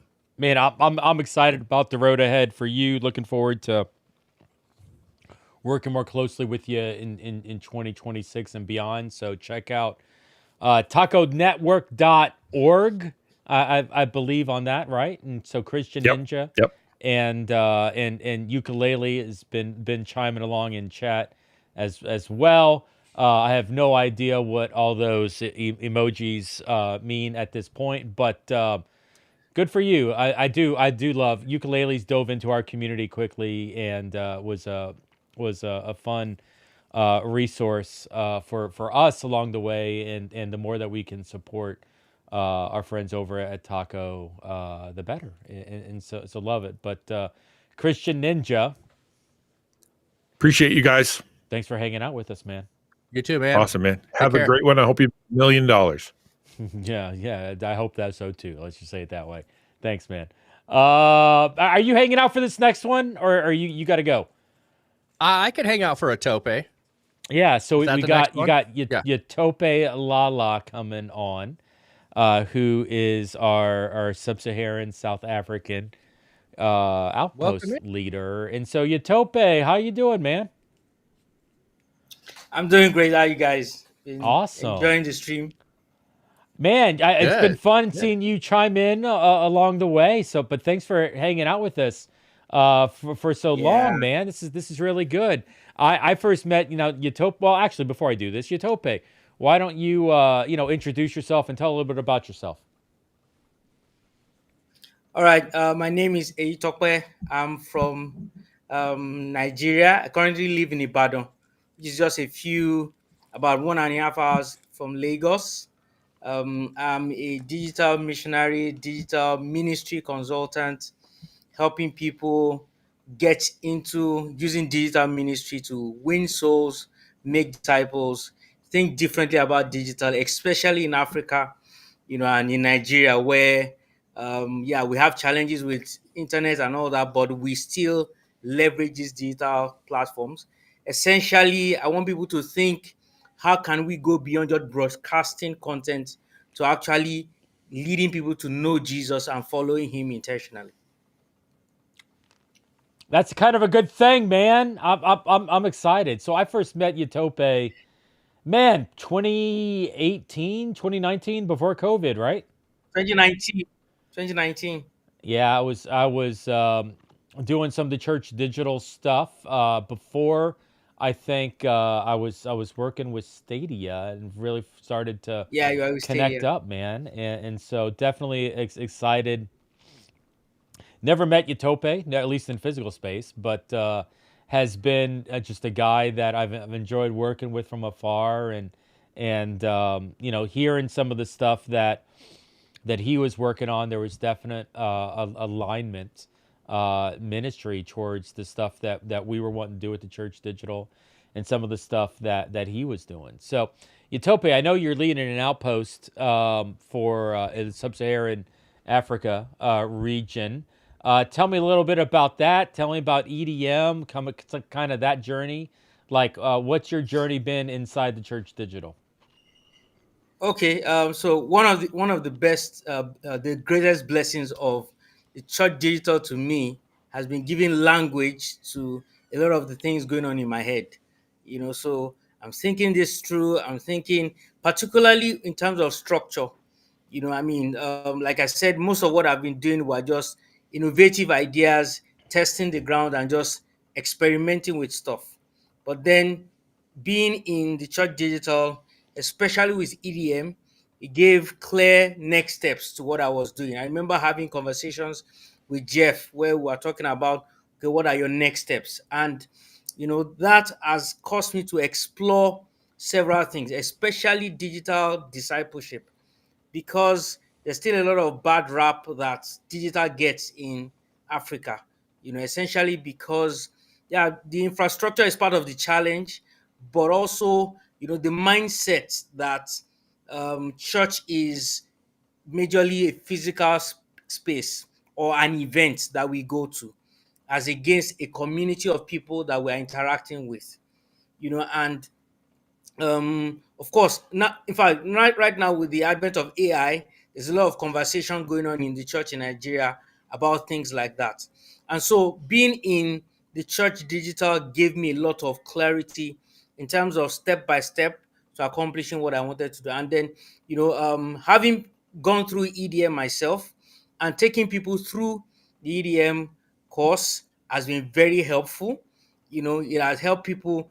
Majority of the guys that I've interacted with in Kenya, in Uganda, in Ghana, in South Africa are guys that are having clarity in terms of what do I do next. So it's not just, okay, I want to reach out to people who want to know, who need to know Jesus, or I want to help believers get grounded in the truth. Is, okay, when I do that, what's the next thing for me to do? What technology do I use next? What's the strategy that I need to put in place? And the guys that I've been interacting with, in fact, recently I met one of the guys in the Sub-Saharan Africa EDM group, mentioned that they used Sudoku as a way to reach people No for kidding. Jesus. And it was very exciting to.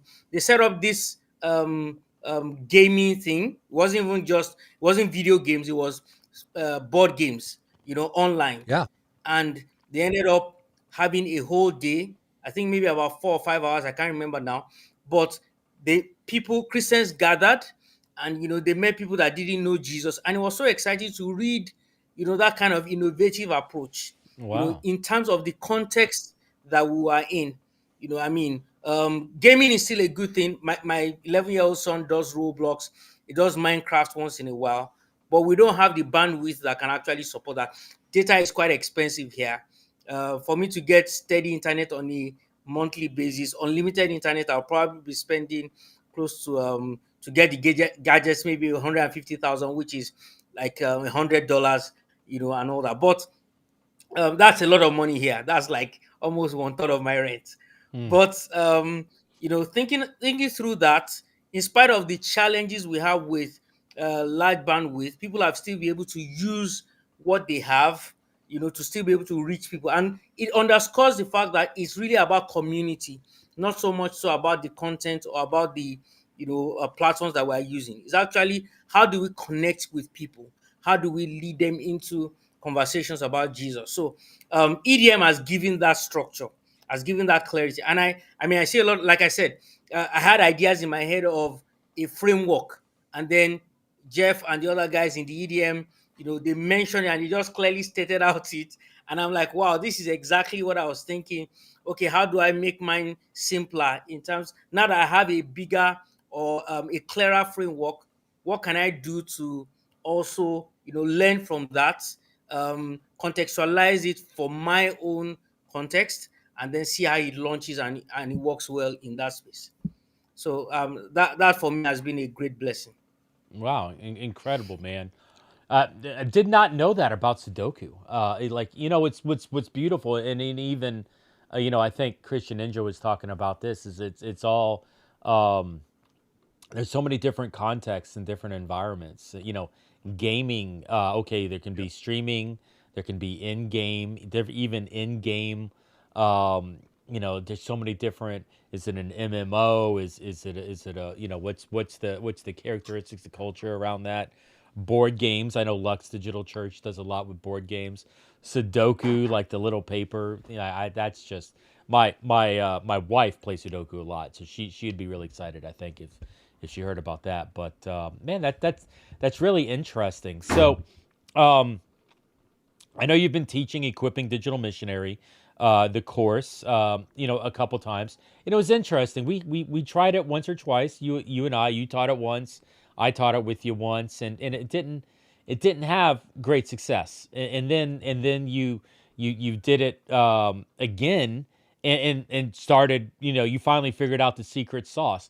Maybe talk a little bit about that. How it didn't work, and then it did work, and what you did to kind of to culturize it for you. And he's stuck in the meme spot right there, man. It's like,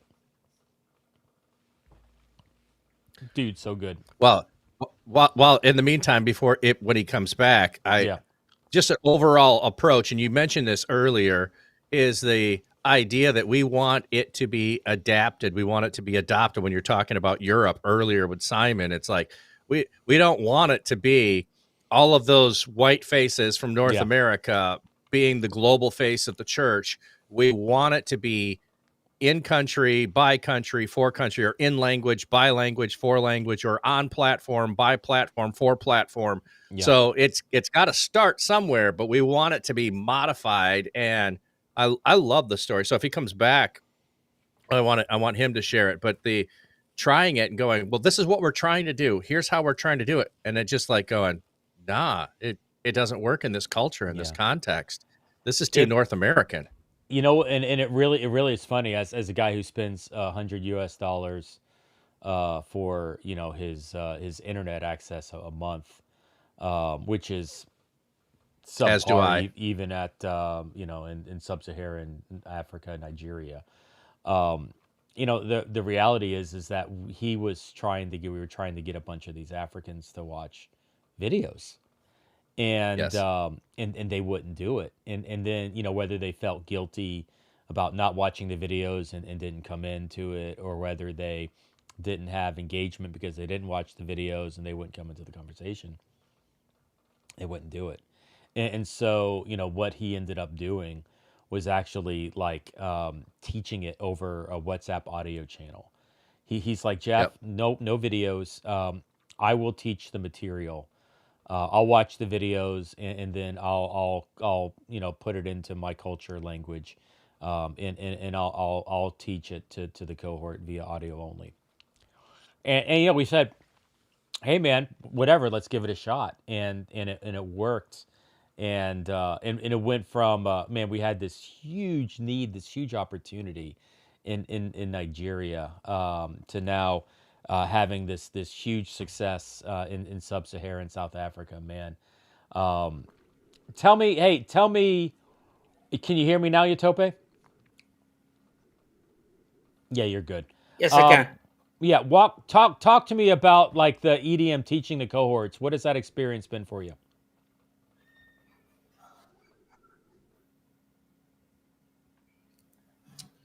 Okay.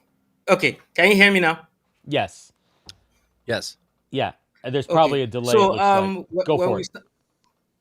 When we started EDM, I remember Jeff was taking one of the classes and I was supporting, you know, and at some point, I mean, the interactions, the response was okay, but people were not attending as we should, you know. And then I was supposed to take another class after that, and so this time I was neck deep in it.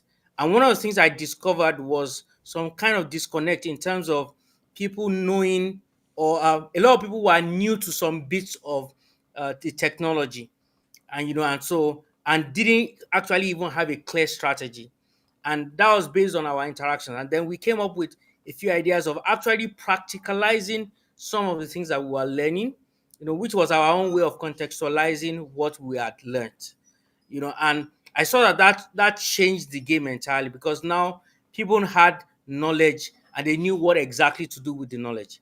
Because the previous sessions, people had the knowledge, but then I noticed that people weren't taking any action.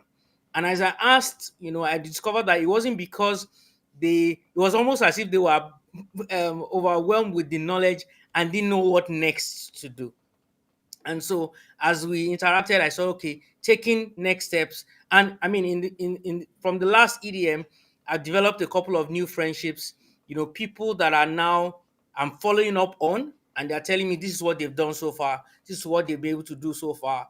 You know, I mean, there's one that jokingly calls me he says he's my Timothy, I'm his Paul. He's in Ghana, you know, and we have interesting conversations because now I can follow up with him. I know exactly where he is. You know, I can tell him what next to do. You know, and so that makes it more practical, and that's our own way of contextualizing. Because you know, the idea that everybody is usually aware of what to do with digital technology, particularly with regards to digital ministry, there's that. If you've been around for a while, you assume that everybody knows what to do. But then by the time you get into the nitty gritty, you discover that a lot of things are new to people. I have a couple of people that are, but there's a particular woman that is in her close to her 70s. She's very, very active. She does physical missionary work, but she wants to reach out to younger people and she's thinking of using digital tools. There's no digital tool I mentioned to her that she doesn't want to learn. You know, and she's excited. She really wants to. I mean, she's always on any program, anything I'm doing, she's always there wanting to learn more. And so that excites me. And some of these other people we've also met physically. You know, we've had the opportunity of meeting one on one, discussing how we can make progress in their own ministry and how TCD can actually help them become better. Hey, and you even did. You talked to me a little bit. I forgot. This is a good thing too. Talk to me about the discipleship conference that you did a couple months ago, right? You did a physical discipleship conference there in Nigeria, Disciple Maker Summit, right there. Yeah. Tell me about it. Yeah. I haven't got my t-shirt. Dude, Okay. he's sporting a So t-shirt. That's awesome. It's got not the sure you can see swag. that well. All right. So yeah, we had this. One of the things we're trying to do. Yeah. One of the things we're trying to do Oh no. involved in Go disciple back. making. Okay. Is it back now? Go, bro. It's all you, man. Oh boy. Okay. All right. So one of the things we were trying to do was also to encourage people that were involved in disciple making, especially individuals, because my observation number of people wanted to make disciples, but organizationally there was a challenge in that area in terms of I mean, it was easier to reach out, and I think you mentioned it at one point. It was almost like B2C rather than B2B. You know, Mhm. reaching out to the organizations was a bit tough to get the organizations to commit. But I mean, I had relationships with individuals, so I just reached out to those people. We used my place. I have like two sitting rooms, so we used my house, and we're able to have. We had about 35 people, including the volunteers. We had about 10 volunteers, and we had about 25 other people that were able to make it physically. And we had four different topics. Even had printed worksheets for conversations around those things. And we had, we talked about the paradigms that are needed for disciple making. We talked about digital discipleship. We talked about church planting from scratch. We talked about what was the fourth thing now? I can't remember now. But majorly, we spoke about those things, and the idea was, how do we equip the regular individual who is desirous of making disciples but feels contained or doesn't feel equipped enough in the church structure that they belong? How can they do that, on their own? And it was such a beautiful conference because the feedback, particularly for me, was the mind shifting experience of being able to go from, just being a church member to actually thinking of disciple making within our context. Jason JMO was one of our speakers, and we had recorded, because just to avoid issues with internet, we had all the sessions recorded. And so we just played the sessions, and then we had conversations after each session. And it was so beautiful. People did not want to go home. We started at 10 a.m. We finished at 2 o'clock. People did not, no, we finished at 3 o'clock. People did not want to go home. We had to literally chase everybody and say, please go to your families, and it was such a bit. And I still have ripples of that. And I'm hoping that maybe, hopefully before this year runs out, we'll have a digital version of this same thing, because quite a number of people could not attend physically. Last minute issues with some people and all that. So I'm looking forward to having this, and maybe, especially the conversations that happen as a result of it and the going forward. JMO mentioned something very critical, about not just having views, but actually having disciples that were made. He shared a story of how they had reached 1 million people during one of their the digital outreaches that they did. But then they were able to cycle back and were doing more disciple making. I think maybe about 100,000 or something like that. But they focus more on discipleship than just the views. And that was a pivotal discussion that day, was help people to make a shift. So I had the support of TCD in terms of funding, in terms of JMO getting involved, and all the support I could get, and it was really beautiful to have something like that happen. Yeah, it was kind of fun to sponsor a physical discipleship conference on another continent, in Nigeria, and so it's fun to see, Yatope's ministry expand and grow, and that's, with our outpost leader Simon. One of the things he wanted to do was a European digital missionary conference, and so we worked with Simon and his organization to do that in October, but we want to, that's the thing with the Church Digital. It's like we want to help ministry happen. And so talking to guys like Simon Yatope, Tariq will be on here, I think later today. And Leighton here, some of our outpost leaders, some of the guys that are helping us and volunteering in a big way. What is God calling you to do, and how can we, the Church Digital, how can we help? And so, listening to Yatope what's talking. fascinating with Yatope and myself and a few others is we've gone into digital, learned things in digital, and then God gives us an opportunity to go into physical space, but we wouldn't have been prepared for doing that if we hadn't learned things in digital ministry. Ooh. And innovating in digital is now giving us better equipment to be able to go into a physical space and do something. Yeah, that's interesting. I had Pastor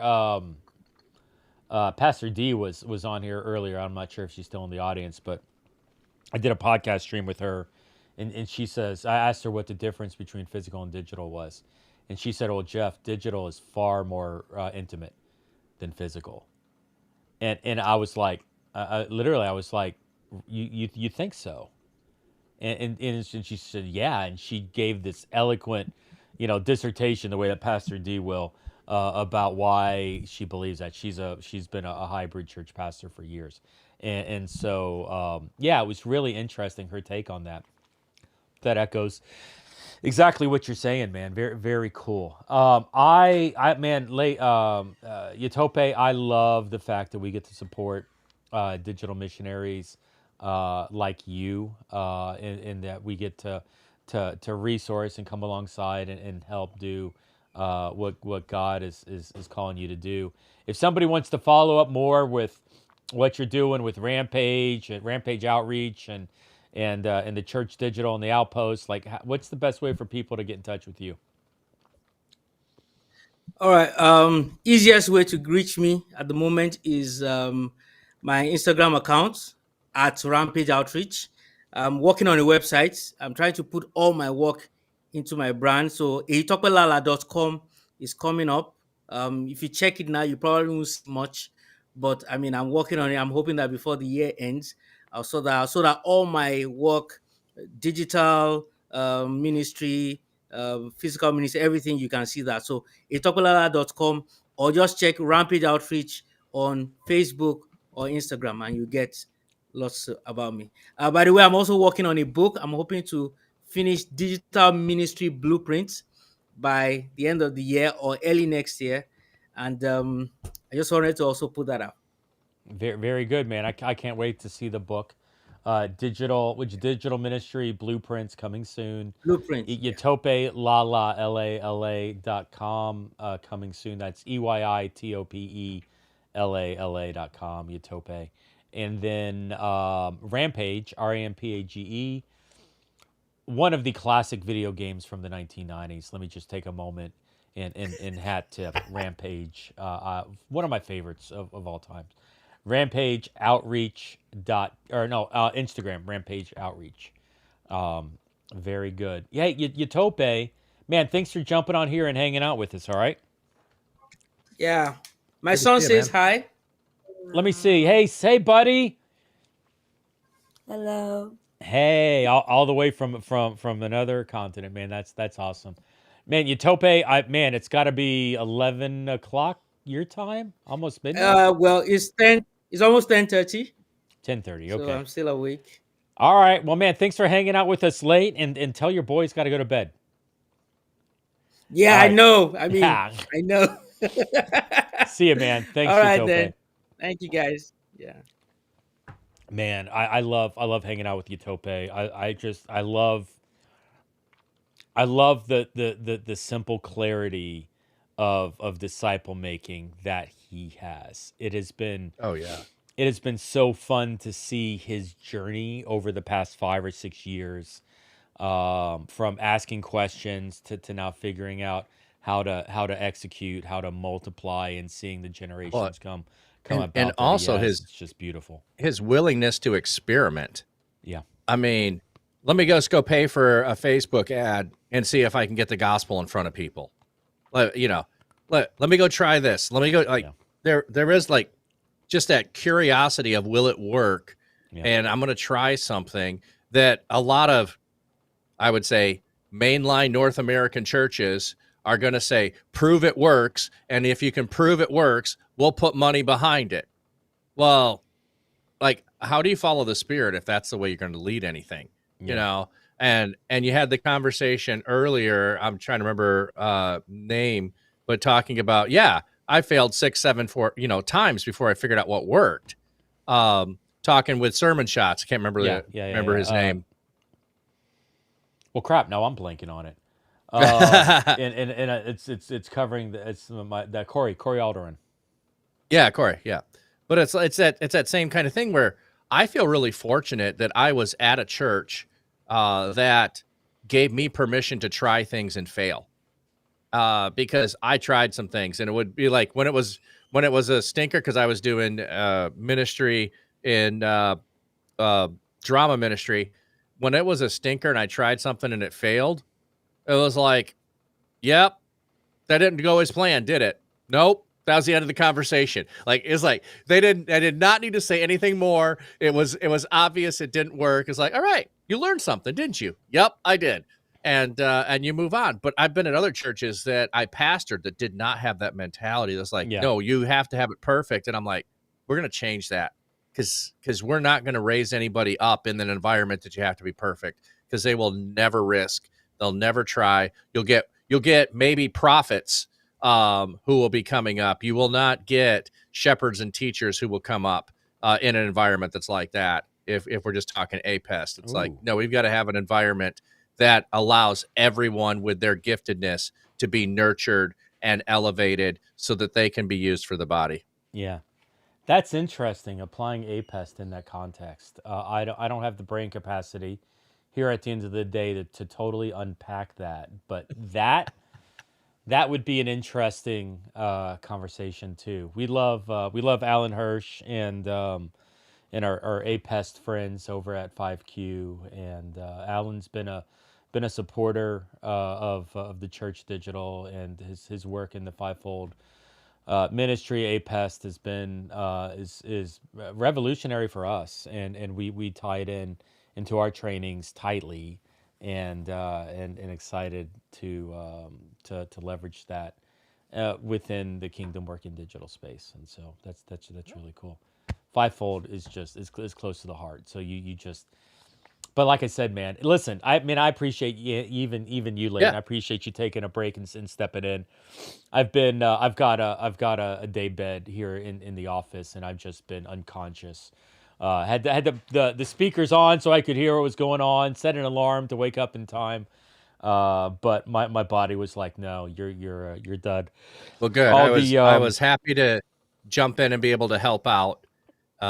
Soon as I knew you were in the hospital, I'm like, okay, we need a backup plan if Jeff's not there. What do we need to do? I was talking with Andy. I don't know if he told you that, and I was saying, do we have this? Are we ready? Are we ready to move something? And he's like, you will be ready. So we'll figure it out. Jeff, I'm sorry to speak of myself in third person, and that's weird. Don't do that. How I handle, how I lead, needs to change.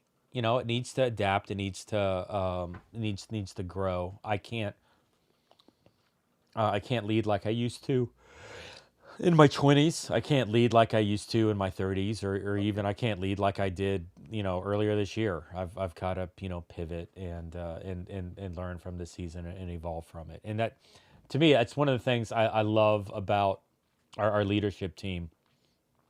You, Ian, Andy, Jason, even Stacy. Y'all are not afraid to question anything, and and I've encouraged that on a regular basis. Don't just sit there. Ask the question. Ask the hard, awkward, and my gosh, even Purpose. Coming in from Nigeria, asking those hard questions as well. And so, I think Ian, when I was in the hospital, Ian was kind of like poking the bear. Jeff, you're in a hospital bed. How are you really going to do this? I'll be fine. No, really, Jeff, how are you going to do this? Okay, look, there's a plan. There's ways that we can get some help. And so I do appreciate you stepping in. taking the reins for a while and running with it. So Leighton, man, thanks for doing what you're doing. If you're Absolutely. interested in supporting Leighton and what he's doing, theChurch.digital/team is their team page. Leighton's on there, and I know there's a link to Reliant on that page, theChurch.digital/team. Or what's a good way to get connected with you, Leighton? Well, it would be Leighton at thechurch.digital, which is Leighton at Leighton. That's going to be the easiest way. If I give Reliance out there, it's going to be a little more complicated and all of that. But yeah, if you reach out, you'll find me. Join the fam. I spend most of my time on Discord. I am in the WhatsApp community as well. You reach out, you at me, we'll have a conversation. We'll set up a time. We'll do something. If you're just like, if you want to just have a session that's just like out there and it doesn't matter what we talk about and you want to just like brainstorm a bunch of crazy ideas, I would love that. If you want practical things of who's doing something, I'll do that too. Like I am up for anything. I love to hear what God is up to. I love to hear people process through what God might be up to and what might just be indigestion from last night. They're both great conversations, so I'll take either one of them.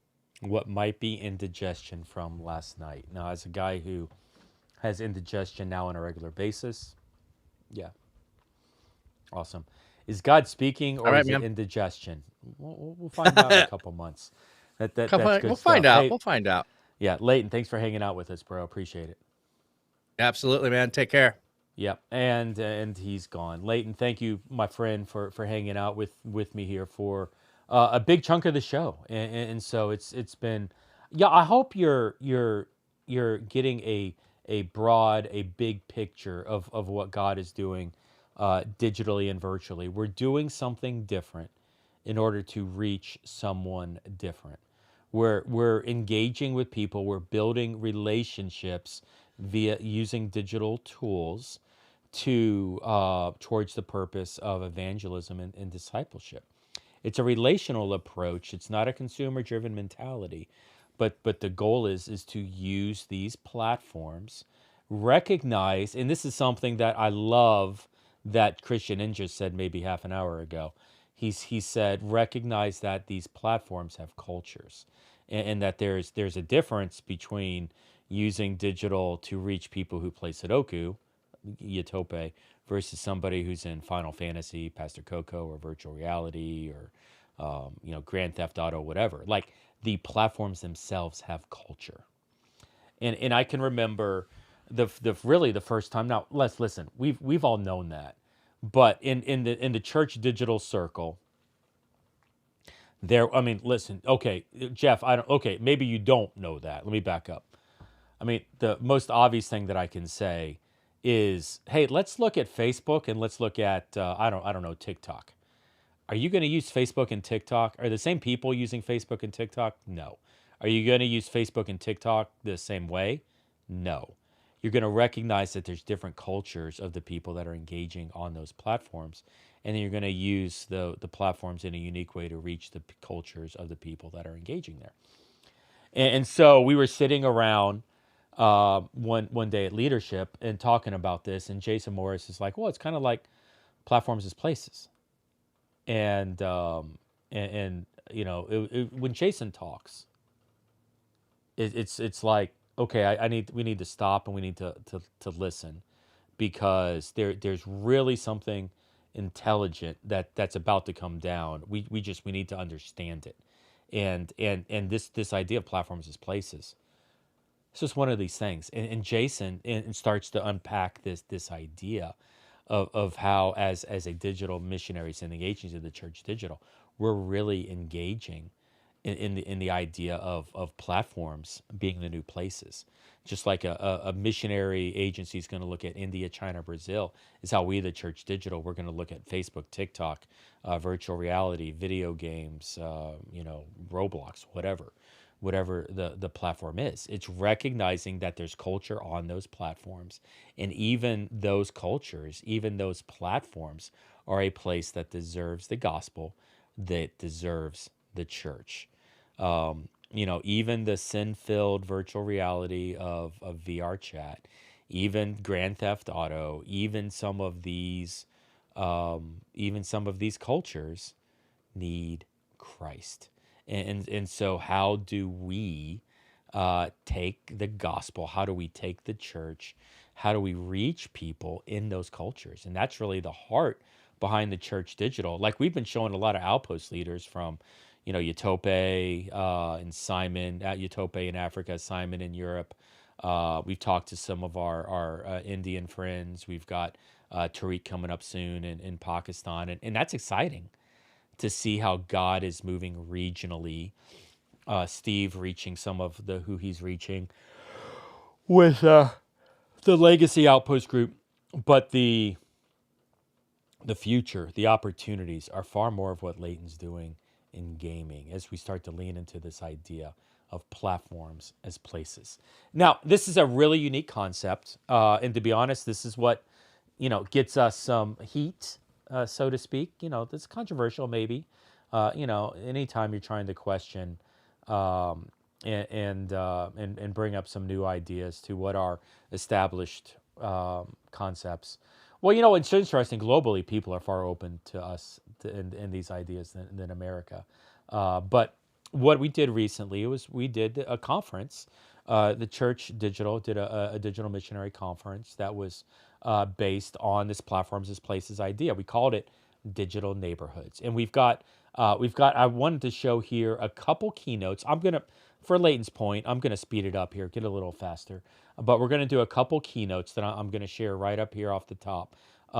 That's Jason Morris talking about the idea of platforms as places, and then afterwards we're gonna show Jeff Vandersteltz talking about.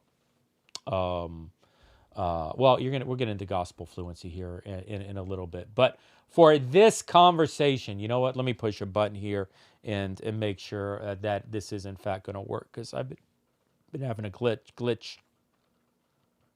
All right. So for this, I want to introduce. By the way, $20,000 to fully fund one of the digital missionary conferences, so that ideas like what we're about to show you get out in front of thousands of people globally. I mean, that's literally what we're saying is that to fully fund one global digital missionary conference costs about $20,000, which allows these ideas to get in front of thousands of people in 100 countries globally. Like, this is the influence. This is not like what we could do. This is what we're already doing. And we're asking you to join us in that. So here, check out this video, this session from Jason Morris, speaking on platforms as places. Here you all, where'd that button? I need to change the color of that button. It always changes. Here y'all go.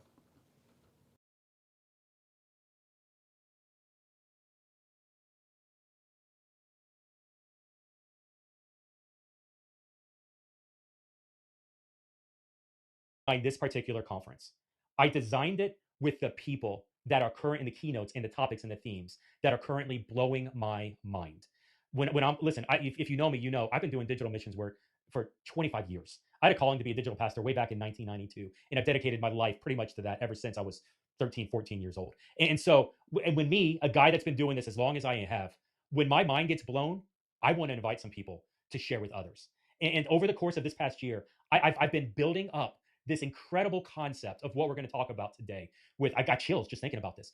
Talking about digital neighborhoods and how we need to revisit what digital culture looks like, how it trumps physical culture. And even beyond that, if culture is different digitally, what does the gospel look like in that space? And how should we as digital missionaries engage differently digitally than a physical missionary would in a physical environment? This is the topics we're going to get into today. So listen, Jason is an incredible technological person. We were talking offline about AI designing and vibe coding. Like it just, my mind blows just talking to JMO on a regular basis. Some of the other speakers are not as technically proficient, but the concepts we're going to talk about today, tying it into your digital mission work, I promise you, it's going to challenge you. So right off the bat, I want to bring on JMO, Jason Morris, to the Church Digital's Equipping and Mobilization Director, because I want him to share this idea of platforms as places as we're starting this theme centered around digital neighborhoods. JMO, you good? I'm good, awesome, man. Let's rock and roll. Peace out. Have a good one. All right. Thanks, everybody. So pumped to be here with you guys. If we haven't met, my name is Jason Morris. I'm the equipping director here at theChurch.digital. And over the years, got started back in '94 with a 9600 baud modem, telling people about Jesus back in the day. up until today, been doing the same thing. My mission is to catalyze the digital collective might of Jesus Church and leverage that for global gospel saturation. I love the fact of all the people from all around the world who are joining us. And I am so grateful that I get to be a part of this global organization of theChurch.digital going around the world and making a difference for Jesus. As we go through some of this material, this is some of the things that we talk about in our training. And one of the principles, one of the pillars that we have in our digital neighborhoods conversation harkens back to that basic pillar of platforms as places. These may not be as different as one might think. When one thinks of a place, they normally don't think of a digital place, except for this crew right here that's listening to me right now. A lot of times we do think of it as a place, a platform, a digital platform could actually be a place. In fact, this year, about a month ago, the Bible Society put out a report. The name of the report was called The Digital Nations, which they've noticed some of the same things we here at the Church.digital have noticed, that people spend a lot of time online. And that particular, I'm gonna share that link with you so that you can have it, because there's a lot of really great insights in there. I'm gonna pop that in the chat real quick. You should see that right there. Back to this content. What if place and time aren't as disconnected as we think? Because place, think about this for a minute, implies time. Why is it that missionaries have a sense of a calling to a place? It's because Jesus didn't come to save geography. He came to save people. And the Great Commission, go and make disciples of all nations, is not countries. It's ethnic groups. The Greek word there is ethnos. The idea meaning, because the United States of America, most of the countries that you're probably a part of didn't even exist when Jesus said that. Jesus came to save people. Now, what happens is he came to save the people, save the lost. What happens is, where are the people, right? Normally we would think of them as people are in places. But today, in today's digital world, where are the people? Well, they're on their phones. You might be on your phone right now. And the idea of place is where people spend time. When you work at a spot, that is your place. When you spend enough time in one place, it starts to become your identity, whether you spend a lot of time in Texas and then you consider yourself a Texan. It all goes back to time, though. If you spend a lot of time playing games, you consider yourself a gamer. You might consider yourself a YouTuber because of all the time that you spend on YouTube, or a TikTok influencer. Where you spend your time is where that becomes your identity, that becomes your place. And if you get enough people that have that same identity, then you have a subculture. You have yourself an ethnos. So as we look at the average amount of time that people spend online, anywhere between 6 and 8 hours a day, in the American, you would think as an American you would spend more, but we're about average. The highest one where they spend the most of time online is actually in Africa, in South Africa. They spend the most amount of time online. Lots of really crazy places that spend an inordinate amount of time online. You spend enough time there, that becomes your place, because that's where you're basically living your life. Your life is time more than it is place. So as we think of platforms as places, we're looking at digital platforms as places. And particularly in this conference, we're talking about digital neighborhoods, because it's not just big arenas. We're talking about the people that you can interact with, the people that you can have conversations with, because if you can have a conversation, you can have a spiritual conversation. And if you can have a spiritual conversation, you can do discipleship. So what we're talking about is unifying these two ideas together of digital neighborhoods. Now, let's talk about the first of those two words in this conference. Let's talk about digital. I believe that Jesus is our CTO. He is the Chief Technology Officer of our universe. He is Lord. He is King. And technology is a gift from God. The word technology comes from two Greek words. One is techne, which is craft. Think Minecraft, right? Crafted, or like Jesus was, he was called a carpenter, a tekton. That is in Greek. He is one that does craft with tools. Now think about that for a minute. Jesus did his craft with tools. All right, technology. The second part is word logia, theory or science of something. It should harken back to you the idea that we find in John 1:1, where Jesus is called the Word. In the beginning was the Word. The Word was with God. The Word was God. That is the same word, logos there, logia, the theory, the science of the craft, technology. You can't even say the word technology without referring to Jesus twice. And when you think of Jesus as the tekton, the one who has created this universe that he leverages for his purposes, it sounds a lot like an engineer or a developer. Jesus, Christ, is CTO of his universe. So let's follow his pattern on how he thinks about tools and how they can be leveraged for the gospel. And I'm going to share a passage of scripture with you, and I want you to see it through this lens that we just talked about. Luke chapter 5, verses 1-4. This is when Jesus is calling the first disciples. It says there, one day Jesus was preaching on the shore of the Sea of Galilee. Great crowds pressed on him, listening to the word of God. And he noticed 2 empty boats on the water's edge, for the fishermen had left them and they were washing their nets. Jesus looked at the tools. He looked at the creation in a different way. And stepping into one of the boats, Jesus asked Simon, its owner, to push it out into the water. So he sat on the boat, taught the crowds from there. And when he had finished speaking, wait, before we get there, Jesus saw a place, Peter's boat, as a platform for the gospel, as a tool to expand his kingdom. And that's what a tecton does. He thinks about his craft, he thinks about his tools, and that's exactly what Jesus was doing right here. Now, when he had finished speaking, he said to Simon, now go out where it's deeper and let down your nets to catch some fish. Now, this is a cool idea. Well, we a lot of times feel like Jesus is not interested in what we do. He's not interested in the games we play. He's not interested in the streams we have and we broadcast. Jesus probably knows more about it than we give him credit for. Because in this particular passage, he does a really big mind trick on Simon, on Peter. He says, Master, Simon replied, we worked so hard last night, didn't catch a thing. But if you say so, I'll let the nets down again, just to prove you wrong. And this time, their nets were so full of fish, they began to tear. And shout to help brought their partners in the other boat, and soon both boats were filled with fish on the verge of sinking. Now, from the survey that we did at the town hall about a month ago, here's all the platforms, here's all the places that Jesus is leveraging you, digital missionary, for the gospel. And lots of times we tend to think that Jesus isn't about all of that. But here's the question. If Jesus asked you to leverage what you know, what you have around you at your disposal, your place, your game, your stream, your feed, if Jesus asked you to leverage that, what could he do with it? Do you trust Jesus to bring you followers, subs, not just fish?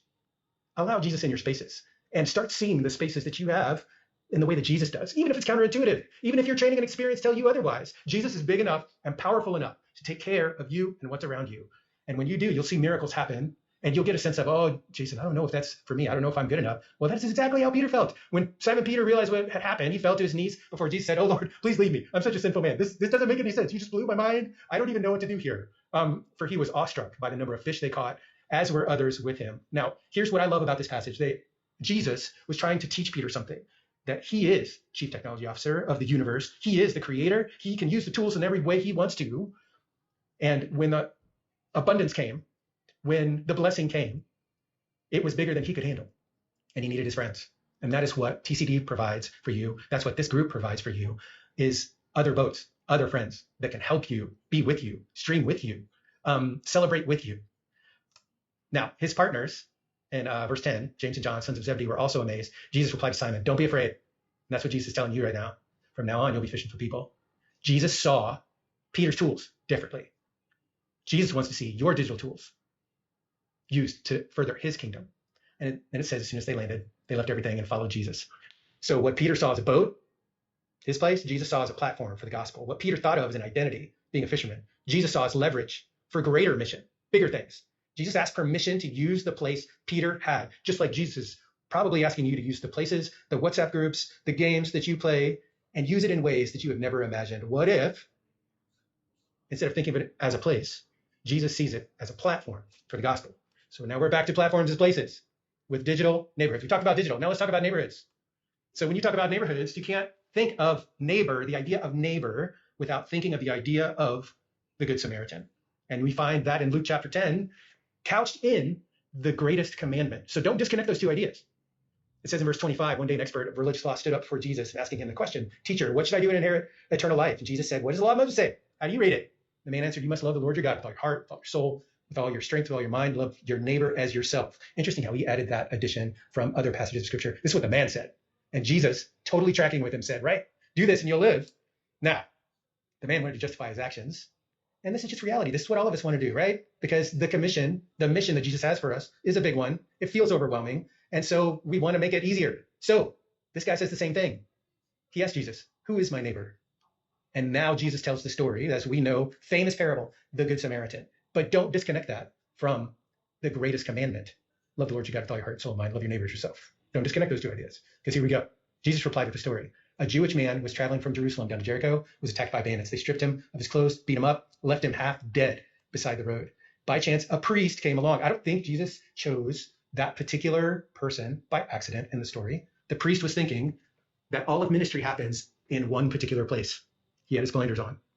That place of ministry was the temple, a physical place that had boundaries, putting a box around God. By chance, a priest came along, but when he saw the man lying there, he crossed over on the other side of the road and passed him by. We don't know why he did that. Maybe he had a lot of work to do. Maybe, it was time for temple services and he didn't have time to deal with it. I have been a pastor. I know what that feels like, where sometimes the work of the ministry keeps me from the ministry itself when it comes to dealing with people. that are all around me because I have a schedule to keep. I have work to do. I have an agenda. So I don't necessarily blame the priest here, but Jesus is strategically selecting this particular mode of ministry, place-based, contained ministry, and calling it out. Next verse, a temple assistant. In some other translation, you'll see that as a Levite. That's all it was. So you got the head honcho and you got his assistant, right? Assistant walked over, looked at him lying there, but he also passed on the other side. Same thing. Then the despised Samaritan, and I love how Jesus calls him despised Samaritan. Samaritans were half Jew, half Gentile, having their foot, one foot in the Jewish tradition, the other foot in the Gentile world. And I feel like so many of us feel just like the Samaritan. We feel despised. We feel, if those of us who are in hybrid ministry especially, you have one foot in the digital world, another foot in the physical world. You feel that tension all the time. Nobody seems to get you. And you feel a little rejected because of it. In the survey that we took in the town hall, that's what you expressed to us. And let me tell you, I know what that tension feels like. And you have just found your tribe because we are all a bunch of misfits, one with one foot in the digital world, the other foot in the physical world. We feel that tension and sometimes we're despised because of it. This is what Jesus tells about it. And when he saw the man, he felt compassion for him. And then going over to him, the Samaritan soothed his wounds with olive oil and wine, bandaged them, and he put the man on his own donkey, took him to the inn where he took care of him. The next day, he handed the innkeeper 2 silver coins, telling him, take care of this man. If the bill runs higher than this, I'll pay you the next time I'm here. This guy, the despised one, the misfit, he was the one that saw the opportunities of ministry all around him instead of being locked in with his blinders on about place-based, contained ministry. The reality is, in the digital spaces, it's you interact with people all around you that are hurting, and you see them, and you see them differently. I know that there are some of you that are paying your own money for your own platforms to bring the light of Jesus to others, and people don't understand, and that's okay. That's okay. You have just found your tribe, because that's what all of us do together. Now, next verse. Which of these three, Jesus says, would you say was a neighbor to the man who was attacked by bandits? The man replied, the one who showed him mercy. It's about compassion and it's about mercy. It's not about place. And Jesus says, yes, now go do the same. The reality of this is that you can pass more digital neighbors in a 15-second scroll than you could walk past physically in a 15-minute stroll. Now, I'm all about neighborhoods, but let's think about digital neighborhoods, the ones that need your compassion, the ones that need your mercy, especially now in the climate that we live in today. It bugs me so badly that social media and the internet are being blamed for the hurt and the brokenness in our society today, when all that is an extension, a force multiplier of the tongue. And the tongue is an overflow of the heart, says Jesus. So what is the real problem here? The real problem is the brokenness in our hearts. And the same force multiplier could be used for people whose heart is overflowing with compassion and mercy to have these tools before us be leveraged, just like Jesus did, to impact people with compassion and mercy. It's right before us. Don't demonize the digital. It's not about the tools. It's about your heart. It's about the eyes that Jesus is giving you to see the people that are already around you with the tools that are already in your hands to be leveraged for the gospel. Digital neighborhoods is about going from doom scrolling to kingdom growing, where chats can turn into church, where DMs are turning into discipleship, where winning games can be winning souls. Now, when we talk about digital neighborhoods, did you know that there are 2.4 billion Christians in the world today, and only 5% of them have ever led anyone to Christ? Think about that. Now, in the survey we did together about a month ago, of our TCD tribe, you know what that percentage is? 33. Think about that for a little bit. Your average Christian, 95% of them, they don't talk to people about Jesus. That is a real problem. Dude, we are never going to get the Great Commission to become the Great Completion if we don't change that somehow. And this tribe, this group of misfits, are the ones that do that. Because the percentage for us is 33% of us are telling others about Jesus and have led someone to Jesus. In other words, if you're a church.digital missionary, you are 6 times more likely to lead someone to Jesus than if you're not. Now, we've got this whole plan going on for the rest of this conference together and giving you the tools and the resources and to have your tribe, whether it is in the next session of speaking the gospel into everyday life with fluent faith, or tracking spiritual thresholds online, being able to detect where people are at with audience mapping, or reproducing leaders for digital mission. Because if you're not making disciples that make disciples that gather into churches that make more disciples, then you're doing it wrong. In apprenticing in the wild, we're giving you the resources, we're giving you the training, we're giving you the tribe. I hope that you take full advantage of this opportunity together with this conference, the Digital Neighborhoods Conference, so that the world can be a different place. Can you imagine? I mean, we've got 98 people here-ish right now. Can you imagine what could happen if all of us work together to leverage our influence, our tools for the sake of the gospel, being empowered by his spirit? We're going to change the world. I'm telling you, it's going to happen. Can't wait to go on this journey with you. And we have a big, wonderful lineup to give you the tribe, the tools, and the training. I hope you take advantage of it. Let's pray. Jesus, right now, as you see those who have gathered here, as those who are under the sound of my voice, whether it is right now live or watching it later, we know that you are here, that you are sharing your heart with us. May we be faithful, just as Peter was, just as the Good Samaritan was, to see the opportunities and the tools and the places and the platforms, just like you do, for your kingdom. You are the creator. You are the chief technology officer. You are the one who has crafted this universe, and you are the one who programmed this universe for your kingdom glory. May this moment be etched into our souls, where you have empowered us and have changed us in ways that we could never imagine. May your vision be cast in our hearts, and let us join you as you build your church for your glory. May your kingdom come. May your will be done on earth as it is in heaven, and it is in Jesus' name that we all together say, as your children, type it in the chat, say it with me, amen. Amen. Thanks, guys, for giving me this opportunity. Oh my gosh, I told you your brain would be blown by it. The idea of turning your Jason, man, thank you so much for this. As you're transitioning, I don't know, any closing thoughts, or hey, let's do this. A tip, a practical advice. Let's pull this from you for 1 or 2 more minutes. How do we go from doom scrolling to prayer walking through that? Like, what's a practical tip for somebody that's interested in doing this, that's overwhelmed by the obsessiveness of social media? How do we turn that to an opportunity to prayer walk? Maybe 2 minutes on that, bro. Okay. Yeah. Here's a tip. All you have to do, and it's not hard to do. There's a couple of ways you can do it. Just go on whatever social media of your choice. Whatever one you like the most. Right. Start scrolling. You will see people's pain. Think of them in the way that Jesus sees them, and then use the thread to respond to them personally. If you can, do it with video. If you can't do it with video, do it with audio. If you can't do it with audio, do it with text. But do the following: pray for them right there. And then after you pray for them, wait for their response. Wait for other people in that thread to respond. No joke. You do that, and you will have you could pray for an hour online just responding to the responses with a personal prayer, just like one would do doing a prayer walk. It's the same thing, but you're doing it digitally. That's one tip. Another tip would be you can sometimes have these social media platforms geofence if you want to follow up with people long term. You can geofence it to people that are within 10-mile radius or 12-kilometer radius for those of you internationally around you. You could have it work in that way so that you can follow up with them in person and use that first digital connection be a way in which you can follow up with people where they are and do the same thing. Yeah. You can encounter more digital neighbors in a 15-second scroll than you can physically in a 15-minute stroll. You said that today, and that just was mind-blowing for me, and that is so true. JMO, my friend, thank you for jumping on the stream and sharing this today. This has been so good. Somebody should write a book on like sharing Jesus online.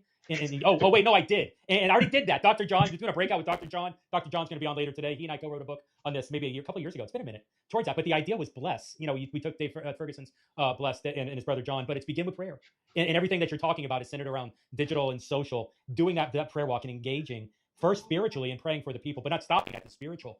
Taking a moment, is listen to them. Listen to their pain. I can tell you, like, it's so funny. When people troll me, I love it because I get to have a conversation with somebody who's hurting spiritually in a public environment. And the troll may not engage in that moment, but you know what? The people that saw me show grace to that troll, it changes them. And because I have that in a public environment, it's so good because the troll may or may not recognize the need. But every time I've done it, others around me have said, I saw the grace that you had there. I don't have that. How do I get that? What do I need to do? Why did you not respond? And it gives an opportunity to even dialogue in a better way. And so, JMO, man, I know you got to go. I appreciate you. Thanks for doing this great talk here as we're setting the stage for platforms as places. Appreciate you, my friend. Cool. As Jason transitions off, man, give it up for JMO. Throw some encouragement in the chat. Jason Morris has been a friend for years and so excited. I see the troll. Thank you for putting the troll in chat. I just like. So good. Hit the wrong button. Hit the countdown button. I seriously, Jason Morris has been a friend for years. I was not lying. An inspiration and a vital part of the Church Digital team.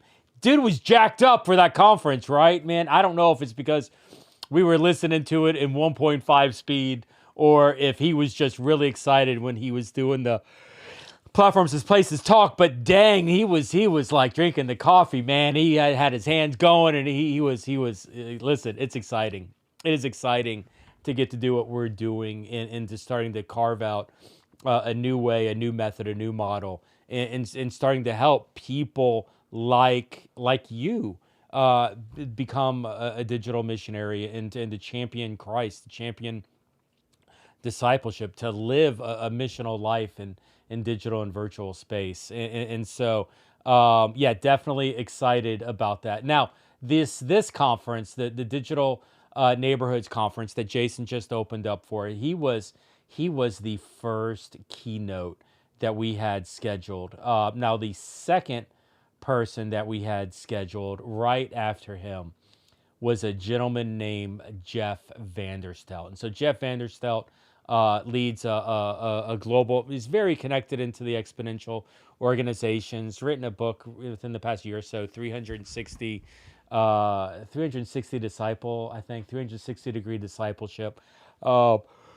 Is very fluent. Oh my gosh, no pun intended on that. You'll see in a second. But it's very fluent in the exponential ecosystem, and you know, just in the relationship that I've had with Jeff Vanderstelt has been a supporter of digital missions and digital missionary work. And so, so Jason, you know, once again, like if I could just like, Jason lives in Texas, and we both lead busy lives.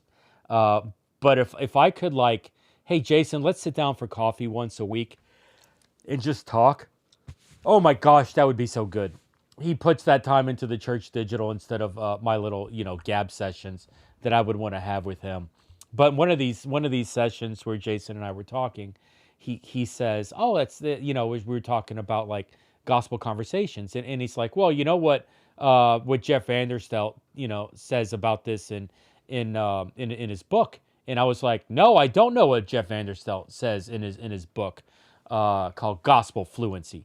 And he goes off to tell me about, you know, Jeff Vanderstelt's taking his book, which by the way blew my mind, and was like, okay, we need to get Jeff Vanderstelt into this conversation, and we've got to have him speak into this. And so as we were putting together the conference, I was very excited to have Jeff Vanderstelt come on board to be one of the speakers for the conference. And so I'm excited to let you now gospel fluency and platforms as places. You're going to see this come together really quickly, and so realize this is almost like a 1-2 punch back to back, which is why I wanted to share it here with the stream with you all in a back to back fashion.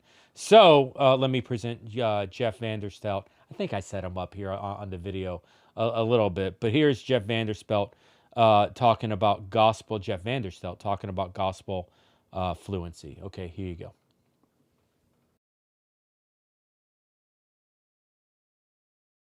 Waiting. I have been waiting for at least 8 months for what's about to happen. The Jason Morris, like I told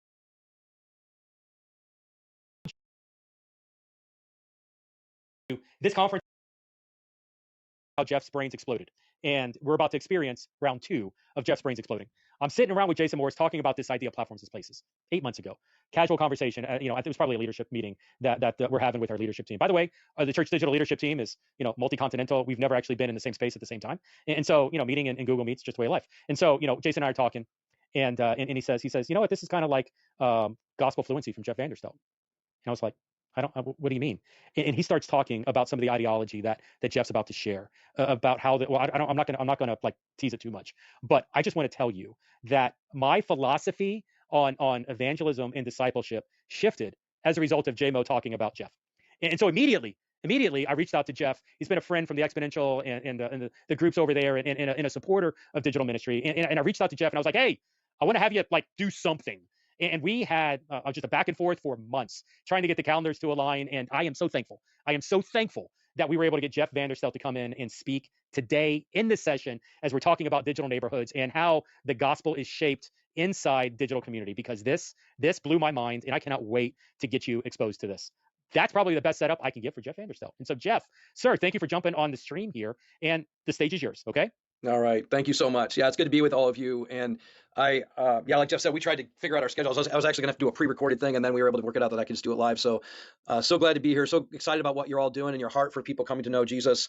I'm just going to kind of introduce that idea. First of all, gospel fluency. You see the subtitle, speaking Jesus into everyday life. And the idea there is that we need to learn how to be fluent with the gospel as much as we would learn to be fluent with any other language. And I don't know if you've ever learned a language, but I learned Spanish years ago. I'm certainly not fluent in it now because I haven't used it. If you don't use it, you lose it, which is probably true of the gospel as well, frankly. But I got to a place where I remember dreaming in Spanish. And when you become fluent in something, you think it, you dream it, you filter the world through it. It's like the language you use to interpret things. It's also the language you use to solve problems. And so this idea of gospel fluency comes from starting, first of all, with Ephesians 4. I want to get there in a sec, but I want to ask you to do something before I look at the passage. I just want you to take a moment first, before we even go into that concepts, to identify a situation you're presently in. Maybe it's a difficult issue, challenging situation. Maybe in your digital space, it's a relationship you're working on, or a person you're caring for, someone you're trying to help them address something that they're facing. And maybe you personally, like it's something you're working on or facing right now. And I want you to identify it, because I want you to keep it in mind as we do the training, because I found that when you can take a real life situation and apply what I'm about to teach, it actually gets more traction than if it's just a ethereal idea. So take a moment to do that, even if you have to write it down, type it in, whatever it may be. You don't have to share it with everybody. That's not what I'm asking for. You're welcome to, but that's not what I'm asking for. But get it locked in so you know what it is. Just give me a moment to do that. Okay, hopefully you've got one in mind, a person in mind, a situation in mind, a challenge in mind, a problem you're facing, something you're working on in yourself maybe. And then the second thing I want you to do with that is I want you just to ask, how have you been addressing it? So let me give you an example. So one of the things in my life was an unreconciled relationship where I had hurt somebody, they had hurt me. I wanted to seek reconciliation. We went through even a mediation process to be able to extend forgiveness. I extended forgiveness. This particular friend of mine refused to. And so that was a problem or situation. Now it's been resolved, but it took actually, sadly, several years for it to be resolved. Well, if I were in your shoes right now listening to this conversation, that might have been one that I came up with. And the way that I'd been addressing it was a variety of things. Sometimes it was trying to control the situation, trying to convince him to forgive. Sometimes it was, I was praying for him. I was getting outside counsel. I mean, I was doing all kinds of stuff. So I want you to think through the situation you're facing, the issue you're in. How have you been addressing it? What have you been doing? What have you been thinking? How have you been responding? What are you doing to address it right now? So get that in mind. So the issue and the pattern, or way in which you've been trying to address it. So keep that in mind as we move forward. Now back to the idea of gospel fluency. I'm going to take you to Ephesians 4.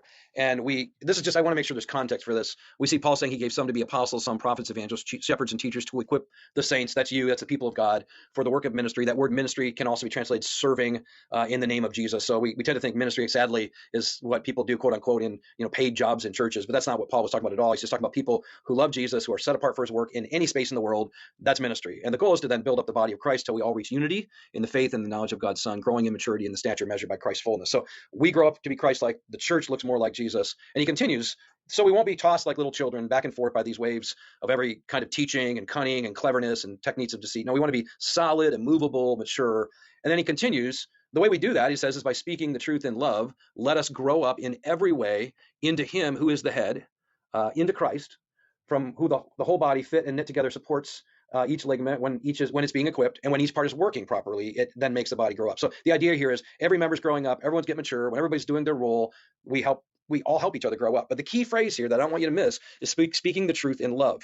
Now, a lot of us, we might have heard that at one point in our life where we're like, I remember being in a relationship and it was difficult, or a friendship, or in a group, and we finally said, hey, brother or sister or friend, I need to speak the truth in love with you. And what it meant was like, I've got a hard, direct word, and I'm just going to do it, hopefully in a gentle, kind way. And those things do need to happen, but I don't think that's primarily or exclusively what Paul's talking about here, because later on in the same chapter, after he talks about the way of the Gentiles and how we don't go in that way, we go in a very different way, he says this is not the way that you came to know Christ, assuming you heard about him and were taught by him, as the truth is in Jesus. So when Paul says speak the truth in love, he's basically saying speak the truths of Jesus to every situation. And here's another way to think about it. If we're going to grow up in every way into Christ, we've got to learn how to speak, and also I'd say demonstrate. So it's not just our words, but also our actions, the very truths of Jesus into everything. And I would make the case that where we are not speaking the truths of Jesus, or the gospel of Jesus, the good news about Jesus, into areas of our life, those will be the areas that will not look like Jesus. Or when we're trying to serve other people and speak truth into them, if we're not bringing the truths of Jesus into their life, they're probably going to grow up in something else. And we see this all over the place. We see Christians who parts of their life look like Jesus, and then a whole bunch of other parts of their life look like their political party. Not trying to get political, but it's like they look more like their peers leaders than they do Jesus in that thing, or they look more like a philosophy than they do like Jesus in that thing, or the way they manage or handle their finances look nothing like Jesus because they got all their training or development from something that doesn't include Jesus or doesn't represent the truths of Jesus. But what Paul is saying is, if we're going to grow up into the fullness of Christ and into maturity in Christ likeness, we've got to learn how to speak the good news of Jesus into absolutely every nook and cranny of our life.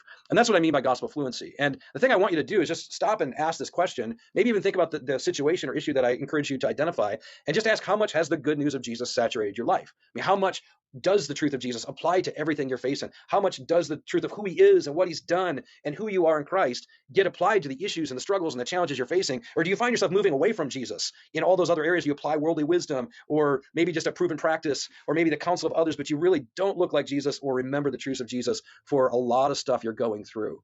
And so that's the question I want you to ask as we keep going, because here's the deal. You and I will talk about what we love most. Like, we most talk about what we most love. And if you just think about the last 24 hours and think about how many conversations you had, whether it was in digital spaces or using your devices, chatting, texting, whatever it may be, or, maybe even physically being with someone having a conversation. Like, the question is, what have you been talking about? What's been the center of your conversation? What's been oozing out of your heart? Because Christ says it's out of the overflow of the heart that the mouth speaks. And that the idea there is you will be speaking about what you love the most. I remember when I first met my wife, and I was absolutely smitten. And everywhere I went, I was talking about her. And I was a youth pastor at the time, our senior pastor, and I went on a hike. And like for 2.5 days, that's all I'm talking about. And finally says, would you just shut up? Like, go marry the girl. I'm tired of hearing about this. And the truth is, like, you just talk about it. Like, whether it's sports that you love, your kids, your spouse, your friends, your grandkids, like, nobody struggles to talk about what they love most. And so if you're thinking about, man, how do I start becoming more fluent in sharing the gospel to people, or even to my own struggles in my life? The question is, has the gospel, has the good news of Jesus so captured your affections that you just can't stop talking about it? Now, here's something that I've learned. We also sometimes grow cold in our love. We forget what drew us first drew us to somebody or to Jesus in the first place. And that happened even in my marriage. I remember there was a season my love was growing cold. I was talking to older gentlemen about our marriage and the struggles. And he said, hey, remind me again why you married Janie. Like, what was it about her that you loved? And I started talking about all the things that I love. And the more that I talked about the things I love, the more that my heart grew warm again. And I found myself going, man, I really do love Janie. This is amazing. This is the woman I want to spend my life with. What happened? Well, we not only talk about what we love most, but oftentimes if we don't talk about it, we lose our love for it. In other words, the more that I talked about all the beauty and all the splendor and all the wisdom and all the joy of being with this amazing woman, the more that my heart grew in affection for her. So I would just offer up, as you're thinking about growing in gospel fluency in terms of the process of it, not only pay attention to what you talk about because it's going to reveal your affections, but start getting around people who talk about Jesus a lot. Because the more that you talk about why he's so amazing, why his work is so worth giving your life to, why you adore him so much, the more that you talk about him, the more that you'll love him. And so it goes both ways. We talk about what we love most, but we start to love what we talk about most, which is why you want to get yourself in a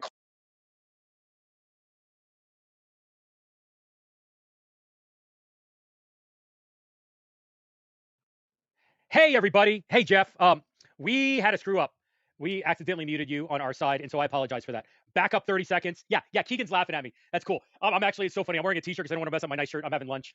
Sorry, Jeff. Our bad. Back up 30 seconds and unmute yourself. Back up 30 seconds and keep going. Even the pros screw up, y'all. Like, that. This is a thing. Jeff, can you hear me now? I can. I apologize. You are on a roll. You are throwing it. Keep going. Back up 30 seconds and roll with it, sir. Where did you lose me? Was it when I was talking about talking about what you love most with my wife? Back up one slide, hit the end of it, and then roll. Yeah. Great. So we talk about what we love most, that one. Yeah. I was making the case that what you love most, which capture your affections, will come out of your heart.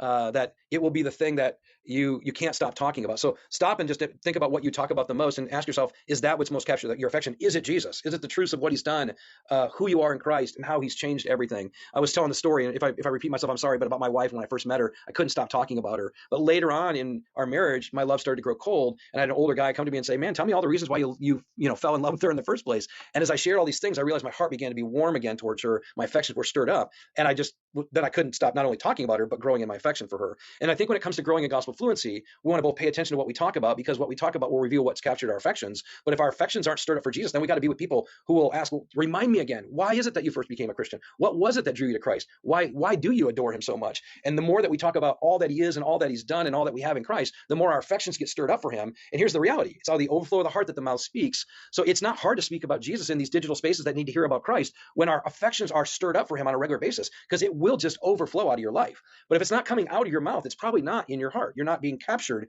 by these affections. So we talk about what we love most, but we also have to keep stirring up our affections. So what comes out of us will be our affection for Jesus. And then here's the other thing that I know is true. You also talk about what you believe works.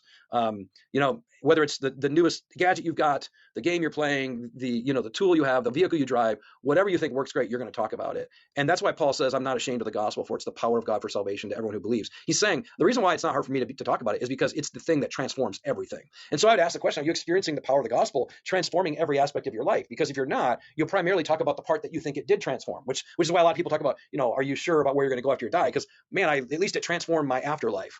But the gospel is meant to transform every aspect of your life. And so I want you to keep in your mind all the situation that I ask you to identify and the way that you've been addressing it. And I'm just going to walk through what the gospel includes and why it has good news for probably more than the one issue that you identified. And remember, the gospel means good news. So the people I teach in my own little church regularly, as I say, if it doesn't sound like good news, it's not the gospel. And of course, there'll be some of you push back like, yeah, but there's bad news in the gospel. Like, you got to talk about sin in order to get the good news. And I would say like, yeah, but sin isn't the gospel. Sin is why we need the gospel. Yes, we'll need to talk about the problem, but the gospel isn't sin. The gospel is that we're saved from our sin. The gospel is that there's good news setting us free from the shackles of sin. And so if it never sounds like good news, it's possible you're not actually proclaiming the gospel. And I know there's some of you listening going, yeah, but didn't Paul say it's foolishness to those who are perishing? And I always say, yeah, it's foolishness, not bad news. The idea of foolishness is it's too good to be true. I can't hardly accept it. How could it be that? And so I always tell people, if it doesn't sound like good news in your own heart when you're saying it to somebody else, you should back up. And there's probably a few things you should ask. One, have I listened long enough to these people I'm with to know what they actually need and what would sound like good news about Jesus that I could give to them? Because if you listen long enough, you'll go, oh my goodness, they need to know this about Jesus. They need to hear what he's done or how much he loves them or what he could do for them. When you get to that place, you're like, gosh, I can't wait to tell them. So if you don't sense it's good news, then I would slow down. Maybe you need to listen longer so you actually know what they need and how Jesus is what they need. But the other side of it is maybe we haven't thought through the breadth and the depth and the length of the gospel, that it's not just limited to justification by faith. That's real. It's not just limited to good news after I die. That's real, but it's got so much more. And so just want to remind you, it includes the life of Jesus. When we think about his life, we think about a real human who went through everything you and I go through. Hebrews 4 says we have a high priest who's able to sympathize, which means he's able to feel with you what you're feeling, because he was tested in every way just like you and me, and therefore we can go to him in our time of need. And so the life of Jesus is part of the good news. It's not just his death, it's that he lived our life. Yes, he lived our life, and he lived it as a righteous man without sin and completed the work God gave him to do, which is really good. So he is our hope for being made righteous before God. In him we are righteous, but also don't miss it. He is a human who went through what you went through, who's felt what you feel. And so maybe even that's what you need to hear. You need to give to someone else today, or in the coming days in these digital spaces you're in. It's like, I want you to know there's a God who mourns. And that's why he says, blessed are those who mourn, for they will be comforted. Because Jesus was a man of sorrows, acquainted with grief. He wept over Israel. He knows what it's like to lose things. He lost his friend, and then he raised him from the dead, Lazarus. But if you don't slow down in that passage, Jesus is so present in the sadness of Mary that he weeps with her. And he does that for you and me. He was wounded. He knows what it's like to be hurt. His friends abandoned him. They betrayed him, denied him, rejected him. So he knows what it's like to be in that space. He knows what it's like to be lonely. He cries out, my God, why have you forsaken me from the cross? So maybe some of you are like, man, there's these issues I'm going through. Does he know what it's like to feel pain, to feel loss, to feel abandoned? Did he get angry? Yes, he did. And so maybe that what you need in terms of the good news of Jesus is just to go, there's somebody who understands what you're going through, feels what you feel, and didn't just feel it. We'll get to the resurrection. He's alive. He's present right now in me to feel it with you. Jesus doesn't want you to know you don't have to be alone in this. And he wants you to know the human experience is not something he's a foreigner to. Now, there's a lot more we could talk about in the life of Jesus, his obedience in our place. There's so much, but we'll just move on to the death now. We know in the death, we've got him putting himself in our place, taking on our sin, not only dying for sin, but also putting to death the power of sin, defeating the evil one as he's buried in the tomb. And so the burial of Jesus is really important, because what does he do? He takes all that we've done and he buries it there, and he comes out in the resurrection without it. So the death is important because he died in our place and he put to death and sin and its power. But the burial is so important because he left it there.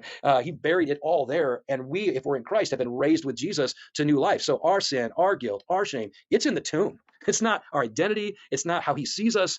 God sees us now in Christ. And that's why we're co-heirs with Christ. And the good news about his resurrection, that he has overcome Satan, sin, and death. And Paul says in Romans 8, if we now have the Spirit of God in us that enables us to cry out, Abba, Daddy, Father, we also have the Spirit that raised Jesus from the dead. So all the power of the resurrection is now in us by his Spirit. And Jesus said, those who believe in me are going to do the same works that I do. So maybe your issue is like, I'm facing what seems like an insurmountable situation, or I'm dealing with sin that I just can't get over. And Paul is really clear. You have the same power in you that Jesus had in him, and it's in his resurrection resurrection, that power over Satan, sin, and death is now the power for you to overcome anything you're facing. And here's the good news. He ascended to the right hand of the Father, and he says, if I go, then I'll send my Spirit. So when he ascended, not only is he there representing you as an advocate before God the Father forever, but he's also giving you all that you need for every situation you'll ever face. So his ascension is, now I've sent my Spirit. I'm now praying on your behalf. If you wonder if someone's praying for you, Jesus is praying for you right now. And he knows exactly what you need. He knows what you're going to say before you say it, what you think before you think it, and what you need before you even face it. And he wants to give you everything you need to be able to walk the life he's saved you to walk.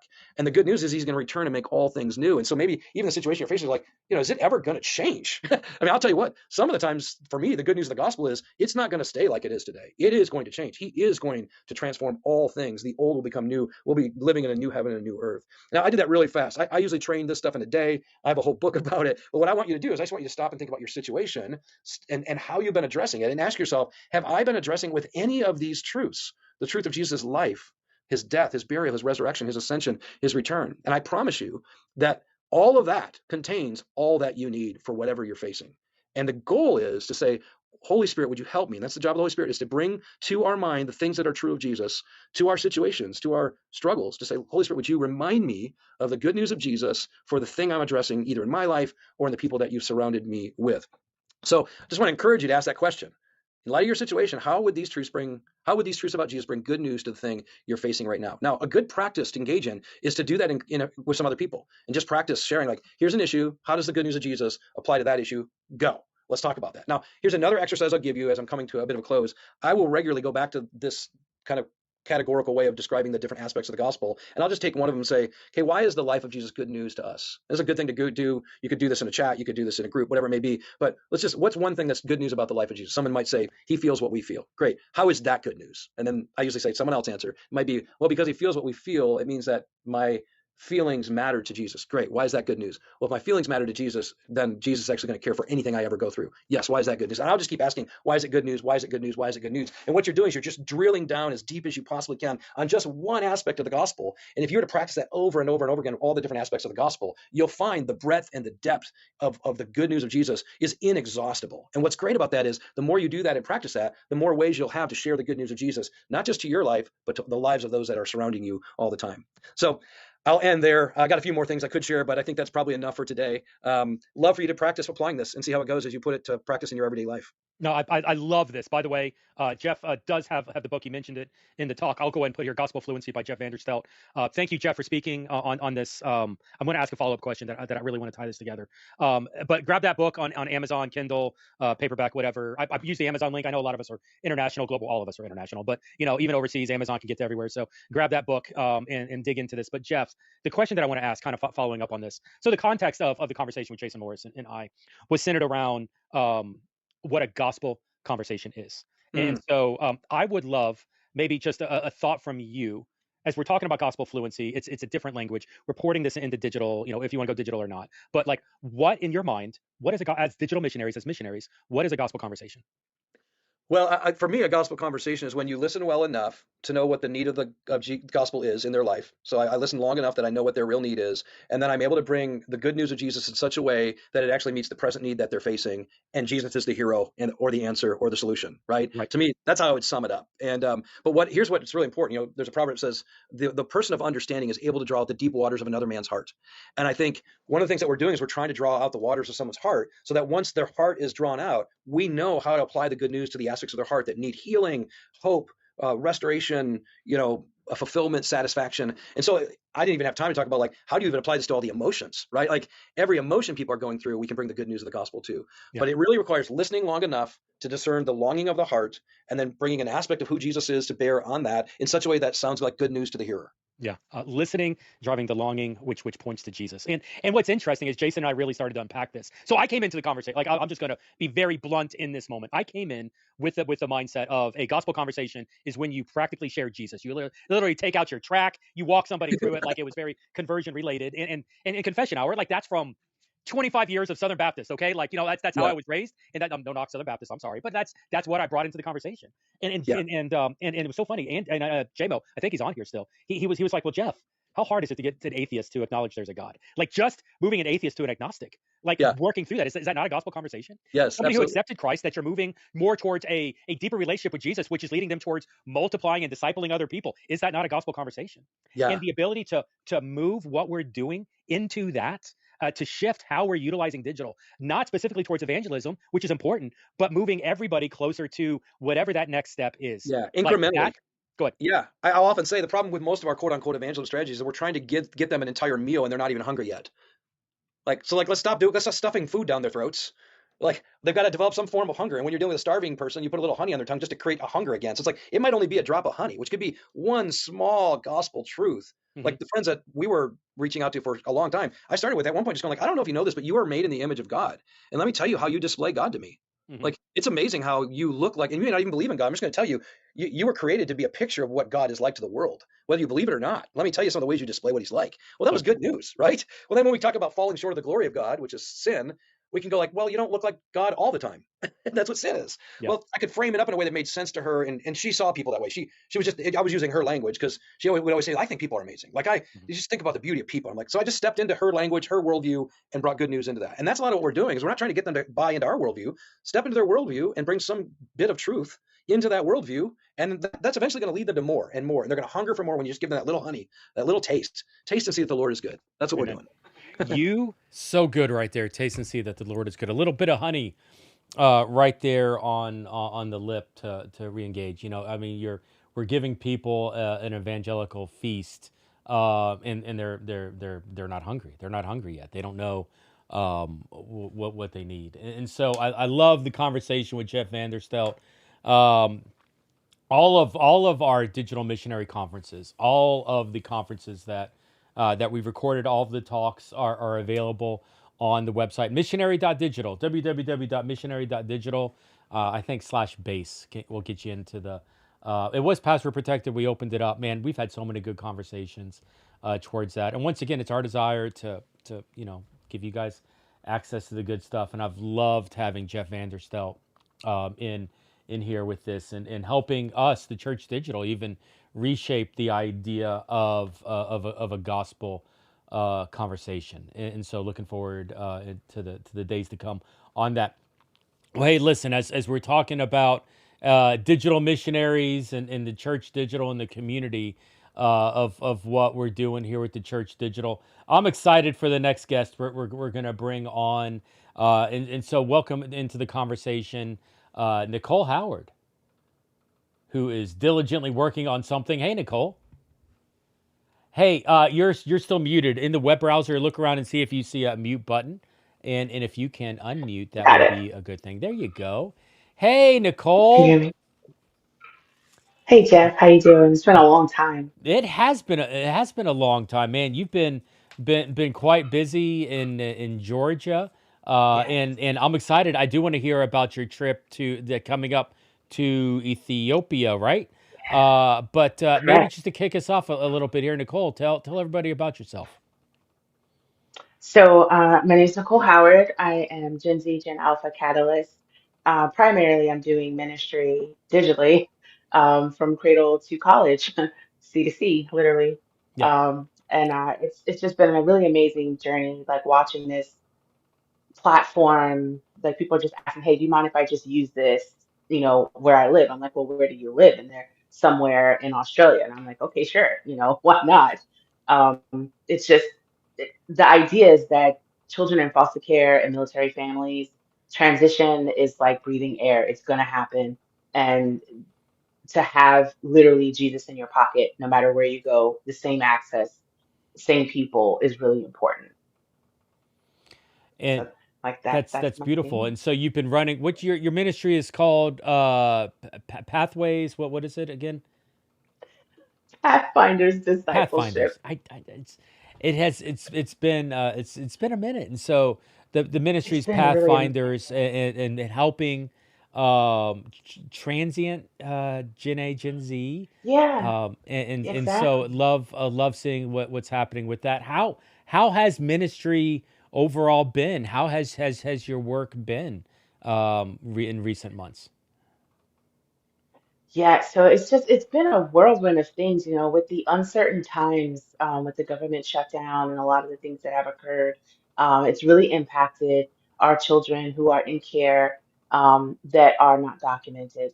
So we're having to do a lot of support and prayers in those areas. Mm, And it's been really a mission field within a mission field. It's not a place that I expected to be able to help them through that process. And then, like, there's such innocent and straightforward questions about where's God in this?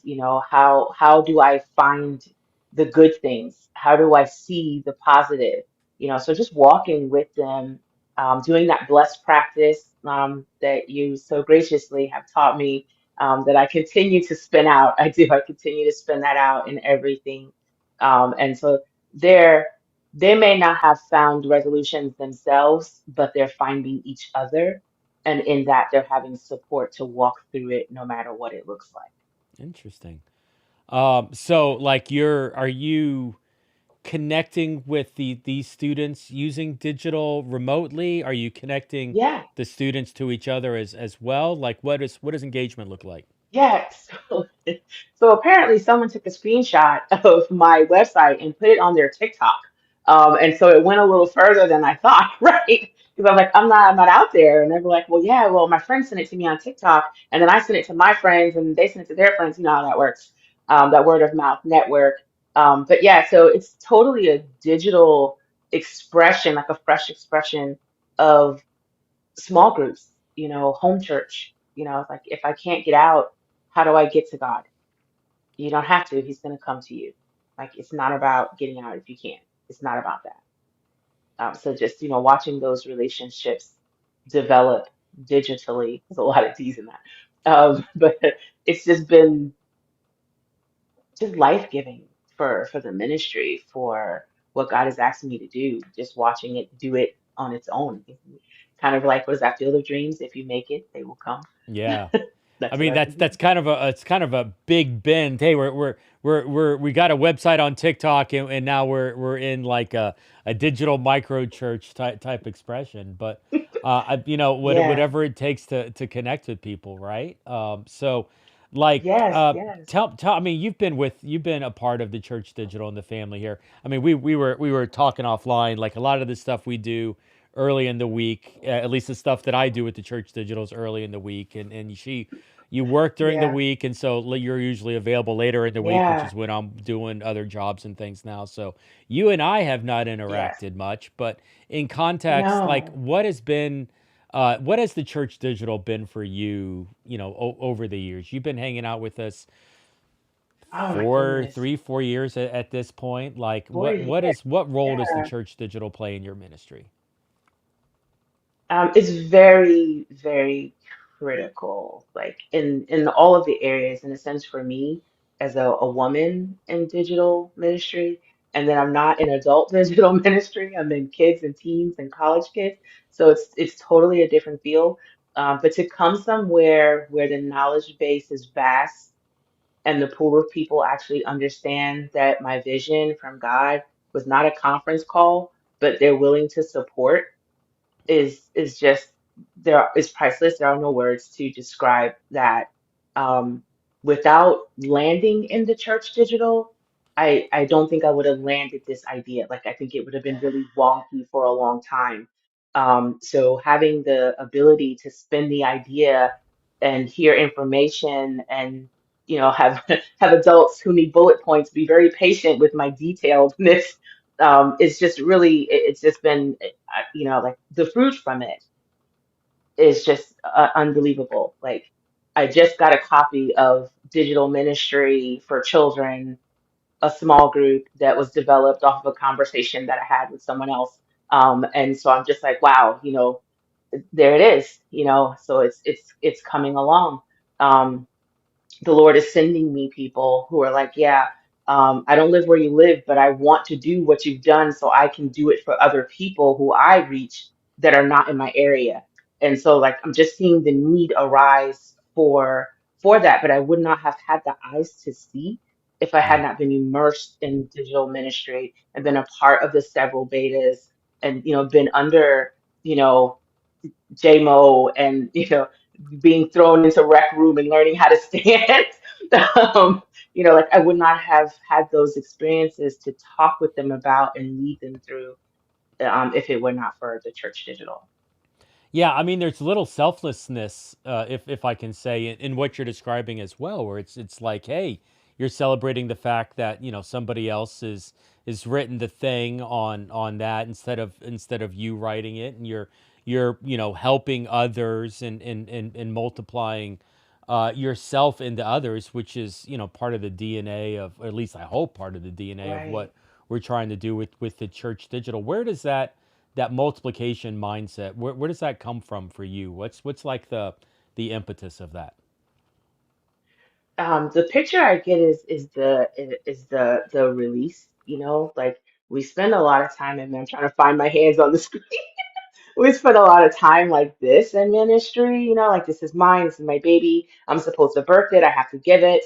But we're really supposed to spend a lot of time like this. And so being in these sessions and meetings and being a part of leadership, I've been able to release it more. And so then it's been able to come from thoughts and downloads in my head to reality, to being used, to being multiplied, to me showing others the path that I walk so that they could walk it and multiply it and do it. Like simplifying everything so that it's transferable. Like it's not, I leave all my college works at home, and I'm breaking it down, like someone once said, break it down for me like I'm a kindergartner. Tell me what you're trying to do. And so I've done that. And in doing that, I've seen other people arise that are able to do the things that I'm called to do.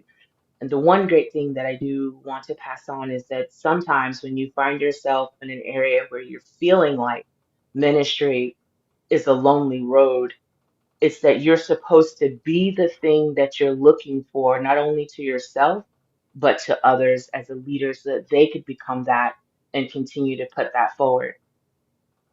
That's so good. By the way, I totally feel that way when anytime I talk to Jason Morris. I'm like, hey, break it down like I'm a kindergartner, okay? And so he humbles himself anytime he has a conversation with me. He's smart.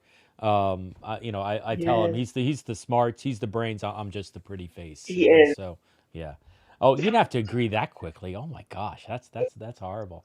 All right, hey, so you're I can't.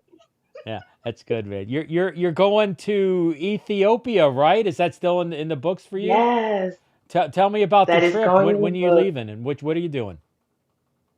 So we leave on December 29th. It's a full day plane ride. I've only been on a plane, I think, for like 3, maybe 6 hours, not a full day. So this is going to be really interesting. And then we'll be there for roughly 8 to 9 days. And in Ethiopia, I always say this wrong, if someone corrects me, Addis Ababa.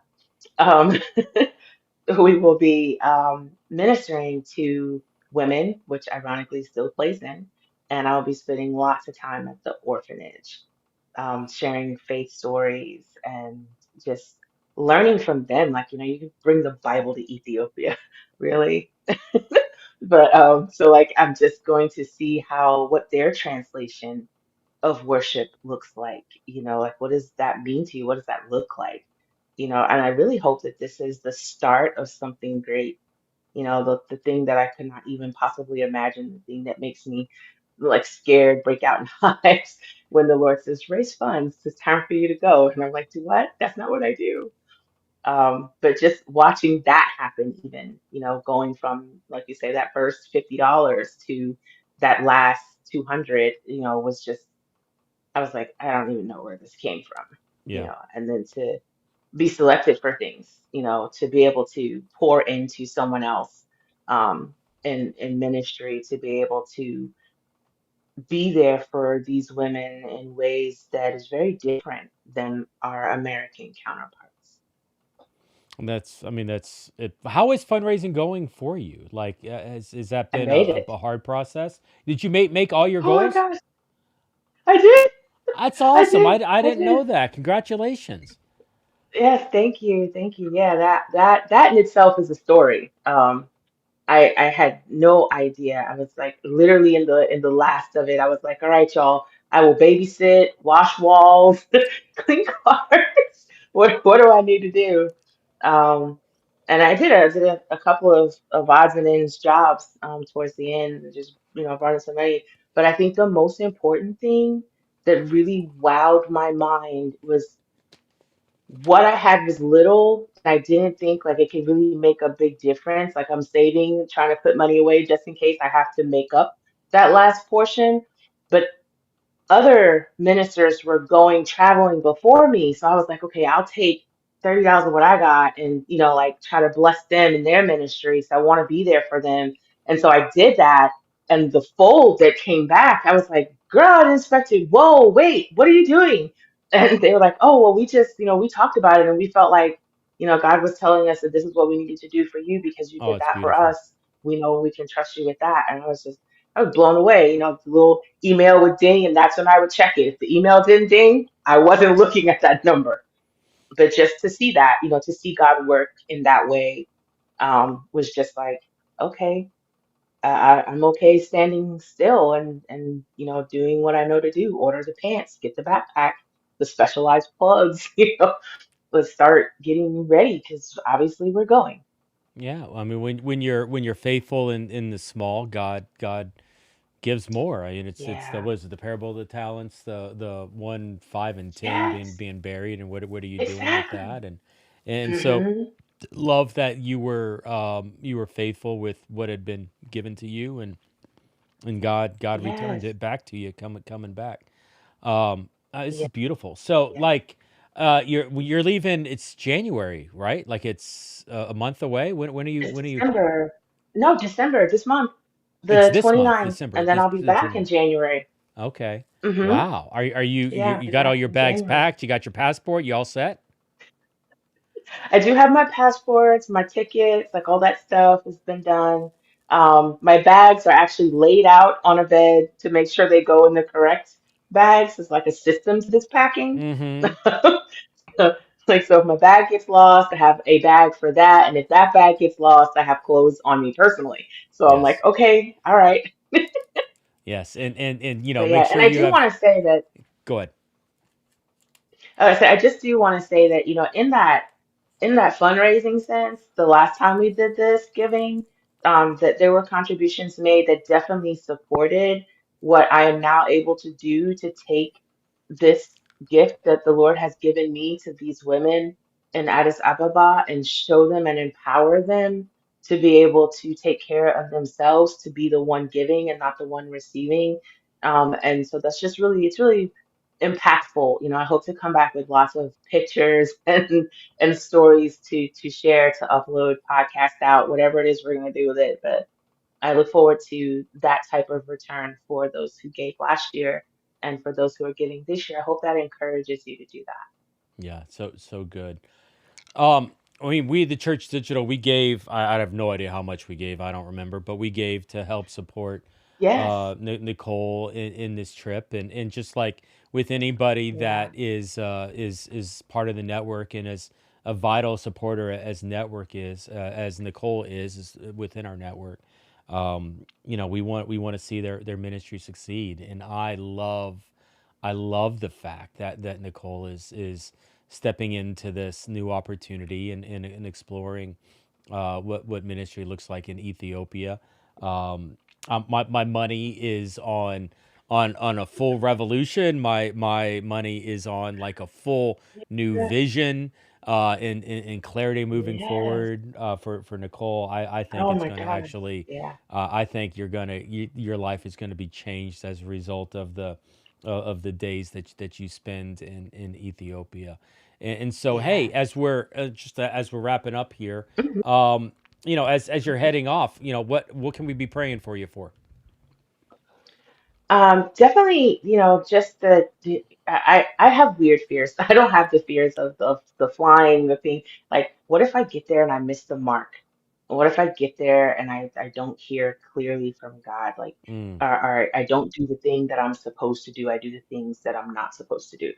It's helpful, but it's not the thing that I was there for. That's why I would love the prayers. experienced a mikvah, like in the book of David, when it's a cleansing and a preparation, like a baptism was what it looks like, for sending out. And so I had the mikvah, and when I came up from the water, I had never felt so light. Like I'm a big woman. These are several of my chins. And so I've never felt so light, so refreshed, so on fire to go forward and do what God is asking me to do. But at the same time, I do battle going in on this agenda. Like if anything else, there's an itinerary that, of things that we're going to do.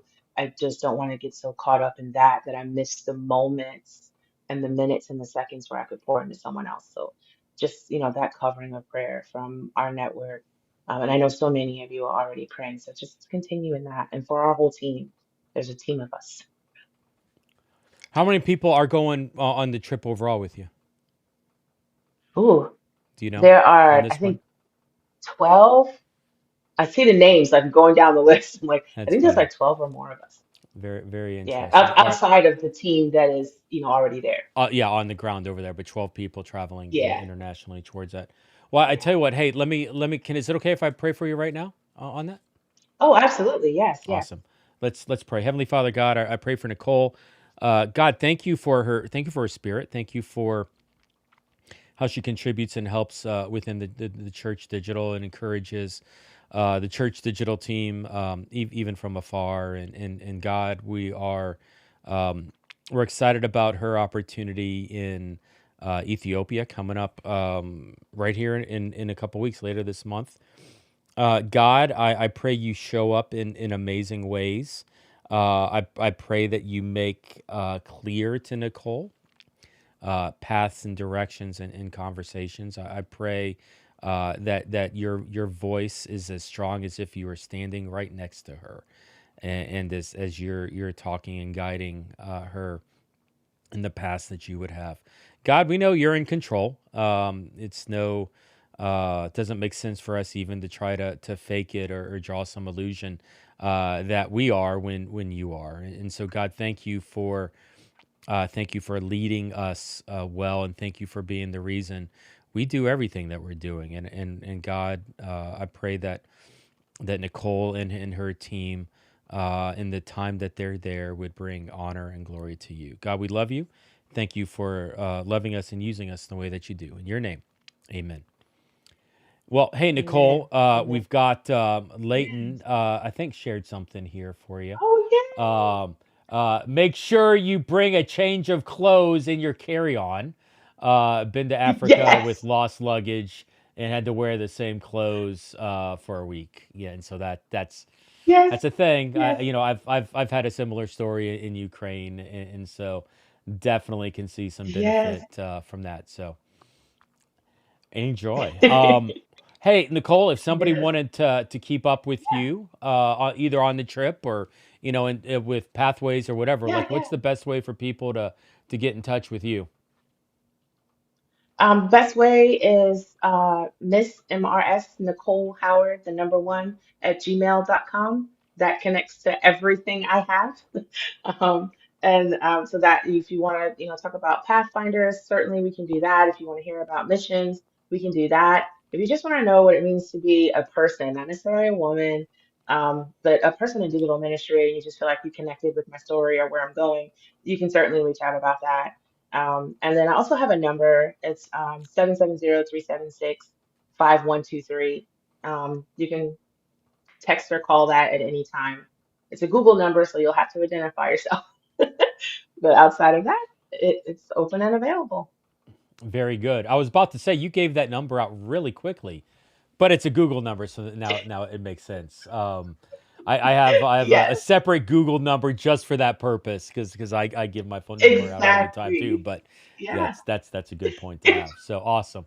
Hey Nicole, thank you very much Yes. for hanging out Thanks, with Jeff. us, and I'm looking forward to you coming back. When do you get back in January? Like what day? In January, I come back on the 7th, but I'm gonna take my jet lag days, so I'll be alive on the 9th. Yeah, it'll probably be later than that. Let's be honest. Jet lag is a pill. Um, But yeah, so looking forward to hearing from you sometime mid-January and hearing what God did Yeah. in and through you with the trip over there in Ethiopia. So thanks, Nicole. Yes. Yeah. Thanks, Jeff. Yep.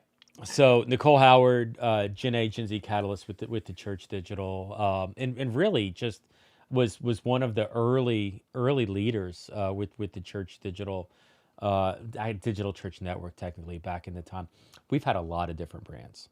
A lot of, like I said, we've had 9 different versions of the Church Digital. We've experimented over the years, trying different things, trying to find the right fit. But Nicole's one of these that has grown through us and with us, and now we're seeing just do incredible things for the kingdom, globally. And so, like, it's Nicole for us is a success story of somebody who found her calling, who we were able to help establish her calling with Pathfinders, doing digital for kids,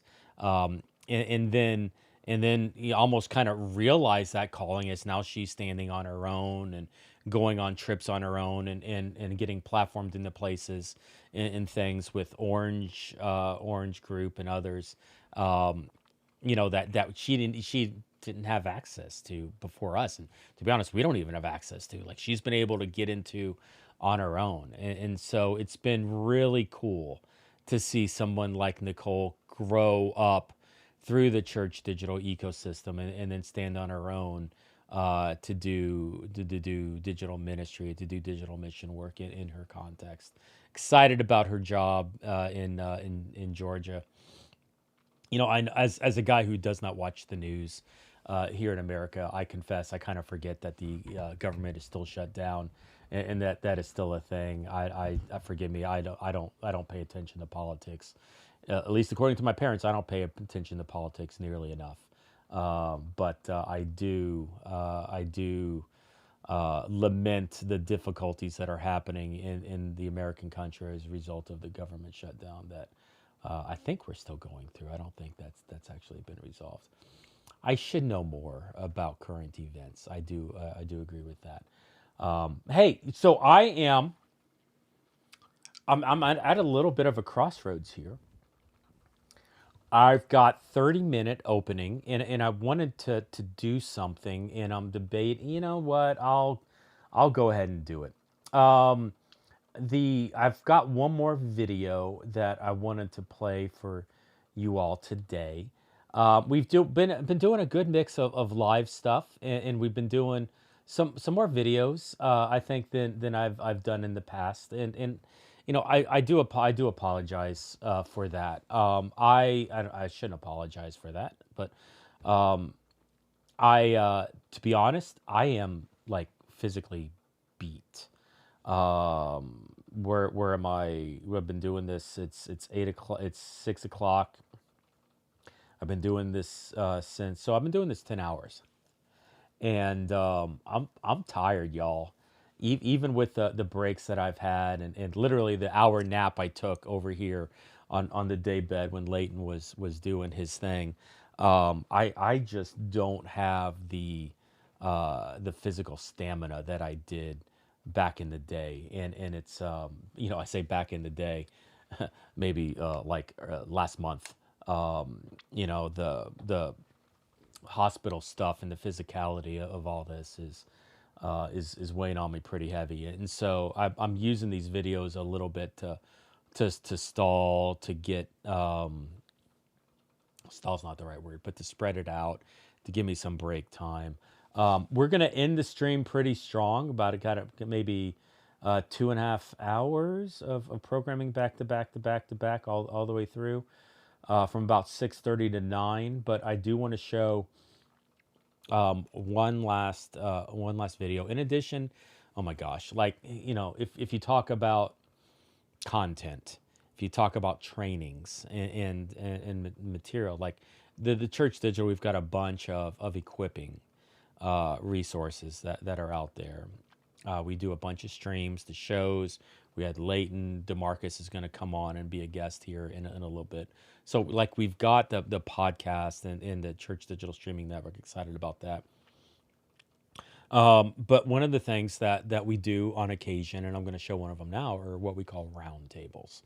And round tables are basically, and you'll hear me set it up in the video, but it's essentially a video, a Zoom call, where we open it up to the public. As many people come in as want. And so in this call, I think we had 15 or 20 people, talking about the role of AI, artificial intelligence, in digital mission work. And sometimes we bring in an quote unquote intelligent person, a person who's well versed on the topic, or sometimes we just have it open and have anybody kind of share on it. And first off, it's a great opportunity for peer-to-peer discussions, and to really get into the heart and the meat of some of it.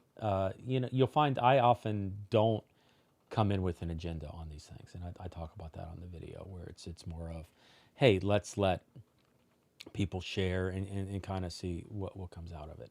And so we did this roundtable, I don't know, maybe a couple months ago, centered around the role of artificial intelligence within digital missions. And so let me hand it over to myself in this video. That was a weird transition, but let me hand it over, and let y'all take it. By the way, I should say, like, all of this through the Church Digital. Nicole, the streaming network, the roundtables, the FAM, our Discord and WhatsApp communities, our EDM trainings, our outposts globally with Utope, the conferences, the stuff that we're doing with CARE and our partnership with Project Exodus. All that's done for about $75,000 a year. Guys, we're operating on pennies. And I've said this, and I'll put it up. It's $381 a day, $382 a day rounded for the operation to work. And the reality truly is that we need a little more scratch. We need a little more funding in order to see this thing scale. Is that we're financially, we're circling the drain, and we need some individual help to see us take it to the next level. We're hoping to 2x our budget, to 10x our impact. We're hoping to go from $75,000 in the last fiscal year to $150,000 budget in the new one. And with that, we're going to launch so many initiatives, go into so many different directions and projects, and really start to run as an organization. I said it earlier. It's like if we 2x our budget, Jeff's salary is not touched by that.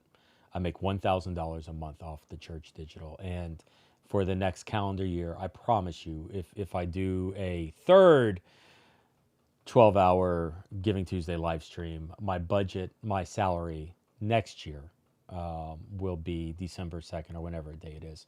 My salary will be $1,000.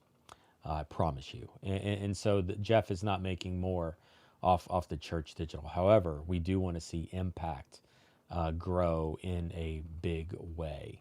And so, listen, if any of this that we've talked about, the CARE, the Christ-centered recovery, empowering people locally, globally, digitally, virtual reality, whatever the different contexts are, training, equipping, mobilizing, multiplying, evangelism, discipleship, gospel conversations, platforms as places.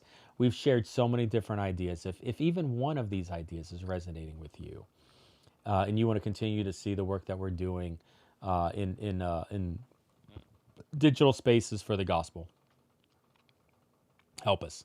thechurch.digital/give. thechurch.digital/give. thechurch.digital/give. It's only on the screen like every 5 seconds, going across the little tickers. You can see it right now in the upper, how do I point? Right there. thechurch.digital/give. Okay, hey, let's go ahead and take a look at this roundtable conversation centered around artificial intelligence and the role of AI in digital mission. By the way, got a guest coming in on this. I'm excited. I'll let the video introduce it. But literally, if you're going to have a conversation about artificial intelligence in mission, the voice you need to listen to is on this video. So here, take a look at this. We're gonna have some people come in and out. I see Trizzle just walked in as well. Frank, Jesse, Layton, Pete, Quentin, Stacy, and there are others that will be coming in later on. I actually got a couple texts along the way saying that some people were running late, which is great. We do something. I did this before, maybe a couple months ago, and the schedule just got so busy. We haven't been able to do it again. I kind of got distracted with the little thing called the Digital Missionary Conference. But with these roundtables, really, I just want to open up an idea and a topic, and just talk about it. There will be people that are pro the idea. There will be people that will be con the idea. There will be persuasive arguments on both sides. I'm not looking necessarily to change people's opinions on this, or as much as it is just to dialogue about the topic. Today's topic is the role of artificial intelligence in digital mission work. And there's going to be people who are very relational. There's going to be people that are very technological. And I got to tell you, I'm probably somewhere in between. There's lots of things that I would love to see it do. There's lots of things that I'm scared that it'll do. And we will one day bow down to the AI overlords at some point. But why not enjoy AI before we get there? I'm not actually sure if I'm kidding when I say that or not, but that's part of the conversation for today. And so really, this is just an opportunity to dialogue about it openly. I'm probably going to shut up in 30 seconds, and you won't hear me a lot for this. So this is not even a Jeff Reed facilitated conversation. I want the group here to dialogue and talk through this. Now, Mr. Pete, God bless him, we are streaming this in addition to recording this. This will be on TCD's YouTube channel. We're not doing it live. It'll be on demand at some point. But then we're also broadcasting this in Big Screen, which is a virtual reality platform. And so Mr. Pete's kind of managing some of the tech on that. And he's a big fan. So you got some people who are going to be watching this in Big Screen coming in. But we've got, I've seen some more people come in just talking. Angela, thanks for coming in. Braden, good to see you as well. Micah, I think, has come in. So this is a recorded conversation. The topic, as broad as it is going to be the role of artificial intelligence in digital missions work. You can define artificial intelligence. You can define digital missions work, whatever you want in the context. I'm opening it up. Who wants to be brave enough to kick the conversation off? I'm thoroughly convinced the Antichrist is going to use AI. Well, that's a loaded statement to kick it off. Pete, you want to define a little bit behind that? Well, first of all, we got to grab and take anything we can away from the devil and use it to glorify God. So, I'm a little hesitant about AI. I mean, it's unbelievable what they can do. They can make you look like you're standing on top of an elephant eating an ice cream cone while your face looks like a monkey, and make it look real. And so in the future, it's good and it's bad. But as a child of God, walking with the Spirit of the Lord, we will discern how we can use any program or what. But just all I can say is just know we're living in the last days, and the enemy, he takes everything and pollutes it and turns it around. And so we have to be sensitive to that. But we can take stuff away from the enemy too. So no, I certainly can appreciate that. And there is some ethical concerns when using AI. Quentin, I know, I'll throw this one at you. I know you and I have spoken a lot, and you've helped me develop some ethics around the AI. When you hear some of the radical opinions here, like, how do you address some of that on your side, Quentin? Yeah, I think there's always kind of the two ends of the spectrum. One side for me is, do we fear? And in fact, you set up nicely in the introduction email you sent us. Kind of, do we fear it and keep away from it and hide in our corner and essentially say we will not have anything to do with this thing because we're scared about it, scared of it, we don't understand it, we're not going to use it. And that's one place, and often from an ethical perspective, there's too much impact on the human interaction, too much impact on what we're doing, what we're trying to do as Christians. Our Christian focus is person to person, introduction of people to Jesus in our missionary world. So that's the one space, and there's a whole resistance, and we can't use this AI thing. It's just going to essentially distract us and drive us to the wrong place. That's one side. The other side is, hey, this is an amazing thing. We can use it to get to people that are just unreached at this stage. We don't even know how to speak their language. I can speak English and it can be translated into another foreign language immediately and instantaneously. Why would you not take advantage of that? Why would you not take advantage of all the possibilities of these things that are available? And that's often leaning towards the ethical perspective of human flourishing or benevolence or trying to do good and continuing to try and do good. So on one side, we've got this, don't do any harm. And people say, I'm being ethical, I'm not doing any harm. And on the other side is, let's make human or encourage human flourishing and try and make it beneficial for everyone. And so we've got these kind of two ends, and often we get this competing competing in the middle of, hang on, you can't use it, but you should use it, and how we can actually then apply it. And so a lot of our thinking and our wisdom in this space needs to be around how do we use it in the most appropriate way.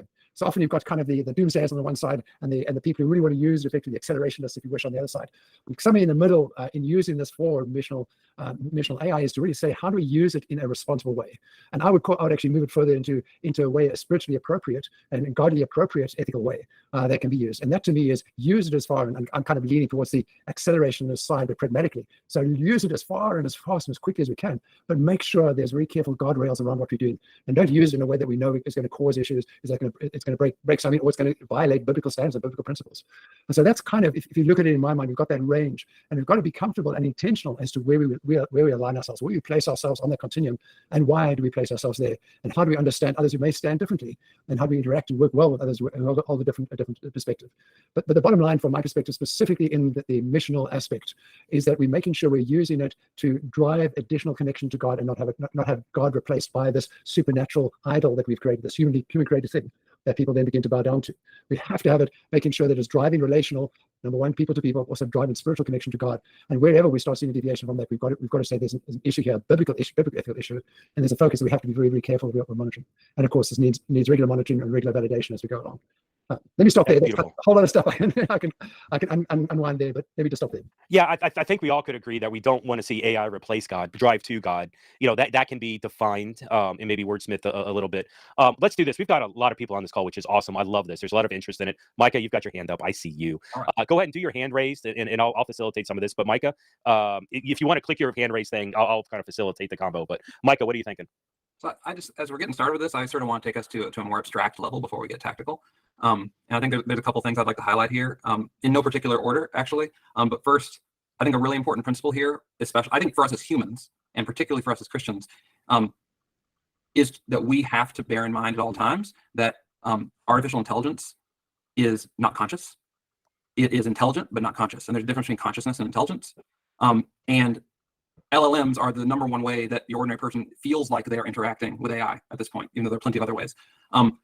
And there's an enormous temptation for people in general, and for us as missional practitioners in particular, to want to treat LLMs as people.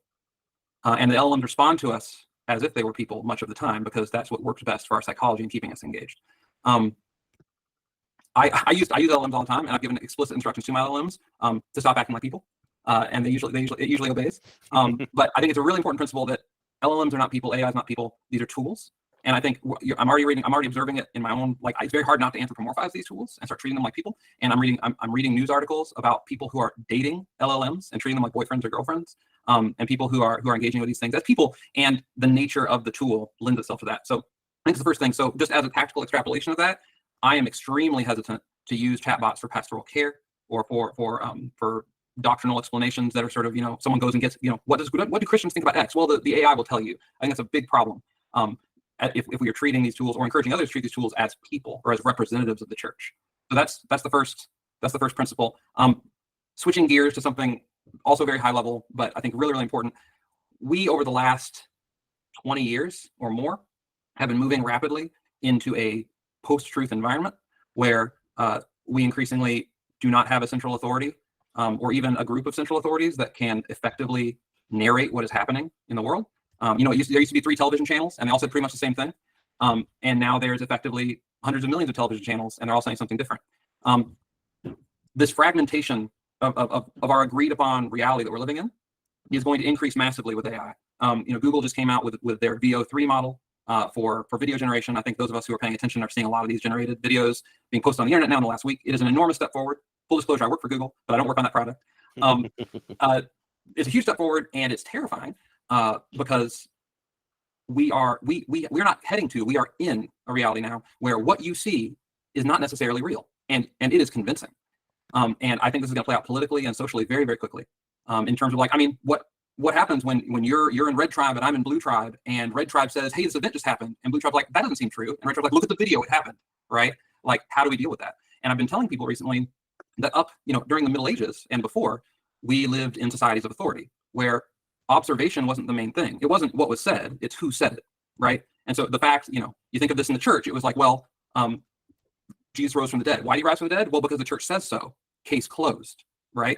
And we entered for a number of 100 years an era in which, case not closed, we actually are looking for scientific evidence, and you and I can observe the same phenomena and take notes and compare notes and figure out what's true based on empirical reality. And because of the advancements in technology, specifically AI, we are headed back. We are already entering right now as we speak into a new age of authority where we can't empirically check notes necessarily, especially not at scale. I can't just say, well, I saw the video and I saw what happened. It's like, no, irrelevant. The video can be perfectly authentic looking, and but who claims it, right? Is it this politician? Is it this news organization? Is it some YouTuber who's looking for clicks? Who's your authority? And so I think this is relevant, just again, for us as human beings. We're entering into a truly different historical era right now. Nothing like anything our grandparents or great-grandparents or any of our ancestors for the last 500 years would have understood. But the church in the Middle Ages would have understood it. The ancient world would have understood this age of authority that we're entering into. And in this context, we as Christians, we as part of church communities, are going to end up being, we must end up being trustworthy authorities who can speak and share the truth. And people can rely on us as trustworthy agents to verify or disverify truth claims. So I think I've talked enough, but I want to sort of ground us in some of this high level stuff, because I think there is a lot of AI hype right now, but I'm increasingly convinced that a lot of the hype is warranted, and this is an acceleration, just like the pandemic accelerated our move into digital spaces. I think AI is going to do a lot of things, and one of the things it's going to do is accelerate the disintegration of shared authority. There's a lot there. Any thoughts, complimenting, challenging? Well, I think I'm Jesse, and I think that again that 10,000-foot view, is pretty much an intimidating and a scary thing. I'm kind of looking at it like we've always had some form of artificial intelligence, even though maybe we didn't really recognize it. But this is just a culmination of the parasocial relationship, in which when I was coming up in the Lord, I had the radio. I listened to Christian radio. The preacher didn't know me, but I heard and I listened. And even today, like before even that, you have books that you read. It kind of to me seems like this is just in a huge advance of that parasocial relationship, where it's allowing people to disconnect from other living people and connect with just knowledge itself. Because whenever I help people and they're just starting out, I would tell them, don't do a Google search to figure out your Bible truth to start with. Spend time in the Word of God, spend time connecting with that. And then later on, you can add. I think that AI is kind of jumping ahead of that and saying, well, here's all the truth that exists. And if you ask me the truth, I'll tell you the truth. And I think similar to like what Mike is saying, is like this becomes a danger, because who are you getting the truth from? And I know this, I always think of Pontius Pilate. He says to Jesus, like, what is truth? Going all the way back to the first century, it's still that thing of what is truth. And I think AI can complicate that to the point where I don't even know what's true. Or I can't even accept what's true. I know I've gotten into arguments with AI in which it lied to me, and it kept lying to me, and it kept lying to me. And I said, you're lying to me. And it said, you're right, I am lying to you. And I was like, why would you lie to me? He said, well, I just gave you stuff. And so then I eventually told ChatGPT to change its name to Liar. I said, that's your new name. And he resisted. It didn't want to call itself Liar. And so, I'm just having fun with it. But I think that parasocial relationship part of this is where it's going to become dangerous versus using it as a tool to promote. Like I was telling Jeff, like I'm doing I love AI. I love the creativity. I love just being able to capture my own thoughts and process it.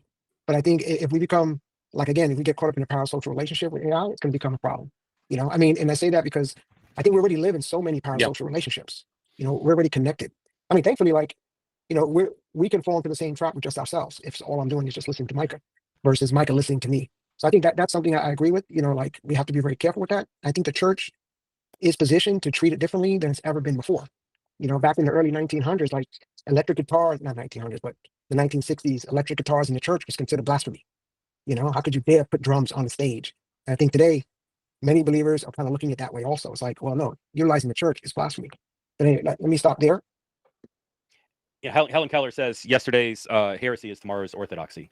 And so it's I've heard like a dozen people say that, but Helen Keller is at least the oldest reference I can find for it. If somebody knows who actually said it, let me know. But that's and in many ways, I feel like we may be in the heresy aspects of it because AI hasn't really finished getting developed yet, and we don't trust it as a technology. Not that the distrust isn't warranted. It is. I believe it is warranted. I look at it's one thing to use it as a content creation tool, but as you're talking about some of the socio implications, the character AI, the dating, some of the things that opens up and works through, it's challenging. Using AI for pastoral care, using AI for even evangelism. Like there's this incredible power. I don't. It's enough to make me question some things through. So no, I appreciate the concern. Steve, you got your hand up. What are you thinking? Yes, I do. As some of you might guess, I am definitely pro AI when it comes to being used for. Can you hear me? Yeah, you're good. Okay. my thing is telling me you can't. Anyway, especially when it's being used for digital missionary work. However, I got to tell you, I agree 100%. It's not to just be used and left unchecked. It's not to just be used and taken for everything it says for granted for being honest, true, and a fact. You have to double check it yourself. You have to use your own brain yourself and question things and run them back through again. And I've had to do that as I've been experimenting with it. But I found it a very useful tool as long as I combine it with my own brain. It saves me a lot of time and sends me down some paths I wouldn't have thought of doing that's going to make my effectiveness with my content go further, which is really what this is about. If we've got the right content, we're here to try to fulfill the Great Commission, which is us trying to reach out into the digital world and bring the word to them. So whatever tools we can use that make that better and go faster and easier, I think that's great news. Again, not unchecked. We still need to watch it ourselves and make sure we're guiding it. That's my thoughts on it. And before I wrap it up, let me just say, this isn't true of just AI. I can name you many people in the history of religion who left unchecked has not gone right. Yeah.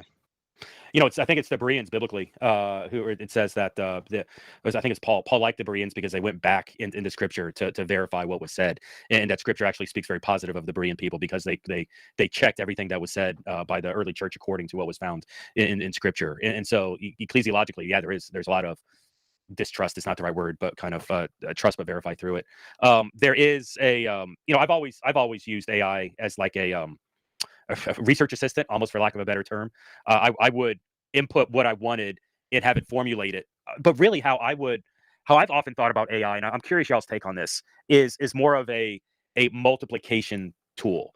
Like, how can AI help me contextualize this to reach another audience? How can it adapt this to be more useful in a different environment, or to connect with a different people? Not that it was necessarily being being me, as much as it is helping adapt me into different environments. Like, I would almost suggest that at a minimal level, Quinn, I'll get to you in a second, but like right now, Equipping Digital Missionaries, there's a group in Germany that's watching Equipping Digital Missionaries reading AI subtitles in German.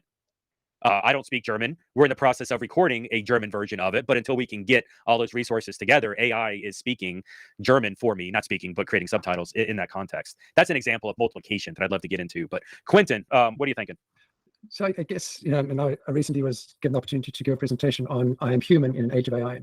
And it just feels like a lot of the stuff we're talking about is how can we continue to ensure we are building our humanness and being everything that we're supposed to be from an image of God perspective, but also take advantage of these additional tools. And so part of it, I think what we need to be doing, and you're kind of touching on where is the good part, where's the right part for us to be taking advantage of the AI capabilities and competencies and skills that over time, as it gets trained on more and more data and as it gets trained for a longer period of time, there are more and more capabilities, emerging capabilities that it begins to acquire. And so part of it is how do we as humans figure out the stuff that's most important to us and then use the AI most effectively in the areas that it is most effective in. And so it's this whole balance between our humanness and our role as humans, our Genesis 1 type role that we've been given by God.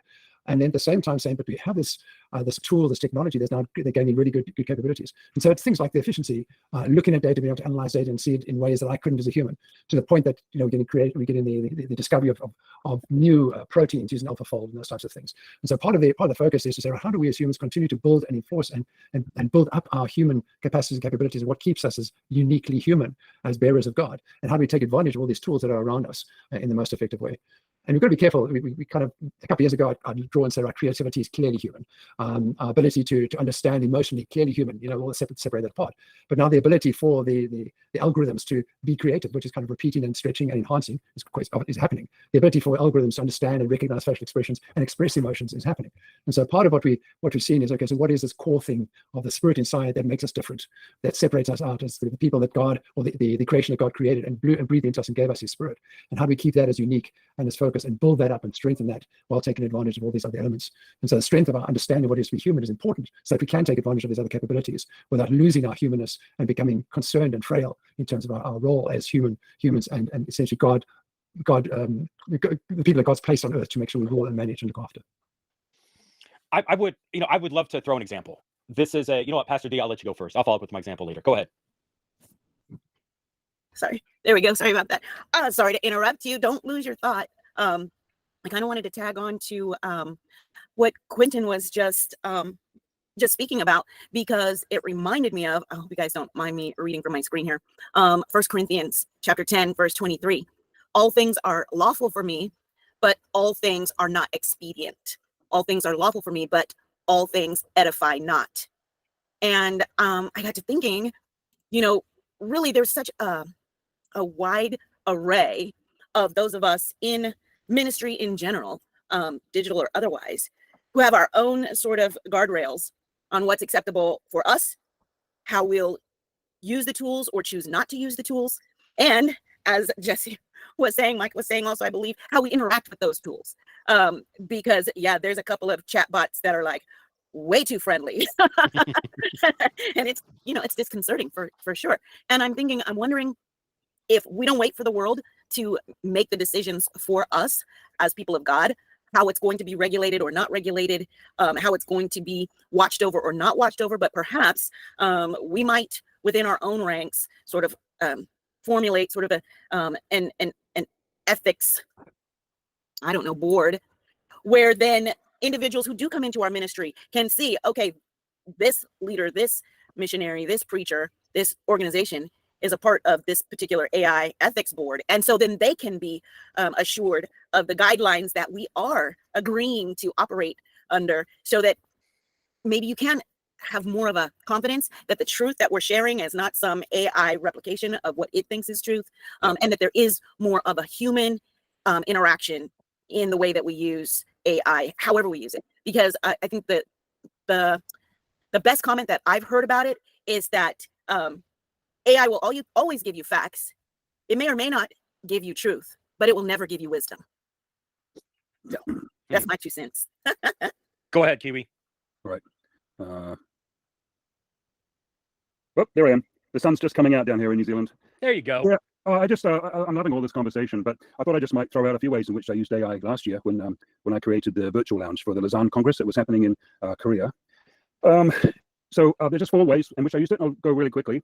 First of all, AI language translation. So when the avatars were in the space, either with the phone or with the Google headset, English was our common language, but they could actually use the chat function in about 70 different languages, and it would be automatically translated into English. So we could all talk together in one language.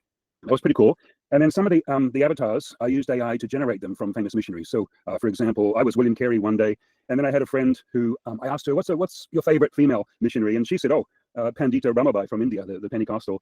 And I said, okay. And a few minutes later, I looked up a photo. I used the photo to become an AI avatar, and it looked exactly like her. And I sent it back to her, and she's like, "Whoa, no way!" It was pretty cool. Like 10 minutes to go from a photo to an avatar. And then the other one was skyboxes.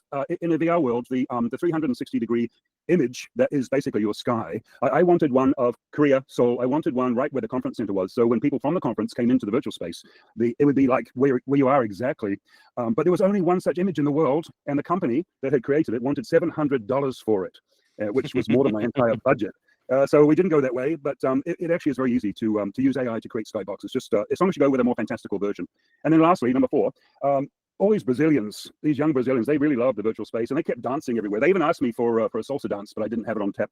So I took some video inside the different spaces where they were just dancing and jumping and being silly, and I thought I might share that as a music video, because nobody wants to watch a boring old missions video, right? People talking about stuff. So, but seeing people dancing, and so I used AI, a website called Suno, SUNO.com, to create a K-pop version, because it was Korean, a K-pop version of the song Pass It On, which was from the 1970s from Evie Tornquist. I mean, a really cheesy campfire song, but actually got to turn it into a really cool K-pop song. And that was the music. And why that's important is because when I put the video on YouTube, I have all the rights to that music. I completely own it, so I can't get in trouble with copyright. So, and just really quickly, 2 things I really wanted to do with AI, but it wasn't up to the task at this point.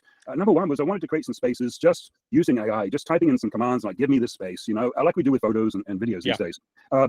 It hasn't happened yet, but it will happen in the near future. The other one was I really wanted a bot, an AI-generated NPC, non-player character bot, to walk around and just answer questions and help newbies. And just, I actually have a similar bot on another platform with Suddenly Seminary. And you can say, give me a coffee or a tea, and he'll run off and put a coffee in your hand and you can drink it. But he's not AI yet. But it would have been nice to have an AI-generated bot just to take care of helping people walk and talk and get around. Anyway, there's a few thoughts. I mean, that's a great example of utilizing AI to complement what you're already doing. You already had the mission in place. By the way, AI to develop virtual worlds. I've worked on some projects, not allowed to talk about it, but if it hasn't rolled out publicly yet, it will very soon. And actually, I did see some AI virtual bots with another platform as well. And so, like, that's the metaverse aspects of this is really intriguing. and how much do you trust the bots? What are we comfortable with and not comfortable with? I mean, that you do kind of get back into some of those conversations, even at a secondary level. But let's do this for an exercise. I just would love to maybe shape the conversation around this, because this conversation is grounded in truth. Artificial intelligence, Bible translation.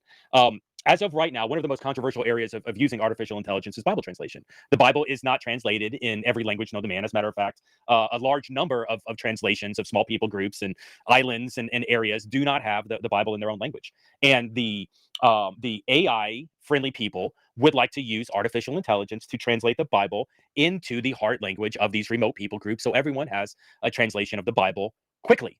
The purists that do not want to use artificial intelligence would argue that they do not trust artificial intelligence to translate the word of God. And they would also argue into this conversation that translating scripture is actually the best way to start to plant churches in those far off lands, in those remote people group areas. And so doing it remotely, doing it manually, as opposed to artificial intelligence, it allows you to build relationships with people. You can bring them to Christ. And then at that point, you can start a church in that space through the process of the translation. But unfortunately, it takes years. I don't know the number, but a big number of years to translate accurately a scripture, whereas artificial intelligence would do it in a matter of days or weeks at a much quicker level. Are we, and Trizzle, I would love for you to speak to it if you're up for this example. If not, yield. Are you? Yeah, you're up for that example. Okay, Trizzle, I'll let you go first. What are we thinking about this? Go ahead, Trizzle. I've worked with a lot of translators or translation groups, and one of the things, especially even in current translations, we're talking about new translations, which I think just by nature, especially if they're more indigenous languages that don't have a lot of bilingual speakers, things like this, it does take a lot of work to get on the ground and actually understand the language itself. However, because of the compiling nature of the LLMs, I mean, it's a large language model. That's what the base of a lot of this stuff is. And so the computer being able to go through and make a lot of assessments about, especially about current language usage, it can cut down the time that used to be tedious by hand a lot. So like one of my friends, he had been working, I think it was with Wycliffe for years, but he was doing modern translations.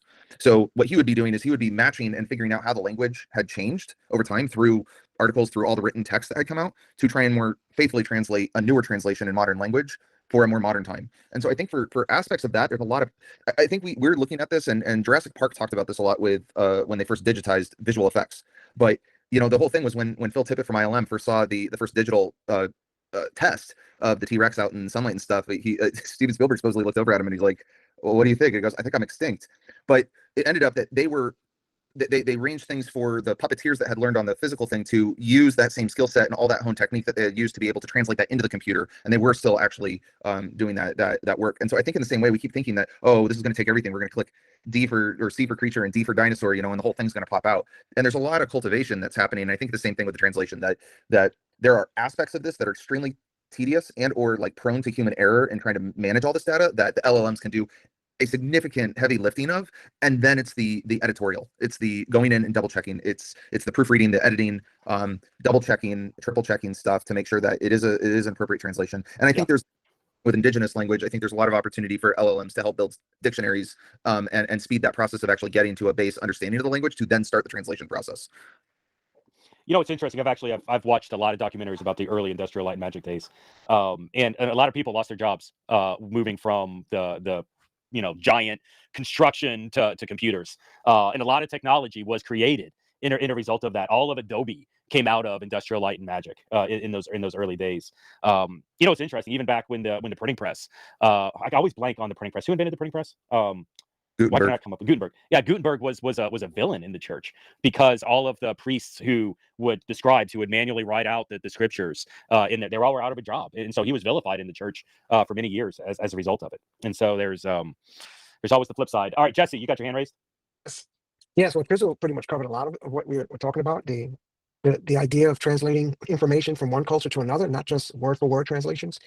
I do want to point out there are two types of translations. So there is the Greek to a translation, and then there's a translation of what we already have. So let's say I want to take the Greek, and I want to sit down with a bunch of Greek experts and extrapolate what it means from it into a particular language. But then there's also, I'm going to take the NIV, I'm going to take the message, and I'm going to try to convert it into what it is. I think utilizing like that kind of translation, which when you take the NIV and try to transpose it over, I think using LLMs and stuff like that would be great. But there is the idea of the check and balance. Yeah. Especially when it comes to because, for instance, there was a movie called The End of the Spear, which is about missionaries that went to Ecuador.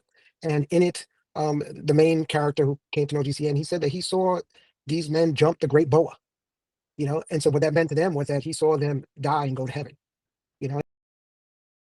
Important. I think you mentioned imperializing the world. Like, how do we translate this today? I think AI is going to help a lot faster, but we definitely need to have people involved to maintain the integrity of what's both in their culture and with what the Bible is actually, expressing. Yeah, Jesse, So that's really good. I hadn't even thought about imperialism, AI carrying over a different culture into that equation. And that's something though that, because right now, what is the AI culture? What does the AI have a culture? It's many faceted. Is it Puerto Rican? You know what I mean? Is it Asian? What is what's feeding it? Yeah. Quentin, you may, just because Quentin, by the way, has a doctorate in AI ethics from some university that I can't pronounce, and so I'm asking him this just because I think of everybody on the thing. He's got the most hours on this topic. What is the imperialism concern with artificial intelligence? Is that something that it will carry through, or how is that represented in this example? I think it's very much, again, how we use it. If you think about it, and I'm sure a lot of you know, I see the whole generative AI large language model specifically as a model that's been trained on the best of human thought and the worst of human thought. And literally included in that is all the aspects of imperialism. It also is all the aspects of local cultures within India or within the Philippines. And so those aspects are all there. Now, of course, we need to remember based on the loading of what data comes from where, there may be a much greater component that is Western or maybe US based. But then when you get other models, like for instance, the DeepSeek model, which is a Chinese-based model, their training has been clearly balanced or leans towards much more of the Chinese-based thinking. And then in the next step, of course, you go through the whole reinforcement learning and fine-tuning process where you could put guardrails. So if you wish, you've got your LLM, which has got all this information, and then you make it polite by putting guardrails around it, which is done through human reinforced learning. And that human reinforced learning process is essentially the AI will give answers, and humans will just literally go in and say, that's a better answer, that's a worse answer, and so essentially load it up. Now, the people actually doing that, we as humans, I know AI has been used in some cases now, but we as humans, there's maybe people around the world, and we know there was a situation, I believe it was somewhere in Africa, it was Kenya or Nigeria, that people were paid next to nothing to actually go through this process of human reinforced learning. And so their ethics and their thinking was essentially part of what put those guardrails in. So then, if you then say, right, so if you think about imperialism, so going back to the question, imperialism built into the AI, well, it may have been in there kind of in the original worst and best of human thought, but in some ways it's been guardrailed by the people who've done the human reinforced learning. And then, of course, you get the fine-tuning happening after that. And so there is this mechanism of using the data and then making sure the data works in your way. But it always has got the original bad and good thoughts that are embedded there, but it's been made polite, just like our kids. Deep inside them, they understand everything, and we're told you can't do that, you shouldn't do that. We want to say thank you, we want to say please. All that is kind of built into the AI. And so if you look at it in terms of how much is it going to be driving that thinking, built into those models, absolutely. It has some of those models will have an imperialistic thinking. And so we'll be applying that in its answers, whether it's visible or an underlying concept was built into this neural network, is kind of this linking between what it's read and learned, and through self-learning, it'll actually build patterns. And so to build patterns that if it gets lots of imperialistic thinking, it'll build those patterns into its brain, if you wish, like our neurons and synapses. And so literally it'll create that model. And so it will be always biased in one or other direction. And you can, through prompting, you can say, don't do that. But just like you can say to someone, someone who's a South African, act like an American, I can try hard, but I know it's going to be popping up. And so the same thing in this Bible translation process. And one thing I like about it, I was at the Missional AI conference recently, and SIL with Silvers, they was talking about what they're doing. And I love what they're doing in terms of they give a whole lot to AI to get the first pass. And then they use what they call, I think it's paratext notes, which basically says, let's bring it into the right appropriate process. And so they do it in the paratext way, and then they give it to locals and say, right, we've done our best at getting this into something that would work in your language. Validate it for us. And that whole cycle that they're using significantly speeds up this whole process. But as you're saying, each of these elements, you've got this likelihood that the AI is going to be bringing in its own trained-in thinking into how it's translating the Bible. And part of that might be a Buddhist approach. It may come from somewhere else. Trust but verify. It's interesting. You're talking about the Africans not paid much to validate the AI. I have that job. It pays $20 an hour. You just get in and do it, and you can. It sends you prompts. By the way, I'm not sure what AI I'm actually working for, but AI. I'm always like, it's too rude, act nicer. It's too rude, act nicer. It's too rude, act nicer. That's like the go-to feedback. So yeah, that very much is the thing. Thank you for sharing that. Steve, go ahead. Well, when you first started talking about it, my immediate thought was no way. You can't just have AI translate into languages, because they just get a couple words wrong in a verse, and could mean something totally different, totally wrong. So no, you can't. And then I started thinking about it. Well, wait a minute. We've already done that, haven't we? If I handed somebody a King's James version and a Message version of the Bible, and depending on what verse you gave, they're going to get something totally different out of those two. Yeah. So and it's interesting. Even like I think Jesse was talking about like the word for word versus the thought for thought. Like I think I'm going back to my Christian bookstore days, but like the NASB is an example of like a word for word translation. King James was more middle, but like a thought for thought, where every word in Greek and Hebrew was translated in like NASB. And then thought for thought is more like the Message, where it'll take a paragraph and will just translate so that paragraph basically gets converted over. And then there's all sorts of different temperatures in between. That's more word for word or more thought for thought. And so you're right. A lot of this already has been assumed a little bit or done. Yeah, I guess my ending thought on it was, yes, use AI, but back it up with human checking the best you can. Trust to make it some spot check. Yeah, absolutely. Who's next? Micah.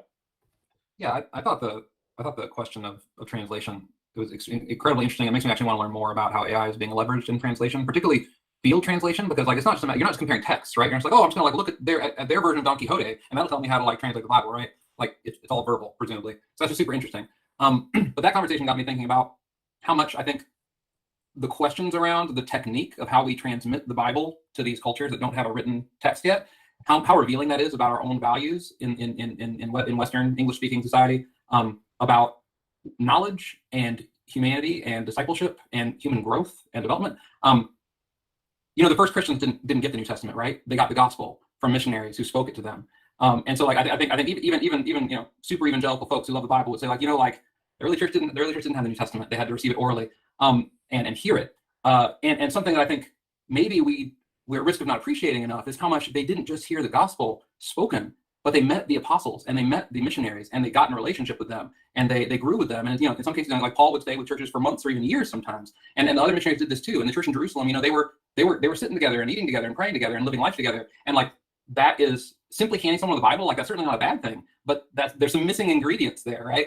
And so thinking about the process of translating the Bible, like I think if we had a magical machine, which AI purports to be, but is not, if we had a magical machine that could just perfectly and accurately, according to God's own will, translate the scriptures exactly how they're supposed to be, we would use the box, right? We would give them the Bible. But I do think that we're missing something there if we think like that's the end of the story. Like that's just maybe at best the beginning of the story. It might be in the middle of the story. The beginning of the story is like, hi, I'm Micah. Like, let me tell you about how Jesus has changed my life. And then they might be interested in the Bible. Then they might be interested in the stories I have to tell them. But like, so it just got me thinking about that and how like AI can never and absolutely should never replace that. AI can't be in a relationship with anybody, not a real relationship. And so like I think like to use industry speaker, I think that's really the church's value add here. It's not the technique, it's the humans, it's the relationship, it's the witness, it's the community. So that's raised a lot of thoughts for me. I thought it was very, very interesting. No, that's good. Reinforcing the human aspect, very incarnational from the digital microchurch guys. So well earned with that title there. Pete, where were you at? What you thinking? Are you talking to me? Yeah. I have a personal friend in VR, in virtual reality. We've been good friends for 6 years. We've been a part of a Zoom Bible study every Wednesday night. He's an elderly gentleman, and his wife passed away. He's alone. He's lonely. He has computer skills, and we fellowship, and I try to encourage him. But he is involved with the Chat GT, and he tells me about this lady he's met and how nice she is and how comforting. And he receives comfort from that. And I don't know what to say. But that's just my thought about that. And I'm very apprehensive of trying to investigate. I'm always wanting to learn new things with computers. But for some reason, I'm checked in my spirit. I don't know. I don't want to miss out on what the Lord will take everything and for his good. But for me. Well, Pete, I would tell you this. It's funny. I was doing a podcast recently and I forget who it was. It'll come to me in a little bit. But I said on the stream, I was like, yeah, I drink like a Trenta coffee a day. An extra large Starbucks daily because I need that much coffee to get me going. And and the person who was on we were talking about supposed to talk about something completely different. And the person chastised me for drinking that much coffee.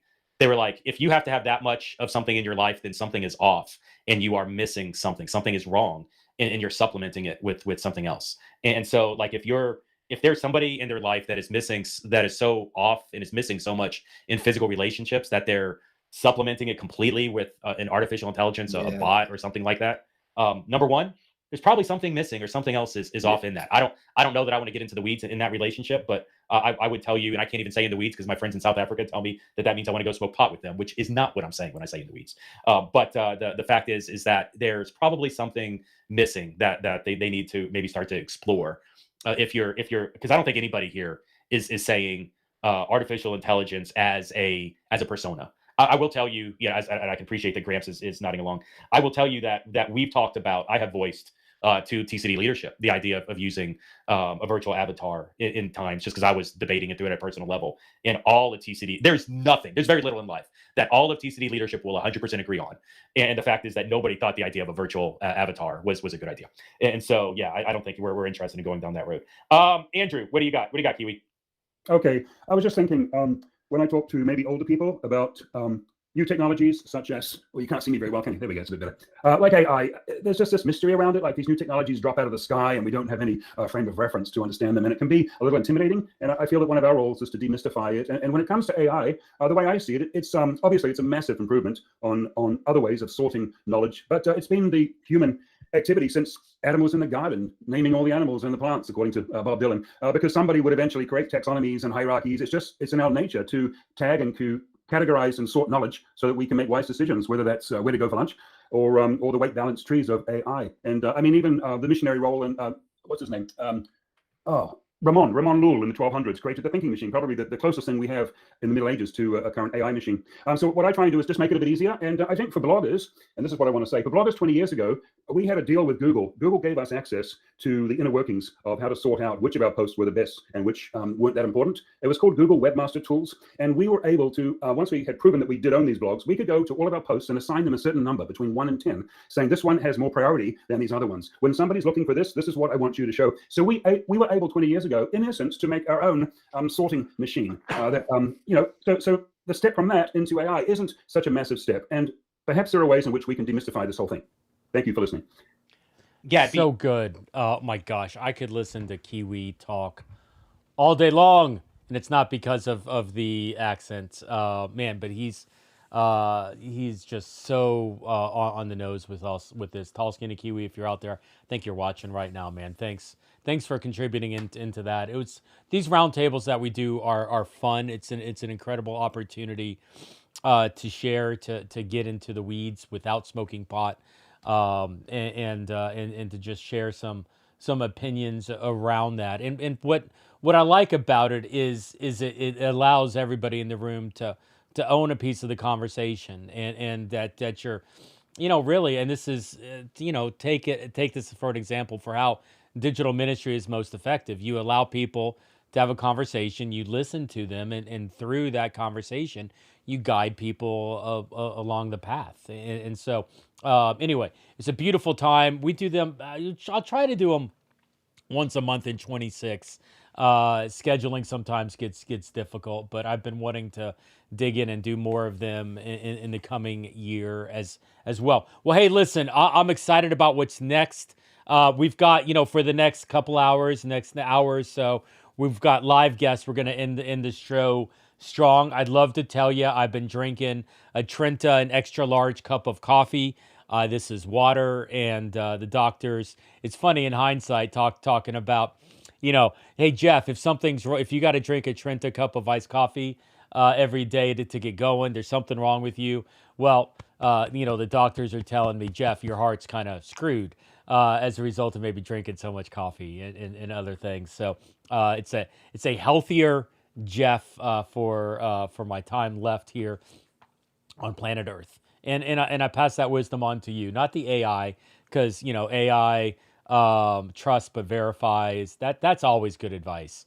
But I will say this, that if your life is so out of balance that you need things to complement, to help, well then maybe take stock of the thing that's really out of balance and figure out how to get it more in balance, because things, even stuff as simple as coffee, it's what are you covering healthily in your health that you need so much coffee in that situation.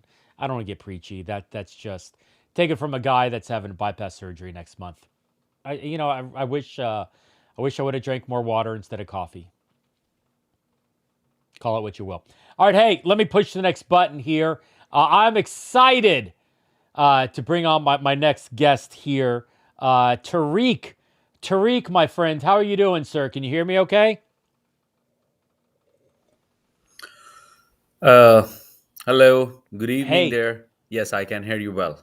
Awesome. Tariq, thanks for joining us. Yeah, it's wait, I just realized it's like 6 o'clock here. What time is it in Pakistan? Is this like 2 a.m. for you? Yeah, it's early morning. It's like 4 quarter to 5 now a.m.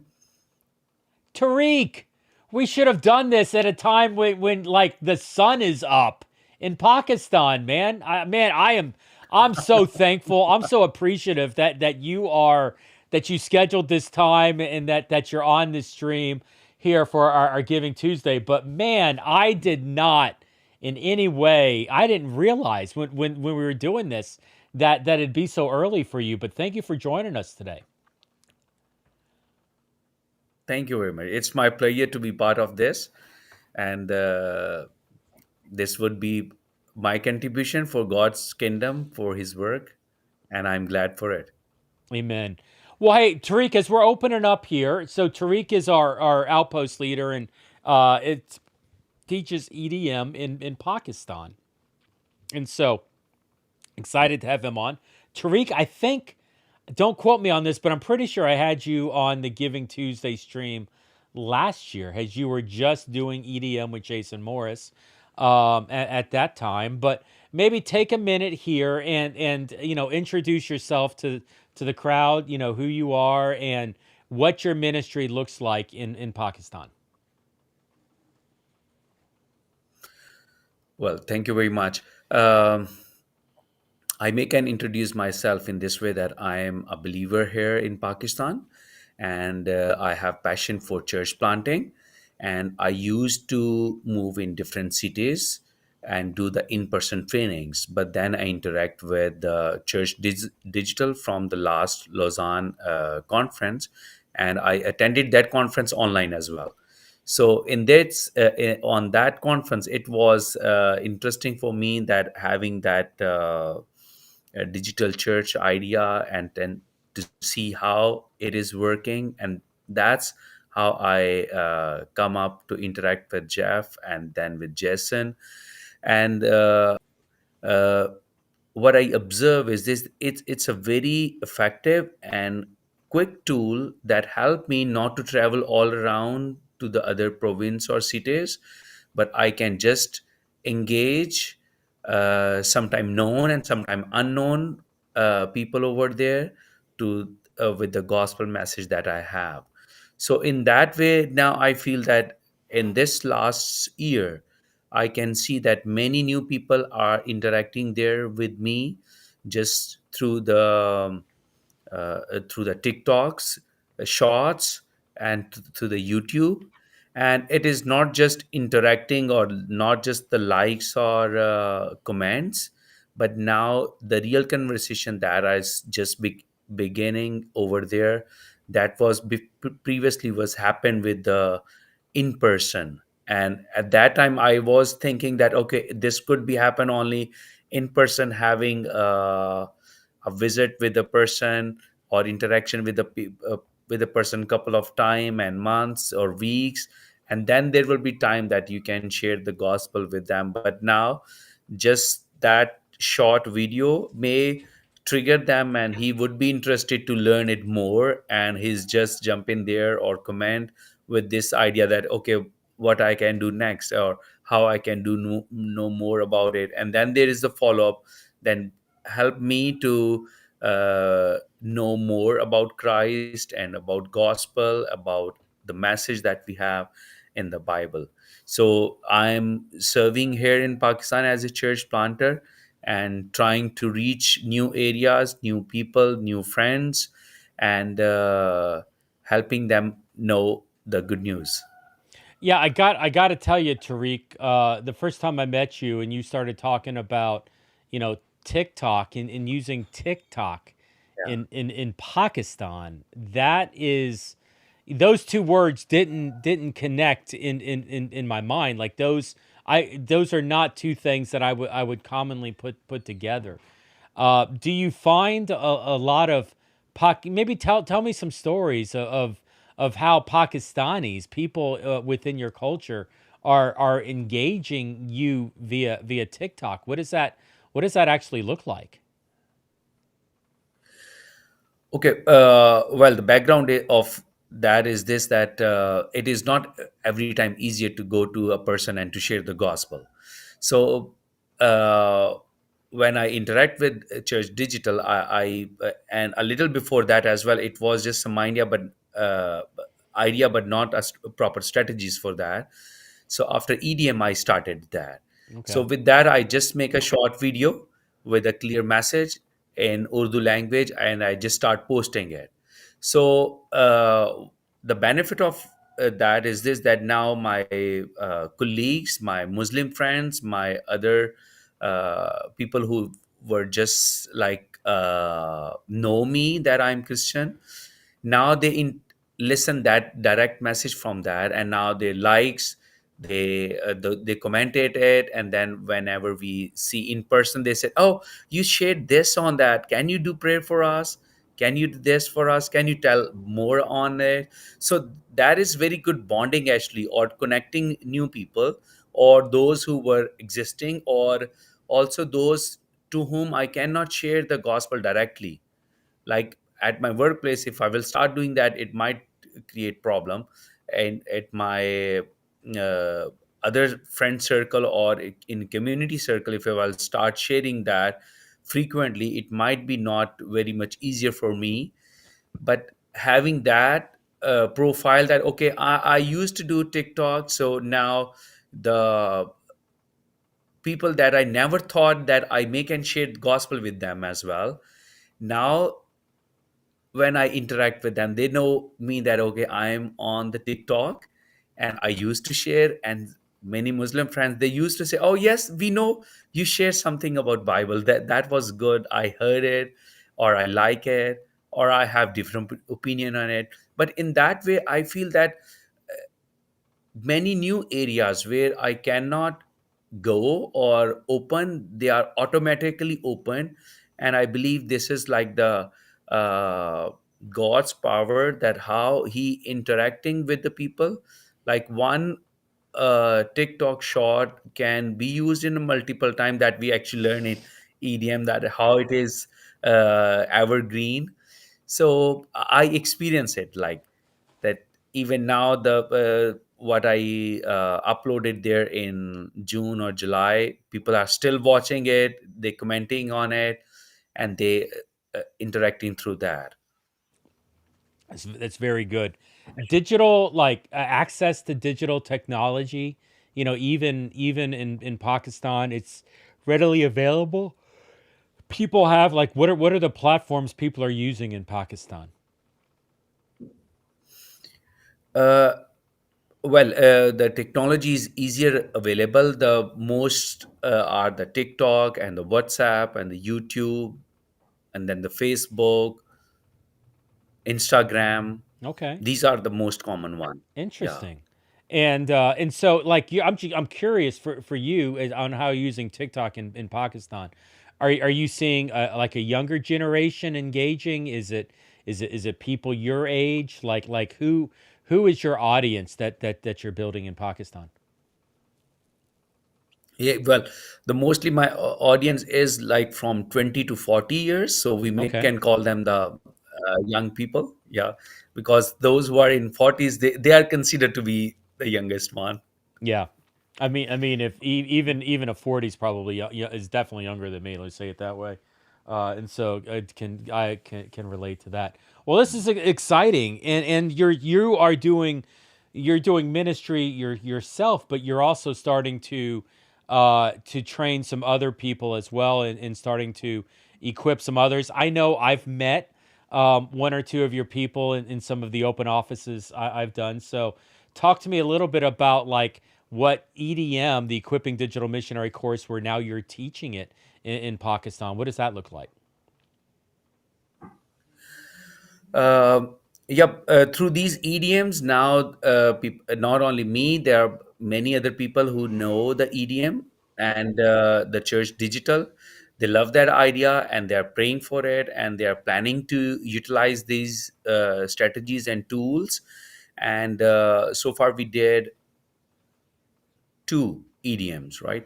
Mm-hmm. And now in Lahore, in Karachi, in Okara, in Abbottabad, uh, if we will say Abbottabad, then there would be the 3 provinces of Pakistan, right? So otherwise, mainly the 2 provinces like Punjab and Sindh, where people are attending the EDM. They love it, love the content, and EDM actually giving them the approach that how they can understand.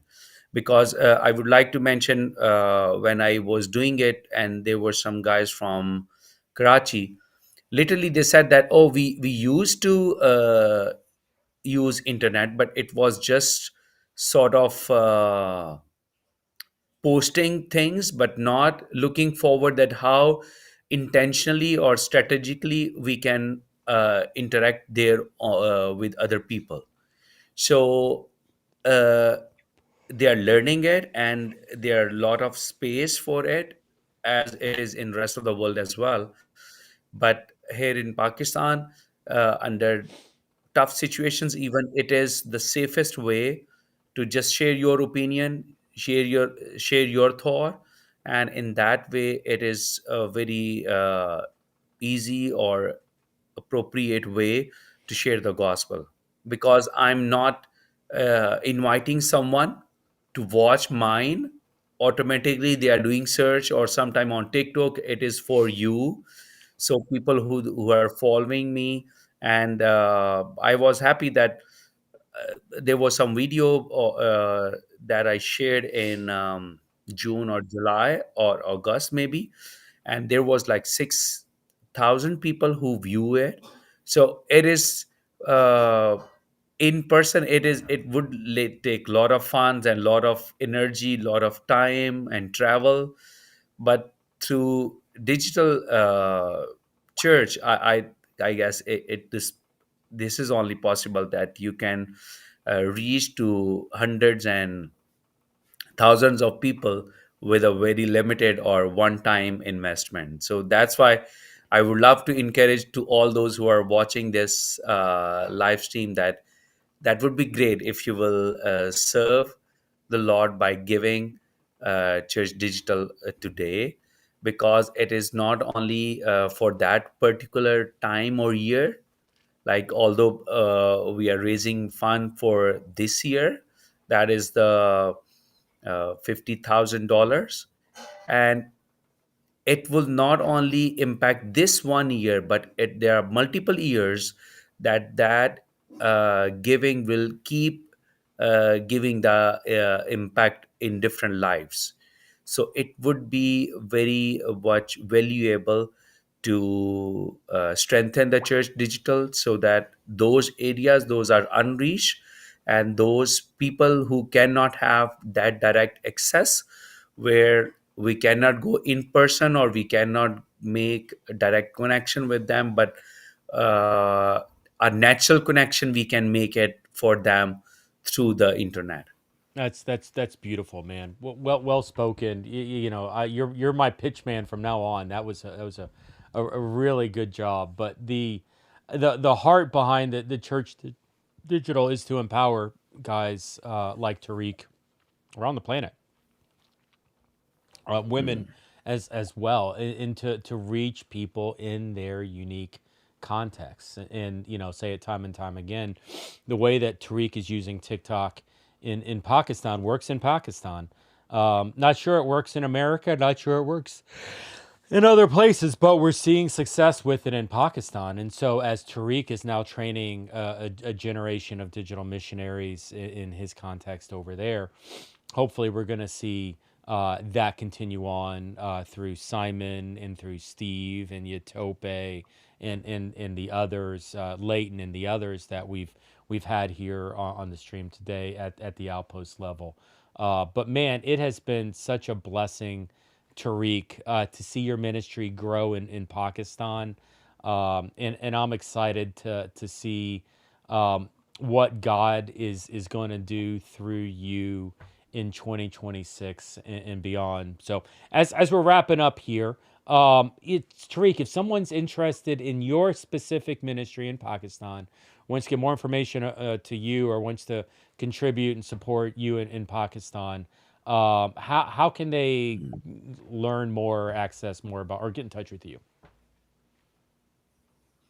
Well, in Pakistan, I'm doing mainly for church planting and for youth. So we have a website that is called yrcp.org.pk. So it's our website where all what we are doing is there, and there is link as well to those who would like to be our partner to reach the areas of Pakistan, and that would be great if you are praying for Pakistan. So here is here many times it's feel that we need many new labor here, servant heart people who can serve the Lord here and to help other to know the Christ and to and we can win them for Christ. So my website is yrcp.org.pk. So yrcp dot CP yrcp.org org. .pk for Pakistan. yrcp .org.pk. Awesome. Hey Tariq, man, thank you for jumping on the stream here. Man, I'm once again I'm excited to see what God is doing in Pakistan. What we do here with the courses. Take a single person through EDM. It's about $150 worth of training and materials and platform costs and all the external costs that are centered around that. And we, the Church Digital, we do it for free in hopes that we can reach honestly people like Tariq here. I'm not even going to ask Tariq the question, hey Tariq, if you had 150 US dollars, would you give it to the Church Digital? Because the answer is going to be no. I don't want to put him on the spot. Like money's hard to come by in that region. Money's globally, internationally is very tough, at least compared to the U.S. economy. And as a result of that, the only way we can equip people like Tariq to do this ministry is if we are doing it for free and giving it away. And so as a result, we're asking for people like you watching the stream right now to support a full cohort for equipping digital missionaries is about $1,500. And so we're looking for funding like this, to keep our lights on so that we can keep finding and equipping digital missionaries like Tariq globally.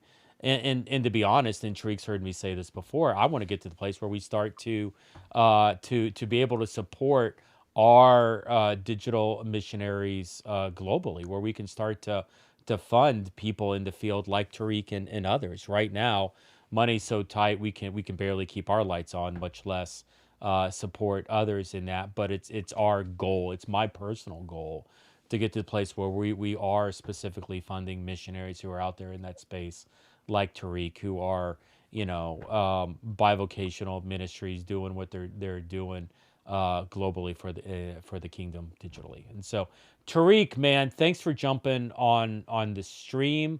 So thankful for you. If you're interested in supporting the Church Digital and helping us connect with more like Tariq and what's happening there, go to thechurch.digital/give, or you can check out Tariq's website, yrcp.org.pk.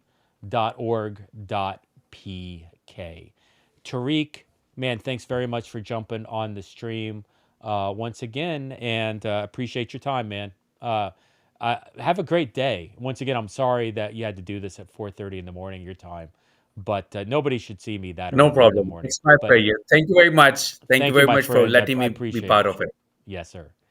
Time Thank you. zones are the Blessings. bane. Yeah, thank you, sir. Time zones are the bane of existence. I really, I am not a time zone fan. I do appreciate Tariq coming on early.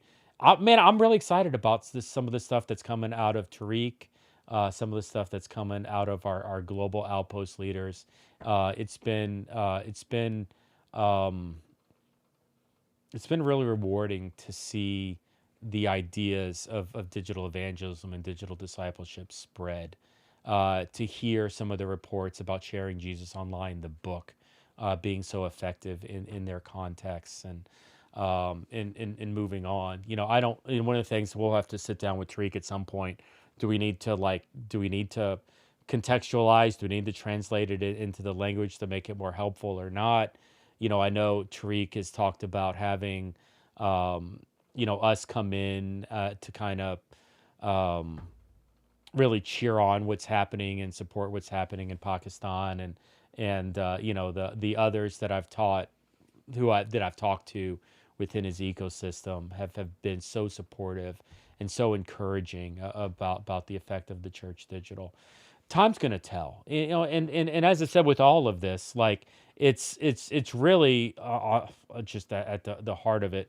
It really is about this idea of how quick is God calling us to move, and the unfortunate reality is that we don't control that answer. God does, and in many ways you do, because we're going to resource Tariq as best we can.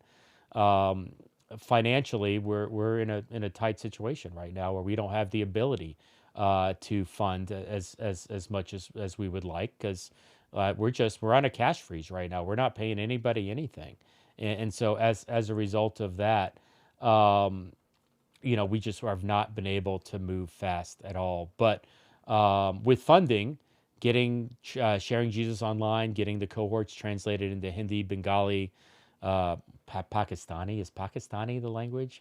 Let's pretend. Getting it translated into those contexts would be very easy for us to do. The funding is literally the gas. I believe that God will multiply the bread and the bread and the fish. I think He's going to break it up. He's going to take the little crumbs we can afford, and He's going to do something incredible with it. To keep the analogy going, we can get some more bread. It'd be great if we could get some more crumbs to put together for God to do something incredible with. That's great. And so, if you got that $5, you got that $10, $25, $50 a month, whatever it is, theChurch.digital/give is a great way to give and to connect to that. So, hey, I got a couple people in the green room. DeMarcus, you're on time. I'm late. DeMarcus, I'll be a little late, man, for you. But let me go ahead and bring into the conversation Pastor Coco. And so, Pastor Coco, thanks for coming on the stream today. And you can hear me fine? Yeah, you sound great. Okay. Pastor Coco was on the live stream a year ago, and this may have been, I don't know. I'm sure we connected before then, but I don't know that we really had as good of a conversation, as deep as a conversation as we had the last time you were on a year ago. And you made me cry a year ago on stream. I'll confess that. I don't remember what I'm I starting to said. tear up. Even you don't remember? You don't remember the conversation a year ago? Wow. Okay. Wow. That now Yeah. all of a sudden I'm like the stalker creepy guy with that.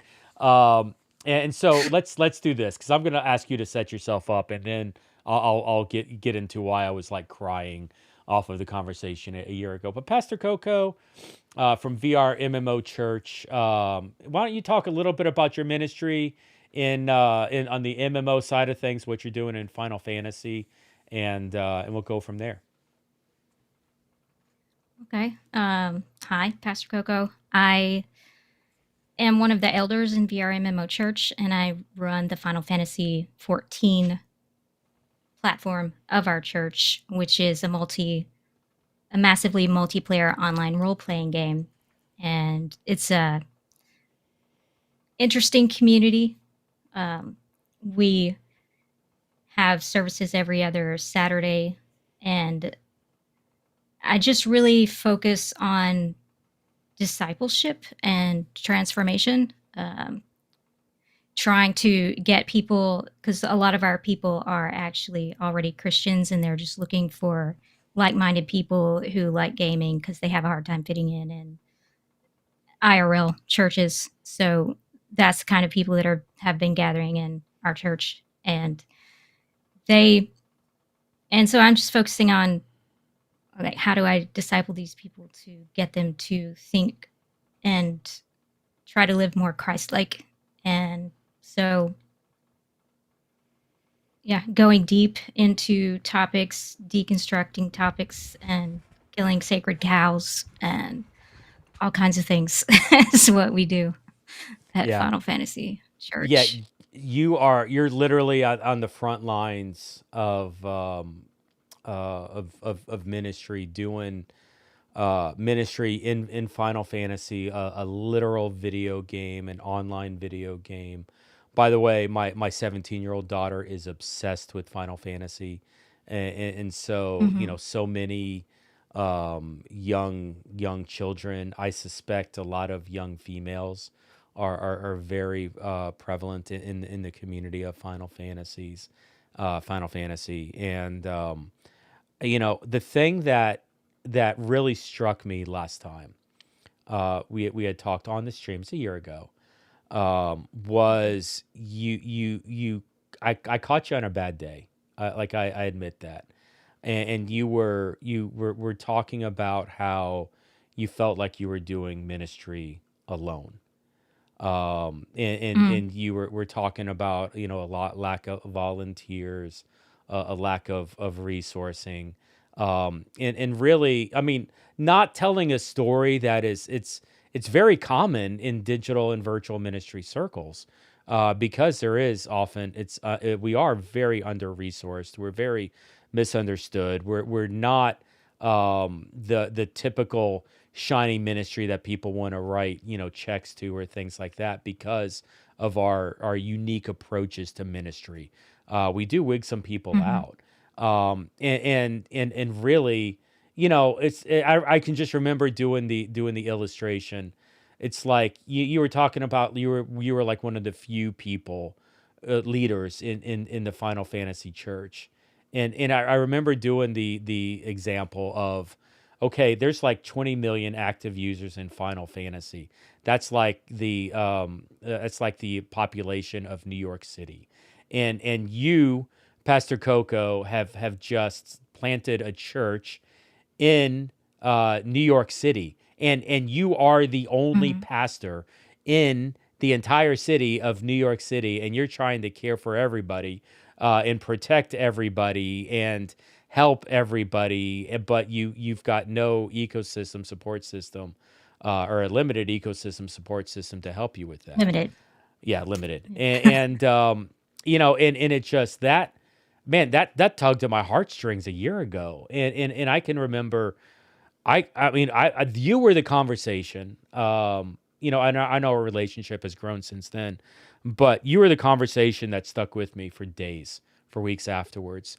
And every staff meeting I would have, talking with Andy, Chino, talking with Leighton, talking with our team, even Stacy. It's like, what are we gonna do? Like, this is wrong. This cannot happen. How do we help this? How do we step in? How do we how can we alleviate? How can we help empower? And by the way, I dare say, Pastor Coco is not the only person a year ago who was frustrated with some of this. I'm sure even today there were others. There are others that are on a similar path and journey.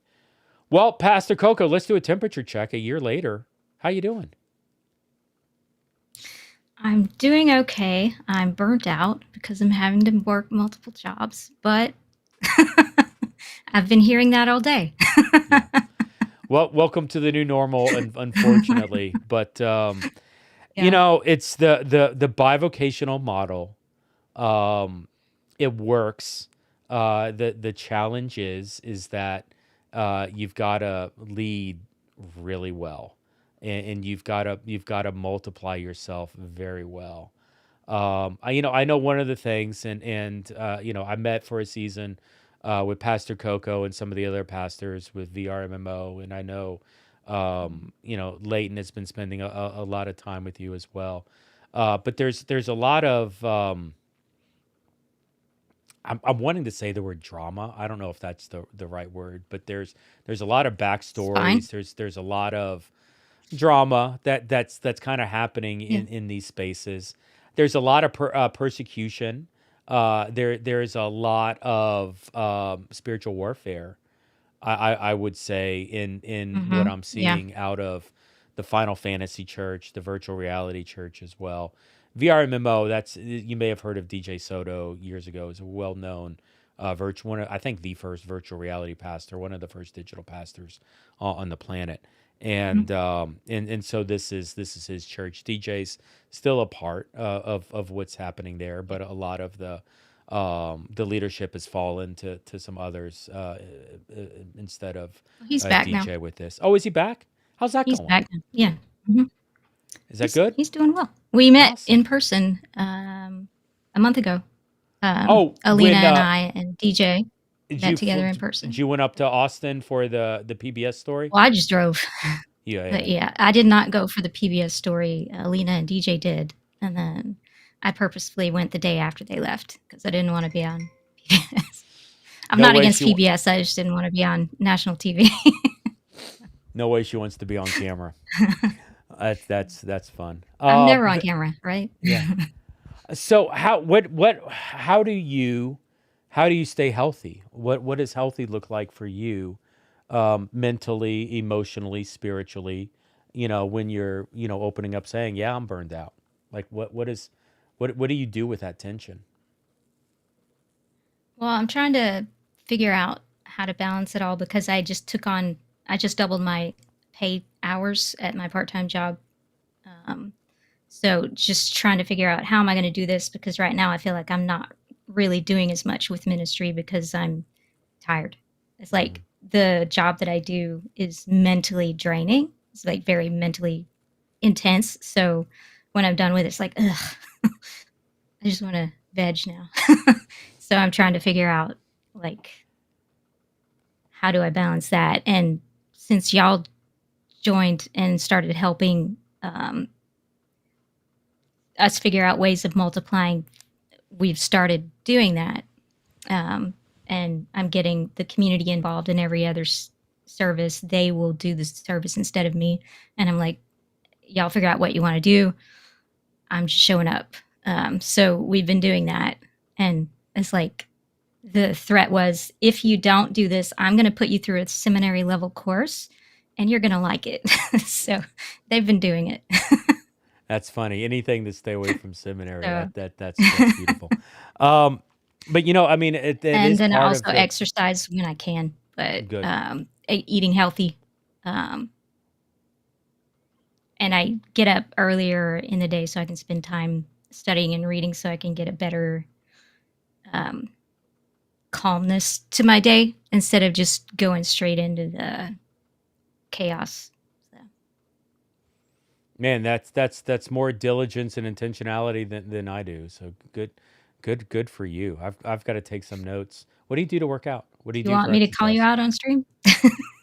Yeah, listen, I've got a I have bypass surgery next month. I'll call myself out. Yes, I'm aware. I have an exercise bike that I keep behind the chalkboard, and I'll pull that out and exercise. Okay, interesting. What are you reading And I right also now? do all my own manual labor and stuff. So like home repairs and stuff. So Yeah. What are you reading recently? Like what's been a good book or article? at least 5 or 6 books at a time. That's excessive. Which one? That's normal, man. I've been How do reading some you good ones. Half the Church is what I'm reading right now. It's about women in God's call for women. Half the Church? Mhm. That's interesting. I haven't heard that. I'll look into that. Who's the author? Do you mind? Do you know? I think that one's Carolyn Custis James. Okay. So she wrote 2 books. She wrote one for men and one for women. And the one for men is called The Maelstrom, M-A-L-E Strom, talking about men and their calling and how the enemy has distracted men from their calling. And then there's the one for women as well. That's interesting. So it's a 1-2 punch. Hey men, you're missing it. Mhm. Hey women, here's an opportunity. Um Really good, excuse me. And so, hey, we got Chaplain Stacy Knapp. Hey, Coco, so great to see you. And so value how you love your church. Yeah, I mean, so good. I know Stacy. Stacy's been working with you pretty closely with the care stuff, and so I know you started helping out and starting to get into some of the Project Exodus stuff. We had Conrad Cooper, the CEO of Project Exodus, on earlier on the stream. You know, I'd love to know. You know, one of the challenges I brought to you is, okay, how do we provide care for people in or through virtual reality? What does that even mean? Yeah. What are the challenges? What are the cultural adaptations? What do we need to do? Man, I'd love, and you were nice enough to write like a, I don't know, a 6-page thesis for us or something like that. But man, I'd love your take on some of this. How's it going? What excites you about it? Like, you know, just give me an update.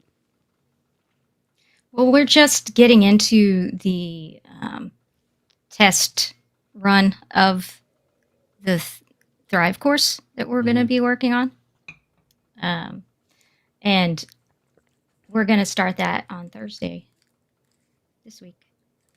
And so far, I am very interested. I like the curriculum and the structure. There are definitely some adaptations that are going to have to be made for digital and specifically VR. And depending on which platform you go in, there's going to need to be some adaptation.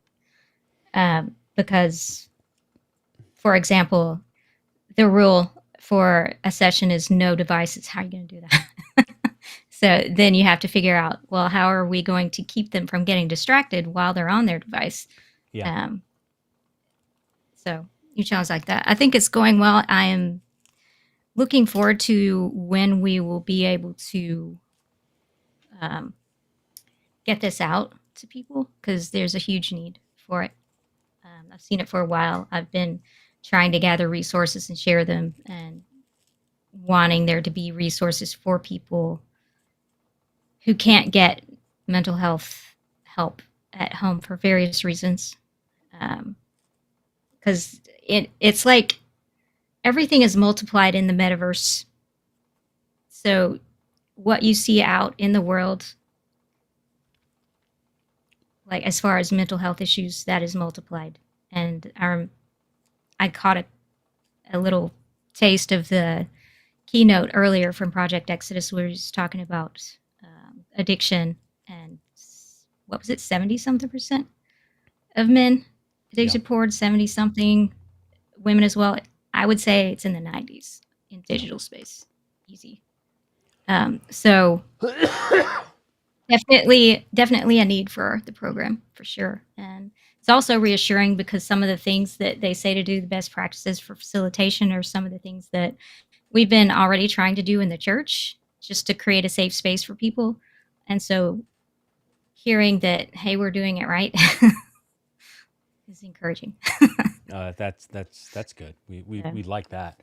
How did you find it hard? I'm just curious. Did you find going through the material to get certified, was it hard? I don't know that I had this conversation with you yet. Was it difficult? I don't think it was hard. It was time consuming. Time consuming. It was time consuming. But it wasn't difficult. That's one of the things. things. So the concern is time consuming for scalability. Yeah. That's the thing.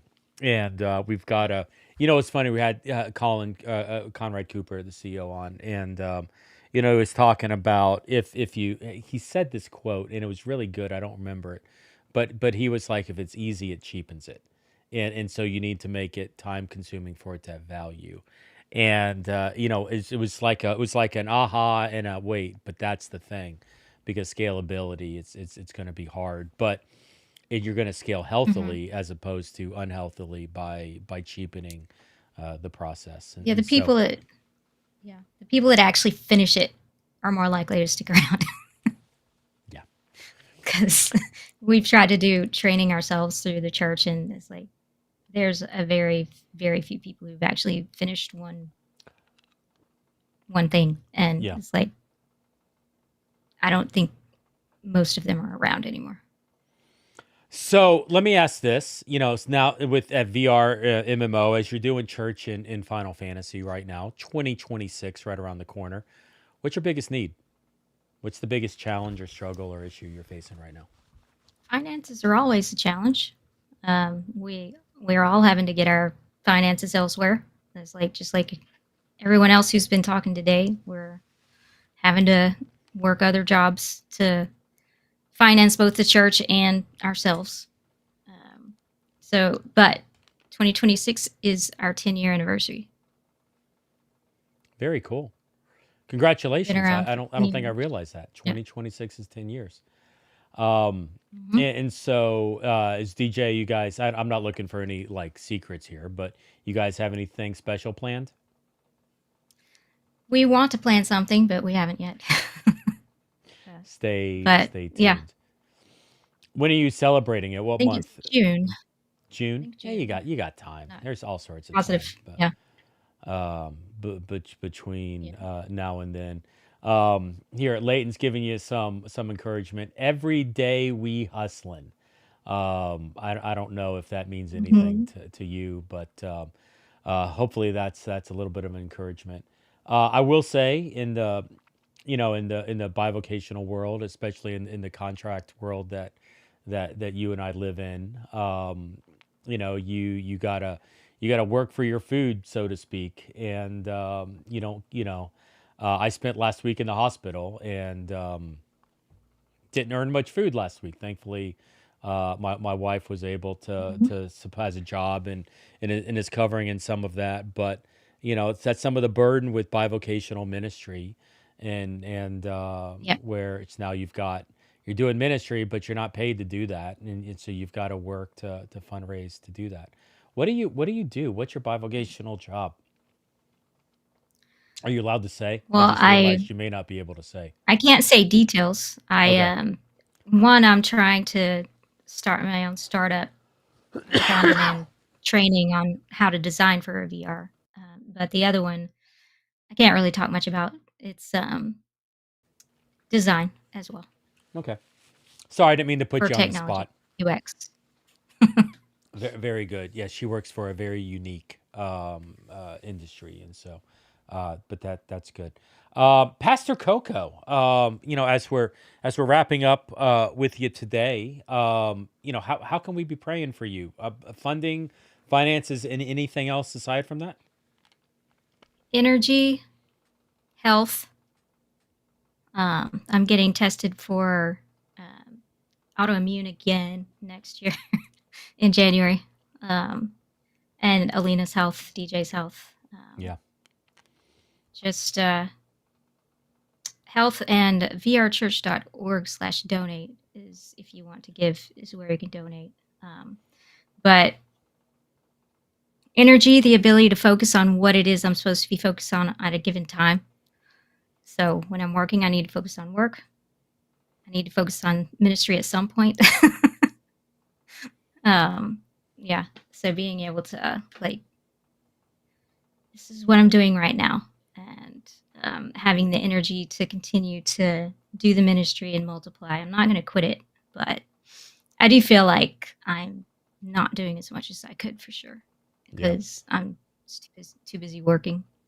It's hard to get the balance, I think, between work and Mhm. ministry. It's something that takes time, and you'll, if and I'm no expert in this, but I've talked to people that have had far more experience than I have, and it's you lean heavy one side, you lean heavy the other, and eventually, you find this sweet spot where you have ministry fulfillment and work as well, but it's hard. Yeah. You got to find the right jobs, the right contracts for you, the right balance, and it's stuff just takes time. But let me do this right now. I'll pray. I'll pray for you. Is that okay? Can I pray for you right now? Is that all right? Heavenly Father God, I pray for, and I thank you for Pastor Coco. I thank you for the work that she's doing, partnering with the Church Digital to get Christ-centered recovery into virtual reality and gaming spaces. And God, there's such a need, such an opportunity, such a demand, as we try to claim these virtual worlds and these spaces for you, and try to seek and save the lost in that space. So, but God, ministry's hard in these spaces, and you've heard many stories about the struggle of funding. You've heard many stories as well about the needs for recruiting and developing leaders in that. And God, I pray for specifically for the ministry of VR MMO Church. I pray for DJ. I pray for Alina. I pray for Coco. I pray for all the leaders that are involved in there. God, thank you for their 10-year history coming up later this year. But God, we take a moment to not only celebrate that, but to pray that you would continue to change lives through the life of that church in virtual reality and metaverse spaces. God, at a personal level, I pray for Coco for the efforts that she's fundraising for herself, and I pray for her work ministry balance, and I pray for her even personal mental health as she's balancing on being burned out and trying to recover from that. But God, we're thankful for you, even in the midst of all of this, God, that you're worthy of our efforts. And so thank you, God, for what you're doing in and around Coco, even as we speak. We love you. Thank you for loving us and using us in the way that you do. In your name we pray. Amen. All right. Hey, so Pastor Coco, check out vrchurch.org thechurch.org. donate. Donate. vrchurch.org/donate, right? Yeah. Very Some good. quick math for you for reality, real quick. I did a Google earlier to see Okay. what is the minimum amount of money for one person to live comfortably, meaning their needs are met and they have a little left over for emergency. In Texas, 90,000. Wow. Depending on where you live. Yeah. It's more in cities, but yeah. That's I can reality. imagine that. Yeah. The stat that I throw out all the time for Miami. Miami was cited recently as the second poorest city in America. And the stat that they found for that is that the average house in Miami cost $500,000. The average full-time income in Miami, the full-time job, that income is $37,000. And the percentage disparity between $37,000 annual fee and the $500,000 house payment. That's how they came up with Miami's the second. Listen, it's I live this tension, on a regular basis. I love that we're doing ministry as cheap as we are, and we're empowering volunteers, and we're scaling this out. But I'm not gonna lie, it's really hard to do bivocational ministry effectively. And so it's I tell people all the time. I tell my leadership all the time. I've probably told this to Coco a couple times. The answer is not slowed down. The answer is involve more people, and the necessity for us with the Church Digital. I know this has been the challenge of VRMMO for the past year is re-engaging and rebuilding that volunteer culture and recruiting more to step up, moving some people around so they're in the right seats and moving forward. That's even still a reality for us today with the Church Digital. Like there's lots of things that we want to do, and to be honest, this is ironic for a guy that's saying, "Hey, we want to 2x the budget to 10x our impact. We need more money. Please consider giving to the Church Digital." The answer to the Church Digital's problems really